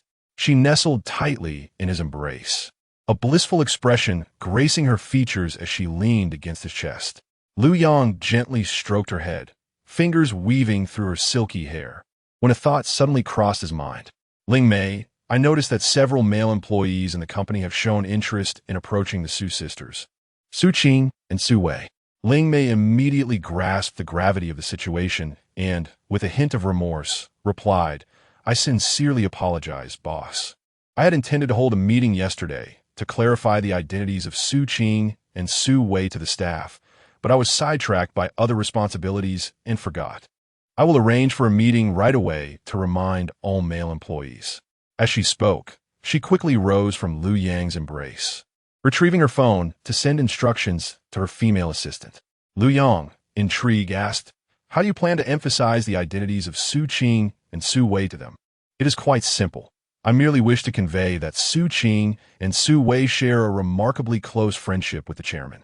Of course, if you, dear boss, feel that this expression lacks directness, I can certainly emphasize that they are favored women of the chairman." At this moment, Ling Mei's eyes sparkled with a warm smile, embodying the image of a considerate and devoted partner. "Ah, perhaps it is best not to be too explicit. Let us proceed with the first approach as you suggested." "Very well, boss. I shall attend a meeting now. By the way, will you still be at the office later?" "No. I have some matters to discuss with Su Qing and Su Wei, after which I will be leaving the company. Lu Yong felt that staying within the confines of the office lacked freedom. The vibrant world outside held far more allure. Boss, I shall think of you constantly. Ling Mei said affectionately, her charm radiating. After Ling Mei departed from the meeting, Lu Yong made his way to the office of Su Qing and Su Wei. Currently, within the company, everyone regarded him merely as a familiar acquaintance of Ling Mei's. Moreover, with the relaxed and harmonious atmosphere of the workplace, even without revealing his identity as the chairman, he could move about freely. Su Qing and Su Wei shared the same office. Upon seeing Lu Yong enter, a radiant joy illuminated Su Wei's face, while Su Qing concealed her happiness within. Brother Lu Yong, you've come. Would you like something to drink? I can prepare it for you, Su Wei said enthusiastically, rising to approach him affectionately. No need to trouble yourself. I must leave shortly. I merely came to check on you both, Lu Yong replied, glancing at Su Wei's computer before moving to inspect Su Qing's as well. There was no way around it.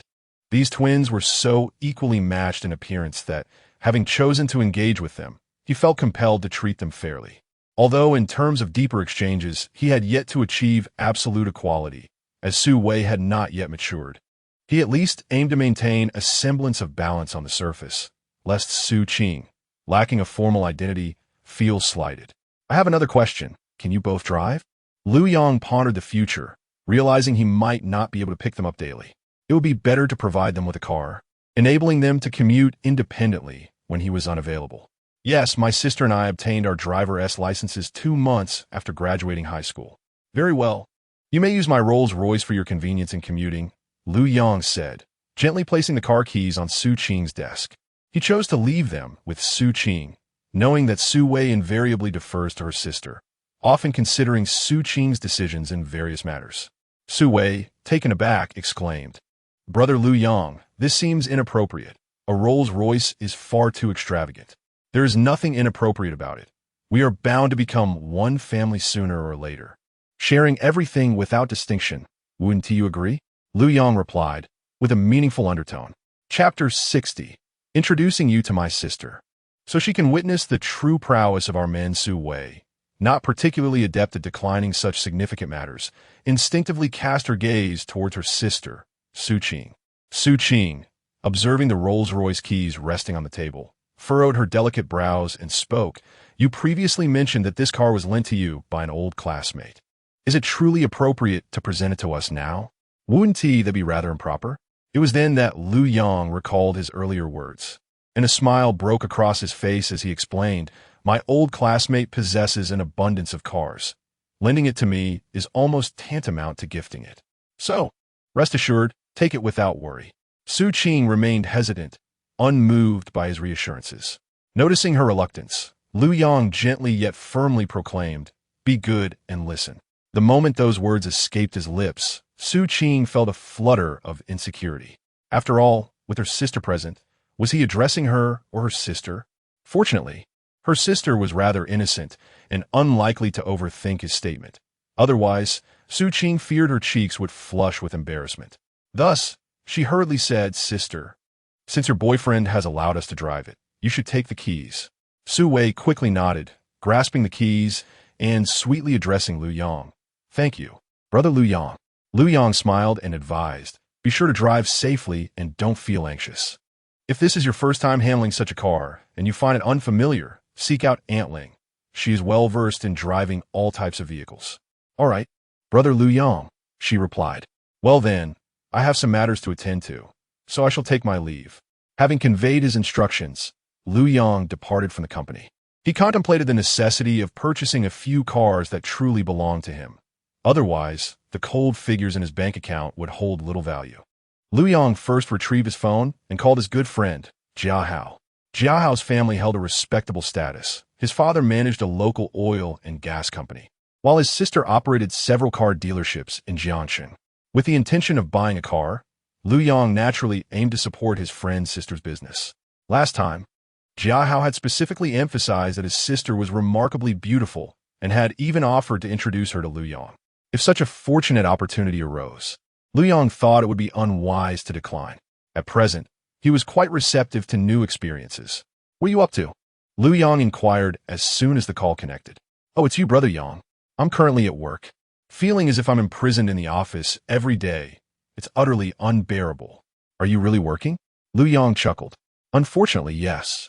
My parents are quite unambitious and refuse to let me pursue my own interests, insisting instead that I inherit the family business, which has left me enduring a rather tedious existence. You rascal, inheriting the family business sounds splendid. You'll achieve financial freedom directly. True, but I still yearn for the carefree days of university. Enough of that, Brother Yang. You must have called for a reason, right? You and T have reached out otherwise. If you were a beautiful woman, I would surely call you first. However, my dear friend, why would I call you without reason? Haha, I understand just like you. I wouldn't reach out without purpose. But those charming ladies, whenever I have a moment to spare, I eagerly arrange to meet them. Take care, my friend. Be cautious of youthful folly, for it may lead to tears in old age. Also, guard against ailments. Lu Yang is well aware that the women Jia Hao entertains are seldom virtuous.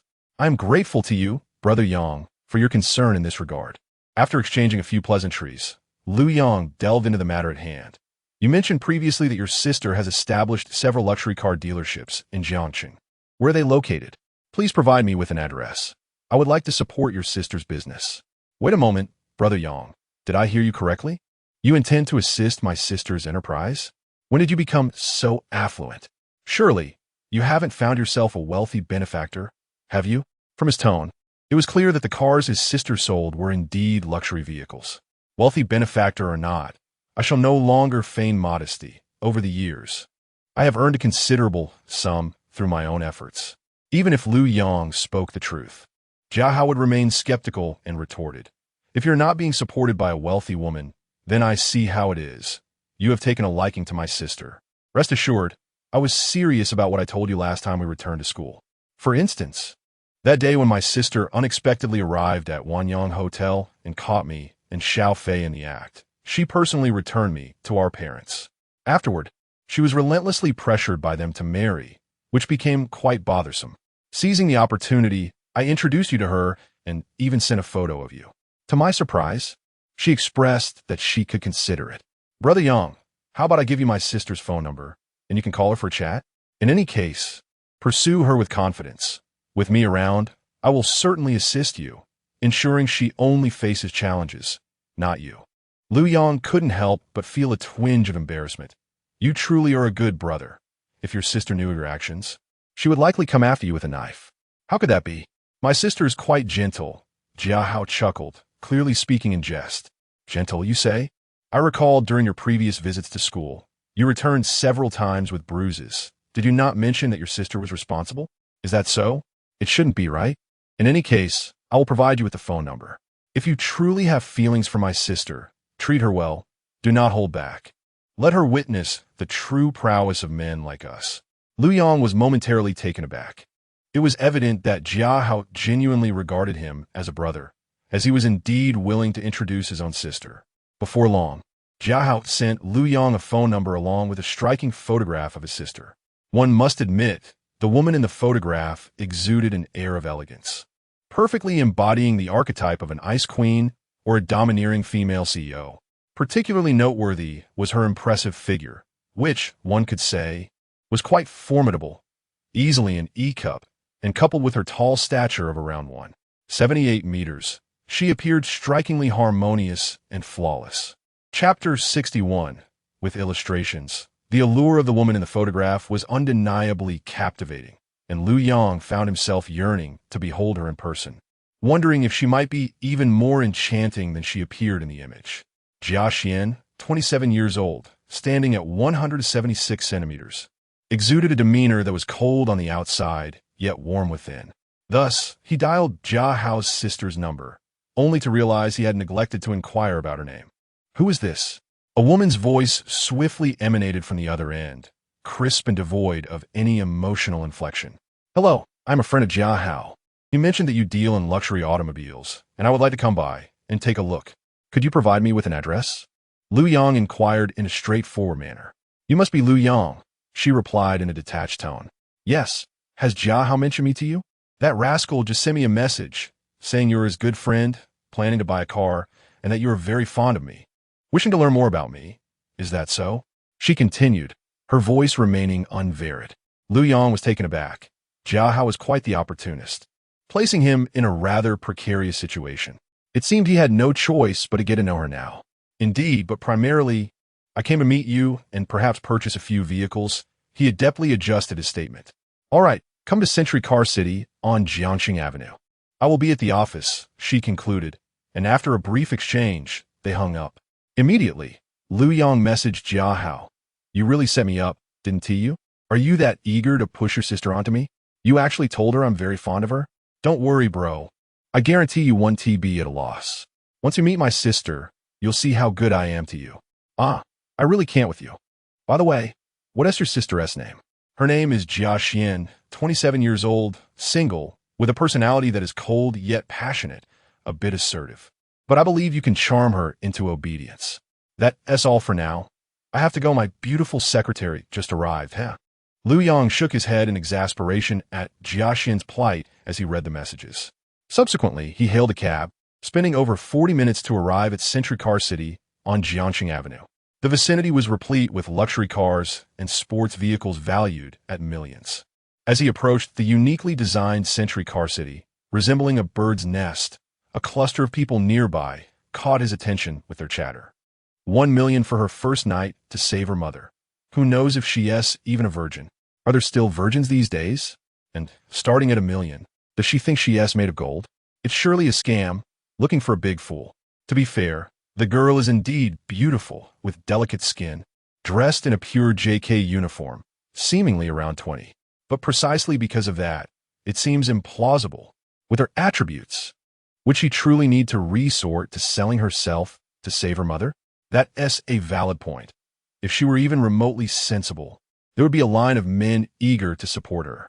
Lu Yang edged closer to the spectacle, his brow furrowing in concern. The girl, standing in the center, despite her head being bowed, evoked an inexplicable sense of familiarity upon first glance. As he scrutinized her closely, he pondered for a moment, and suddenly a spark of recognition illuminated his mind.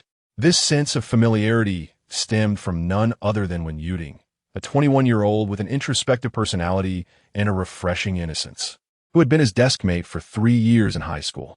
Although they shared a desk for 3 years, Wen Yuding was inherently reserved, often preferring to keep her head down and speak little. Whenever a boy engaged her in conversation, her cheeks would flush crimson as if she were being wronged, her eyes glistening with unshed tears. Lu Yang recalled an instance when he attempted to converse with her, but she ignored him. He had made a loud comment about her silence, causing her eyes to redden and tears to swell, which startled him. In essence, her reticence meant that despite their 3 years together, their interactions were minimal, and even the girls in their class seldom included her in their activities. Is that you, Wen Yuding? Lu Yang found himself asking reflexively as he snapped back to reality. He stole a glance at the name tag she held against her chest, along with some hospital reports. However, until he was certain it was indeed Wen Yuding, he remained skeptical of the authenticity of her situation, suspecting it might be a ruse for monetary gain. In this day and age, some individuals resorted to any means necessary to deceive others, particularly those former female technicians from establishments who, after changing into different attire, would resort to various platforms for live streaming or offer companionship in activities such as hiking, traveling, or fishing, diversifying their skill sets to sustain their businesses. As Lu Yang posed the question of her identity, the woman visibly trembled, then lifted her head, revealing an exquisitely delicate face. Her strikingly red eyes captivated onlookers, stirring emotions within them. Among the crowd, several middle-aged men, visibly flustered, began to murmur, "Sister, I'll offer 1 million, as long as you show gratitude." Another lecherous man chimed in, "I am a kind-hearted person and cannot bear to see a vulnerable girl in tears. Come with me, I can help you." In that moment, the woman appeared oblivious to the remarks surrounding her. She gazed at Lu Yang with her tear-filled crimson eyes, and the tears cascaded down her cheeks like pearls slipping from a broken string. Lu Yang's heart jolted. He was entirely certain that those eyes, prone to tears, could belong to no one else but Wen Yuding. Realizing that he recognized her, she turned and fled from the crowd, breaking into loud sobs. She had harbored a secret in her heart. She had cherished feelings for her high school deskmate. Even after nearly a year since graduating from university, her affection for Lu Yang remained unspoken but steadfast. Now, having been seen by him in such a desperate predicament, she felt an overwhelming sense of guilt, as though she had betrayed him, despite never having revealed her feelings. The shame rendered her unable to face him, unwilling to let Lu Yang witness her current state of distress. Lu Yang furrowed his brows, feeling an inexplicable agitation rise within him. Perhaps it was the sight of his former deskmate in such a pitiable condition that troubled his heart deeply. Thus, Lu Yang pursued her, leaving behind a group of greasy old men exchanging glances.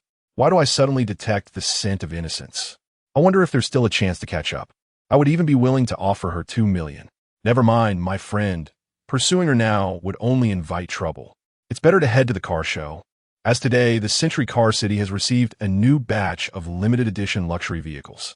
Let me tell you, those lovely ladies have noses as keen as hounds. Once you purchase a luxury car, they will find their way to your bed unbidden. Meanwhile, Lu Yang quickly caught up with Wen Yuting, grasping her hand and pulling her into his embrace. She turned instinctively and fell into his arms. As Wen Yuting attempted to struggle, Lu Yang assertively held her close and remarked, "What do you mean by this? After 5 years apart, you see me and run away? Am I truly that frightening? Look at this. It seems as though I brought you to tears." Dear readers, do not forget to kindle the flames of love. Chapter 62. I will buy you for 2 million in a moment of despair, when Yuting wept inconsolably in Lu Yang's embrace, as if he alone could provide her solace. The sight of her sorrow tugged at his heartstrings. After all, we had been desk mates for 3 years in high school. If anyone dared to bully her, it was only I who had the right to do so. Even fate itself had no claim over her. Lu Yang sighed softly, unable to resist the urge to gently stroke her head. In that instance, when Yuting offered no resistance, allowing him to comfort her while she continued to cry. Let it all out. A good cry will ease your heart. Once you've finished, share with me the troubles that beset you. Perhaps I can offer my assistance, he encouraged. After a while, her sobs gradually subsided, and her mood lightened considerably. With flushed cheeks, she gently extricated herself from his embrace, nodded slightly, and murmured, "Thank you, Lu Yang." "Why are you thanking me? I haven't done anything yet," he replied with a smile. "But tell me about this matter of selling yourself to save your mother. I might truly be able to help." When Yuting, however, remained silent, her gaze cast downward. It was not that she was unwilling to share. Rather, she believed Lu Yang might be powerless to assist, and she did not wish to burden him, especially given that 1 million was no trifling sum. Lu Yang could not decipher her thoughts, but chose not to press further. He recalled how, in high school, even the slightest teasing would send her into tears, her delicate, pitiful visage still vivid in his memory. Deciding to follow her lead, he reflected on how Wen Yuting had always been the belle of the school, a fact he had noticed and admired during their school days. However, at that time, he had little interest in romance, preferring to team up with classmates for exhilarating battles in League of Legends rather than pursuing relationships. "All right then, if you prefer not to speak. How about this? I will offer you 1 million in exchange for your first night. Surely you cannot refuse this, given our past as desk mates. Don't let our history make you shy. It's better that you entrust such a moment to me than some greasy old man or decrepit figure," he proposed, his hands gently resting on her arms, wary of her potential retreat. At his words, Wen Yuting felt her heart race, an unprecedented joy surging within her. After all, she had long harbored feelings for Lu Yang and naturally wished to give him her most cherished possession rather than surrendering it out of necessity to another. "Speak to me. Respond. I will count to 3, and if you remain silent, I shall kiss you forcibly. Do not presume I lack the courage. I have longed to kiss you since high school," Lu Yang declared, feigning a tough demeanor, hoping to coax her into submission, thus allowing this old classmate to benefit. When Yuting's face flushed crimson, her heart racing even faster. She had never imagined that Lu Yang had harbored such thoughts about her during their school days. Could it be that he held a semblance of affection for her? Upon reaching this thought, Wen Yuding felt an overwhelming sense of joy and contentment, for she had harbored a silent affection for Lu Yong for many years. Even after entering university, she often yearned for a chance encounter with him, as there were countless heartfelt words and even confessions she longed to express. Yet at this moment, she sensed it was not the opportune time for such declarations. Otherwise, it might appear as though her feelings were motivated by monetary gain, seeming too calculated. She steadied herself, raised her gaze, her beautiful eyes glistening with emotion, and cautiously inquired, "Do you truly possess such wealth?" Seeing her finally speak, Lu Yong smiled reassuringly and replied, "What would you do if I did not have such riches?" He had anticipated that this question might perplex Wen Yuding, but her subsequent response stirred something profound within him. Lowering her head and focusing on her toes, she softly uttered, "If you desire, I could offer you my first night without any monetary exchange." In an instant, Lu Yong was deeply captivated by Wen Yuding, as if enveloped by a gentle spring breeze, and he said, "Wen Yuding, tell me honestly, have you been secretly in love with me all along?" Lu Yong had always been confident in his appearance, and upon hearing Wen Yuding's words, he felt certain that she harbored feelings for him, even if she chose not to respond. Wen Yuding's heart raced. She dared not meet Lu Yang's gaze nor provide an answer. She struggled internally, wishing to muster the courage to confess her long-standing affection, yet the words caught in her throat. The recent act of offering herself to save her mother made her feel unworthy of Lu Yong, as if she had betrayed her own feelings, rendering her incapable of voicing her love for him. "Ah, look at you, silent once more. Never mind. I understand that you're not in the mood to discuss such matters right now. I will wait until you resolve your current situation and then expect a proper explanation from you. For now, please provide me with your bank account number so I can transfer the funds. We cannot delay your mother's treatment," Lu Yong said with a tone that brooked no argument. Wen Yuding felt Lu Yang's concern and comfort wash over her, moving her deeply. She longed to smile shyly at him, yet no smile would come as she asked, "Can you truly provide 1 million to help me?" Lu Yong chuckled lightly. "If you trust me, the money is yours. If not, then it remains unattainable. Of course, this is not a gift. It is to procure your first night. Do you understand?" I understand," Wen Yuding replied bashfully, lowering her gaze, unable to meet Lu Yang's eyes. "Enough of overthinking. Quickly provide me with your account number. Be obedient. Do you understand?" Lu Yong gently ruffled Wen Yuding's hair.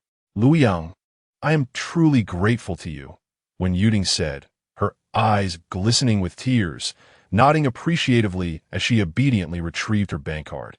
Lu Yong promptly transferred 2 million to her. With a notification sound, Wen Yuding's phone buzzed with a message. Lu Yong addressed her, "The money has been transferred. Check your messages to see if I was jesting." Wen Yuding hastily opened the message and was astonished to find a record of the 2 million transfer, filled with confusion. "Lu Yong, why did you transfer 2 million to me? 1 million would suffice for my first night," she bravely inquired, suppressing her shyness as she asked cautiously. Lu Yong smiled and said, 1 million to purchase your first night, and another million to have you as my girlfriend. What do you say?" Wen Yuding's heart raced, and in a state of astonished delight, she asked, Do you really want me to be your girlfriend?" "Of course. I would prefer not to have a woman with whom I have shared intimacy become someone else's girlfriend. Therefore, I must take precautions in advance. You wouldn't be unwilling, would you?" Wen Yuding longed to declare that her heart belonged solely to Lu Yong, that she harbored no interest in other men, and that she would steadfastly protect herself, ever mindful that she was Lu Yang's woman. However, such sentiments felt too forthright to voice. Instead, she resolutely replied, "I am willing to be your girlfriend." "Ah, now that is more like it. Since you are my girlfriend, you must heed my words from now on. Be obedient and understanding. Do you understand?" "I will strive to do so," Wen Yuding responded firmly, her hands tightly grasping the hem of her clothing. "Very well, since you're now my girlfriend. Rise onto your toes and kiss me to prove that you truly will listen to me," Lu Yong remarked, a playful glint in his eyes. "Because I need you to kiss me right now." Chapter 63. The next few minutes are yours to exploit Wen Yuding replied softly. At that moment, she exhibited no hesitation, delicately raising her petite foot to bestow a fleeting kiss upon Lu Yang's lips, akin to a dragonfly skimming the surface of water. Thereafter, she shyly lowered her head, her cheeks instantly flushed, even her ears tinged with a rosy hue. She had never fathomed that happiness could arrive so unexpectedly. Until now, she had buried her feelings for Lu Yang deep within her heart, even believing she might never encounter him again in this lifetime. Yet now, not only had she become Lu Yang's girlfriend, but she had also initiated a kiss, and there was hope for her mother's medical expenses. Perhaps this was truly the most splendid arrangement bestowed upon her by fate. "You're quite obedient. It seems my words have resonated with you," Lu Yang remarked, gently pinching Wen Yuting's pink cheek, which felt as soft as squeezing a water-filled balloon. "By the way, which hospital is your mother in? Once I finish my tasks, I shall visit you at the hospital." "I'm at the First People's Hospital," she responded. "Then you should return to the hospital to avoid worrying about your mother. Once I conclude my matters here, I shall visit you and your mother." Wen Yuting nodded. At that moment, Lu Yang took the KT board inscribed with "selling myself" to save my mother from Wen Yuting's hands, tore it into pieces, and tossed it into the nearby trash bin. "I'll call you a ride, so you won't feel guilty about spending money on a taxi." Lu Yang swiftly summoned a ride for Wen Yuting to the First People's Hospital using his phone. In less than 3 minutes, the vehicle arrived to collect her. "If you encounter any insurmountable issues, feel free to contact me immediately." "I have your WeChat," Wen Yuting replied, her shyness evident as she nodded. Previously, she had always felt hesitant to message Lu Yang, but now she felt she finally had a valid reason to reach out to him through WeChat. After bidding farewell to Wen Yuting, Lu Yang turned and entered the Century Car City, where an array of luxurious vehicles was on display. Ferraris, Rolls-Royces, limited edition Bentleys, Porsches, Lamborghinis, Koenigseggs, and more, everything one could desire. The car models, each boasting long legs and striking features, dazzled Lu Yang, leaving him momentarily bewildered, unsure of which beauty to favor. Soon, a saleswoman caught sight of Lu Yang amidst the crowd and approached him. "Hello, sir. How may I assist you? If you're interested in purchasing a vehicle, I can provide you with an introduction." "Beautiful lady, I am here to see your general manager, Jia. Please inform her that Lu Yang has arrived."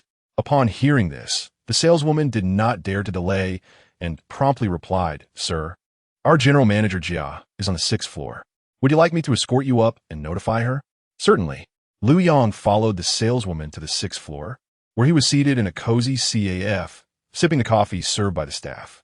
A few minutes later, a woman clad in a white blouse and a form-fitting skirt emerged, her elegant black high heels accentuating her long, straight legs. Her legs were enveloped in alluring, delicate black stockings, rendering her exceptionally statuesque. Upon witnessing the scene, Lu Yang surmised that this must be Jia Hao's sister, Jia Xian. She exuded a striking elegance, particularly accentuated by her impressive figure, which appeared even more three-dimensional than in photographs. Rising from the sofa with a smile, Lu Yang extended his hand, greeting her, "Hello, Ms. Jia." "Hello, Mr. Lu," Jia Xian replied, her slender, jade-like hand gently clasping his. She held a rather favorable first impression of Lu Yang. His handsome appearance was undeniable, but more significantly, she perceived a sense of cleanliness about him, suggesting he had not been entangled in chaotic relationships with other women. His demeanor was in stark contrast to her brother Jia Hao, who, due to his indulgent lifestyle, appeared weary and lacking in vitality. In contrast, Lu Yang radiated a pure and vigorous energy, devoid of any hint of sleaziness. Unbeknownst to her, while Lu Yang had previously refrained from frivolous pursuits, he had recently embraced a more liberated existence. His apparent lack of weakness was a result of his extraordinary physical constitution. "Please take a seat. I have long wished to express my gratitude to you. My brother has mentioned past matters, and thanks to you, he has suffered less. However, I have been preoccupied with work, and you were both still in school at that time, so I never found the appropriate moment to thank you." Jia Xian smiled slightly. Her icy demeanor melted away as she grinned, resembling a Tianshan snow lotus blooming under the sun, exceptionally captivating. Lu Yang felt a flicker of confusion. Had Jia Hao not described his sister as cold on the exterior, yet warm within? Yet, from their first encounter, she had already smiled at him. Lu Yong recollected the incident during their university days when Jia Hao had suffered a kidney stone attack in the dead of night, racked with excruciating pain. As the class monitor and his bunkmate, Lu Yong had rushed him to the hospital. This act of kindness had left Jia Hao eternally grateful, especially considering that the surgery had extracted 3 stones the size of pigeon eggs, the pain of which was unimaginable. It was merely a small effort on my part. Regardless, I must thank you once more, Jia Xian said with a smile. How about we have lunch together later? It could serve as a date of sorts? A date? Lu Yong was taken aback. Yes, a date. To be candid, I hold you in high regard, and if all goes well, we might explore a relationship. However, I am approximately 5 or 6 years your senior. I hope that does not deter you. Jia Xian's cheeks flushed slightly, displaying more initiative than Lu Yong at that moment. This was understandable. Powerful women often prefer directness and decisiveness in their pursuits, distinguishing clearly between what they liked and disliked. Much like the formidable women depicted in dramas or novels, who might impulsively engage with a partner one evening and then, upon waking, offer them a sum of money as though nothing had transpired, returning to their work without a second thought, leaving one to ponder who truly bore the brunt of the encounter. Ms. Jie, you yist. With your grace and beauty, how could I possibly mind? Furthermore, if you had not mentioned it, I would have assumed we were of the same age.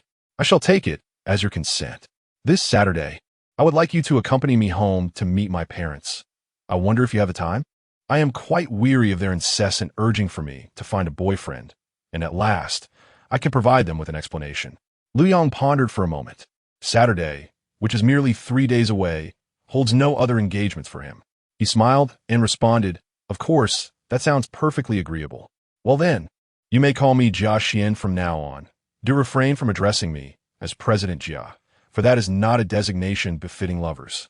Very well, I shall refer to you as Jia Xian. Lu Yong smiled subtly. However, I am somewhat intrigued.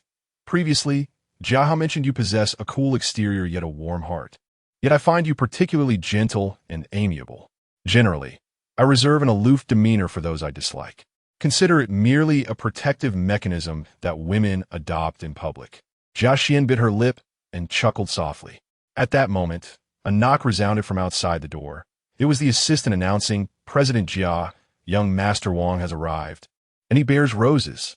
Understood, Jia Xian nodded, then turned to Lu Yong to explain, he is someone who pursues me, but I hold no affection for him. Now that you are here, you must protect me as your girlfriend. Is that agreeable?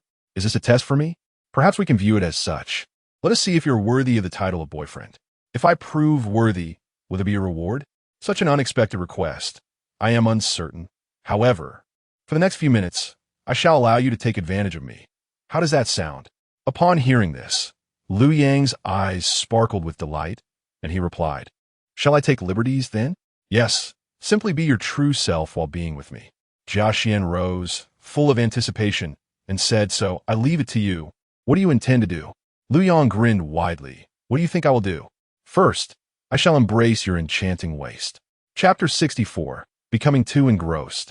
They nearly succumbed to deeper communication as he effortlessly wrapped his arms around her waist. Jia Xian couldn't help but wonder if she had misjudged him. Perhaps he was not the docile boy she had initially thought. With an earnest expression, Lu Yong replied, when I am helping you with your troubles, how could I possibly blush? If outsiders were to witness this, they might think I lack the capability, so I must give it my all. Well, that makes sense. Jia Xian mused, feeling a flutter in her heart at Lu Yang's sincere demeanor. He possessed an unusual charm. Consequently, she leaned closer to him, nestling gently in his embrace. At that moment, a casually dressed man in his 30s, holding a bouquet of vibrant roses, pushed the door open. The scene before him rendered him momentarily speechless. What are you two doing? He demanded, his brow furrowed and his expression dark, a clear manifestation of his displeasure. His piercing gaze fixated on Lu Yong. As he harshly questioned, hey, who are you? Why are you embracing Jia Xian? Lu Yong cast him a disdainful glance, responding nonchalantly, what's wrong with you? This is my girlfriend. What's it to you? What? Your girlfriend? The man's face contorted in shock, clearly struggling to accept this new reality. Just yesterday, she was single. How could she suddenly have a boyfriend? You better get lost. He barked. Let me tell you, She is the woman I have set my sights on. He then turned to Jia Xian with a softer demeanor. Xian, you really don't need to find someone just to reject me. I genuinely like you. Can't you give me a chance? Upon hearing this, Lu Yong tightened his grip around Jia Xian, feigning displeasure as he remarked, Who is this guy? Calling you Xian, am I hearing things? Oof. If you don't provide me with a satisfactory explanation, just wait and see how I'll deal with you. As he spoke, he gazed into Jia Xian's delicate features, a mischievous smile curling at the corners of his lips. Jia Xian felt a faint blush rise to her cheeks, a mix of shyness and unexpected anticipation stirring within her. She hadn't anticipated Lu Yong to be so adept at this. Lu Yong, please don't be angry. You're the only boy I like. You are my one and only boyfriend, she hurriedly clarified. This is young Master Wong from the Century Group. His father is the chairman. I met him a few years ago when I purchased the Century Auto City, and since then, he has pursued me relentlessly, but I have never given him a chance. Lu Yong feigned a look of understanding. Oh, so that is how it is. I thought you might be hiding another man from me. But it turns out this gentleman has been persistently pursuing you. Young Master Wong watched the intimate exchange between Jia Xian and Lu Yong, feeling a deep sense of discomfort in his heart. He found it utterly incredulous that the usually aloof Jia Xian not only suddenly acquired a boyfriend, but also transformed into such a gentle person, appearing almost as if she were a different individual altogether. Xian, stop deceiving yourself. Am I not aware of how cold you typically are? Just look at yourself now. It's utterly unnatural. Stop pretending, young Master Wong admonished. He then cast a fierce glare at Lu Yong, adding, And you, since you know who I am, it would be wise not to thwart my endeavors. Otherwise, when you find yourself in a difficult position, do not say I did not warn you. At this moment, Jia Xian felt an overwhelming disdain for young Master Wong. As Lu Yong had pointed out, this fellow was not only persistently annoying, but was now resorting to threats based on his status, which was simply despicable and revolting. Lu Yong, however, maintained a calm demeanor, responding with a smile, setting aside your perceptiveness. Let us just say Jia Xian is the tiger in my heart. I delight in riding her. Why would I wish to dismount? How much did Jia Xian pay you to act so devotedly? I'll offer you double to disappear from my sight immediately, young Master Wong retorted disdainfully. Lu Yong remained unfazed, turning to Jia Xian with a smile. What do you think? Is it him who lacks sense, or do we truly not resemble a couple? Perhaps he thinks we do not look like a couple, especially since I've always been icy toward outsiders, only revealing my gentler side in your presence, Jia Xian replied. Ah, I see. It seems we have inadvertently led him to misunderstand. In that case, we must enlighten him. I certainly do not wish for others to call you Xian. I have never addressed you that way myself, and it sounds rather possessive, Lu Yong remarked. Rest assured, I have never responded when he calls me Xian. But if you were to call me that, I would undoubtedly respond immediately, Jia Xian said. Is that truly the case? Of course. I often let you bully me. Why would I not respond to you calling me Xian? In fact, it brings me great joy to hear you say it. The two, surprisingly in sync for the first time, prefer to communicate through glances rather than engage in further dialogue with young Master Wong, aiming to dissuade him entirely. Young Master Wong, observing their intimate interactions, felt his blood pressure rise and his temper flare. He thought to himself that in his pursuit of Jia Xian, he not only faced harsh rejection, but was also forced to endure the spectacle of their affection. How infuriating. Enough. What kind of woman can I not have? If you, Jia Xian, refuse to grant me a chance, it is merely a reflection of your misfortune in not marrying into wealth. Young Master Wong seethed in indignation, attempting to make Jia Xian recognize the reality of her situation. However, at that moment, Jia Xian and Lu Yong were completely engrossed in their interaction, unwittingly becoming ever more absorbed in each other. Xian, may I call you that from now on? Lu Yong said gently, fully immersing himself in the moment. Jia Xian's cheeks flushed, her eyes filled with the image of Lu Yong, and she nodded softly. Yes, when you call me Xian, it sounds especially lovely. Their gazes locked, and in just a few seconds of eye contact, a spark ignited between them. Unable to restrain themselves, they leaned in and shared a kiss. Goodness, I can't take this anymore. Am I free to leave? Young Master Wong exclaimed, feeling as if struck by lightning. His heart shattered as he realized they were treating him like a mere spectator in their blossoming romance. However, he was never short of women. Upon witnessing Jia Xian kissing another man, his interest waned instantly, igniting a fury within him, prompting him to leave the scene in a huff. Lu Yang and Jia Xian remained oblivious to the duration of their kiss, parting with a lingering sense of longing.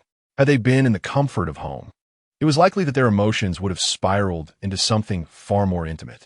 Just now, that was my first kiss. Jia Xian's cheeks flushed crimson. Flustered and at a loss, she instinctively uttered those words.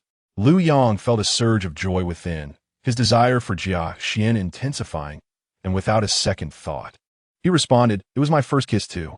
"Ahem, you handled that splendidly, exceeding my expectations," he added, as Jia Xian, feeling a tad embarrassed, hurriedly shifted the topic.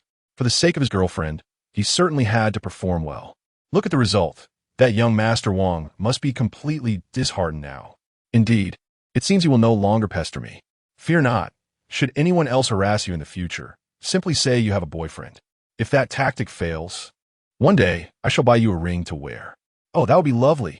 I would place it directly on my beautiful ring finger, so that anyone who sees it would know I am married. Jia Xian giggled behind her hand. Each finger adorned with a ring carries a different meaning. From the thumb to the pinky, they symbolize pursuit, engagement, commitment, marriage, and divorce, respectively. At that moment, a sweet voice echoed in Lu Yang's mind. Ding!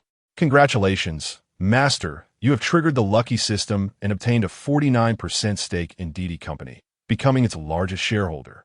Lu Yang was taken aback. What was happening? How could he trigger a system reward while in Jia Xian's reception room? Could it be that when Yuding encountered some misfortune while taking a Didi ride? Chapter 65, Am I truly the wife of the chairman of Didi? It seems you're quite eager for a ring. How about this Saturday, when I visit your parents? I take you to choose a ring as a token of our commitment?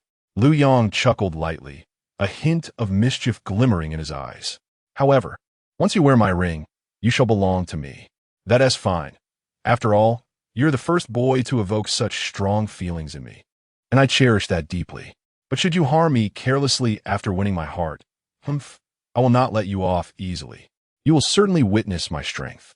Jia Xian crossed her arms, her expression serious, as if declaring her unassailable sovereignty. Lu Yang felt a slight tightening in his chest, thinking that she should not erect barriers between them. How could he possibly harm her? The happiness she desired, he would fulfill one by one, just as he had satisfied Mu Wanru, who now dared not bother him for 10 days or so. Eventually, she would understand that having many close female friends is not a detriment, but rather a form of sharing, a kind of salvation. Perhaps she would even be grateful for his restraint. Otherwise, if he were to focus solely on her, it might utterly exhaust her. After contemplating this, Lu Yang felt there was nothing to worry about. Of course, this was contingent upon her truly recognizing his formidable capabilities, making it easier for her to accept the presence of numerous female confidants around him. For Lu Yang firmly believed that aside from having an excess of female friends, nothing else could harm them. Rest assured, soon you will realize that you are undoubtedly the happiest woman in the world, Lu Yang said with a playful smile, radiating confidence. Jia Xian felt a slight flush on her cheeks. It was peculiar. If anyone else had made such an insinuation, she would have felt repulsed. Yet Lu Yang's seemingly insincere suggestion filled her with anticipation. Jia Xian herself thought the shift in her demeanor was quite exaggerated, as if she were almost no longer herself. To mask her inner embarrassment, she hastily changed the subject. It's not yet mealtime. Shall I take you to see some cars? If you find one you like, as long as it's under 20 million, I can gift you one. Jia Xian's generosity was striking. Previously, from Jia Hao, she had learned that Lu Yang was merely an ordinary boy with a handsome appearance. Thus, she naturally assumed that his visit was not motivated by the financial means to purchase luxury cars, but rather to seize the opportunity to know her better. Sure, if my future wife wishes to gift me a token of our commitment, I shall be obedient. Lu Yang did not decline. Her actions indicated her regard for him, and he was pleased in his heart. Moreover, he was not lacking in funds, and he could always repay her double in the future. However, I need to make a quick trip to the restroom. Please wait for me for a moment. Lu Yang intended to call Wen Yuding to inquire if anything had gone awry on her end.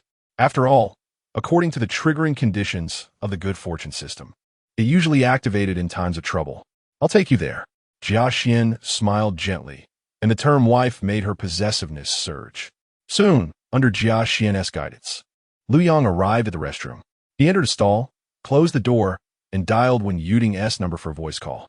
The call was swiftly connected, and Lu Yang inquired with concern, "Have you arrived at the hospital yet?" "Not yet," Wen Yuding replied, her tone laden with melancholy and unmistakable dissatisfaction. Sensing something amiss, Lu Yang noted that as her boyfriend, her demeanor should typically be either buoyant and cheerful or tender and sweet. Yet, at this moment, it was starkly different.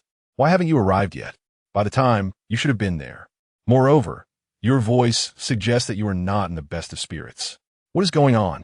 "Nothing much," Wen Yuding responded, reluctant to let this trivial matter affect Lu Yang's mood, despite her own discontent. Lu Yang thought to himself, claiming that everything was fine seemed disingenuous, especially as it had triggered his protective instincts. Yet he was grateful to her, for it was through her that he had acquired substantial shares in the Didi platform. Such kindness should not go unreciprocated, particularly since she was now his girlfriend. "Honestly, I might get upset otherwise," Lu Yang asserted with unwavering conviction. From Lu Yang's tone, Wen Yuding felt not dominance, but a reassuring comfort and a profound sense of security. She then expressed her grievance. "The driver you summoned didn't follow the designated route. He took a lengthy detour, which I noticed. I thought this would incur extra costs for you, so I informed him he was going the wrong way." To her surprise, he responded impatiently, saying, "If you don't know the route, don't speak out of turn. I explained that I work in this area and frequently take rides. I am quite familiar with the route," she countered. Yet his impatience only escalated, claiming, "This route doesn't have traffic, which is why I chose it." Upon hearing this, Lu Yang began to grasp the situation. The Didi driver, knowing the passenger was Lu Yang, attempted to be clever, thinking he could take a longer route without being noticed, or that even if he were caught, it might not matter. Meanwhile, Wen Yuding, determined to avoid unnecessary expenses, stood her ground, only to be reprimanded by the driver instead. Before Lu Yang could respond, he overheard the driver's exasperated voice on the line. "I've told you this route is clear. You're in a hurry to get to the hospital. So what I say, a few extra bucks? How can you not understand this and keep bothering me while I'm driving?" The driver's tone was loud, and Lu Yang heard distinctly. Clearly, Wen Yuding, being a naive girl, would struggle to counter the driver's barrage of unwarranted remarks, which only added to her sense of injustice. While Lu Yang recognized that this matter was not monumental, he felt it necessary to address it, insisting the driver apologize to Wen Yuding. "Yuding, don't be anxious. I will stand up for you," he assured her. After hanging up the voice call, Lu Yang immediately dialed his secretary, Ling Mei, and recounted the entire incident in detail. "Rest assured, Mr. Lu, as we are currently the largest shareholders in Didi, I will contact the headquarters at once to address this matter as per your instructions."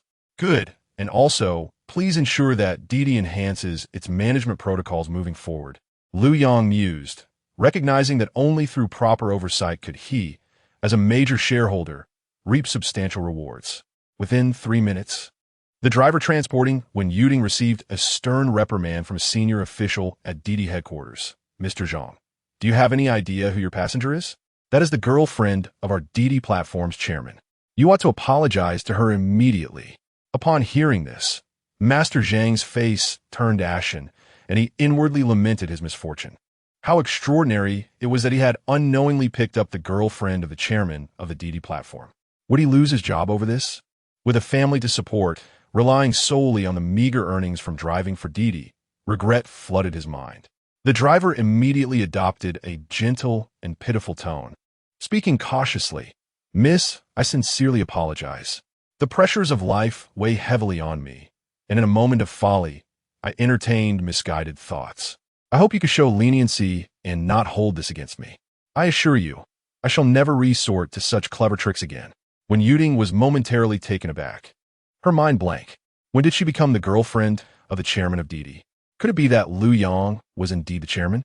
Although it was difficult to believe, she felt that Lu Yang would not jest about such matters. Hearing the driver apologize, Her grievances dissipated instantly, and her mood brightened as she replied, "All right. I hope you won't act this way again." "Absolutely. I promise it will never happen again," the driver hastily assured her. A staff member from the DD platform added, "Since the future chairman's wife does not intend to pursue this matter, we shall not make it difficult for you. This time, consider it a warning. Should you err again, we will enforce the platform's regulations strictly." Thank you. It won't happen again." The driver exhaled in relief, secretly grateful that the matter did not escalate, while beginning to feel remorse for his earlier actions. In a buoyant mood, when Yuding promptly returned Liu Yang's call, but it went unanswered. He was likely busy, especially now that she had just learned of his remarkable status. Thus, she sent him a cheerful emoji along with a message. "Liu Yang, thank you for standing up for me. The driver has already apologized, and I see that he struggles too, so I forgave him. I did not pursue his responsibility or allow the platform to penalize him. I hope I did not err in this decision. If you agree with my actions, I will take your silence as approval within 3 minutes." At that moment, Liu Yang was preoccupied, having just emerged from the restroom to join Jia Xian in inspecting some vehicles. Jia Xian mentioned that several exceptional luxury cars had arrived today, all limited editions, albeit at a steep price. Chapter 66, Grant me your innocence, and I shall excel beyond measure within the exhibition hall. A Bugatti Chiron hypercar stood out remarkably. This model, produced in limited quantities worldwide, is considered priceless, with a staggering price tag exceeding 60 million. Beside it was a Koenigsegg 4-seater, priced at over 20 million. A high-spec Rolls-Royce Phantom at more than 18 million. A Ferrari at around 15 million. A limited edition Bentley exceeding 10 million. And a Porsche 918, similarly priced over 10 million. Upon entering the hall, Liu Yang's gaze immediately fixated on these luxurious automobiles. Jia Xian pointed to the Porsche 918 and remarked, "Liu Yang, what do you think of this Porsche 918? It has been discontinued, and the ones available now are all second-hand. However, its appearance is undeniably stunning. If you like it, I shall gift it to you." Liu Yang nodded, candidly expressing, "I quite like it. I shall not hesitate to accept. Do not be modest with me. I will take care of the keys and paperwork shortly," Jia Xian said, appreciating Liu Yang's authenticity. At critical moments, his lack of pretense seemed refreshingly genuine to her. Liu Yang continued, "However, I do intend to purchase a few vehicles for myself during this outing." Jia Xian was taken aback. "You truly plan to buy a car?" "Yes." "Genuinely do." "All right then. It seems I underestimated you," Jia Xian mused, realizing that even her younger brother might not fully comprehend the depth of his character. After all, from her brother's perspective, Liu Yang was merely an ordinary lad. Yet, the vehicles showcased in this automotive paradise range from several million to tens of millions. "Which other cars have caught your eye? Allow me to accompany you for a stroll. Given your generosity towards my business, I naturally wish to treat you well." Liu Yang chuckled. "Isn't this business for my future wife? As her prospective husband, I must offer my support. The fruits of my labor shall not benefit outsiders. While that may be the case, do not feel compelled to impress me at the cost of your own capabilities. I prefer you to act within your means, rather than stretch beyond them. Rest assured, you will gradually come to understand. I shall not disappoint you," Liu Yang replied with an enigmatic smile, suppressing his desire to boast about his brother's accomplishments. "Eventually, I shall learn all about you," Jia Xian thought, delighting in the notion of having discovered a treasure in Liu Yang. Subsequently, Liu Yang selected a Koenigsegg, a Ferrari, a Rolls-Royce Phantom, and a limited edition Bentley, the total value exceeding 60 million. They then approached the Bugatti Chiron. Jia Xian could not help but exclaim, "Surely, you do not intend to purchase this Bugatti Chiron as well? It is quite an extravagant choice, costing over 60 million. Indeed, I have my sights set on this one too.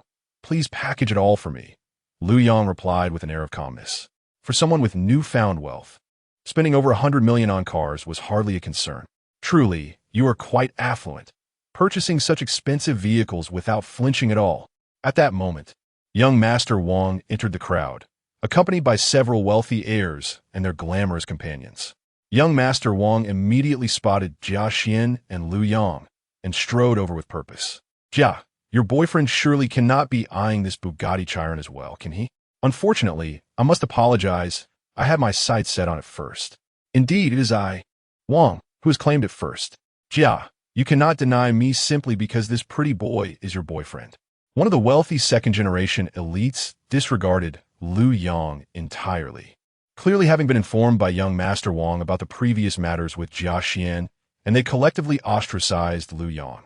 Please mind your words.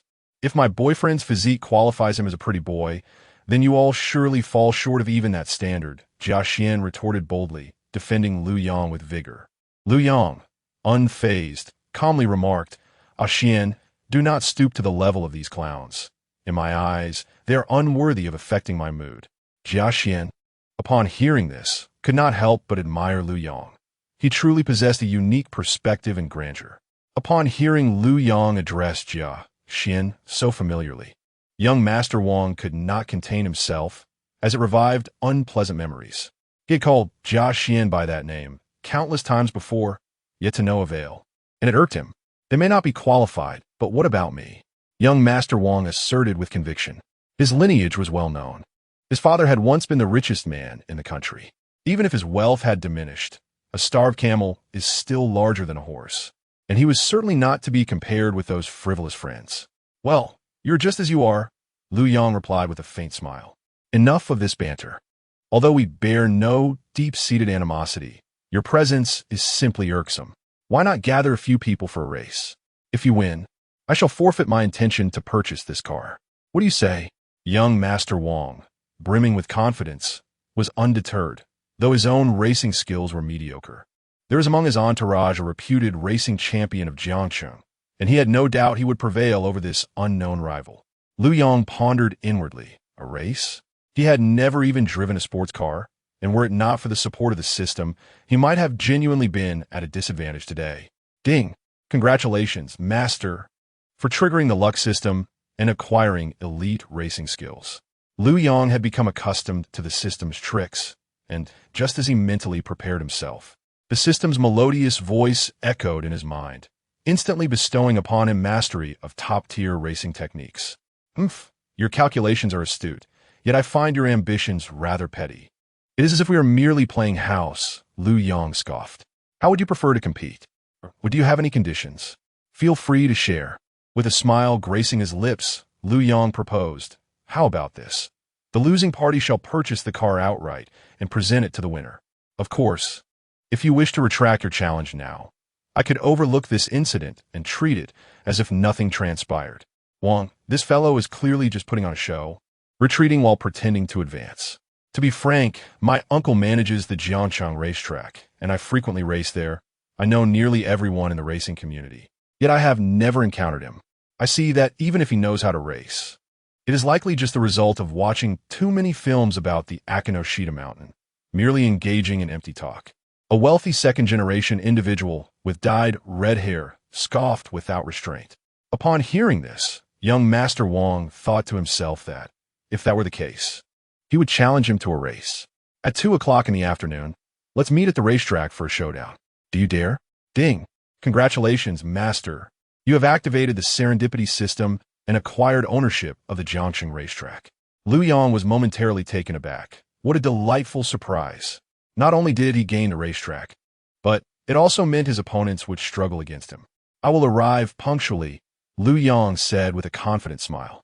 Subsequently, young Master Wang and his entourage departed. Jia Xian looked at Lu Yong with concern. You wouldn't actually tell me that you can race, would you? Chapter 67. Jia Xian felt a profound sense of joy being a woman. Her life was not only fulfilling, but also brimming with happiness. To speak candidly, Lu Yong confessed, I have never participated in a car race, nor have I practiced for one. Then why would you engage in such a hefty wager? Losing could mean over 60 million. There's no other choice. He has harbored ill intentions towards you for quite some time. But rest assured, my driving talent is exceptional, and I will certainly not be outdone by such petty clowns. Well, I suppose, she replied, but honestly, it's rather amusing how men can be so jealous. Indeed, I am jealous. After all, you perfectly fit my ideal type, so naturally, I care about you. Hearing this brought a smile to her face. So tell me, how can I assist you in performing exceptionally well during the race this afternoon? Lu Yong looked at Jia Xian with utmost seriousness. If you could grant me your purity right now, I believe I would certainly excel in the competition later. My goodness, are you serious? Jia Xian was taken aback, unprepared for such a candid remark. Yet, there was something about Lu Yang's honesty that felt refreshingly genuine. Absolutely serious, Lu Yang said, gazing deeply into her eyes. But please, do not be upset. It is your encouragement that allows me to be my true self. Whether you agree or not depends entirely on your thoughts. Don't worry. I'm not angry, Jia Xian replied, her cheeks flushed with modesty. However, I must say, a wager of over 60 million is no trifling matter. I wouldn't want you to lose, so I will give it to you. Give me what? Lu Yang feigned ignorance, his eyes twinkling with mischief. Humph. Do you really have to pretend? You know exactly what I mean. Jia Xian looked at him with playful reproach. Haha, don't be shy. There's no time to waste. Let us first enjoy a meal together and then grow together. Lu Yang laughed heartily, marveling at the extraordinary twists of life. Having known Jia Xian for only a few hours and already feeling a sense of possession over her. After lunch, Lu Yang accompanied Jia Xian back to her exclusive lounge. As she gazed at the bed that had never been graced by a man's presence, she thought to herself that, barring any unforeseen circumstances, Lu Yang would soon occupy it. Moreover, this woman, who had never experienced such intimacy with a man, was on the verge of deepening her relationship with Lu Yang. Lu Yang, are you certain that by doing this, you will perform exceptionally well this afternoon?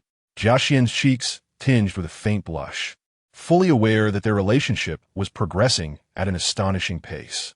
Lu Yang, with a serious demeanor, replied, Of course, you must believe in your allure. From the moment I laid eyes on you, I was utterly captivated by everything about you. Thus, you are my source of motivation. Admittedly, this may sound like flattery, but it is indeed the truth. All right, I cannot argue with you. The truth is, I have quite a fondness for you, so I do not mind your eagerness. Moreover, I am 27 this year and prefer not to linger in indecision. Having chosen you, I am willing to stake my confidence. Rest assured, my future wife, you will certainly not regret this. I promise you that not only will I perform exceptionally today, but I will also secure victory in the race. Lu Yang gently embraced Jia Xian from behind, resting his head on her fragrant shoulder, murmuring, Moreover, you smell delightful. May I be a tad bolder? You may do as you wish. I shan't be upset. Jia Xian felt not only no aversion, but rather an unprecedented surge of anticipation and exhilaration within her heart, as this unusual emotion spread through her, gradually leading her into a state of enchantment. You are truly wonderful. Shall I tell you a story? Lu Yang sought to divert Jia Xian's attention, aiming to enrich their forthcoming interactions with depth and amusement rather than mere impulsiveness. What story? Jia Xian felt a flutter of nervousness. Although she appreciated directness and decisiveness in matters of the heart, being a girl, it was natural to feel shy during her first intimate encounter with a boy. However, she mused that with familiarity, she might not remain so passive, anxious, or bashful, perhaps even able to express her thoughts as assertively as she did at work. The story goes that I grew up in the countryside, where there is a tree called the sago palm. You likely do not know it. Is it a palm tree? Jia Xian, indeed, found herself captivated by Lu Yang's tale, unknowingly beginning to engage with him. The sago palm is indeed a type of palm, but the one I speak of is not so towering. Its outer layer grows in concentric rings of fiber.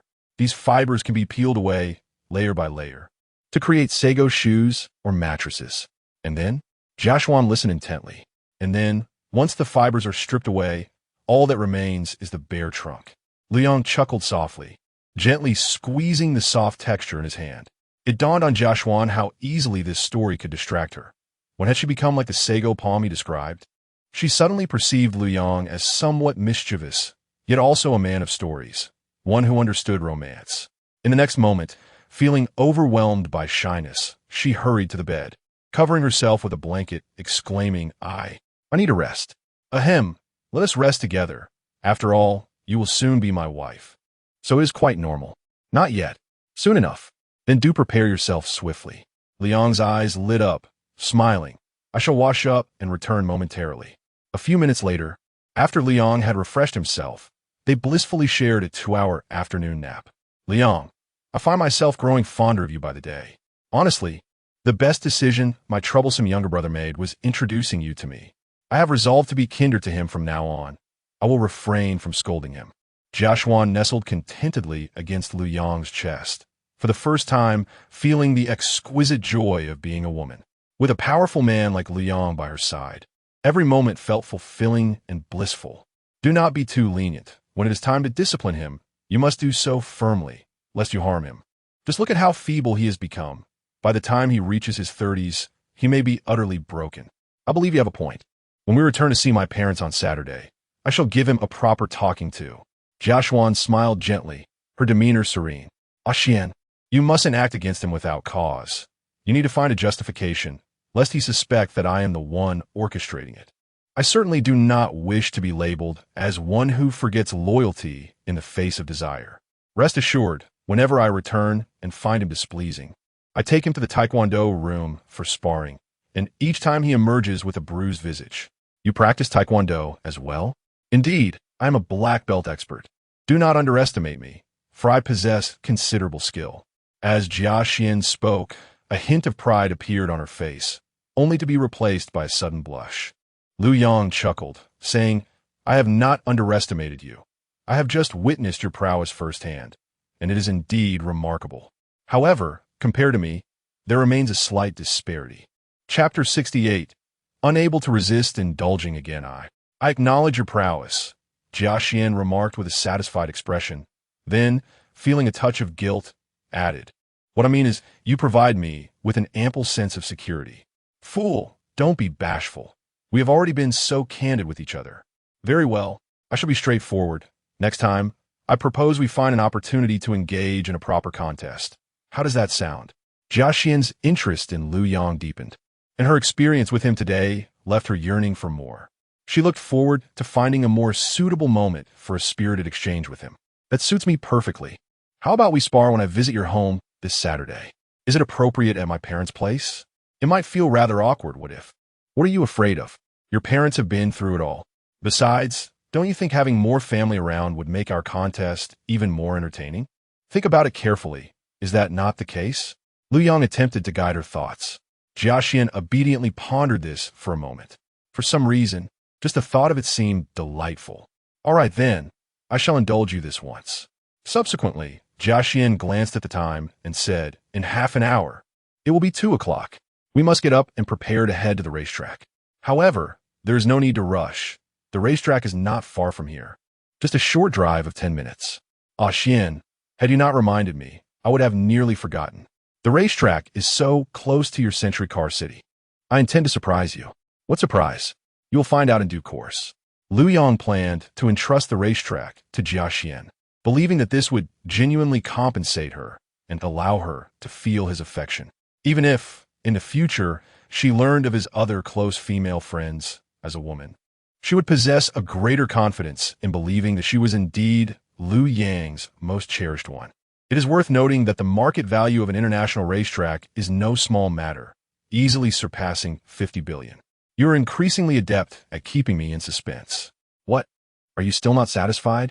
Lu Yang teased with a smirk. Please, be serious. You are evading the question, Jia Xian playfully chided, her cheeks tinged with blush. Ha! Merely jesting. But rest assured, surprises are best revealed when least expected.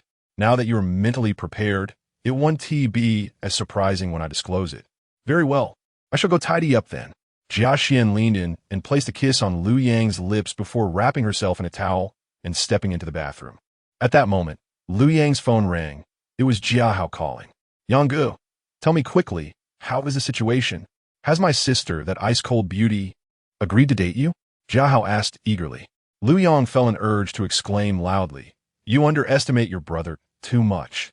What dating are you suggesting? Your sister is already mine. After guarding her purity for 27 years, she has entrusted it to me.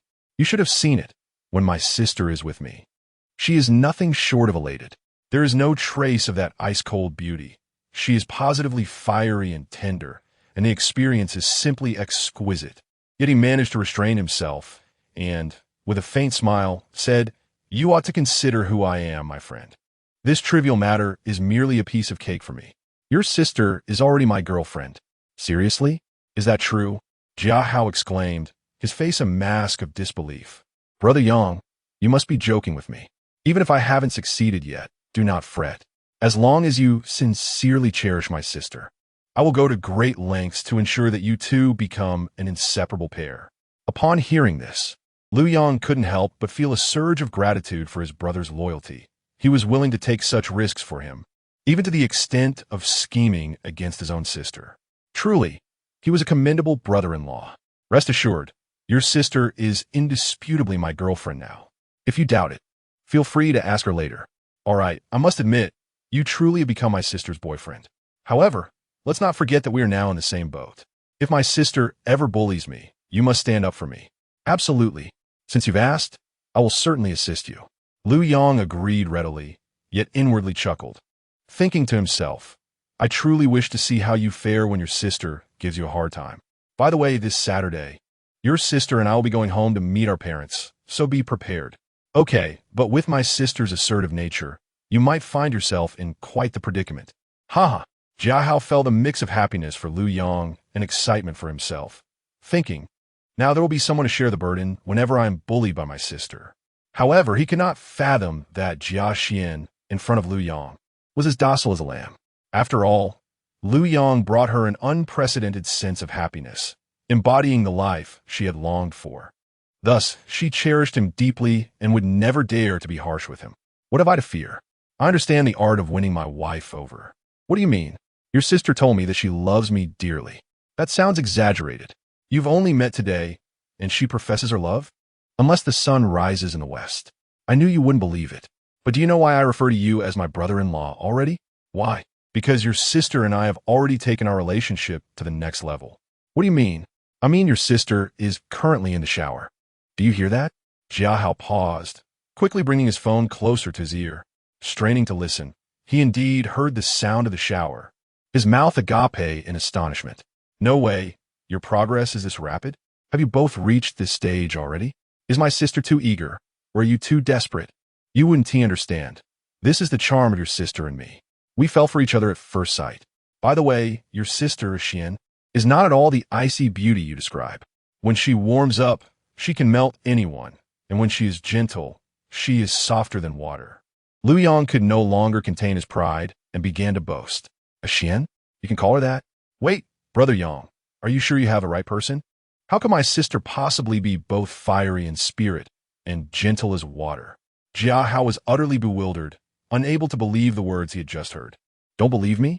How about I call your sister, and you can hear for yourself whether it is indeed her voice. Lu Yang suddenly had a brilliant idea. All right, go ahead and call her. I am eager to hear whether it is truly my sister responding. If you have mistaken her for someone else, I would relish seeing your embarrassment. Jia Hao gleefully relished the prospect of Lu Yang's potential folly. Without further ado, Lu Yang strode directly to the bathroom door and gently pushed it open. At that moment, Jia Xian was enjoying a relaxing bath inside. Xian, how much longer will you be? Seeing Lu Yang enter and inquire, Jia Xian turned off the heater to ensure he could hear her clearly and replied, I apologize, but our bathing rituals can be rather lengthy. Why not join me? It would save us both quite a bit of time. Chapter 69, Happiness. I will treat you all too, all right, just wait, I will be right there. After finishing the call, Lu Yang casually tossed his phone onto the bed and eagerly stepped into the bathroom. At that moment, Jia Hao, who was alone at the company during the lunch break, distinctly heard the voice of his sister, Jia Xian, and was utterly astonished, exclaiming that it was like seeing a ghost. Could it be that my sister possesses an aspect of her character that I am unaware of? Is she perhaps the type to be secretly passionate? Nevertheless, this secret is something I can leverage for a lifetime, and I shall see if she dares to pull me into practicing martial arts again. Subsequently, he refrained from calling Lu Yang again, understanding that Lu Yang was undoubtedly off enjoying a romantic bath with his sister. After Lu Yang and Jia Xian indulged in their intimate moments, they drove to the Jiangqing racetrack. The news that young Master Wang and his entourage were set to compete in a car race against an obscure individual spread rapidly throughout the racing community in Jiangqing. Even many members who had initially planned to skip the racetrack that day hurriedly arrived in their sports cars to join the excitement. Young Master Wang and his companions arrived at the racetrack early, as one of his lackeys was related to the manager of the Jiangxing racetrack. This lackey, in an eager display of bravado, assumed the role of host and hastily arranged for young Master Wang's group to enter the venue, boasting, "My Uncle S racetrack has plenty of supercars. You can choose anyone you like. We must win against that pretty boy." Indeed, they were determined to defeat that pretty boy. The lackey was eager to witness how, without the support of General Jia, that pretty boy would be able to afford a Bugatti Chiron for young Master Wang. Soon, a group of over a dozen men gathered around young Master Wang. Some had rushed over to cheer him on, while others brought their own sports cars, and some intended to select racing vehicles at the track. When young Master Wang and his entourage spotted Lu Yang and Jia Xian arriving at the racetrack, they promptly approached them. "It's already past 2. I thought you might chicken out," young Master Wang remarked, his gaze involuntarily drifting toward Jia Xian, who stood beside Lu Yang. For some inexplicable reason, he felt that Jia Xian's usually frosty demeanor now bore a hint of warmth, akin to a gentle spring breeze. This peculiar sensation stirred doubts within him. Had the two shared a tender moment during lunch? As this thought crossed his mind, young Master Wang's feelings of unease intensified. He had harbored feelings for Jia Xian for several years, yet had never succeeded in winning her over. Meanwhile, Lu Yang, an unknown newcomer, seemed to effortlessly capture her affections. No matter what, he had to win this race against Lu Yang and prove to Jia Xian that the man she chose was far from exceptional and could not compare to himself. It appeared that only in this way could he find some solace in his heart. Chickening out? What a joke! Lu Yang chucklet inwardly, relishing the thought that the racetrack was now his domain. What was there to flee from in his own territory? "Where's your car? Surely you didn't come to the racetrack empty-handed. Do you not even have a racing vehicle?" The red-haired lackey beside young Master Wang immediately spoke in a sarcastic tone. After all, this racetrack was managed by his uncle, making it feel like his own territory. Thus he exuded confidence. "And who might you be?" Lu Yang inquired, furrowing his brow. He detested sycophants who thrived on unnecessary provocations, akin to rabid dogs that bit others indiscriminately. "Who I am is of no concern to you. You only need to know that this racetrack belongs to my uncle." "Your uncle's?" Lu Yang was taken aback, thinking to himself that this fellow was clearly inflating his own importance. The racetrack was undoubtedly his own. What significance did his uncle hold? "Indeed, it is my uncle's. Do not be deceived by the fact that this racetrack was constructed with an investment of over 6 billion. The cars within are worth several billion, making the entire facility easily valued at over 100 billion. Well, if the cars are worth several billion, then I should be able to choose any one of them to drive, correct?" Lu Yang replied with a calm demeanor. "Have you acquired membership?" "What membership?" Lu Yang dismissed the notion, thinking it absurd to require a membership for a racetrack that was his. "Is this a joke?" The red-haired lackey cast a disdainful glance at Lu Yang and said, "TSK, you don't even know about memberships. Surely you must be unaware that in order to drive the supercars at this racetrack, one must be a supreme member, right? Do you understand what a supreme member entails? It requires asset verification, and anyone with a net worth below 10 billion is utterly unqualified for such a membership." "Ha! You speak with such confidence, as if you know this racetrack better than I do. Yet I find it puzzling how this racetrack could be your uncle's. I can't be bothered to waste any more words with you. I'll simply call and clarify." With that, Lu Yang, under the bewildered gazes of the crowd, took out his phone and dialed Ling Mei. "Secretary, please have the person in charge of the Jiangchang racetrack come here to meet me immediately." As Lu Yang made the call with such authoritative command, Zhou Ke suddenly felt a twinge of uncertainty. He had previously boasted that this racetrack belonged to his uncle, which he now realized may have been an exaggeration. In reality, his uncle was merely the deputy manager. Thus, how could the racetrack genuinely belong to him? To put it plainly, his uncle was merely an employee. The onlookers were not foolish. Upon hearing Lu Yang's tone and recalling Zhou Ke's earlier retort about how the racetrack could be his uncle's, they quickly understood that Zhou Ke was indeed bragging. Now, it seemed he had stumbled upon the true owner of the racetrack. The crowd couldn't help but feel embarrassed for Zhou Ke. Zhou Ke felt uneasy, as if all eyes were fixed upon him, wishing he could find a crevice in the ground to hide from their stares. Young Master Wang, observing Zhou Ke's anxious demeanor, understood that this fellow's bravado had been shattered. However, He couldn't help but reevaluate Lu Yong, pondering privately. Who exactly is this young man? He seems far more complex than he appears. Lu Yong and Jia Xian found a seat and sat down, entirely disregarding the others. Jia Xian curiously asked, "From your earlier remarks, is this racetrack yours or part of your family's? Would you believe me if I said this racetrack belongs to me?" Lu Yong inquired with a smile as he gazed at Jia Xian. "You are my only man, so of course, I believe you," Jia Xian replied with a gentle smile. "Then I shall not keep it from you. This racetrack is indeed mine," Lu Yong declared earnestly. Jia Xian took a slight breath, pondering how her somewhat foolish younger brother had, after all these years, still failed to fully comprehend his brother Lu Yong. "Well, I must admit, I suddenly find you quite adept at concealing things," Jia Xian chuckled softly. "Indeed, even Jia Hao is unaware of this matter. However, since you are my woman, I naturally wish to share my true identity with you," Lu Yong said, his gaze filled with affection. "I can feel your sincerity, and I shall treat you well." "I understand that love is reciprocal," Jia Xian stated earnestly, her cheeks tinged with a blush. Chapter 70. The beautiful me die. If I win, I will marry you before long. A strikingly tall beauty approached with a graceful stride. Adorned with a red hat, she wore a white t-shirt paired with black ultra-short shorts, complemented by a pair of black sneakers. Her legs, particularly long and slender, resembled perfectly straight chopsticks, capturing the attention of all around her. "Kiskiviko, do you know who the esteemed Lu Yong is here?" The statuesque beauty inquired as she walked, unaware of Lu Yang's appearance, but compelled by her father to seek him out at the venue without delay. "Sis, what brings you here?" Zhoukou replied, a hint of anxiety in his voice. The alluring woman before him was none other than his cousin, Mi Dai. "I'm speaking to you. Kindly refrain from evading my question," Mi Dai retorted, crossing her arms defiantly, her presence radiating impatience. "Could it be that Lu Yong you're referring to is the one over there?" Kiskiviko ventureth. His gaze reluctantly directed towards Lu Yong and Jia Xian. Mi Dai cast a disapproving glance at her brother, sensing his propensity for trouble. However, there was no time for reprimands, and she promptly made her way towards Lu Yong. "Zhoukou, is this your sister?" Young Master Wang exclaimed, his eyes lighting up upon seeing Mi Dai. He considered her to be equally captivating as Jia Xian, if not more so, and her attire aligned perfectly with his preferences.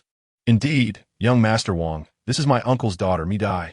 To be frank, your sister is truly impressive. She exudes a remarkable charm. But why haven't you introduced her to me sooner? If things go well, you could become my brother-in-law, you understand?" Young Master Wang, "It's not that I didn't want to introduce her, but I hardly dare to breathe in her presence.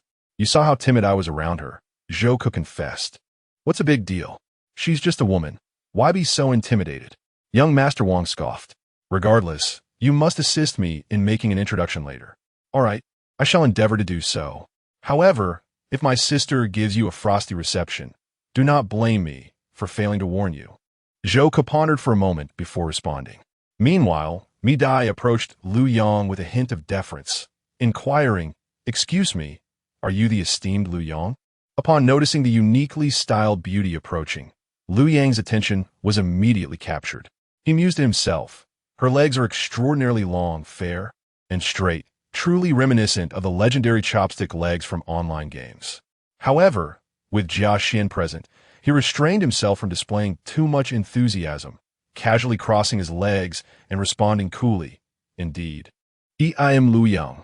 If you acknowledge this racetrack as mine, then I am the Lu you seek." Mi Dai furrowed her brow slightly, contemplating why Lu Yong seemed less than pleased. Had someone offended him? Moreover, what did he mean by questioning their acknowledgement of his ownership of the racetrack? "Lu Yong, I am not quite grasping your meaning. This racetrack is inherently yours. What do you mean by our acknowledgement? We are all in your service." I cannot discern whether your words are sincere. However, prior to your arrival, someone claimed that this racetrack belonged to his uncle, and asserted that I must first acquire a supreme membership to borrow the supercars within for racing. Lu Yong scoffed leakfully. Upon hearing this, Mi Dai instantly comprehended the reason behind Zhouku's unease. It turned out he had flaunted his status in front of the true owner of the racetrack, thereby offending him. "Mr. Lu, I sincerely apologize. Zhou is merely a spoiled rich child. Please do not take offense at him. If he has wronged you in any way, I offer my deepest apologies on his behalf. Mr. Liu, I beg you, please do not remain angry. Rest assured, I am not so petty. But who might you be? Are you the person in charge of my racetrack? Liu Yang inquired, regarding Mi Dai with a discerning gaze, pondering how she appeared far too youthful and attractive to be in such a position. Mr. Liu, the one responsible for managing the racetrack, is my father. However, he is currently on a business trip. When I received your call earlier, he instructed me to meet you in his stead. Mi Dai felt a wave of embarrassment wash over her, yet she steeled herself to persist. Let us set aside such matters for now. Please arrange a supercar for me. My brother has come with a group to support the young master of Magic City and wishes to challenge me to a race. The loser must compensate the winner with a luxury car worth over 60 million. Upon hearing this, Mi Dai inwardly cursed Zhou, realizing that his reckless actions could jeopardize her father's position as vice president. With this thought, she became determined that Mr. Liu must not lose. Thus, she volunteered, Mr. Liu, I will promptly arrange the finest supercar for you. Moreover, I support you. I wish to participate in this race as well. You? Liu Yang appraised her from head to toe, inquiring, what are your skills in racing? Mr. Liu, to speak candidly, I am renowned in the national racing circuit as the queen of racing, and I am confident I can assist you in securing victory. The title of queen of racing? Liu Yang said, contemplating that she did not exude the mature aura typically associated with royalty. He then suggested, I believe the title princess of racing suits you better. Mi Dai felt a twinge of discontent at his words, sensing that Liu Yang was underestimating her. Yet, she refrained from arguing, silently vowing to demonstrate her prowess. Just wait and see how I will triumph over all of you. I am, after all, a prodigious racer. Should Mr. Liu emerge victorious against me, I would not mind transitioning from queen of racing to princess of racing. Very well. Your ability to adapt shows promise. If you can indeed best me in this race, I shall overlook today's incident with your family. Thank you, Mr. Liu, for this opportunity. Mi Dai felt an immediate sense of relief, recognizing that Liu Yang was a decisive and straightforward man. However, it was regrettable that he appeared to already have a girlfriend, as the enchanting woman beside him possessed an equally striking figure. Furthermore, to merit a partner of his caliber, she would have to ensure her loss was wholly convincing. Otherwise, she held little interest in the outcome. Ding! Congratulations, Master, for triggering the luck system and acquiring the ability of mind reading. At that moment, Liu Yang's mind echoed once more with the melodious voice of the system. Liu Yang was momentarily taken aback. It seemed that the system had been triggered with unusual frequency today, and he himself could not fathom the reason behind it. Could it be that this enchanting woman before him was the catalyst? Unable to resist, he cast another discreet glance over Mi Dai. Sensing his gaze fixated upon her, Mi Dai felt an inexplicable surge of anxiety. How peculiar! Why was Mr. Liu suddenly scrutinizing her so intently? Could it be that he had overheard her recent thoughts about how winning a race could earn him the title of her man? At that moment, Liu Yang indeed caught the echo of Mi Dai's inner voice, stirring something within him. To become her man by defeating her? How delightful and unexpected! With this revelation, he could hardly feign indifference. Such a fortuitous opportunity was not to be overlooked. Chapter 71. Liu Yang. Slow down. I can't bear it if you drive too fast. A smile graced Liu Yang's face as he inquired, by the way, what is your name? Replying to your question, I am Mi Dai, she said. All right, please go ahead and make the necessary arrangements. Liu Yang replied with a nod and a smile. Once Mi Dai departed, Jia Xian, who had been sitting beside Liu Yang, finally spoke up. Liu Yang, you wouldn't fall for every beautiful woman you meet, would you? It was evident that Jia Xian had noticed Liu Yang stealing glances at Mi Dai. With a woman's intuition, she sensed that Liu Yang harbored some feelings for Mi Dai. Having had previous encounters with several charming women, Liu Yang felt no guilt whatsoever. With a calm smile, he replied, how could that be? My heart is solely yours. Besides, given my performance at noon today, do you really think I resemble a man who falls for every woman he encounters? If that were the case, I would be utterly exhausted by now. As Liu Yang spoke, Jia Xian's face instantly flushed crimson. She glanced around awkwardly, fearing that someone might overhear his words.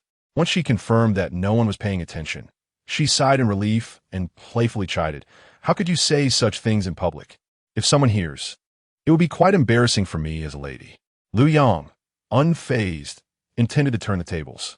Since she had questioned him, he wanted her to admit her feelings aloud, as that would be far more entertaining. "Do not worry, no one heard us. Even if they did, they would only envy you for having such an impressive man by your side. Wouldn't you agree?" "Humph, you are quite the smooth talker." "I admit I am, but am I not speaking the truth?" Lu Yang said with a sense of pride. Jia Xian's cheeks grew even rosier as she involuntarily recalled Lu Yang's earlier performance. To be honest, it had truly surpassed her expectations. Although she had never experienced anything similar before, she had heard jokes about limits being reached within minutes. In contrast, Lu Yang had not paused for a full 2 hours, making the comparison rather evident. Thus, Jia Xian shyly conceded, You do have a point. I apologize for almost misunderstanding you." Upon hearing Jia Xian's admission, Lu Yang felt a surge of joy in his heart. He thought to himself, "Your man's limits extend far beyond this. In the future, you might find yourself so enamored that you'll suggest I help you find a friend to share the burdens of your responsibilities. It's all right. I hold no grievances. In fact, seeing you jealous brings me joy, as it signifies that you care about me." Lu Yang gently caressed Jia Xian's delicate hand, brimming with affection. To onlookers, their display was akin to an open declaration of love, inciting both envy and admiration from countless observers. Not far away, young Master Wang's eyes turned red with jealousy. Before long, Mi Dai returned with 2 supercars, each worth over 100 million.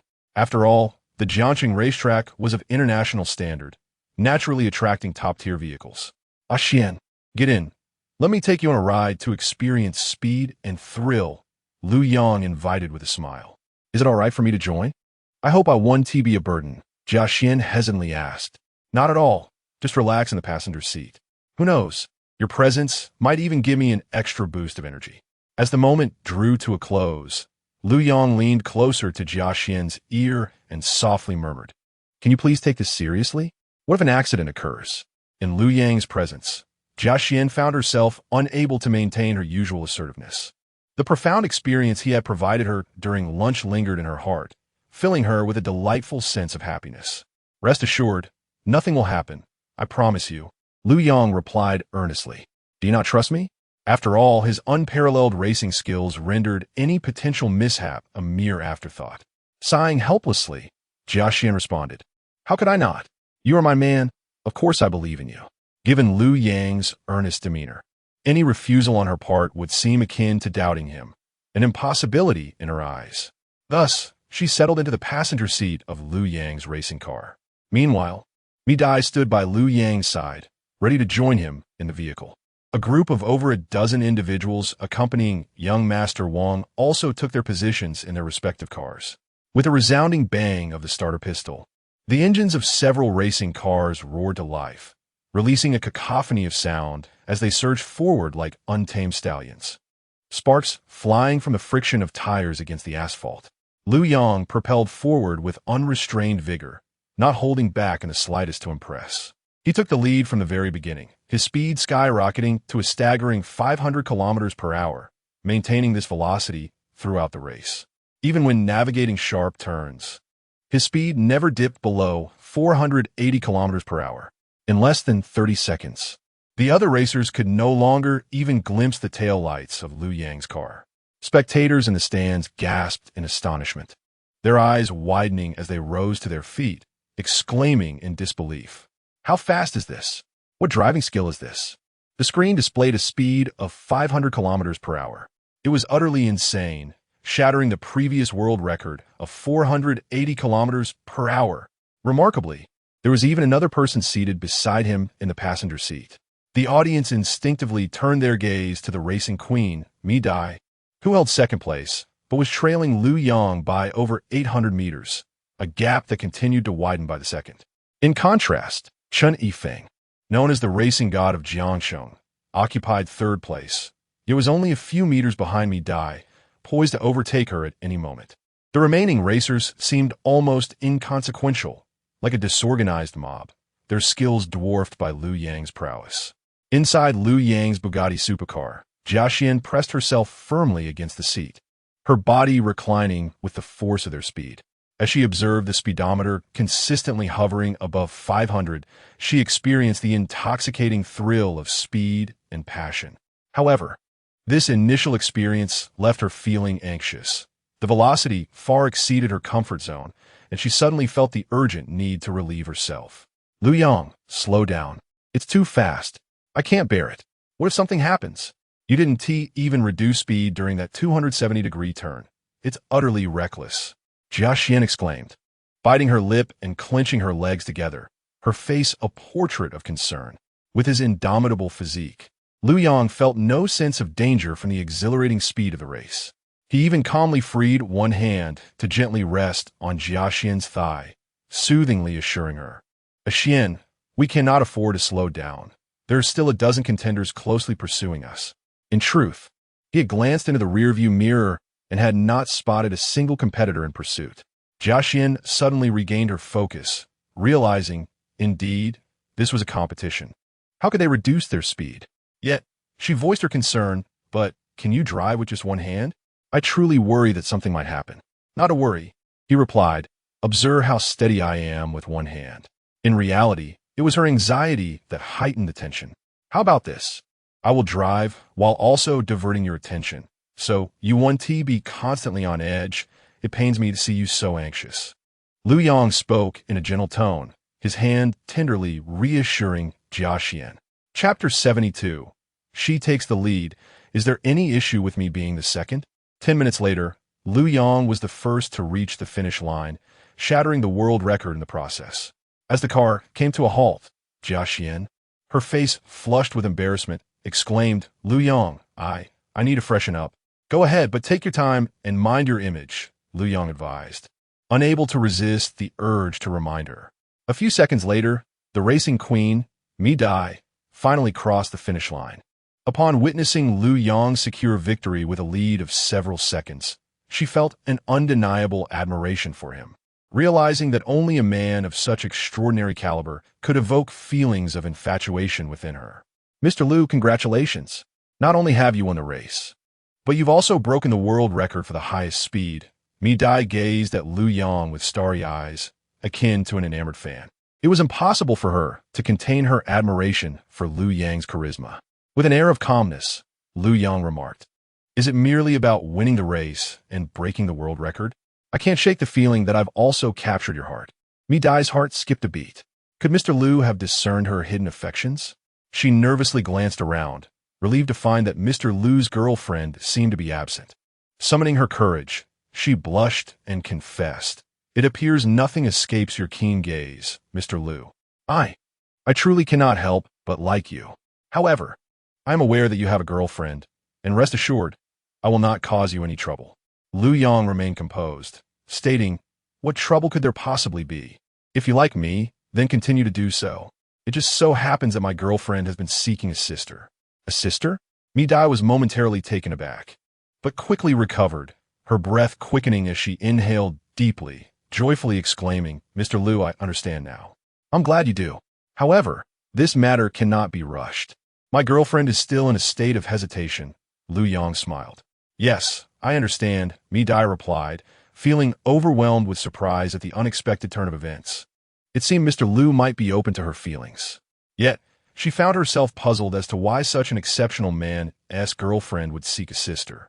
If it were her, she would certainly wish to possess Mr. Liu all to herself. Could it be that Mr. Liu's current girlfriend was unable to withstand his remarkable prowess? The more Mi Dai pondered, the more sense it made. After all, Mr. Liu's racing skills were extraordinarily formidable. Perhaps he excelled in other areas as well.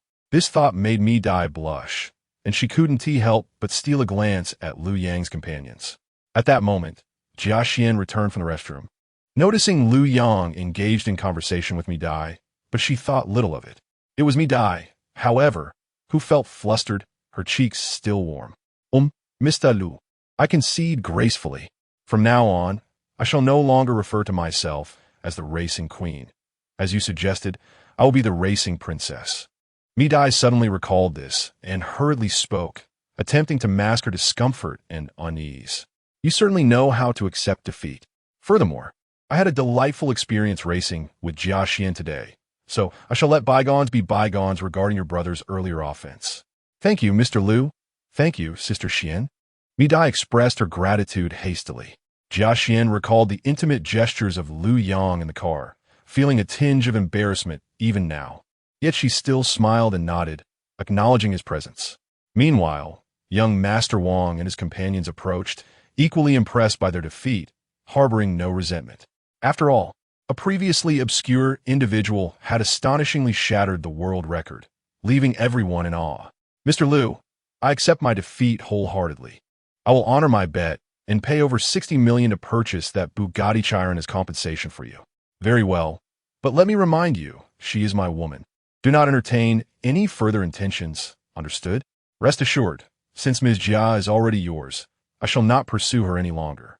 At that moment, though young Master Wang felt a surge of frustration, he dared not voice it. However, the thought of Mi Dai, the enchanting beauty, becoming his new pursuit provided him with some solace. Jia Xian, touched by Lu Yang's steadfast defense of her, felt a wave of happiness and forgave him for his actions in the car. Unable to resist, she took his arm in front of everyone, standing together as a striking couple. Lu Yang looked at Jia Xian beside him with eyes full of affection, proclaiming, "Furthermore, I hereby announce that effective immediately, the Jiangqing racetrack will be managed by my girlfriend, Jia Xian. Mi Dai, please convey this to your father." "Certainly, Mr. Liu," Mi Dai nodded eagerly, while inwardly feeling a moment of helplessness for her father. Jia Xian exclaimed, "Lu Yang, is this really appropriate? The racetrack is valued in the hundreds of billions.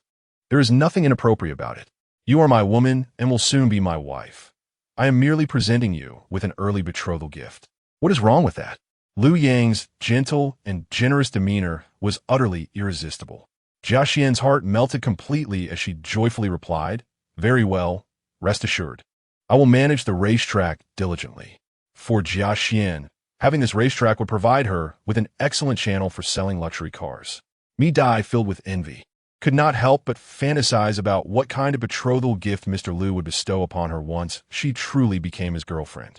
Just the thought filled her with anticipation, for a betrothal gift equated to both wealth and fortune.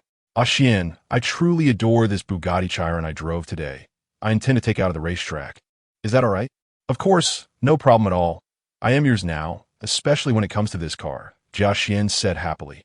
"All right, then I shall take my leave. I have some matters to attend to."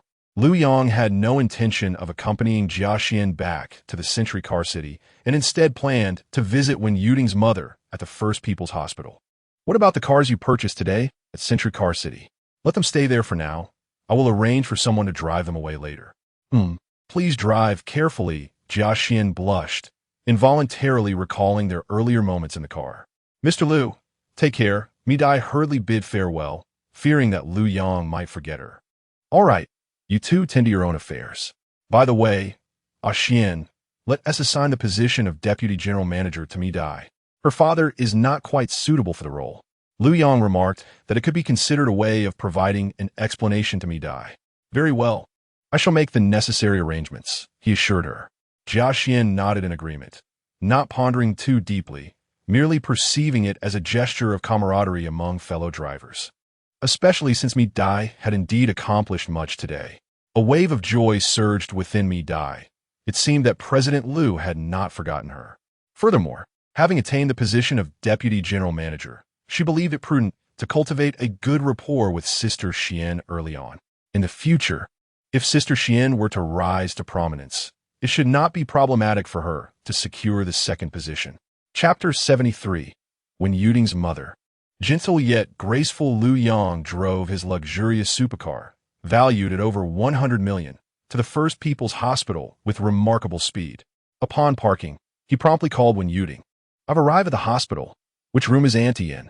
Wen Yuding, taken aback by Lu Yang's call, felt her cheeks flush slightly. She hurriedly dashed out of the ward, pausing at the entrance to compose herself before responding, in the second inpatient building on the 18th floor, room 708. "All right, I'll be up in a few minutes," he replied before ending the call. Lu Yong then turned towards a nearby fruit shop, meticulously selecting a fruit basket worth over 200 yuan, before heading to the inpatient department. Meanwhile, when Yuding returned to her mother's hospital room, grappling with whether to inform her mother about her boyfriend's impending visit. When Yuding's mother, a woman in her early 40s, although worn by illness and appearing somewhat pale, could not hide her innate beauty. Her features were delicately crafted, reminiscent of a stunning portrait, and it was no exaggeration to say that she must have been a great beauty in her youth.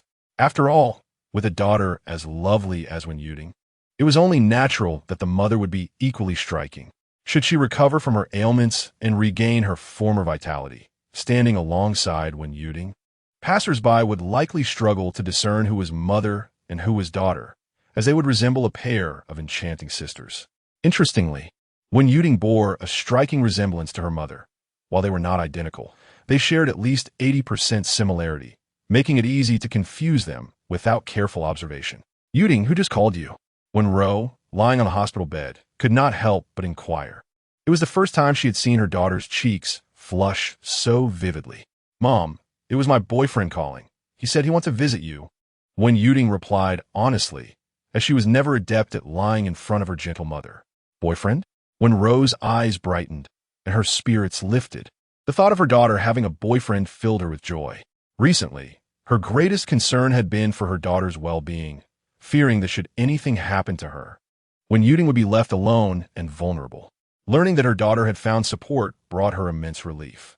However, she resolved to ensure her daughter's choice was wise, so she could truly rest easy. Yes, Mom, he's the one covering the medical expenses for your treatment, Wen Yuding stated candidly. Upon hearing this, a pang of bittersweet emotion washed over Wen Ro. Yuding, please be honest with me. Did you agree to be his girlfriend just to help pay for my treatment? Wen Ro suspected that her daughter, who had previously been single, had suddenly acquired a boyfriend possibly out of necessity to cover medical expenses, perhaps entering into an agreement with someone who sought her beauty. Fearing her mother might misconstrue her intentions, Wen Yuding hurried to clarify, Mom, it's not what you think. I have liked him since high school. I just never had the chance to confess. Today, by chance, I ran into him, and then you mustered the courage to confess, right?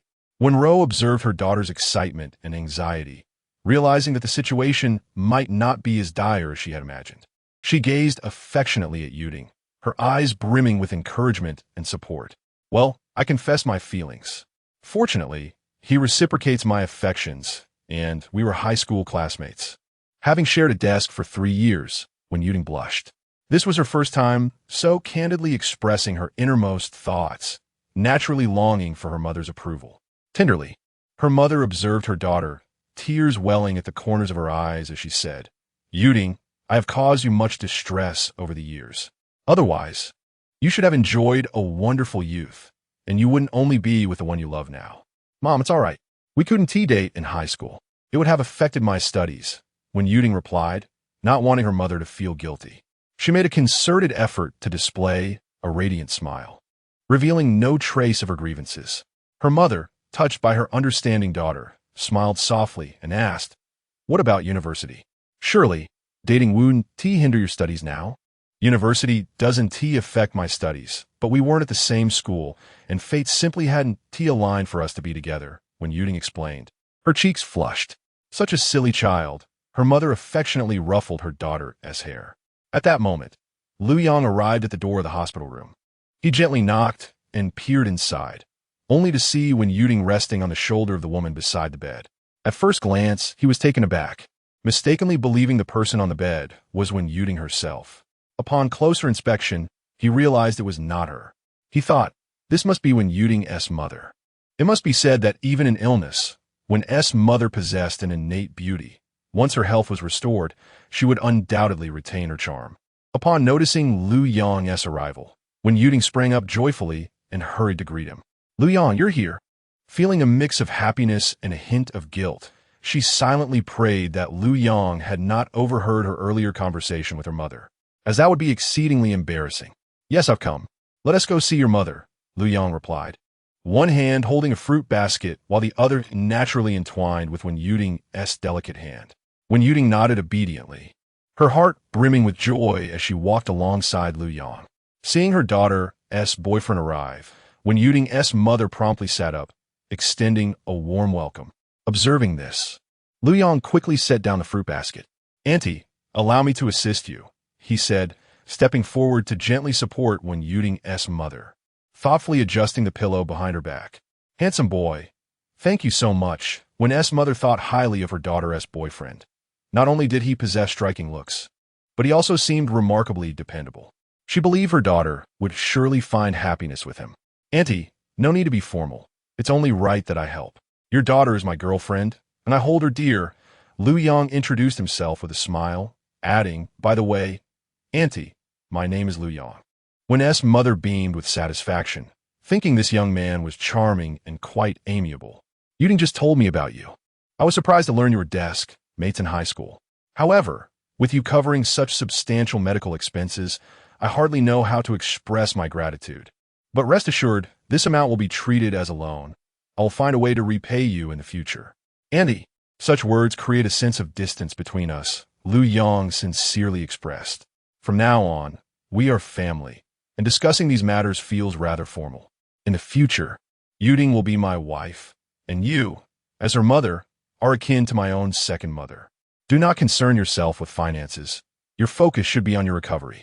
If necessary, I shall provide more. Yuting knows that I am financially stable, and this sum is inconsequential to me. Yuting, do you not agree?" He turned to Wen Yuting. Wen Yuting, pulled from her blissful reverie, quickly nodded in affirmation. "Mother, you need not worry about the money. Lu Yang is quite successful in his career. Even if you were to return the money, he would not accept it. Rest assured, I will take good care of him and repay him for his kindness." As the words left her lips, a flush crept to Wen Yuting's ears, realizing that her statement might provoke unwarranted thoughts, and she bashfully lowered her head. Chapter 74. The beautiful Long Yao, the all-encompassing private doctor, Wenro, nodded with a gentle smile and said, "All right then, if I continue to be overly polite, it might indeed seem a bit distant. Yuting, you must take good care of Lu Yang from now on. I can tell at a glance that he is an exceptionally admirable companion." "Mom, I will," Wen Yuting replied shyly, nodding her head. After speaking, she couldn't help but steal a glance at Lu Yang, eager to observe his reaction. Lu Yang, with a beaming smile, joyfully remarked, "Yuting, did you hear that? Your mother wants you to treat me better, so you mustn't lose your temper with me anymore." Wen Yuting quickly shook her head vigorously, her expression earnest as she declared, "I won't be mean to you." Watching the affectionate interaction between the two, Wenro felt a profound sense of relief. She mused to herself that even if there came a day when she was no longer present, she could entrust Yuting to Lu Yang's care with peace of mind. That's the spirit. Lu Yang couldn't resist reaching out to gently pat Wen Yuting's head. She felt both shy and a bit inclined to shy away, especially with her mother nearby. Yet fearing Lu Yang might misunderstand, she blushed, lowered her head, and made a concerted effort to remain still, allowing his hand to tenderly caress her hair. "Auntie, how is your condition at the moment? What arrangements has the hospital made for your treatment?" Lu Yang inquired, shifting his gaze toward Wen Yuting's mother. Wenro let out a soft sigh and slowly responded, "The hospital has diagnosed me with hereditary hemolytic anemia, and based on previous assessments, I require a stem cell transplant." Before she could finish her sentence, a male doctor entered the ward accompanied by a female nurse. They approached Wenro's bedside directly, and the male doctor inquired, "Which one is the patient, Wenro?" "Doctor, that's me," Wenro quickly replied. The male doctor, his expression serious, stated, "After further in-depth research by our professional medical team, we have discovered that your condition has progressed into a malignancy. To be precise, it is no longer merely hemolytic disease, but a rarer form of leukemia. Therefore, while the previous treatment plan can still be utilized, it must be intensified, and subsequent treatments will require a combination of chemotherapy, targeted therapy, and various other methods." Wenro maintained a relatively calm demeanor upon hearing this, as though she had been somewhat prepared for such news. However, for Wen Yuting, it felt as if she had been struck by a bolt from the blue. She was all too familiar with the nature of leukemia. A college classmate of hers had succumbed to it without warning. Lu Yang furrowed his brow and asked, "Doctor, could there have been an error in your examination? It was not diagnosed previously, How could it suddenly be confirmed as leukemia today? Young man, this is the First People's Hospital. Please do not question the authority of our diagnostic results. If we were not entirely certain, we would not hastily disclose such conclusions to the patient. The male doctor responded sternly, a hint of displeasure evident on his face. In his view, doubting a doctor's diagnosis was tantamount to disrespecting their work. Lu Yang gleaned from the doctor's thoughts that it was during the stem cell matching process that a more sophisticated instrument was utilized for analysis, which unexpectedly revealed the hidden malignant leukemia. Doctor, I was merely inquiring. There is no need for such displeasure, Lu Yang remarked with a gentle smile, attempting to ease the tension. Young man, you lack an understanding of medical matters, and I have little inclination to elaborate further. In any case, we will need to explore additional treatment options for Ms. 1. Please await subsequent arrangements. With that, the male physician turned on his heel and exited the ward, evidently disinclined to engage further. Lu Yang felt somewhat helpless and muttered to himself, do doctors nowadays possess such tempers? Is it impossible to ask a few questions? At that moment, a familiar system notification chimed in Lu Yang's mind. Ding! Congratulations, host! You have activated the good fortune system and acquired an unparalleled genius private physician of the highest caliber. This individual is a woman, 30 years of age, named Long Yao. An exquisite beauty, entirely loyal to you and willing to fulfill any request. Lu Yang was momentarily taken aback, pondering, has the system truly rewarded me so swiftly? It appears this system cannot bear to see me suffer even a modicum of distress. With a playful thought, he mused, hey system, if you could manifest as a corporeal being, I would certainly ensure your happiness. Shortly thereafter, Lu Yang's phone rang, displaying an unfamiliar number from Jiangxing. Boss, I heard you were at the First People's Hospital. Are you unwell, or is there another matter at hand? A gentle female voice inquired from the other end. Is it you, Long Yao? Lu Yang instinctively asked. Yes, it's me. Today, the director of the First People's Hospital invited me to assist with some challenging medical cases. How fortuitous. I am indeed at the First People's Hospital. Please come to my location. There's an aunt who is unwell. Could you kindly take a closer look? Lu Yang then provided Long Yao with the details of the ward and room number. After hanging up, Lu Yang turned to the gentlewoman and said, Auntie, I happen to have a friend who is the most exceptional physician in the world, and she has been invited to the First People's Hospital today. I have asked her to come and examine you. I believe she will offer a superior treatment plan. Thank you, Lu Yang. However, please do not worry too much. I'm aware of my own body, and it should not be overly serious. The gentlewoman endeavored to project a composed demeanor so as not to worry her daughter or Lu Yang. When Yuding was momentarily at a loss for words, her emotions overtaking her as silent tears flowed. Before long, a stunning woman clad in a white coat entered the ward with an elegant stride. She was tall and curvaceous, exuding a unique allure. Following her were a dozen doctors, each adorned with the insignia of chief physician, clearly esteemed figures within the hospital. Lu Yang even spotted the male doctor who had previously exhibited displeasure toward him among them. Long Yao appeared like an angel radiating a sacred light. Walking directly to Lu Yang, her gaze filled with reverence and admiration as she softly spoke, Boss, I have arrived. I hope I haven't kept you waiting. Lu Yang collected himself and nodded slightly, replying, Not at all. Please examine my aunt's condition. The doctor has just informed us that she has been diagnosed with a rare form of leukemia. The previously displeased male doctor now looks utterly astonished, as if he has encountered a ghost. He could never have anticipated that the renowned and exceptionally skilled Dr. Long would be the subordinate of this young man before him.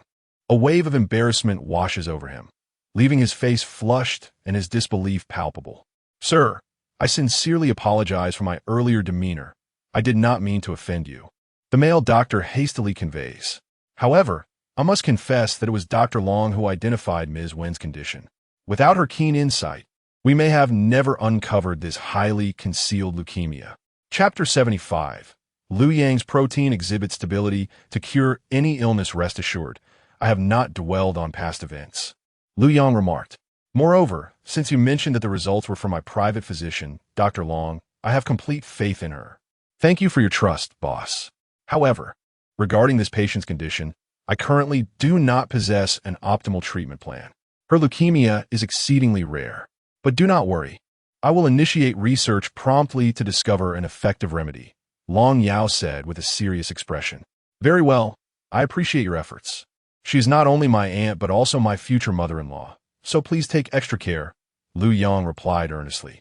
Understood, boss, Long Yao responded resolutely.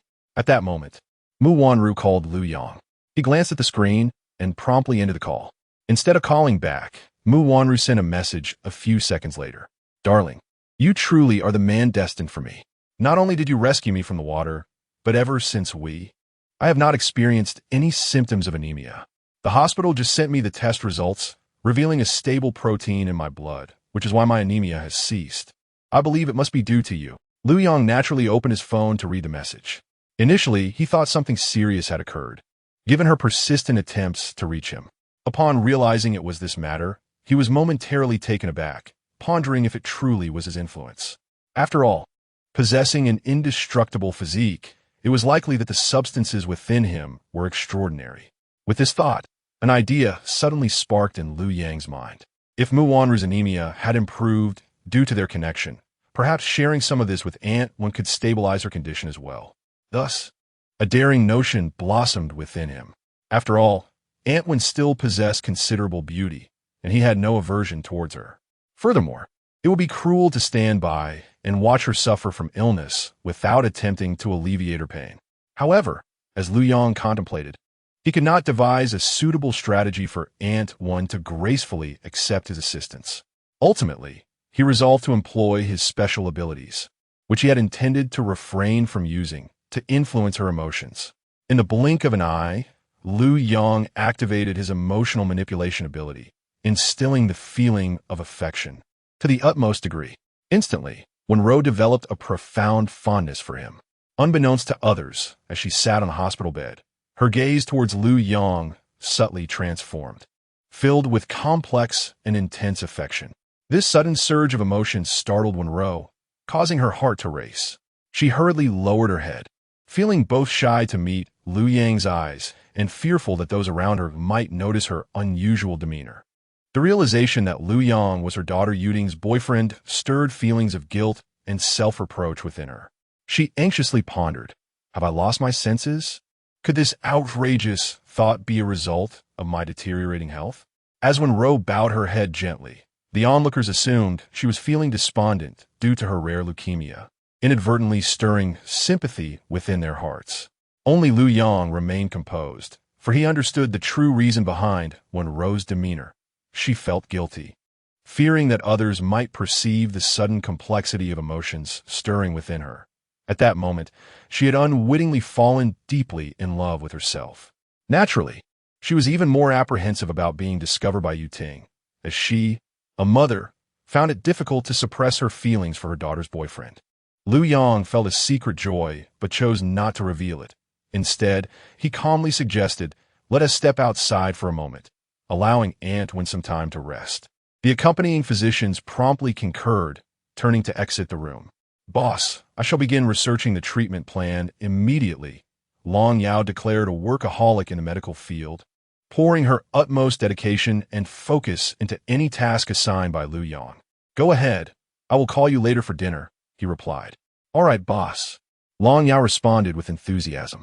It was evident that every loyal subordinate of Lu Yang harbored feelings for him, yearning for a closer relationship. Otherwise, the system would not specifically indicate their willingness to do anything for him.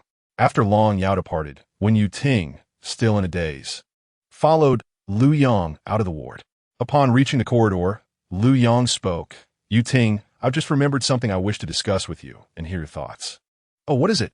I'm listening, Wen Yuting replied, regaining her focus, though still somewhat distracted. Lu Yang gently ruffled her hair and smiled. If one day I were to do something that hurt you, would you forgive me? Or rather, I hope you would be willing to forgive my mistakes. Wen Yuting pondered this question earnestly, but due to her mother's illness, she found it challenging to delve deeply into her thoughts. She simply assumed that Lu Yang's notion of wrongdoing likely pertained to his affection for more than one girl. Just like the recently departed Dr. Long, who possessed extraordinary beauty and exceptional grace, Her gaze towards Lu Yang held not only respect, but also concealed admiration. Faced with such an outstanding and captivating woman, anyone would find it difficult to remain unmoved. Contemplating this, Wen Yuting was momentarily at a loss for words, yet, feeling the need to respond to Lu Yang, she inquired, "Will you always love me? You Auntie abandoned me, will you?" Although such a question may sound somewhat naive, a good girl like her, kind-hearted and earnest, approached matters of the heart with utmost sincerity. A promise could very well signify a lifelong commitment. Lu Yang was profoundly touched by her innocence, growing increasingly fond of Wen Yuting. He earnestly nodded, saying, "Yes, I will always love you and never stray." Of course, Lu Yang would not stray, as his capabilities allowed him to maintain relationships with multiple women simultaneously. The limitations of his body equated to the number of women he could love concurrently. With his indomitable physique, that limit was likely infinite. A shiver ran through Wen Yuting at his sincere promise, filling her heart with joy as she replied, "As long as you continue to love me, I believe that no matter what you do, I will inevitably find it in my heart to forgive you. You are truly kind. Do not worry, I shall not bring you any harm. I have vowed to ensure your happiness, and I shall indeed make it everlasting. As for your aunt's ailment, I will certainly devise a means to cure her." Moreover, Lu Yang has already formulated a plan. Furthermore, I have just received the golden token of forgiveness from Wen Yuting. Even if the truth comes to light in the future, I can present her word from today. I believe that with this token of forgiveness, when the moment of truth arrives, Wen Yuting will find it easier to accept the incredulous reality. Lu Yang gently patted Wen Yuting's head once more. Chapter 76, Taking Aunt to the Hotel. She feels guilty. Wen Yuting was blissfully unaware that Lu Yang had already devised a method to cure her mother's ailment. Moreover, she remained oblivious to the fact that while Lu Yang's remedy could indeed restore her mother's health, it would require a considerable amount of time. At this moment, Wen Yuting was overwhelmed with emotion. During her most helpless hour, she encountered the person she cherished deeply, receiving his support and affection, which filled her heart with warmth. Hot tears flowed uncontrollably down her cheeks. Subsequently, unable to suppress her feelings any longer, she willingly threw herself into Lu Yang's embrace, softly sobbing. Lu Yang held her tightly, tenderly stroking her long hair as he allowed her to express her emotions freely. After a while, Wen Yuting had cried enough and gradually ceased her tears, she wiped her eyes and, with a hint of apology and shyness, said, "I'm sorry for staining your clothes with my tears. I will wash them clean for you tonight." Deeply moved, Wen Yuting resolved to take a more profound step with Lu Yang that evening, offering her purity to him as a gesture of gratitude, thus affirming her position as Lu Yang's true girlfriend. "Are you planning to come home with me tonight?" Lu Yang asked with a smile, for he possessed the ability to read her thoughts.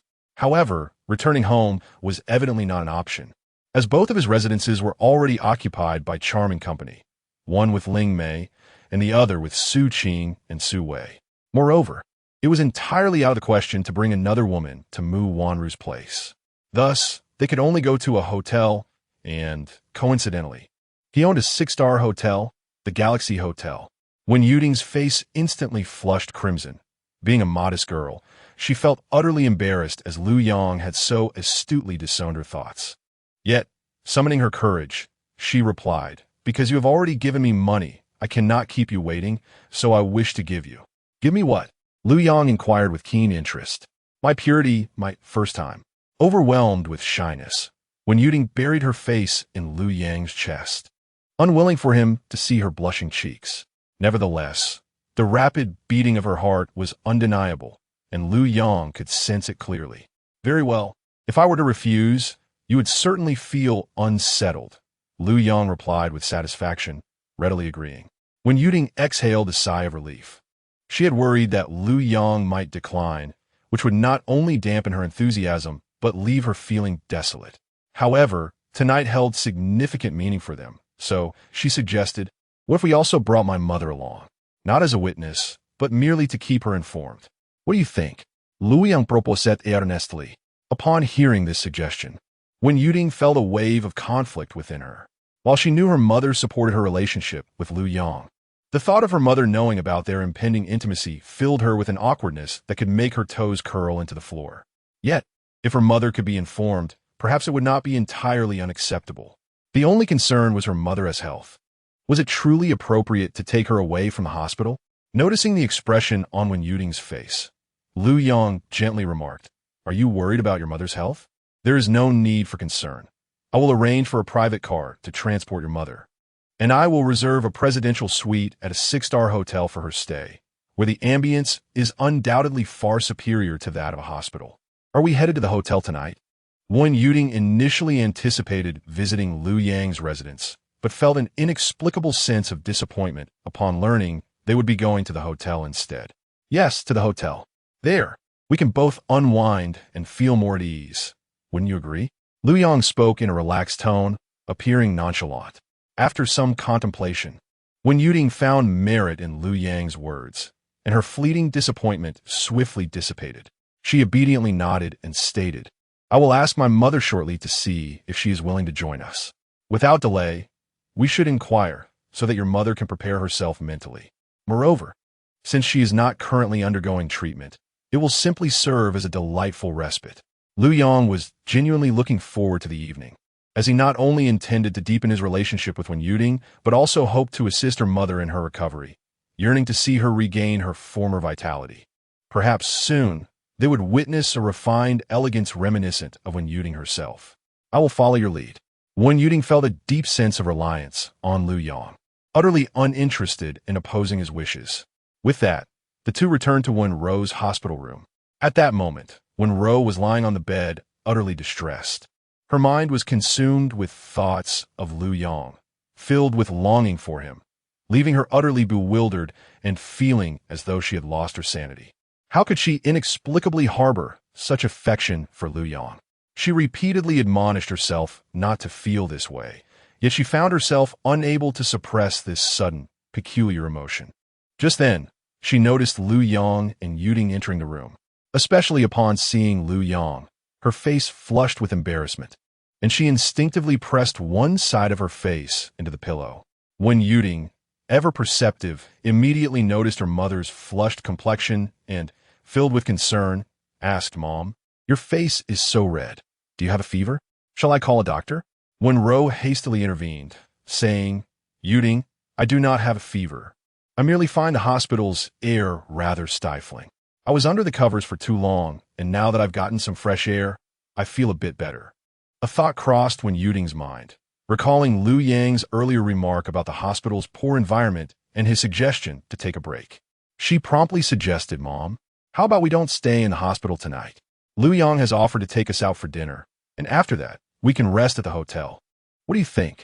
Wen Ro instinctively wanted to decline, yet for reasons unknown, she felt reluctant to do so.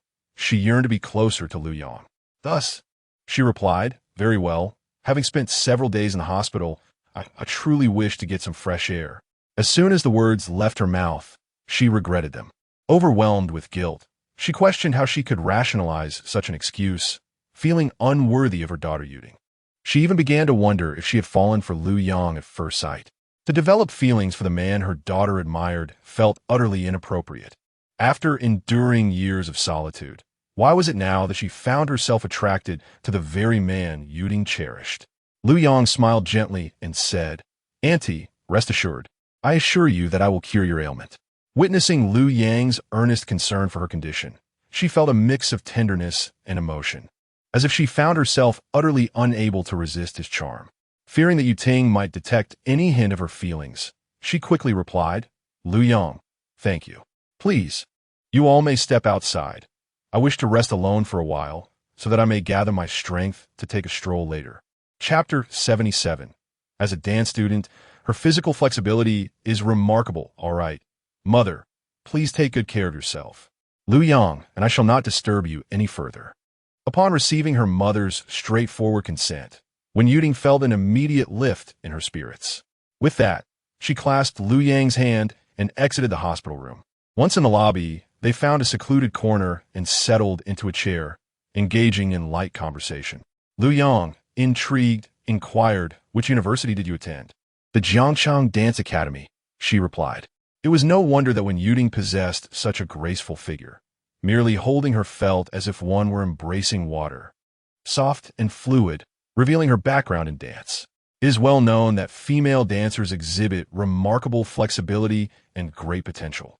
Anyone fortunate enough to have such a partner would undoubtedly be filled with anticipation and excitement. Is your current occupation also related to dance? He asked. Not all. I now run a flower shop with my mother. At this point, a complex expression crossed Wen Yuding's face, hinting at an unspoken story. Why did you choose to run a flower shop? Is it because of your mother's health issues? Lu Yang couldn't help but probe further. He sensed that there was more weighing on Wen Yuding's heart, and though he had gleaned her thoughts, it seemed he had touched upon a painful memory she was reluctant to revisit, heightening his curiosity. After all, it was common knowledge that girls from dance academies often attracted the attention of wealthy patrons before even graduating.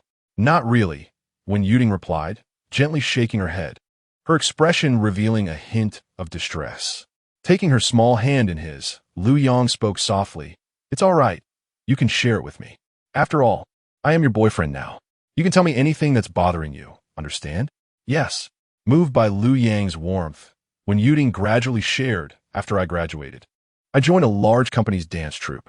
However, the company as president took a liking to me and wanted me to accompany him. I found it utterly repulsive and resigned. Later, he persisted and even threatened me, saying he would harm my mother if I didn't comply. In the end, I reported him to the police, but the matter ended without resolution. Fortunately, they haven't disturbed me lately. Upon hearing this, an intense anger surged within Lu Yang, prompting him to ask, "What was the name of your previous company?" Hengxin Group, she answered. Lu Yang was familiar with this group. In essence, it was a collection of affluent elites who maintained a harem. Since they dared to threaten Wen Yuding, Lu Yang vowed to ensure they face consequences. Fear not. From now on, I shall protect you, and I will help you seek justice, he declared earnestly. At that moment, a system notification chimed in Lu Yang's ear. Ding! Congratulations, Master, for triggering the serendipity system. Please drive to the Jiangcheng Special Department in half an hour to intercept a fatal bullet intended for the beautiful Mayor Xia Bingyan, thereby capturing her heart completely. Lu Yang was taken aback, pondering, is the system providing me with a formidable power backing? It seems the forces behind Hengxin Group are indeed intricate. With my current financial resources, without the support of power, I cannot hope to restore justice for Wen Yuding. With that, Lu Yang decided to leave the hospital for a while, intending to perform an act of heroism and gain support. He glanced at his phone and noticed it was already past 5 in the afternoon. Turning to Wen Yuding, he said, Yuding, I need to step out for a bit. I should be back in about an hour to take you and your mother to dine at the luxurious Galaxy Hotel. All right, please drive safely, Wen Yuding cautioned with concern. Lu Yang nodded and promptly left the hospital. He drove his supercar at breakneck speed toward the special department of Jiangcheng. Time was of the essence. He had to ensure he arrived within half an hour, for if he exceeded that, he would miss the opportunity to meet the enchanting Mayor Xia Bingyan.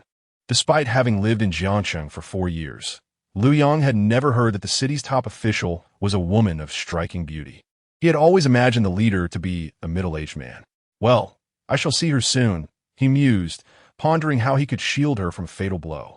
Could his indestructible physique withstand the impact directly? He spoke to himself while driving. After a moment of contemplation, Lu Yang took out his phone and called Ling Mei. As soon as the phone rang once, her familiar voice came through, Boss, how may I assist you? As his personal secretary, Ling Mei always answered his calls promptly. Please notify the head of the Galaxy Hotel to arrange a luxury sedan to pick up 2 individuals at 6 o'clock from First People's Hospital, Lu Yang instructed, providing her with the hospitalization details of Wen Yuding's mother. Understood, boss. Rest assured, I will make the necessary arrangements, Ling Mei replied confidently. Satisfied, Lu Yang ended the call. As for Long Yao, he had no intention of sending her to the hotel as well, planning to escort her personally when he returned to the hospital around 6. 20 minutes later, Lu Yang arrived at the entrance of the Jiangcheng Special Department. He had already devised a plan. If anyone questioned his fortuitous presence there, he would cite Wen Yuding's situation. After all, Wen Yuding had reported the incident to the police.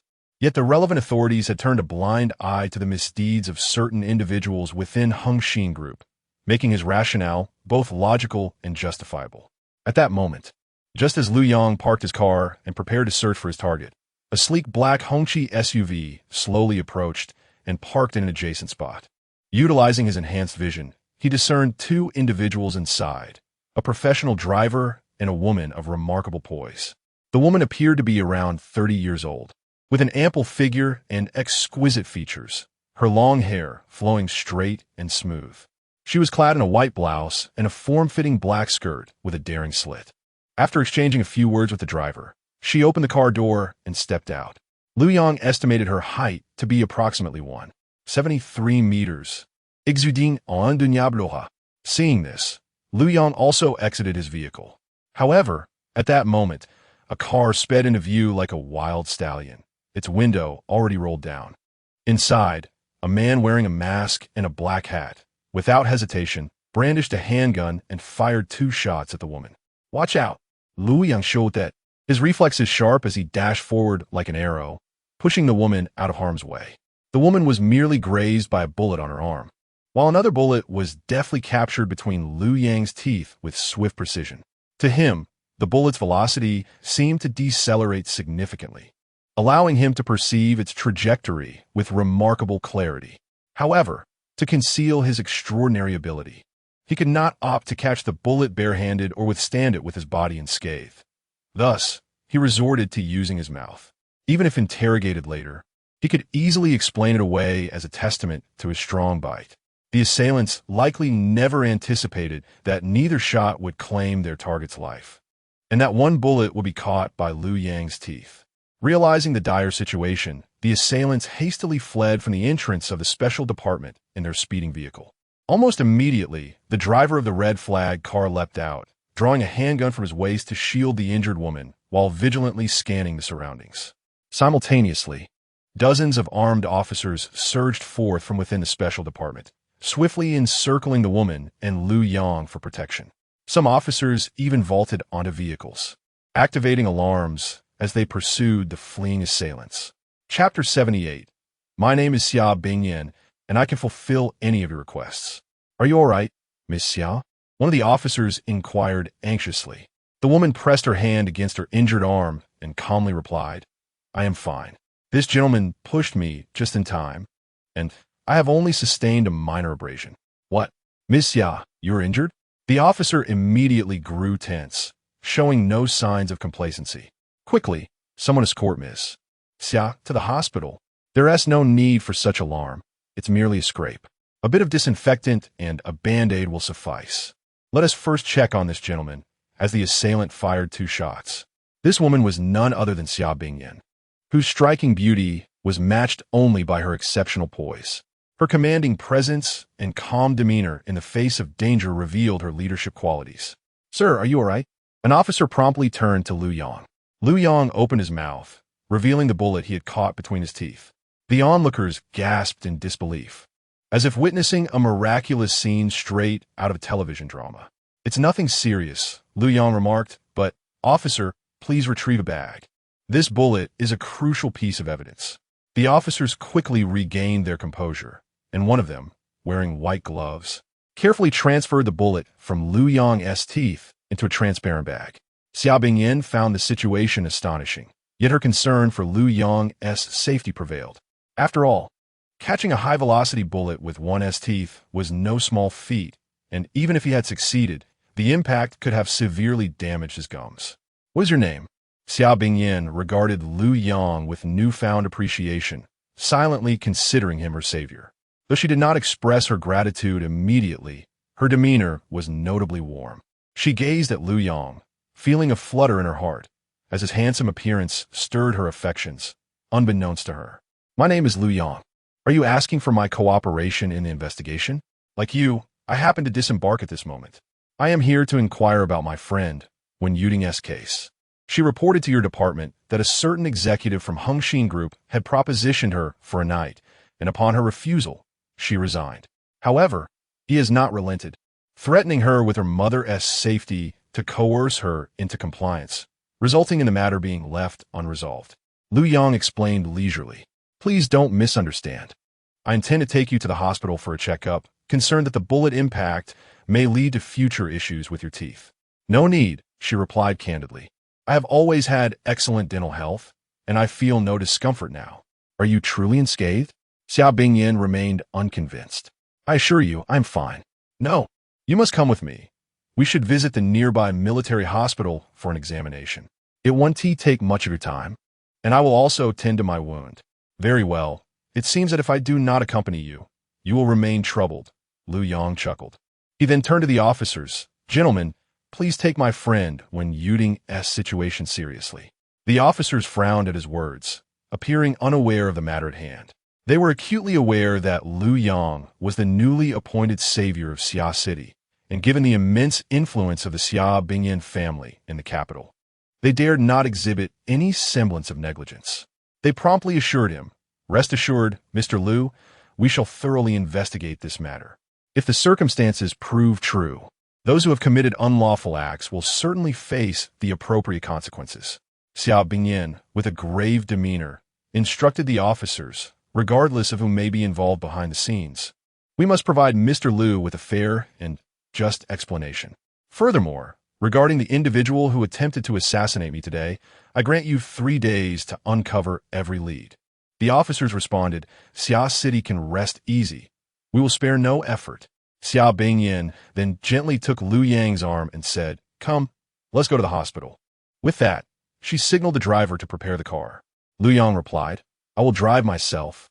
I can follow behind. Very well, but do not make it troublesome.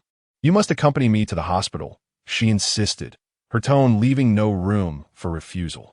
Subsequently, the officers arranged for 2 vehicles to escort Xia Bingyan and Lu Yang to the nearby military hospital. Upon arrival, the doctor promptly arranged for an examination for Lu Yang. The results revealed that his dental health was impeccable, with no damage to his teeth. Meanwhile, Xia Bingyan received disinfection and simple bandaging for her injured arm. Once her wounds were treated, she hurried over to express her concern for Lu Yang. Seeing the examination report confirming his well-being, she finally breathed a sigh of relief. Lu Yang, please leave me your phone number. I wish to properly thank you when I have the time, Xia Bingyan stated, maintaining an outward composure, though her eyes betrayed her affection for him. Of course, Lu Yang replied as he provided his number. Noticing the time, he added, I have other matters to attend to and must take my leave. Xia Bingyan nodded, but then suddenly remarked, By the way, my name is Xia Bingyan. Do not forget me, or I shall be quite saddened. After all, you are my lifesaver. As she spoke, the typically aloof and unflappable Xia Bingyan's cheeks flushed with a hint of pink, revealing a girl-like shyness. Lu Yang observed this with delight. Realizing that this was what the system had indicated, Xia Bingyan's heart would be captured by his act of saving her. If this were the case, during their next encounter, he would make her his woman. He was confident she would not refuse. With such a bond, she would naturally align herself with him in the future. How could I ever forget?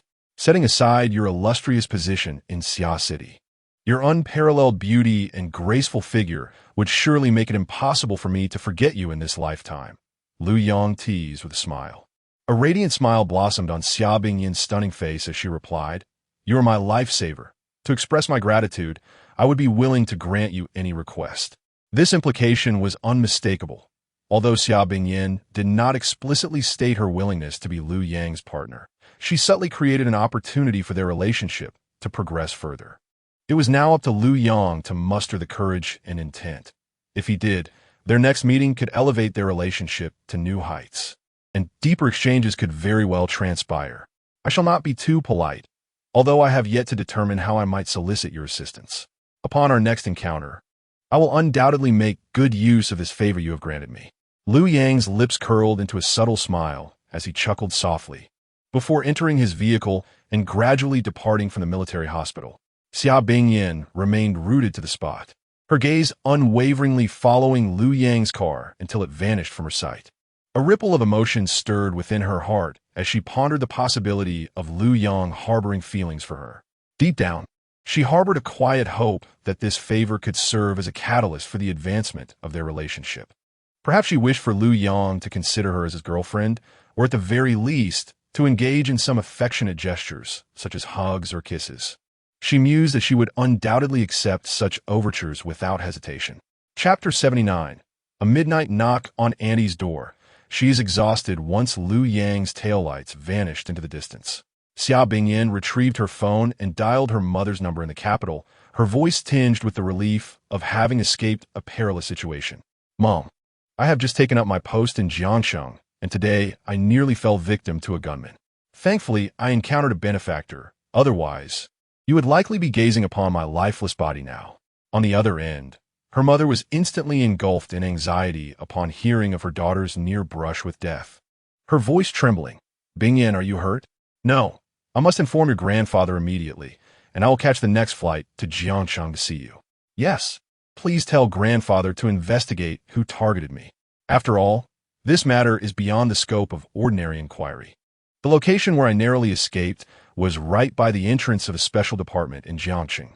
After concluding the call, Xia Bingyan boarded the designated vehicle, which was escorted by 2 police cars as they made their way to her residence. Meanwhile, Lu Yang sped back to the First People's Hospital. After picking up Long Yao, he headed towards the Galaxy Grand Hotel. Long Yao, where are you staying now? Lu Yang casually inquired as he drove. Boss, I just returned from abroad a few days ago, and for now, I'm staying in my parents' house. I do have my own place, but it's so much more comfortable to enjoy my parents' cooking every day, Long Yao replied playfully, her words reflecting her astuteness. You're indeed clever. When will you invite me to see your home? As your boss, it's essential for me to understand the daily lives of my employees, don't you think? Lu Yang Chuklet. Absolutely, boss. I would be more than happy to oblige. When the time comes, whatever you require, I shall dutifully attend to, Long Yao exclaimed, her eyes sparkling with anticipation. Really? You would comply with any request? Lu Yang asked with a hint of jest. Of course, no matter what it is. Even if you ask me to keep you company while you sleep, I would willingly do so, Long Yao said, her cheeks flushed yet radiating a lively spirit. Well, you've made that promise yourself, Lu Yang replied, his mood soaring as he unconsciously rested his hand on the passenger seat, not wanting to miss the opportunity to appreciate Long Yao's graceful legs. By the way, are you perhaps infatuated with me at first sight? Lu Yang inquired with keen interest. After all, Lin Mei had claimed he was her destined lover, and he couldn't help but wonder if Long Yao had dreamed of him as well. I'm not quite sure if it's love at first sight, but ever since I met you, boss, I have been determined to become yours. Just the thought of being able to contribute to your endeavors fills my heart with immense satisfaction, Long Yao replied earnestly. Lu Yang was taken aback. It seemed the system's endowment of unwavering loyalty had indeed fostered unique affection in Long Yao towards him. Before long, they arrived at the Galaxy Grand Hotel. Long Yao, don't stand on ceremony with the boss. This hotel is also part of my ventures. Feel free to order whatever you desire, food or drinks. Indulge as you wish, understand? Lu Yang said generously. Thank you, boss, Long Yao responded, her gratitude evident. She held Lu Yang in high esteem, and her affection for him was unmistakable. The assistant manager of the hotel greeted Lu Yang with a beaming smile as he arrived, saying, Mr. Lu, your friends have been comfortably settled. Well done. Let us proceed to dinner. Lu Yang responded with a satisfied nod. This way, Mr. Lu, everything has been arranged for your enjoyment. The assistant manager promptly led the way. Soon, they arrived at an opulent private room. The room was occupied solely by service staff, and the absence of Aunt One and Wen Yuding was noticeable. Observing this, the assistant manager quickly remarked, Mr. Lu, I have already dispatched someone to invite your friends. They should arrive shortly. Lu Yang nodded and said to Long Yao, let us take our seats casually. Once Aunt One and Yuding arrive, we shall begin our meal. Long Yao obediently nodded, choosing not to sit beside Lu Yang, fully aware that the seat was reserved for Wen Yuding, and thus took a position opposite him. A few minutes later, Aunt One and Wen Yuding entered the room, guided by a hotel staff member. Both were attired in clean, elegant garments, and it was undeniable that they resembled sisters, one exuding mature elegance and charm, while the other radiated youthful sweetness and vitality. Aunt Wen, please sit here. Yuding, you may sit beside me. Lu Yang warmly arranged the seating. Wen Yuding smiled and nodded, while Wen Ro displayed a gentle smile, saying, Lu Yang, I hope we Haven tea kept you waiting. Not at all, I just arrived myself. Lu Yang replied with a smile. For the next 40 minutes, the four indulged in a sumptuous dinner. Due to Wenrou's delicate health, despite the kitchen's careful preparation of a nutritious meal for her, she ate sparingly. Meanwhile, Lu Yang, Long Yao, and Wen Yuding savored a fine bottle of red wine together. As the meal concluded, Long Yao, recognizing the need not to intrude upon Lu Yang and Wen Yuding's intimate moment, remarked, "Boss, I am quite full and have thoroughly enjoyed myself. I should head home now, or my parents will start to worry. I will arrange for someone to drive you back." Lu Yang told fully Fred. "Thank you, boss." Long Yao expressed her gratitude. He promptly arranged for a female driver to escort Long Yao home.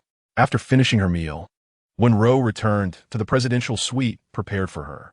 Lu Yang, meanwhile, took Wen Yuding's hand and led her to the exclusive presidential suite designated for her. "Lu Yang, I will freshen up first," Wen Yuding said, believing that Lu Yang was eager. "I will accompany you. A bit of post-meal exercise aids digestion." Lu Yang replied with a meaningful smile. Thus, they proceeded together, the atmosphere charged with warmth and intimacy. After their time together, they collapsed onto the bed, embracing tenderly until after 10 o'clock. Wen Yuding felt a profound sense of contentment and security, yet exhaustion soon enveloped her, leading her to fall into a deep slumber in Lu Yang's arms. Unbeknownst to her, Lu Yang had not forgotten the important matter awaiting his attention that evening. He quietly rose, taking care to open the door gently as he stepped outside. Wenrou's room was adjacent to Wen Yuding's, and Lu Yang approached, gently knocking on the door. Moments later, Wenrou appeared, clad in a purple nightgown that accentuated her grace. In truth, she had already seen through the peephole that it was Lu Yang standing outside the door, clad in his pajamas. A sense of perplexity washed over her. What could possibly bring him to seek her out at such a late hour? Surely, it must be a matter of significance. "Lu Yang, why are you still awake at this hour? Are you looking for Auntie?" Wenrou gently endeavored to compose herself, as the mere sight of Lu Yang stirred a sense of unease within her, fearing that he might uncover her inescapable affection for him. "Auntie, there is indeed an important matter to discuss. Is it convenient for me to come in?" Lu Yang said with a calm demeanor. Wenrou hesitated for a moment before finally inquiring, "Has Yuding gone to sleep?" "She's utterly exhausted and has already drifted off," Lu Yang replied with a slight smile. Wenrou couldn't help but conjure an image in her mind, her cheeks flushing slightly as she said, "Then please come inside." Chapter 80. Completely captivating Wenrou, Lu Yang stepped into the room, casually shutting the door behind him, even locking it. Upon witnessing this, Wenrou was instantly engulfed by a wave of fear and anxiety, unable to restrain herself from asking, "Lu Yang, why did you lock the door?" Lu Yang smiled reassuringly. "Aunt Wen, please do not be afraid. I mean you no harm. I have come to inform you that I possess a method to cure your illness. Is what you say truly authentic?" Wenrou's breath quickened, her eyes filled with an earnest longing for recovery. "Indeed, under ordinary circumstances, I would not readily divulge that I can heal. However, I have discerned that you seem to harbor an uncontrollable affection for me. Am I correct?" Upon hearing this, Wenrou's face flushed crimson as she hurriedly shook her head in denial. I do not, Lu Yang. You must be mistaken. How could an aunt like me have such feelings for you?" "Aunt, there is no need for you to feign ignorance. My perception is keen. Just now, why do you appear so tense and evasive? You can hardly meet my gaze, can you?" Lu Yang pressed on, striving to dismantle her psychological defenses. Her reluctance to acknowledge the truth stemmed from her relationship with Wen Yuding's boyfriend.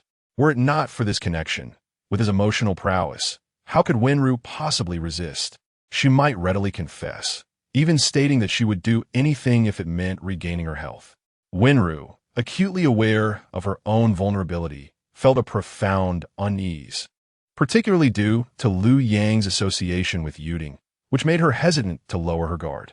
Yet, she feared that if Lu Yang were to forcefully breach her defenses, she would be utterly powerless to resist. Thus, within her heart, she silently prayed that Lu Yang would refrain from any impulsive actions, for she felt she would be unable to withstand the consequences. Lu Yang, sensing Wenrou's turmoil, could not help but smirk slightly, advancing a step closer, then another. relentlessly closing in on her. Observing this, Wenru felt her heart race, instinctively retreating one step, then two, even 4 or 5 steps back. Simultaneously, she hastily defended herself.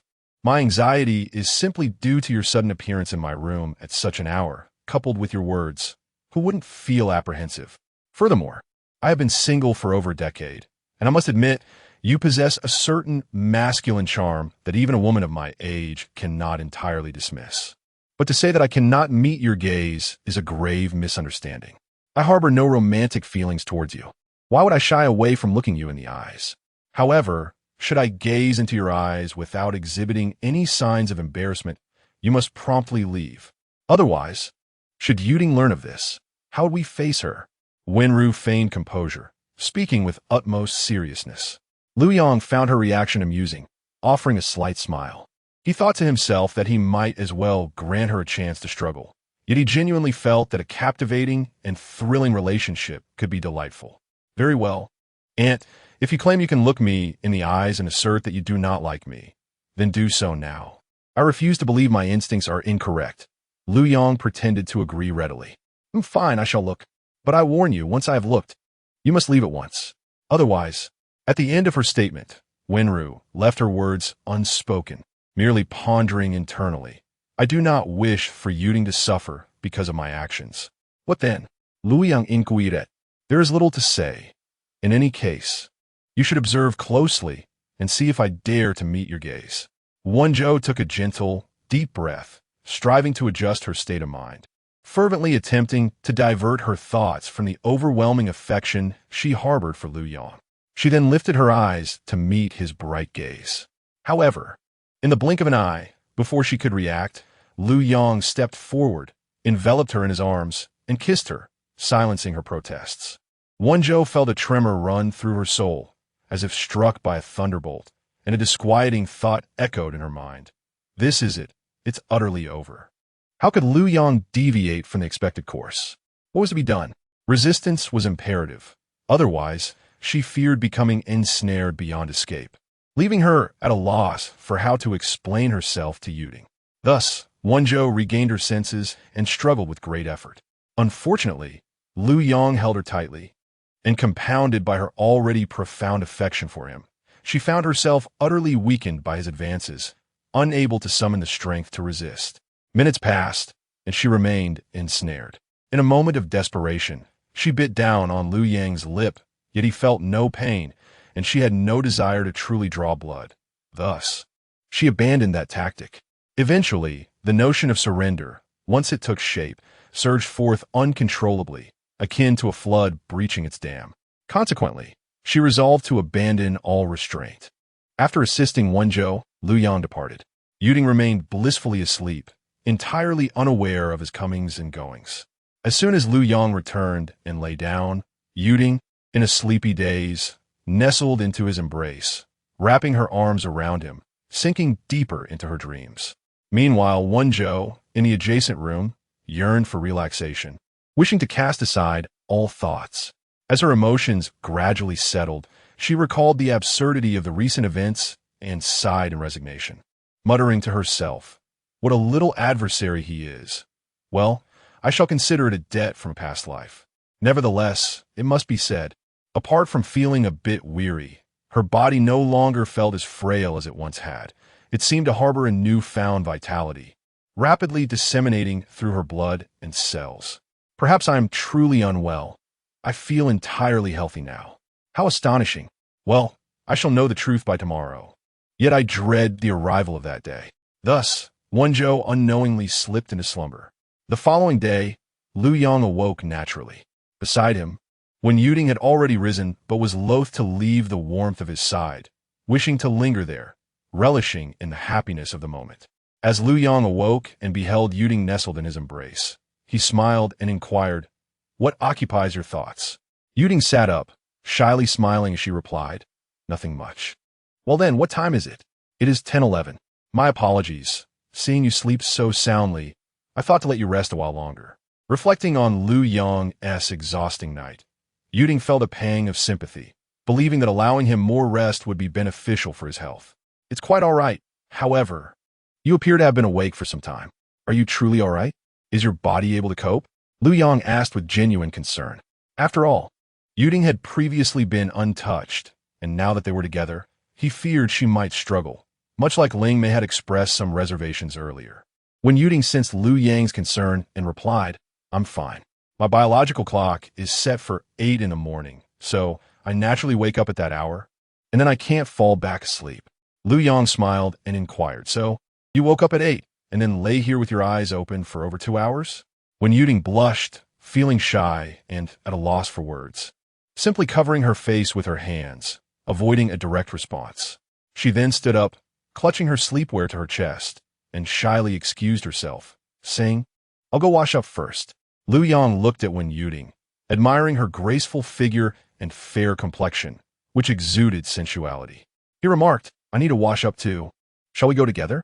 Upon hearing this, Wen Yuding's embarrassment quickened her steps away from him. However, when she entered the bathroom, she left the door ajar. Lu Yang followed her into the washroom. After they had both freshened up, he contentedly stepped out first, saying, "I'll check if Annie is awake. Take your time. There's no rush today." "Yes, I understand," Wen Yuding replied softly, sitting on the floor with a radiant smile of happiness, her voice filled with satisfaction. Meanwhile, Lu Yang donned a sharp suit and exited the room, gently knocking on the door of Wenru's room next door. By this time, Wenru had already awakened. Initially disoriented, she thought she was in a hospital, but soon realized she was in a presidential suite at a 5-star hotel arranged by Lu Yang for her. Memories of the previous night flooded her mind like a tide, and her cheeks instantly flushed crimson, her heart racing uncontrollably. Even now, she felt a lingering sense of panic and guilt within her. After all, she believed she had committed a grave mistake and was unsure how to face Yuding.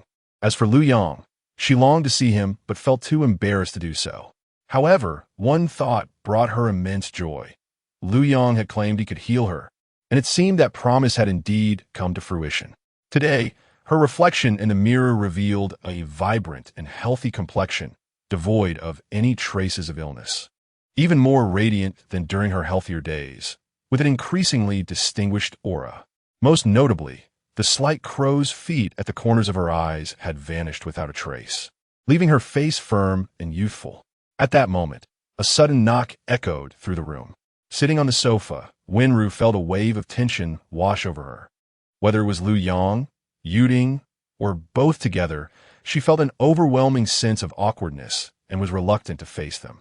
Lu Yang knocked a few more times, and understanding she could not ignore him indefinitely, Wenru took a deep breath, rose, and peered through the peephole, discovering it was only Lu Yang. For some reason, the sight of him alone stirred an urgent desire to open the door, and with mixed emotions, she finally unlocked it. Lu Yang entered with a smile, inquiring with genuine concern, "Anyone, how are you feeling? Are you feeling better today?" Wenru's cheeks flushed with warmth. Fearful of being seen by anyone else or of Yuding suddenly barging in, she quickly shut the door behind her, exclaiming, "It's incredible. I feel so incredibly healthy now, with no hint of weakness, as if I've returned to my youthful days." Lu Yang gently grasped Wenru's delicate hand and guided her to sit beside the sofa, smiling as he said, "See, I haven't deceived you. Alas, indeed you have Auntie, but we." Wenru sighed softly, her heart entangled, uncertain whether to cease or to continue sinking into this misstep. "Auntie, do not overthink it. This is a necessary course of action. After all, with the current state of medical technology, conventional methods cannot cure your ailment." Lu Yang patiently reassured her. "I believe that even if Yuting were to find out, she would understand." "Yuting would understand?" Wenru exclaimed, astonished, finding it utterly inconceivable. "Of course, you are the most important person in her life. How could she bear to watch you succumb to illness?" Lu Yang continued to comfort her. "Thus, you need not worry excessively. As long as we keep our affairs secret, ensuring she remains unaware, everything will be fine. Wouldn't you agree?" As he spoke, Lu Yang naturally pulled Wenru into his embrace, complimenting her. "Annie, you look truly beautiful today, still possessing that captivating charm. I could say that if you stood beside Yuting, one could easily mistake you for sisters." "Oh, you little rascal, your audacity knows no bounds. However, given the circumstances, We must adhere to this secret. It must not reach Yu Ting. Nestled in Lu Yang's arms, Wenro found it increasingly difficult to contain her feelings for him, especially after their intimate encounter the previous night, leaving her deeply ensnared. That is indeed the case.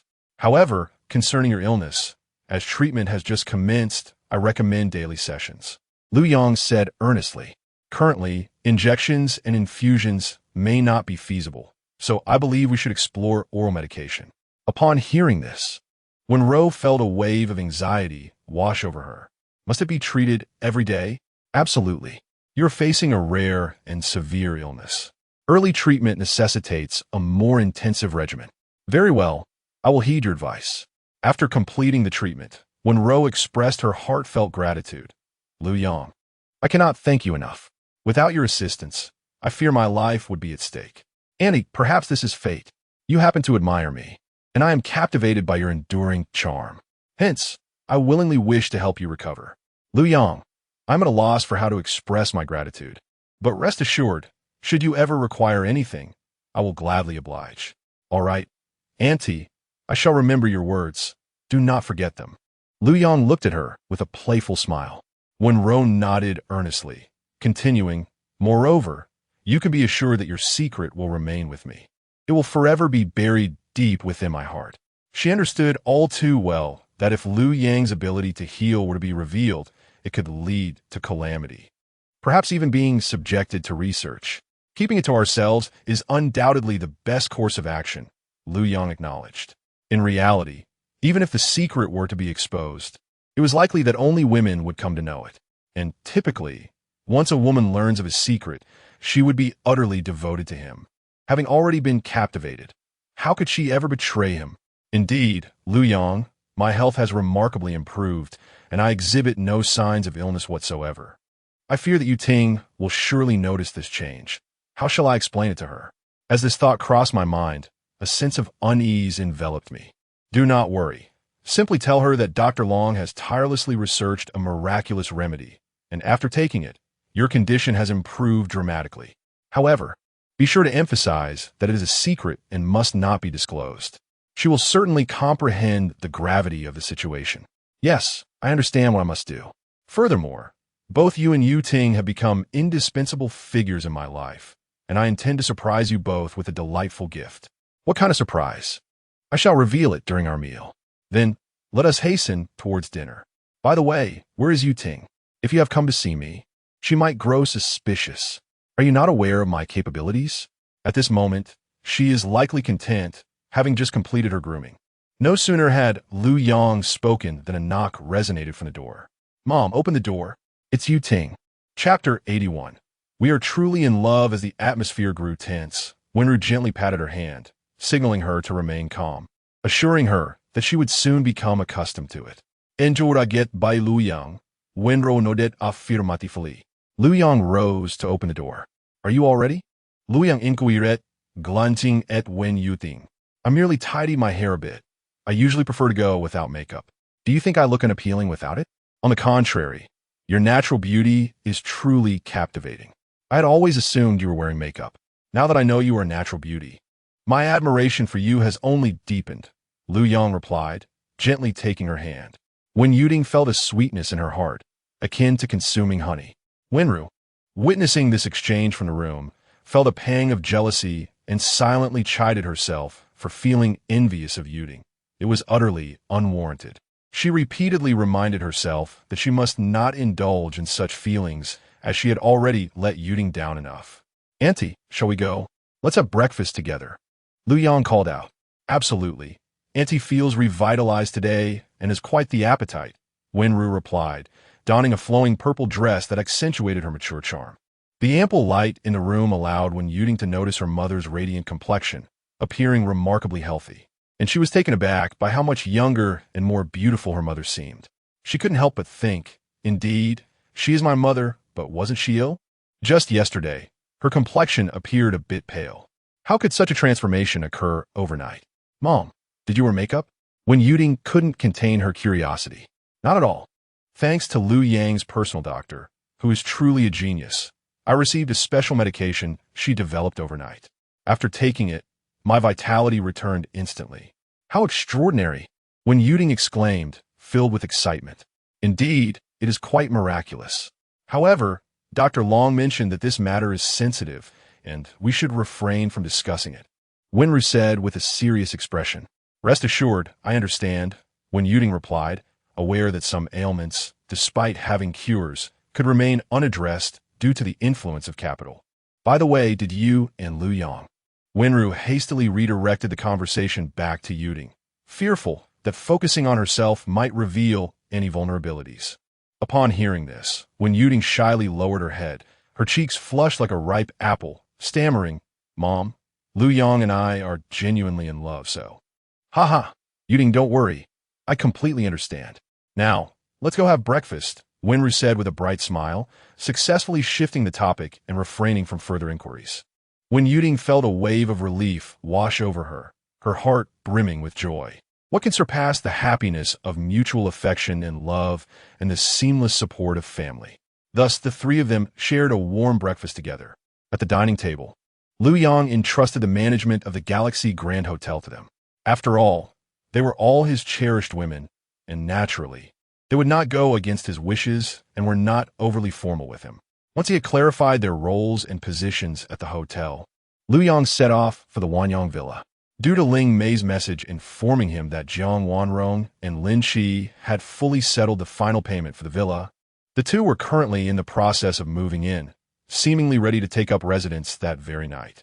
Lu Yang felt it was time to prioritize the matter entrusted to him by Mu Wanru, necessitating the collection of evidence to reveal the inappropriate relationship between Jiang Wanrong and Lin Qi.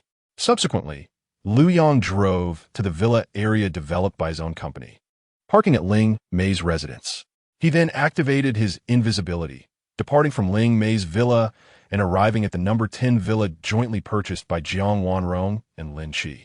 At that moment, the moving company hired by Jiang Wanrong and Lin Qi was busily transporting their belongings into the villa, most of which appeared to be from their previous shared residence, and the moving process was nearing completion. Lu Yang invisibly entered the villa, settled into the living room, and observed Jiang Wanrong and Lin Qi directing the movers on where to place their items. Half an hour passed, and Lu Yang nearly dozed off on the sofa, finally awaiting the completion of the moving. After the movers departed, Jiang Wanrong and Lin Qi returned to the villa and closed the door behind them. Lin Qi, a strikingly handsome girl with a strong presence, resembled the actress who portrayed Su Xian in a popular drama, often mistaken for a man despite being a woman. Wanrong, since we've moved into our new home today, shouldn't we celebrate? Lin Qi said, taking Jiang Wanrong's hands in hers, gazing at her with affectionate eyes. Lu Yang, hidden on the sofa, witnessed this scene and felt a twinge of discomfort. However, given that both were beautiful women, graceful and fair, it wasn't as off-putting as it might have been had it been two men. Lu Yang recorded this evidence on his phone. Jiang Wanrong's cheeks flushed slightly as she asked, Achi, how do you want to celebrate? Lin Qi released Jiang Wanrong's hands but placed an arm around her shoulders, replying, Wanrong, of course, a kiss. It's been too long since I last kissed you, and I've missed it dearly. So have I, Jiang Wanrong responded without hesitation. Lu Yang couldn't help but feel a sense of unease.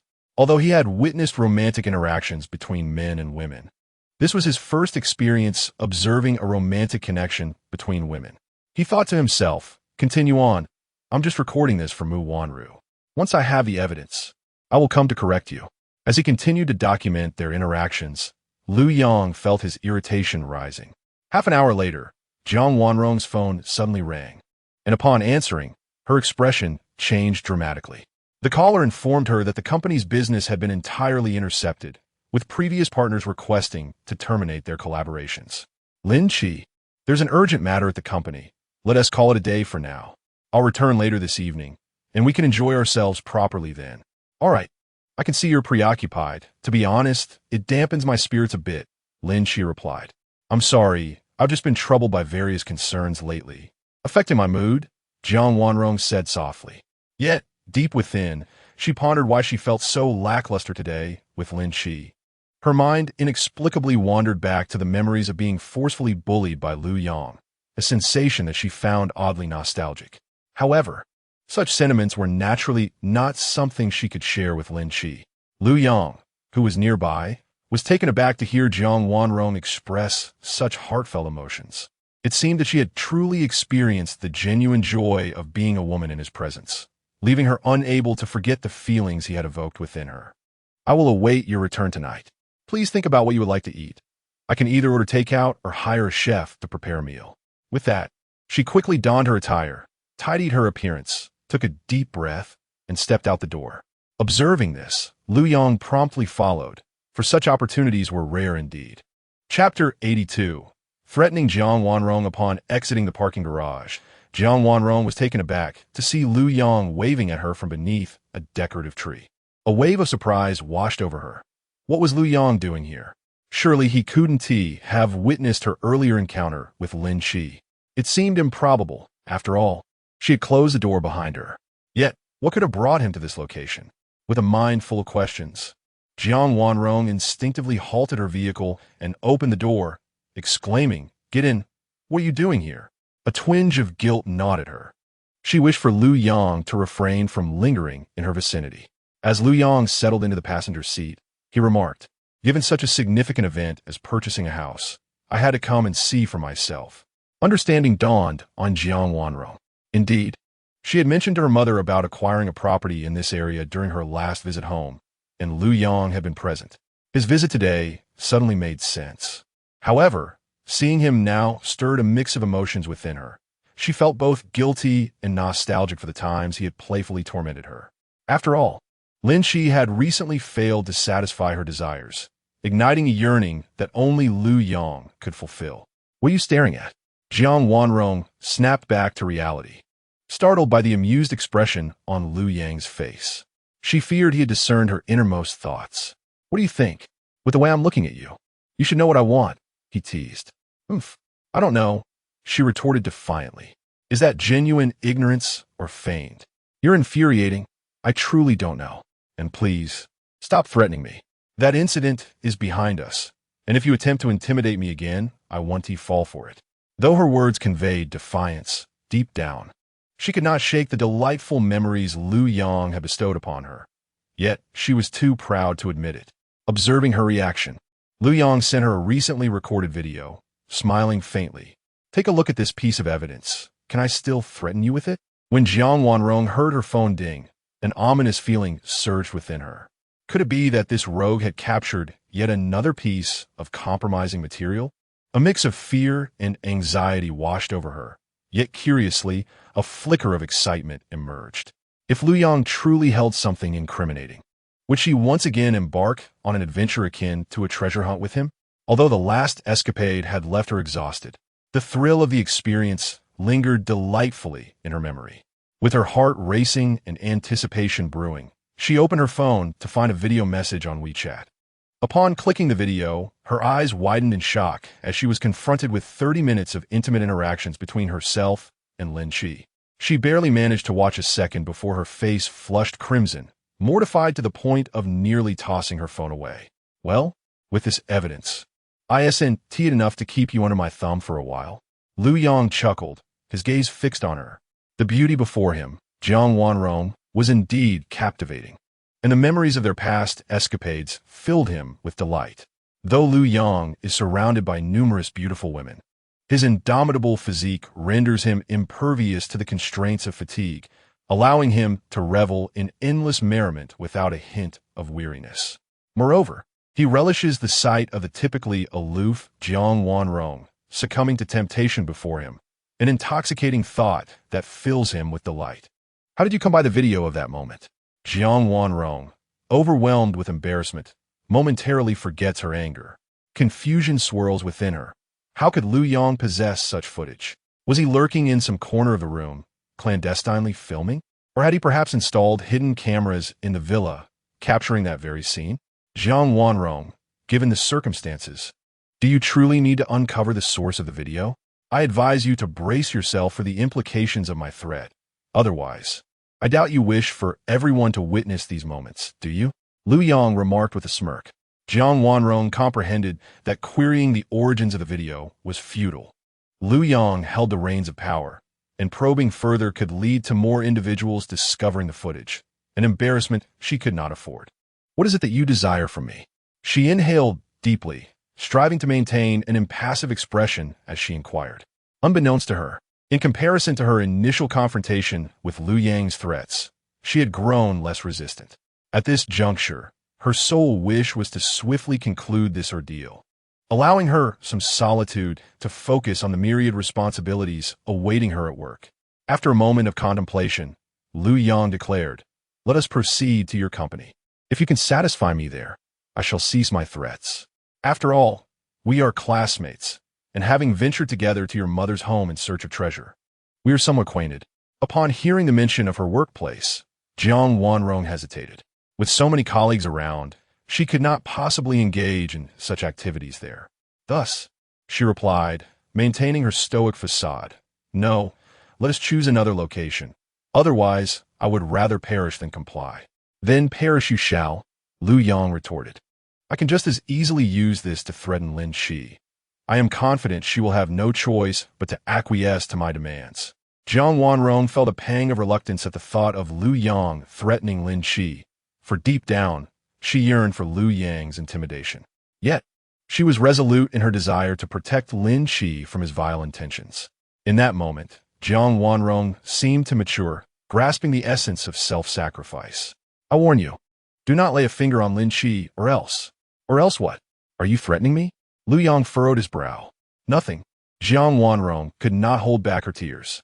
She never imagined she would find herself in such a predicament, repeatedly subjected to Liu Yang's intimidation.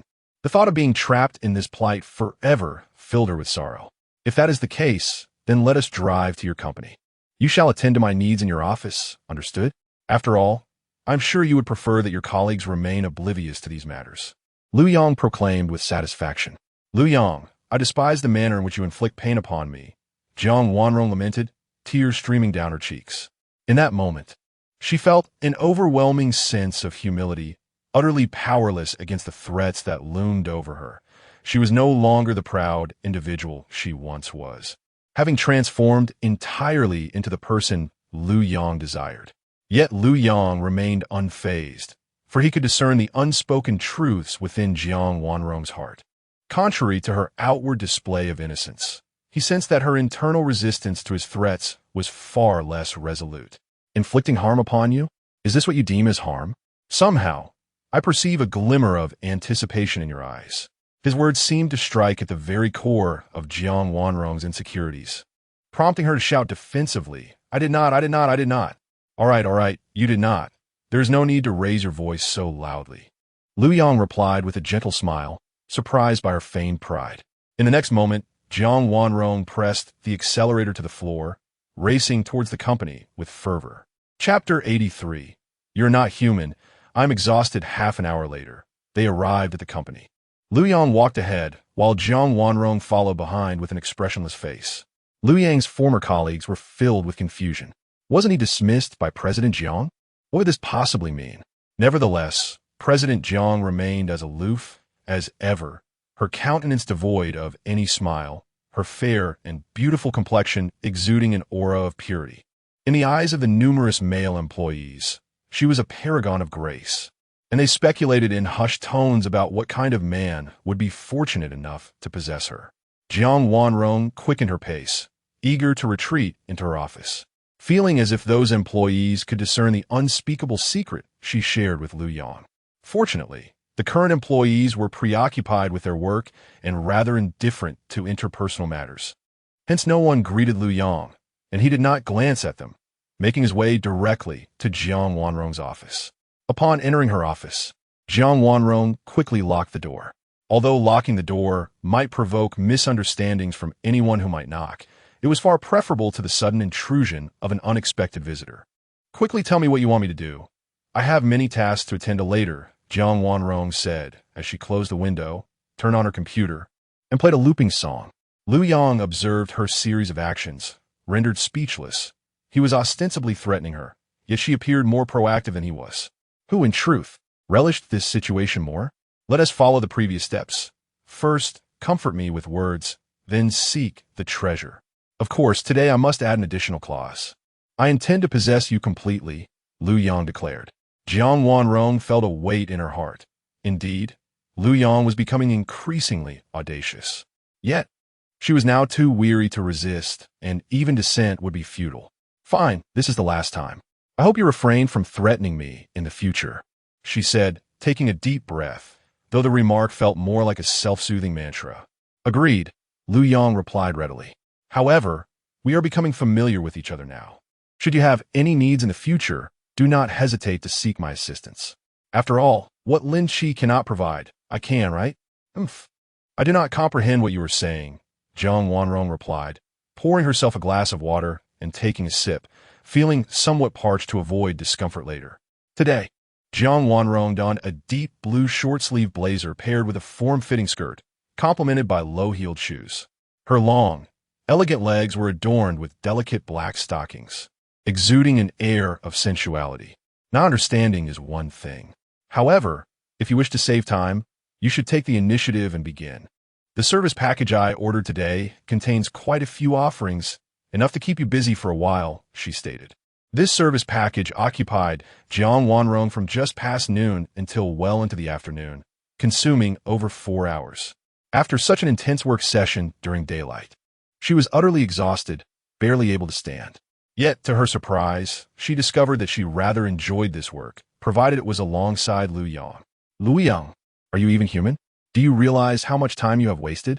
Jiang Wanrong languidly slumped onto the floor, her heart brimming with a tumult of emotions. Yet her lips remained unyielding. In any case, she had no desire for Lu Yang to perceive her concealed delight, for she was the aloof female CEO, and her pride demanded unwavering composure. She could not afford to lose face. The thought of a second person knowing that she was shamelessly indulging in this decadence was utterly unacceptable to her. Lu Yang, however, paid her no mind. After all, Jiang Wanrong appeared to him as an open book, her thoughts easily discernible by his keen insight. He merely chuckled inwardly, thinking, continue your proud demeanor. One day, when I no longer pose a threat to you, let us see how you will manage. Indeed, the mere thought of such a day filled Lu Yang with anticipation, and he wished fervently for it to arrive swiftly. Gather yourself. I am preparing to leave. It would be quite amusing if someone were to enter and see you in this exhausted state, Lu Yang remarked, mindful of the director who had knocked on the door several times during this interval, each time being dismissed by her. I lack the energy, Jiang Wanrong retorted coldly. Shall I fetch you a cup of hot water? Do you men truly believe hot water is a panacea? Just turn around. Do not look at me, Jiang Wanrong said, her cheeks flushed. Hurry then. I have urgent matters to attend to, as my daily workload is quite demanding, Lu Yang replied, refusing to indulge her. He was confident that Jiang Wanrong could not maintain her haughty posture indefinitely. A day would come when she would plead for him to torment her. Jiang Wanrong fell silent. Upon seeing Lu Yang turn away, she hastily rose to tidy herself. Once she was presentable, she took her seat at her desk, unable to resist the pull of drowsiness. She rested her arms on the table, and within moments, succumbed to slumber. Are you ready? Lu Yang inquired, turning around only to discover that Jiang Wanrong had fallen asleep. At that moment, a knock echoed from the door. It was evident that it was once again the market department director. Very well. I shall benevolently investigate what difficulties your company is encountering, Lu Yang declared as he opened the door. Standing outside was a woman clad in a crimson dress, approximately 32 years of age, with a curvaceous figure. While her beauty could not rival Jiang Wanrong's, she was nonetheless quite pleasing to the eye. Lu Yang rechub mi zed hair. Her name was Qin Shi, the director of the market department, overseeing 4 managers within her team. Upon seeing Lu Yang open the door, Qin Shi furrowed her brow and asked, "Where is General Manager Jiang? Furthermore, why have you been in her office all this time? What have you two been doing in there?" As she spoke, Qin Shi could not help but peek inside, but Lu Yang, with a smile, obstructed her view, saying, "Director Qin, it is rather apparent, and there is no need to make General Manager Jiang feel more awkward." Qin Shi was taken aback by Lu Yang's response, her own face reddening as she hurriedly replied, "I have important matters to report to General Manager Jiang." "What matters? You can relay them to me now," Lu Yang said with an air of nonchalance. At present, He was empowered, esteemed, and affluent, exuding the absolute confidence of someone in a position of authority. Very well, I will inform you. Qin inhaled deeply. She then proceeded to recount in detail the events of the day to Lu Yang. It all began this morning. For reasons unknown, all the patrons collaborating with their design firm abruptly ceased their partnerships, as if prearranged. A light chuckle escaped Lu Yang's lips as he remarked, "Isn't it evident that someone is targeting us? It must be a certain market mogul, but who could it possibly be? This time, the company has incurred significant losses." He retrieved his phone and messaged Ling Mei. "Please investigate who is orchestrating this against the new design company today." "Understood, boss," came the prompt reply. Lu Yang then turned to Qin and said, "You may return to the office for now. President Jiang is quite fatigued and needs to rest for a while. We shall address matters once she awakens." With a resigned sigh, Qin acquiesced, feeling that discussing it with Lu Yang was futile, as they would still have to wait for President Jiang to resolve the issue. Chapter 84. Qin legs are truly remarkable after 6 minutes. Ling Mei sent a message. "Boss, I found out that it was the Lin Group at play. It is a formidable foreign trade company." "Understood. Boss, will you be back tonight? I have matters to attend to tonight. Let us postpone it." Lu Yang was indeed swamped with work. Just moments ago, while spending time with Jiang Wanrong, Xiao Bingyin called to inform him that her mother had arrived in Jiangqing. Having learned that Lu Yang had saved her life, she wished to invite him to dinner at their home. Although Lu Yang was busy, he found a moment to respond and did not decline, agreeing to dine at Xiao Bingyin's home at 6 o'clock that evening. To Lu Yang, it was more than just a meal. It was akin to meeting the future mother-in-law. For Xiao Bingyin would eventually become his partner, and perhaps tonight would be the night he could win her heart. "All right, boss, but don't forget. My aunt arrives at Tianyi Airport tomorrow, and you promised to pick her up," Ling Mei reminded him. "Rest assured, I have not forgotten. I recall your aunt bears a striking resemblance to your mother." Blushing, she replied, "Then I shall count on you, boss." Lu Yang gestured an okay and proceeded to Director Qin's office. "You, why did you come in without knocking?" Qin was seated, removing her stockings, and Lu Yang's sudden entrance startled her, prompting her to quickly hide her legs beneath the desk. Her cheeks flushed with embarrassment. "Apologies.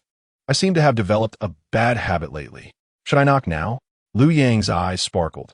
His unique ability allowed him to see Qin's shapely legs clearly. "Never mind, stop fooling around. I'm not in the mood. What do you want?" Qin replied, somewhat impatiently. "Nothing significant. Just wanted to inform you that President Jiang's company is being targeted by the Lin Group.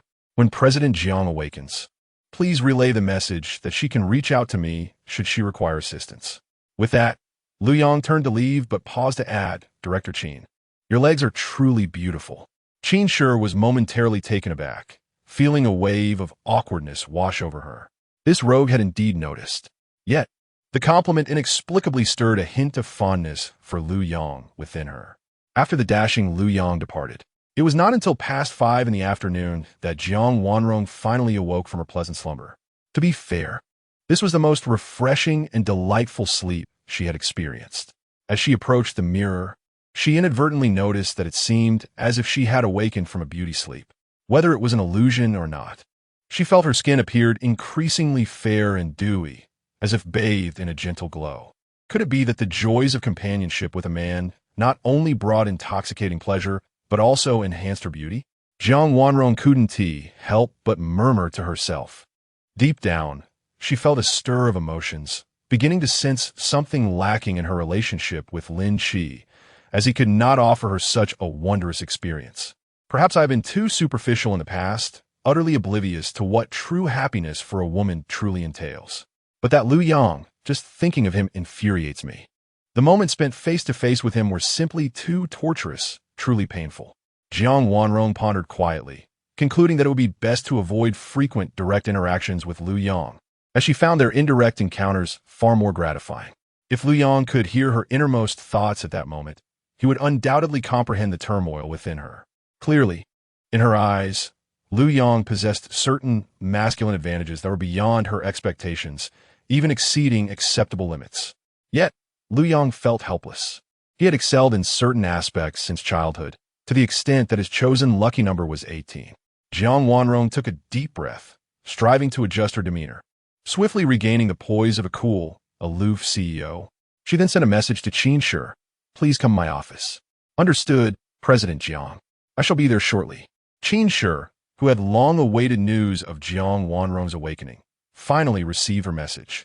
After sending the text, Jiang Wanrong's gaze fell upon a trash bin overflowing with tissues, causing her cheeks to flush crimson.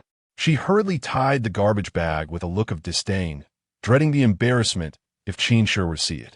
Just then, a knock sounded at the door. Come in, Jiang Wanrong called out. President Jiang, did you need to see me? Qin Shi inquired as she entered. Please provide me with a detailed report on the current status of the marketing department.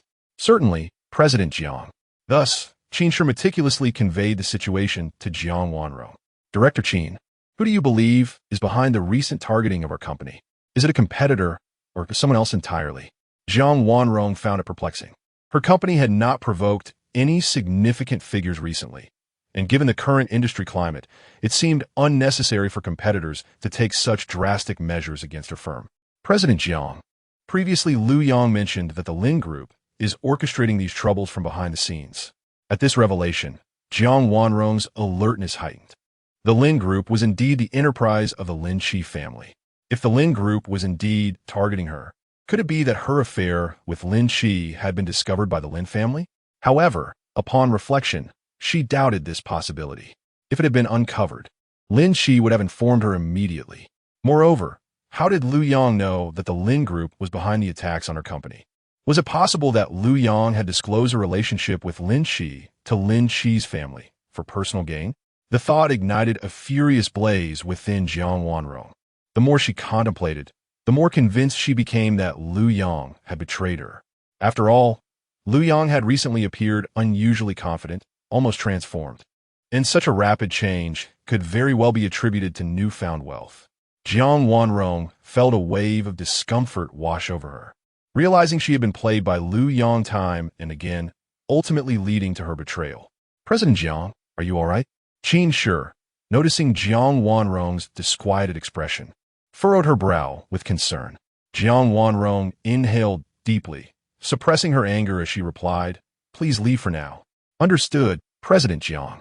However, Lu Yang mentioned that he could assist you in resolving the current issues facing the company. With that, Qin Shi exited the room. Jiang Wanrong thought to herself. Indeed, it was Lu Yang who had betrayed her, attempting to wield this tactic to threaten her once more. Infuriated, she immediately retrieved her phone and called Lu Yang. At that moment, Lu Yang had just emerged from a spa and was en route to Xiaobing Yin's residence for an evening banquet. Upon seeing Jiang Wanrong's call, he instinctively understood that, given her perception of him, she must have mistakenly believed he had sold her out.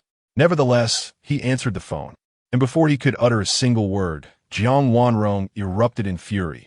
Lu Yang, you scoundrel. You have already bullied me to this extent. What more do you want? Is it truly the case that once you've secured your interests, you no longer recognize me? Jiang Wanrong was genuinely both enraged and aggrieved.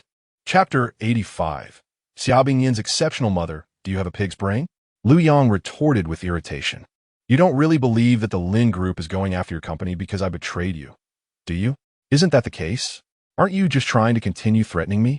Jiang Wanrong shot back. I've given you everything. How can you be so shameless? Listen well, you foolish pig. It's not me, and I assure you, I will not threaten you again. With that, Lu Yang abruptly ended the call. Jiang Wanrong felt a sharp pang in her heart, as if she had been cast aside by that scoundrel Lu Yang, especially upon hearing that he would no longer threaten her. What if such thoughts crossed her mind again? This notion flickered briefly in her mind before being drowned out by a surge of anger. What a heartless beast who turns his back after getting what he wants. She cursed through clenched teeth. At that moment, her phone rang again. Expecting it to be Lu Yang, she felt an inexplicable flutter of hope. Only be disappointed to see it was Lin Qi calling. Nevertheless, she inhaled deeply to compose herself and answered, Aki, what's wrong? What's wrong? Oh my Wanrong, what are you doing? Didn't I ask you to tell me what you wanted to eat tonight? I need to prepare in advance. Lin Qi exclaimed, astonished that Wanrong had forgotten. Oh, I'm so sorry. Something came up at the company today, and it completely slipped my mind, Jiang Wanrong explained, her voice laced with guilt. All right then, tell me quickly what you want to eat. Jiang Wanrong thought to herself that she had no appetite at all. She was already full from the turmoil Lu Yang had put her through and was further agitated by him. However, she couldn't simply say she wasn't hungry. So she replied, just prepare some snacks. I'd like to have a drink tonight. Okay, I'll have someone prepare some crayfish. You'll be off work soon, so come back early, Lin Chi advised. Understood, Jiang Wanrong replied while contemplating whether she should inquire with Lin Chi. What if it truly wasn't Lu Yang causing trouble? Could it have been Lin Chi herself who inadvertently let their secret slip to her family? Meanwhile, Lu Yang arrived at the departmental mansion, where soldiers stood guard at the entrance. He had called Xia Bingyan in advance. She was already waiting at the door to welcome him, as the guards would not allow him entry without her approval. Lu Yang, over here. I'll take you inside, Xia Bingyan said, her admiration for him evident. She had even taken the time to dress up for the occasion. Adorned in a flowing black silk dress, she exuded a relaxed yet elegant charm. Lu Yang's eyes brightened, and he sincerely complimented, "You look stunning today, radiating an alluring femininity. Surely, this outfit is for me, isn't it? Is there any other reason?" Xia Bingyan replied candidly, her straightforward nature shining through. "Have I captivated you? To be honest, I felt a rush of attraction at first sight. I can hardly contain my desire to fulfill my wishes." Lu Yang chuckled. "Ah, is it truly happening so swiftly?" Xia Bingyan did not anticipate that Lu Yang would progress at a pace even more rapid than she had envisioned, without any hesitation in the realm of emotions. What is there to be surprised about? We are adults, after all, and must learn to seize opportunities, correct? Indeed, you speak with wisdom. What aspiration would you like me to assist you in realizing? Xia Bingyan inquired with a smile, illuminating her eyes. Come be my woman, how about it? Later, I shall have the chance to meet my future mother-in-law. Lu Yang stated with earnestness. Well, that sounds agreeable. After all, you have saved my life, and I harbor a rather favorable impression of you. Xia Bingyan readily acquiesced. Lu Yang was taken aback by the ease of this progression. He then extended his arm and said, Now may I take your arm? I did not expect you to possess such a strong sense of possessiveness. What can I say? I have encountered a captivating beauty such as you. Lu Yang replied, then continued, I do not wish to return tonight. I desire to sleep beside you. You must arrange for this, for I have declared you my woman, yet I did not stipulate that you first be my girlfriend. As my woman, you are to offer me all that you are. Xia Bingyan was momentarily taken aback. Her cheeks then flushed with a rosy hue as she chuckled lightly. You, my dear, have quite the audacity. What is the matter? Are you having second thoughts about agreeing to be my woman? Not at all. I am Xia Bingyan. Once I make a choice, I will steadfastly adhere to it. Regardless of what lies ahead, I possess the courage to forge onward. Xia Bingyan spoke with unwavering conviction. Her character could be described as a harmonious blend of strength and gentleness. She exhibited a competitive spirit in her career while approaching matters of the heart with tenderness and delicacy. Wow, you are truly remarkable. Your charm only deepens my admiration for you. So, about tonight, Lu Yang's face bore a smile as he awaited a more definitive response from her. Xia Bingyan felt a wave of shyness wash over her. Lu Yang insisted on a clear answer from her. But how should she articulate this? After all, her mother was at home, and it felt rather inappropriate to share a bed with Lu Yang while unmarried. If her mother were absent, it would be a different matter altogether, for Lu Yang was the man she had chosen, and if he desired her, why should it be a concern? After a moment of contemplation, she replied, But my mother is at home. Are you not worried about leaving a negative impression on her? Fear not. What your mother will see is me in a separate room. Once she is asleep, we will have ample time to truly get to know one another. Lu Yang said with a hint of playful provocation. Xia Bingyan's face flushed deeper, her breath quickening due to Lu Yang's words as she responded. As long as you possess such courage, I can become your true woman at any time. Then you must ensure you are fragrant and well prepared for tonight, for I may come to surprise you in the middle of the night, Lu Yang unabashedly stated. Rogue, have you been so daring with many beautiful women? Xia Bingyan inquired, unable to suppress her curiosity, a smile gracing her lips. Do you wish to hear the truth or fabrication? Lu Yang found himself momentarily conflicted, uncertain of how to reveal the genuine circumstances to her. After all, given Xia Bingyan's esteemed status, It was only a matter of time before she learned of his entanglements with other women. Never mind, perhaps it is better not to divulge. I am well aware that, at this moment, your heart belongs solely to me, and I possess the confidence that I will forever keep it anchored by my side, Xia Bingshan proclaimed with unwavering assurance. Liu Yang's eyes sparkled with admiration. Bingshan, you are indeed extraordinary. Even without deepening our acquaintance, I can sense that you possess an exceptional charm that draws fortune. Whether or not you attract prosperity is uncertain, but since you have become my partner, all that I am is yours. Moreover, as an only child, if you treat me sincerely, the wealth, connections, and status amassed by my family over 3 generations will also belong to you in the future. Xia Bingshan found Liu Yang to be particularly intriguing. Chapter 86. Yin Yin, I have arrived. It is worth noting that after years of living in the capital, no one has ever dared to express their desires for her so openly. Thus, when faced with Liu Yang's unreserved affections, she felt both intrigued and touched. Liu Yang, attuned to Xia Bingyin's inner thoughts, wished to convey that her feelings were merely a byproduct of prolonged solitude and loneliness. However, given her elevated status and illustrious family background, no one had the audacity to covet her. In contrast, he was different. Even the allure of the system's beauty was not beyond his reach, let alone someone as powerful and captivating as her. He was determined to conquer her completely, and perhaps, in the future, she might even request him to find a few sisters to share the burdens of duty. With a solemn expression, Liu Yang declared, Bingyin, I am an ambitious man. I have no intentions of coveting your family's possessions. I will ensure your happiness through my own merits. Indeed, I understand. You do not desire such things. They shall be left for our future children, Xia Bingyin replied, thoroughly pleased with Liu Yang's aspirations. Yet, as soon as the words slipped from her lips, she felt an immediate wave of anxiety, realizing she had ventured too far into the future, leaving her embarrassed and flustered at the thought of children. Liu Yang chucklet. That is a splendid notion, but I fear one child may not suffice. You must bear at least 2, one to inherit my fortune and another for yours. Xia Bingyin, blushing, responded with a playful laugh. Oh dear, we are indeed thinking far ahead for a bright daylight. No worries, this is merely the essence of life and aspirations. When a man and a woman come together, is it not natural to savor the present while dreaming of the future? Yes, I am relieved you did not mock my thoughts, especially since I broached the subject first, Xia Bingyin said, tightening her grip on Liu Yang's arm. For him, this gesture felt delightfully soft and beautiful.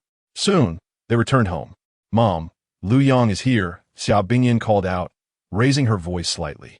Before long, a woman of exquisite grace and enduring charm emerged from the kitchen. Clad in a blue floral qipao with her hair elegantly styled, she possessed a captivating figure, particularly her round and pert posterior, which made a striking impression. Liu Yang marveled inwardly at her stunning physique. For a moment, he thought Xia Bingyin's allure paled in comparison to this impeccably maintained beauty. With her fair complexion and captivating presence, she exuded a mature femininity that stirred bold thoughts within him. Mom, this is Liu Yang, my savior. If it weren't for him, your precious daughter might not be here today, Xia Bingyin emphasized.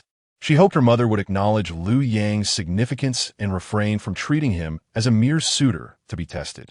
After all, in the presence of one who had saved her life, it was only fitting to consider offering her hand in gratitude and kindness. Liu Yang, thank you for saving my daughter. I hope you will spend more time with her. She is still single, you know. Rest assured, Auntie is quite pleased with you, understand? Xia Bingyin's mother, Yin Zhu, is 50 years old this year, yet she maintains her youthful appearance remarkably well, exhibiting flawless, radiant skin. She intuitively understands her daughter's feelings and, in support of her, adds fuel to the fire of young love. Dear aunt, your daughter is truly beautiful, a young man expresses, his heart stirred upon meeting Bingyin. It's only natural to feel such emotions. Youth is a time for boldness and the courage to pursue love, Yinju encourages with a smile. Xia Bingyin, feeling a bit shy, blushes and interjects, Mom, please stop. We don't want the food to burn. All right, I want to say another word. Liu Yang, make yourself comfortable. Dinner will be ready shortly. Thank you, Aunt. I appreciate your efforts. Good child, it's no trouble at all. Bingyin, take good care of Liu Yang. Yes, I will. Bingyan affirms with a nod. Once Yin Zhu returns to the kitchen, Xia Bingyan leads Lu Yang in her room, saying, I have something wonderful to show you. What is it? Lu Yang asks curiously, noticing the delightful fragrance that lingers in her room. You'll see soon enough. Xia Bingyan delicately retrieves an exquisite jade ring from a small ornate box. The ring is intricately carved with dragon and phoenix motifs, inscribed with auspicious characters. This is a treasured heirloom of my family. It was passed down from my grandfather to my grandmother, then to my mother, and now I wish to give it to you, Xia Bingyan declares earnestly. It seems far too precious, Lu Yang replies. This ring must be worth a fortune. However, the value of love cannot be measured merely in terms of material worth. Do you dare to accept my heartfelt gift? But know this, once you accept it, you must be responsible for me, Xia Bingyan, for the rest of your life. Her beautiful eyes fixate on Lu Yang, filled with anticipation. Lu Yang responds with a sincere smile. Why would I hesitate? Not just in this life, but in every lifetime to come, you will always be my woman. With that, he embraces Xia Bingyan, unwilling to let go, savoring her intoxicating fragrance and the comforting softness of her presence. All right, let's save the cuddling for later tonight. Otherwise, I fear you won't be able to control yourself. If my mother finds out, it will be quite embarrassing, Xia Bingyan says, feeling both nervous and flustered as she gently pushes him away. In truth, she is unsure if Lu Yang could indeed restrain himself, as his charm makes her increasingly vulnerable. Okay then, just a kiss for now. We can save the embrace for later, Lu Yang grins. He perceives the playful undertones of her request and finds the situation amusing. It seems that the system was correct. After saving her life, she has indeed become infatuated with him. No wonder she appears so bashful and enamored in his presence. With a blush adorning her cheeks, Xia Bingyan lightly presses her lips to Lu Yang's, shyly relishing the moment. She swiftly turned around, overwhelmed with embarrassment, and stammered, This is my first time kissing a boy, so it is indeed my first kiss. Lu Yang felt a surge of joy within him. Yet upon hearing Xia Bingyan's words, he couldn't shake the feeling of déjà vu. It seemed that other girls had uttered similar sentiments before. Instinctively, he replied, This is also my first kiss. Upon hearing this, Xia Bingyan's heart swelled with delight. So, Lu Yang was also experiencing his first kiss. She had previously thought that he had been entangled with other girls before meeting her, but now it seemed perhaps she had overthought it. All right, let's go outside. If we linger in here too long, my mother will undoubtedly suspect we are up to something we shouldn't be. With that, Xia Bingyan turned, gently grasped Lu Yang's hand, and spoke softly as they made their way toward the door. Chapter 87. Forget it. Just go crazy and kill. Part 1. A smile graced Lu Yang's lips as he playfully inquired, What are those matters you speak of? Those things you yearn to do, she retorted. But I only think about such things at night while I sleep. I swear I have no such thoughts at this moment. Lu Yang maintained his cheerful demeanor, unable to resist teasing her further. Xia Bingyan's cheeks flushed crimson, convinced that Lu Yang was being intentionally provocative. She pouted, I don't want to talk to you anymore. With that, she released his hand and turned towards the kitchen, intending to assist Ms. Yanzhu. In truth, the dishes were prepared by her personal chef, but Yanzhu insisted that food made by one's own hands held far greater significance. Upon entering the kitchen, Yanzhu noticed Xia Bingyan's arrival and joked, Why are you here instead of keeping your man company? Do you no longer fancy him? Or are you worried that, being alone together, he might devour you whole? Mother, what on earth are you saying? How annoying. Xia Bingyan huffed, grabbing some vegetables nearby to wash. It's clear it's not the former, so it must be the latter. However, the more you fret, the more it indicates your care for him, your affection, and perhaps a secret hope that he might do something for you. Yanzhu chuckled, having easily discerned her daughter's thoughts as a seasoned observer of love. Xia Bingyan felt her face grow hotter, her heart racing as she realized her mother had seen right through her. She couldn't help but think her mother, once the most beautiful woman in the capital, truly understood. But worry not, dear, I won't mock you. Instead, I am happy for you. After all, you're not so young anymore. At 31, it is about time for you to consider marriage and children. Your father and I are eagerly awaiting the day we can hold our grandchildren. Xia Bingyan blushed and replied, Though I am 31, I hardly look old. I still appear quite youthful. Just like you, mother. At 50, you look like a woman of 38. I envy your figure. Huh, my dear. I am not saying you are old. Your father and I merely wish to hold our grandchildren sooner. I understand. Rest assured, I plan to have 2 children, so you and Dad can hold them. With that, Xia Bingyin decided to be candid, since her mother was already aware of her feelings. There was no need to keep them hidden, as it would only be exhausting. Indeed, it's wonderful that you have such plans. Now, you must secure Lu Yong quickly so that your father and I can arrange your wedding, Yan Zhu said, her face alight with anticipation. Thus, the mother and daughter continued their conversation while preparing a meal. After more than 20 minutes, a sumptuous feast was laid out before them. During the meal, Yan Zhu noticed the jade ring adorning Lu Yang's thumb and was momentarily taken aback. Goodness, this child Bingyin is rather eager. Such a family heirloom is typically given to the groom only after marriage, yet she has presented it so soon?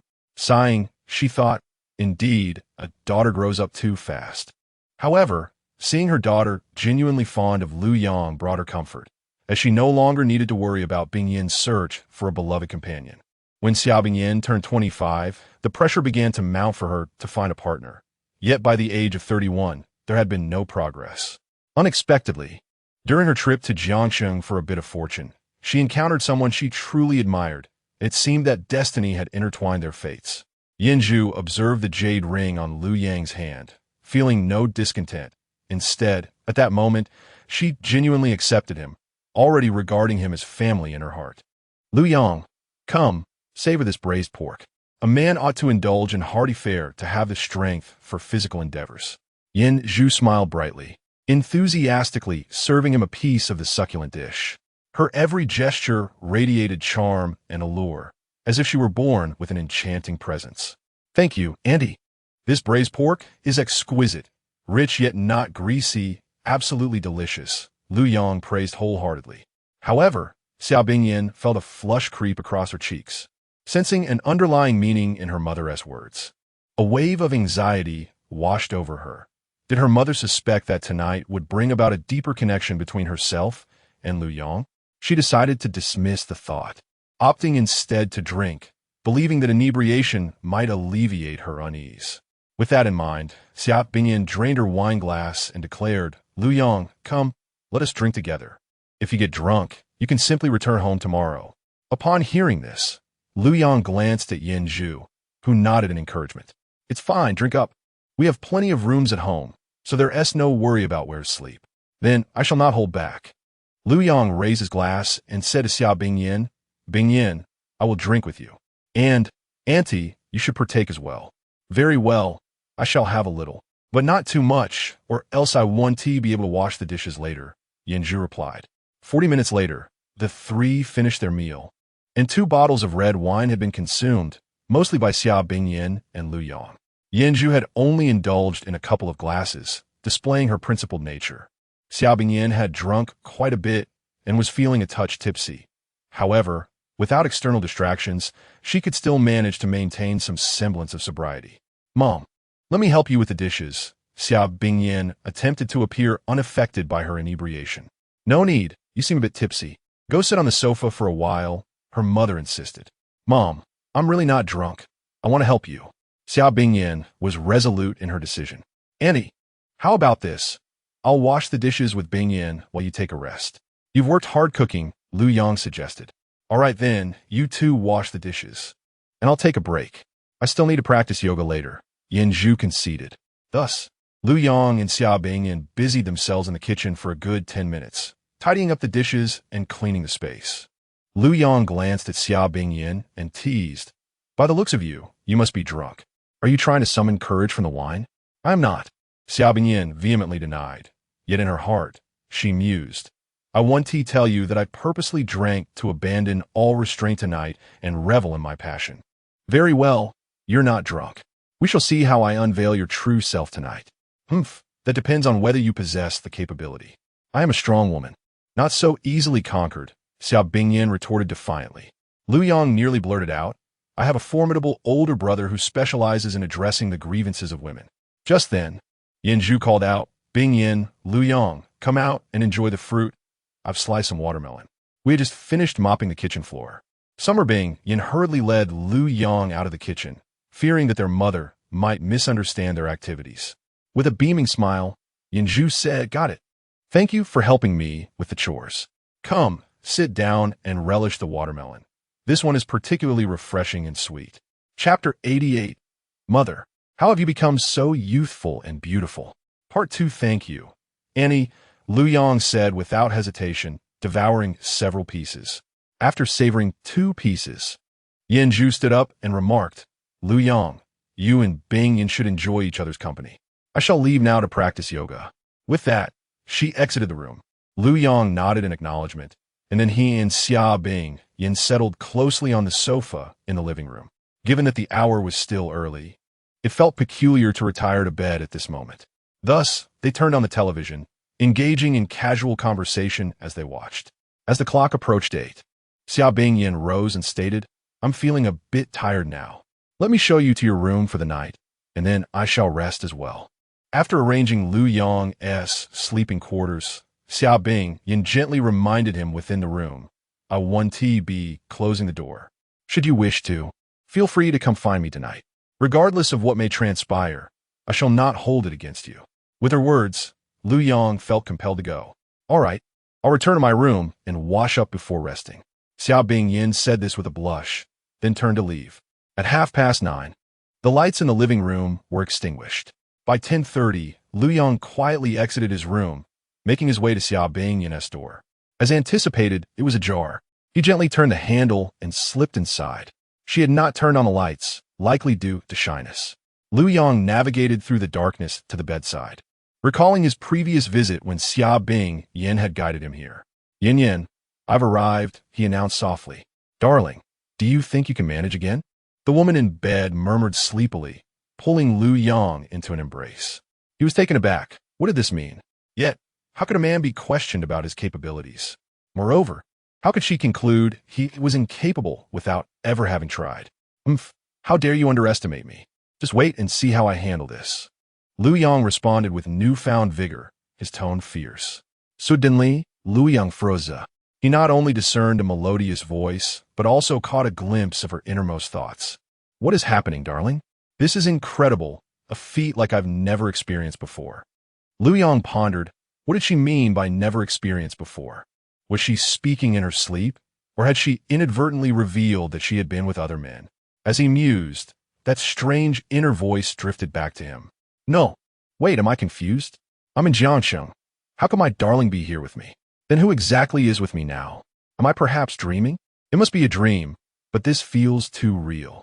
And I find myself yearning for this dream to continue, desperately wishing not to awaken. This is undoubtedly the happiest journey I have experienced in decades." Faced with these bizarre thoughts, Lu Yong felt a surge of anxiety, even a sense of helplessness. The tone of that inner voice felt oddly unfamiliar, not quite like Xia Bing Yin, but more reminiscent of Yin Zhu. For reasons unknown, upon realizing this, Lu Yong's heart began to tremble with a mix of nervousness and excitement. Yet, what should he do next? Should he continue to indulge her and allow this enchanting dream to persist? What if she awakened? No, there are no uncertainties. She will inevitably awaken and soon realize that all of this is not a mere dream, and she will quickly come to deduce that it was indeed he, Lu Yong, behind it all. After all, within the residence of Xia Bing Yin, he is the only man present tonight. In that moment, Lu Yong found himself in a dilemma. However, truth be told, given his utmost exertion, this 1v1 game of kings would likely need to continue for several more hours before reaching its conclusion. Very well, he decided to press on, otherwise it would seem disrespectful to his opponent. Should any unforeseen circumstances arise, he could always resort to invoking Yin Zhu's emotional manipulation abilities. After the clan meeting, Lu Yong returned to his room, savoring the exhilarating experience of the game, feeling an extraordinary thrill from the unprecedented 8 kills. Even after regaining his composure, he still felt an insatiable desire to match with another opponent and claim a few more victories. Yet, his mind was clouded with confusion. Was that not Xia Bing Yin's room? How could Yin Zhu be inside? Could it be that Xia Bing Yin had lent her room to Yin Zhu and subsequently forgotten about it? With this thought in mind, Lu Yong felt compelled to continue. Although it was already past 2 in the morning, He resolved to visit Xia Bingyin's room for a 1v1 match, eager to secure more kills. Otherwise, Xia Bingyin might entertain wild thoughts, perhaps even accuse him of lacking courage, suggesting he was afraid of losing to her, which is why he did not seek her out for a game. Lu Yong inhaled the pleasant fragrance lingering on him, then freshened up before heading directly to Xia Bingyin's room. At that moment, Xia Bingyin was already in a deep slumber. Having consumed alcohol, she succumbed to drowsiness after waiting in vain for Lu Yong, drifting off into a profound sleep. She was so deeply entrenched in slumber that even the various cries for mercy from Yin Zhu in the adjacent room failed to rouse her. The lights in Xia Bingyin's room were aglow, and she, clad in a light sleepwear, was curled up in her blanket, sleeping soundly. Her figure was exquisitely curvaceous, and her fair skin glowed softly under the light, captivatingly beautiful. Seeing this, Lu Yong couldn't help but exhale softly. Pondering, she called for me to play games. Yet here she is, fast asleep. It seems I can only engage in a one-sided slaughter. He gently stirred Xia Bingyin awake before launching the game room. After a few rounds, Lu Yong effortlessly claimed 3 of her lives, leading her to concede gracefully, declaring herself too fatigued to continue playing, suggesting they could resume another day. Given the late hour, she wished to rest. Observing her state, Lu Yong decided against insisting on further gameplay and allowed her to nestle against him, drifting back into a deep slumber. The following morning, shortly after 7, Xia Bingyin awoke languidly, roused entirely by thirst due to the considerable alcohol consumed the night prior. Rising from bed, she felt a dull ache in her back and legs, and upon glancing at the captivatingly masculine figure of Lu Yong sleeping beside her, a blush crept onto her cheeks as she grasped the reason behind her discomfort. She then gently shook her head, attempting to recall when Lu Yong had come to find her, but her memory was utterly blank. However, she did not dwell on it for long. She simply knew that Lu Yong had ultimately mustered the courage to come, which filled her with immense satisfaction. In the room, after taking a glass of cool water and drinking it eagerly, Xia Bingyin felt completely revitalized. She tiptoed back to her bed and, gazing at Lu Yang's sculpted physique, could not resist the urge to caress it. This fellow truly has hidden depths. He possesses an absolutely perfect form. Xia Bingyin's cheeks flushed with warmth, and then she suddenly recalled the events of the previous night with Lu Yong, realizing she had little memory of what transpired. Thus, she was filled with a yearning to discover just how joyful it was to be with him. Chapter 89.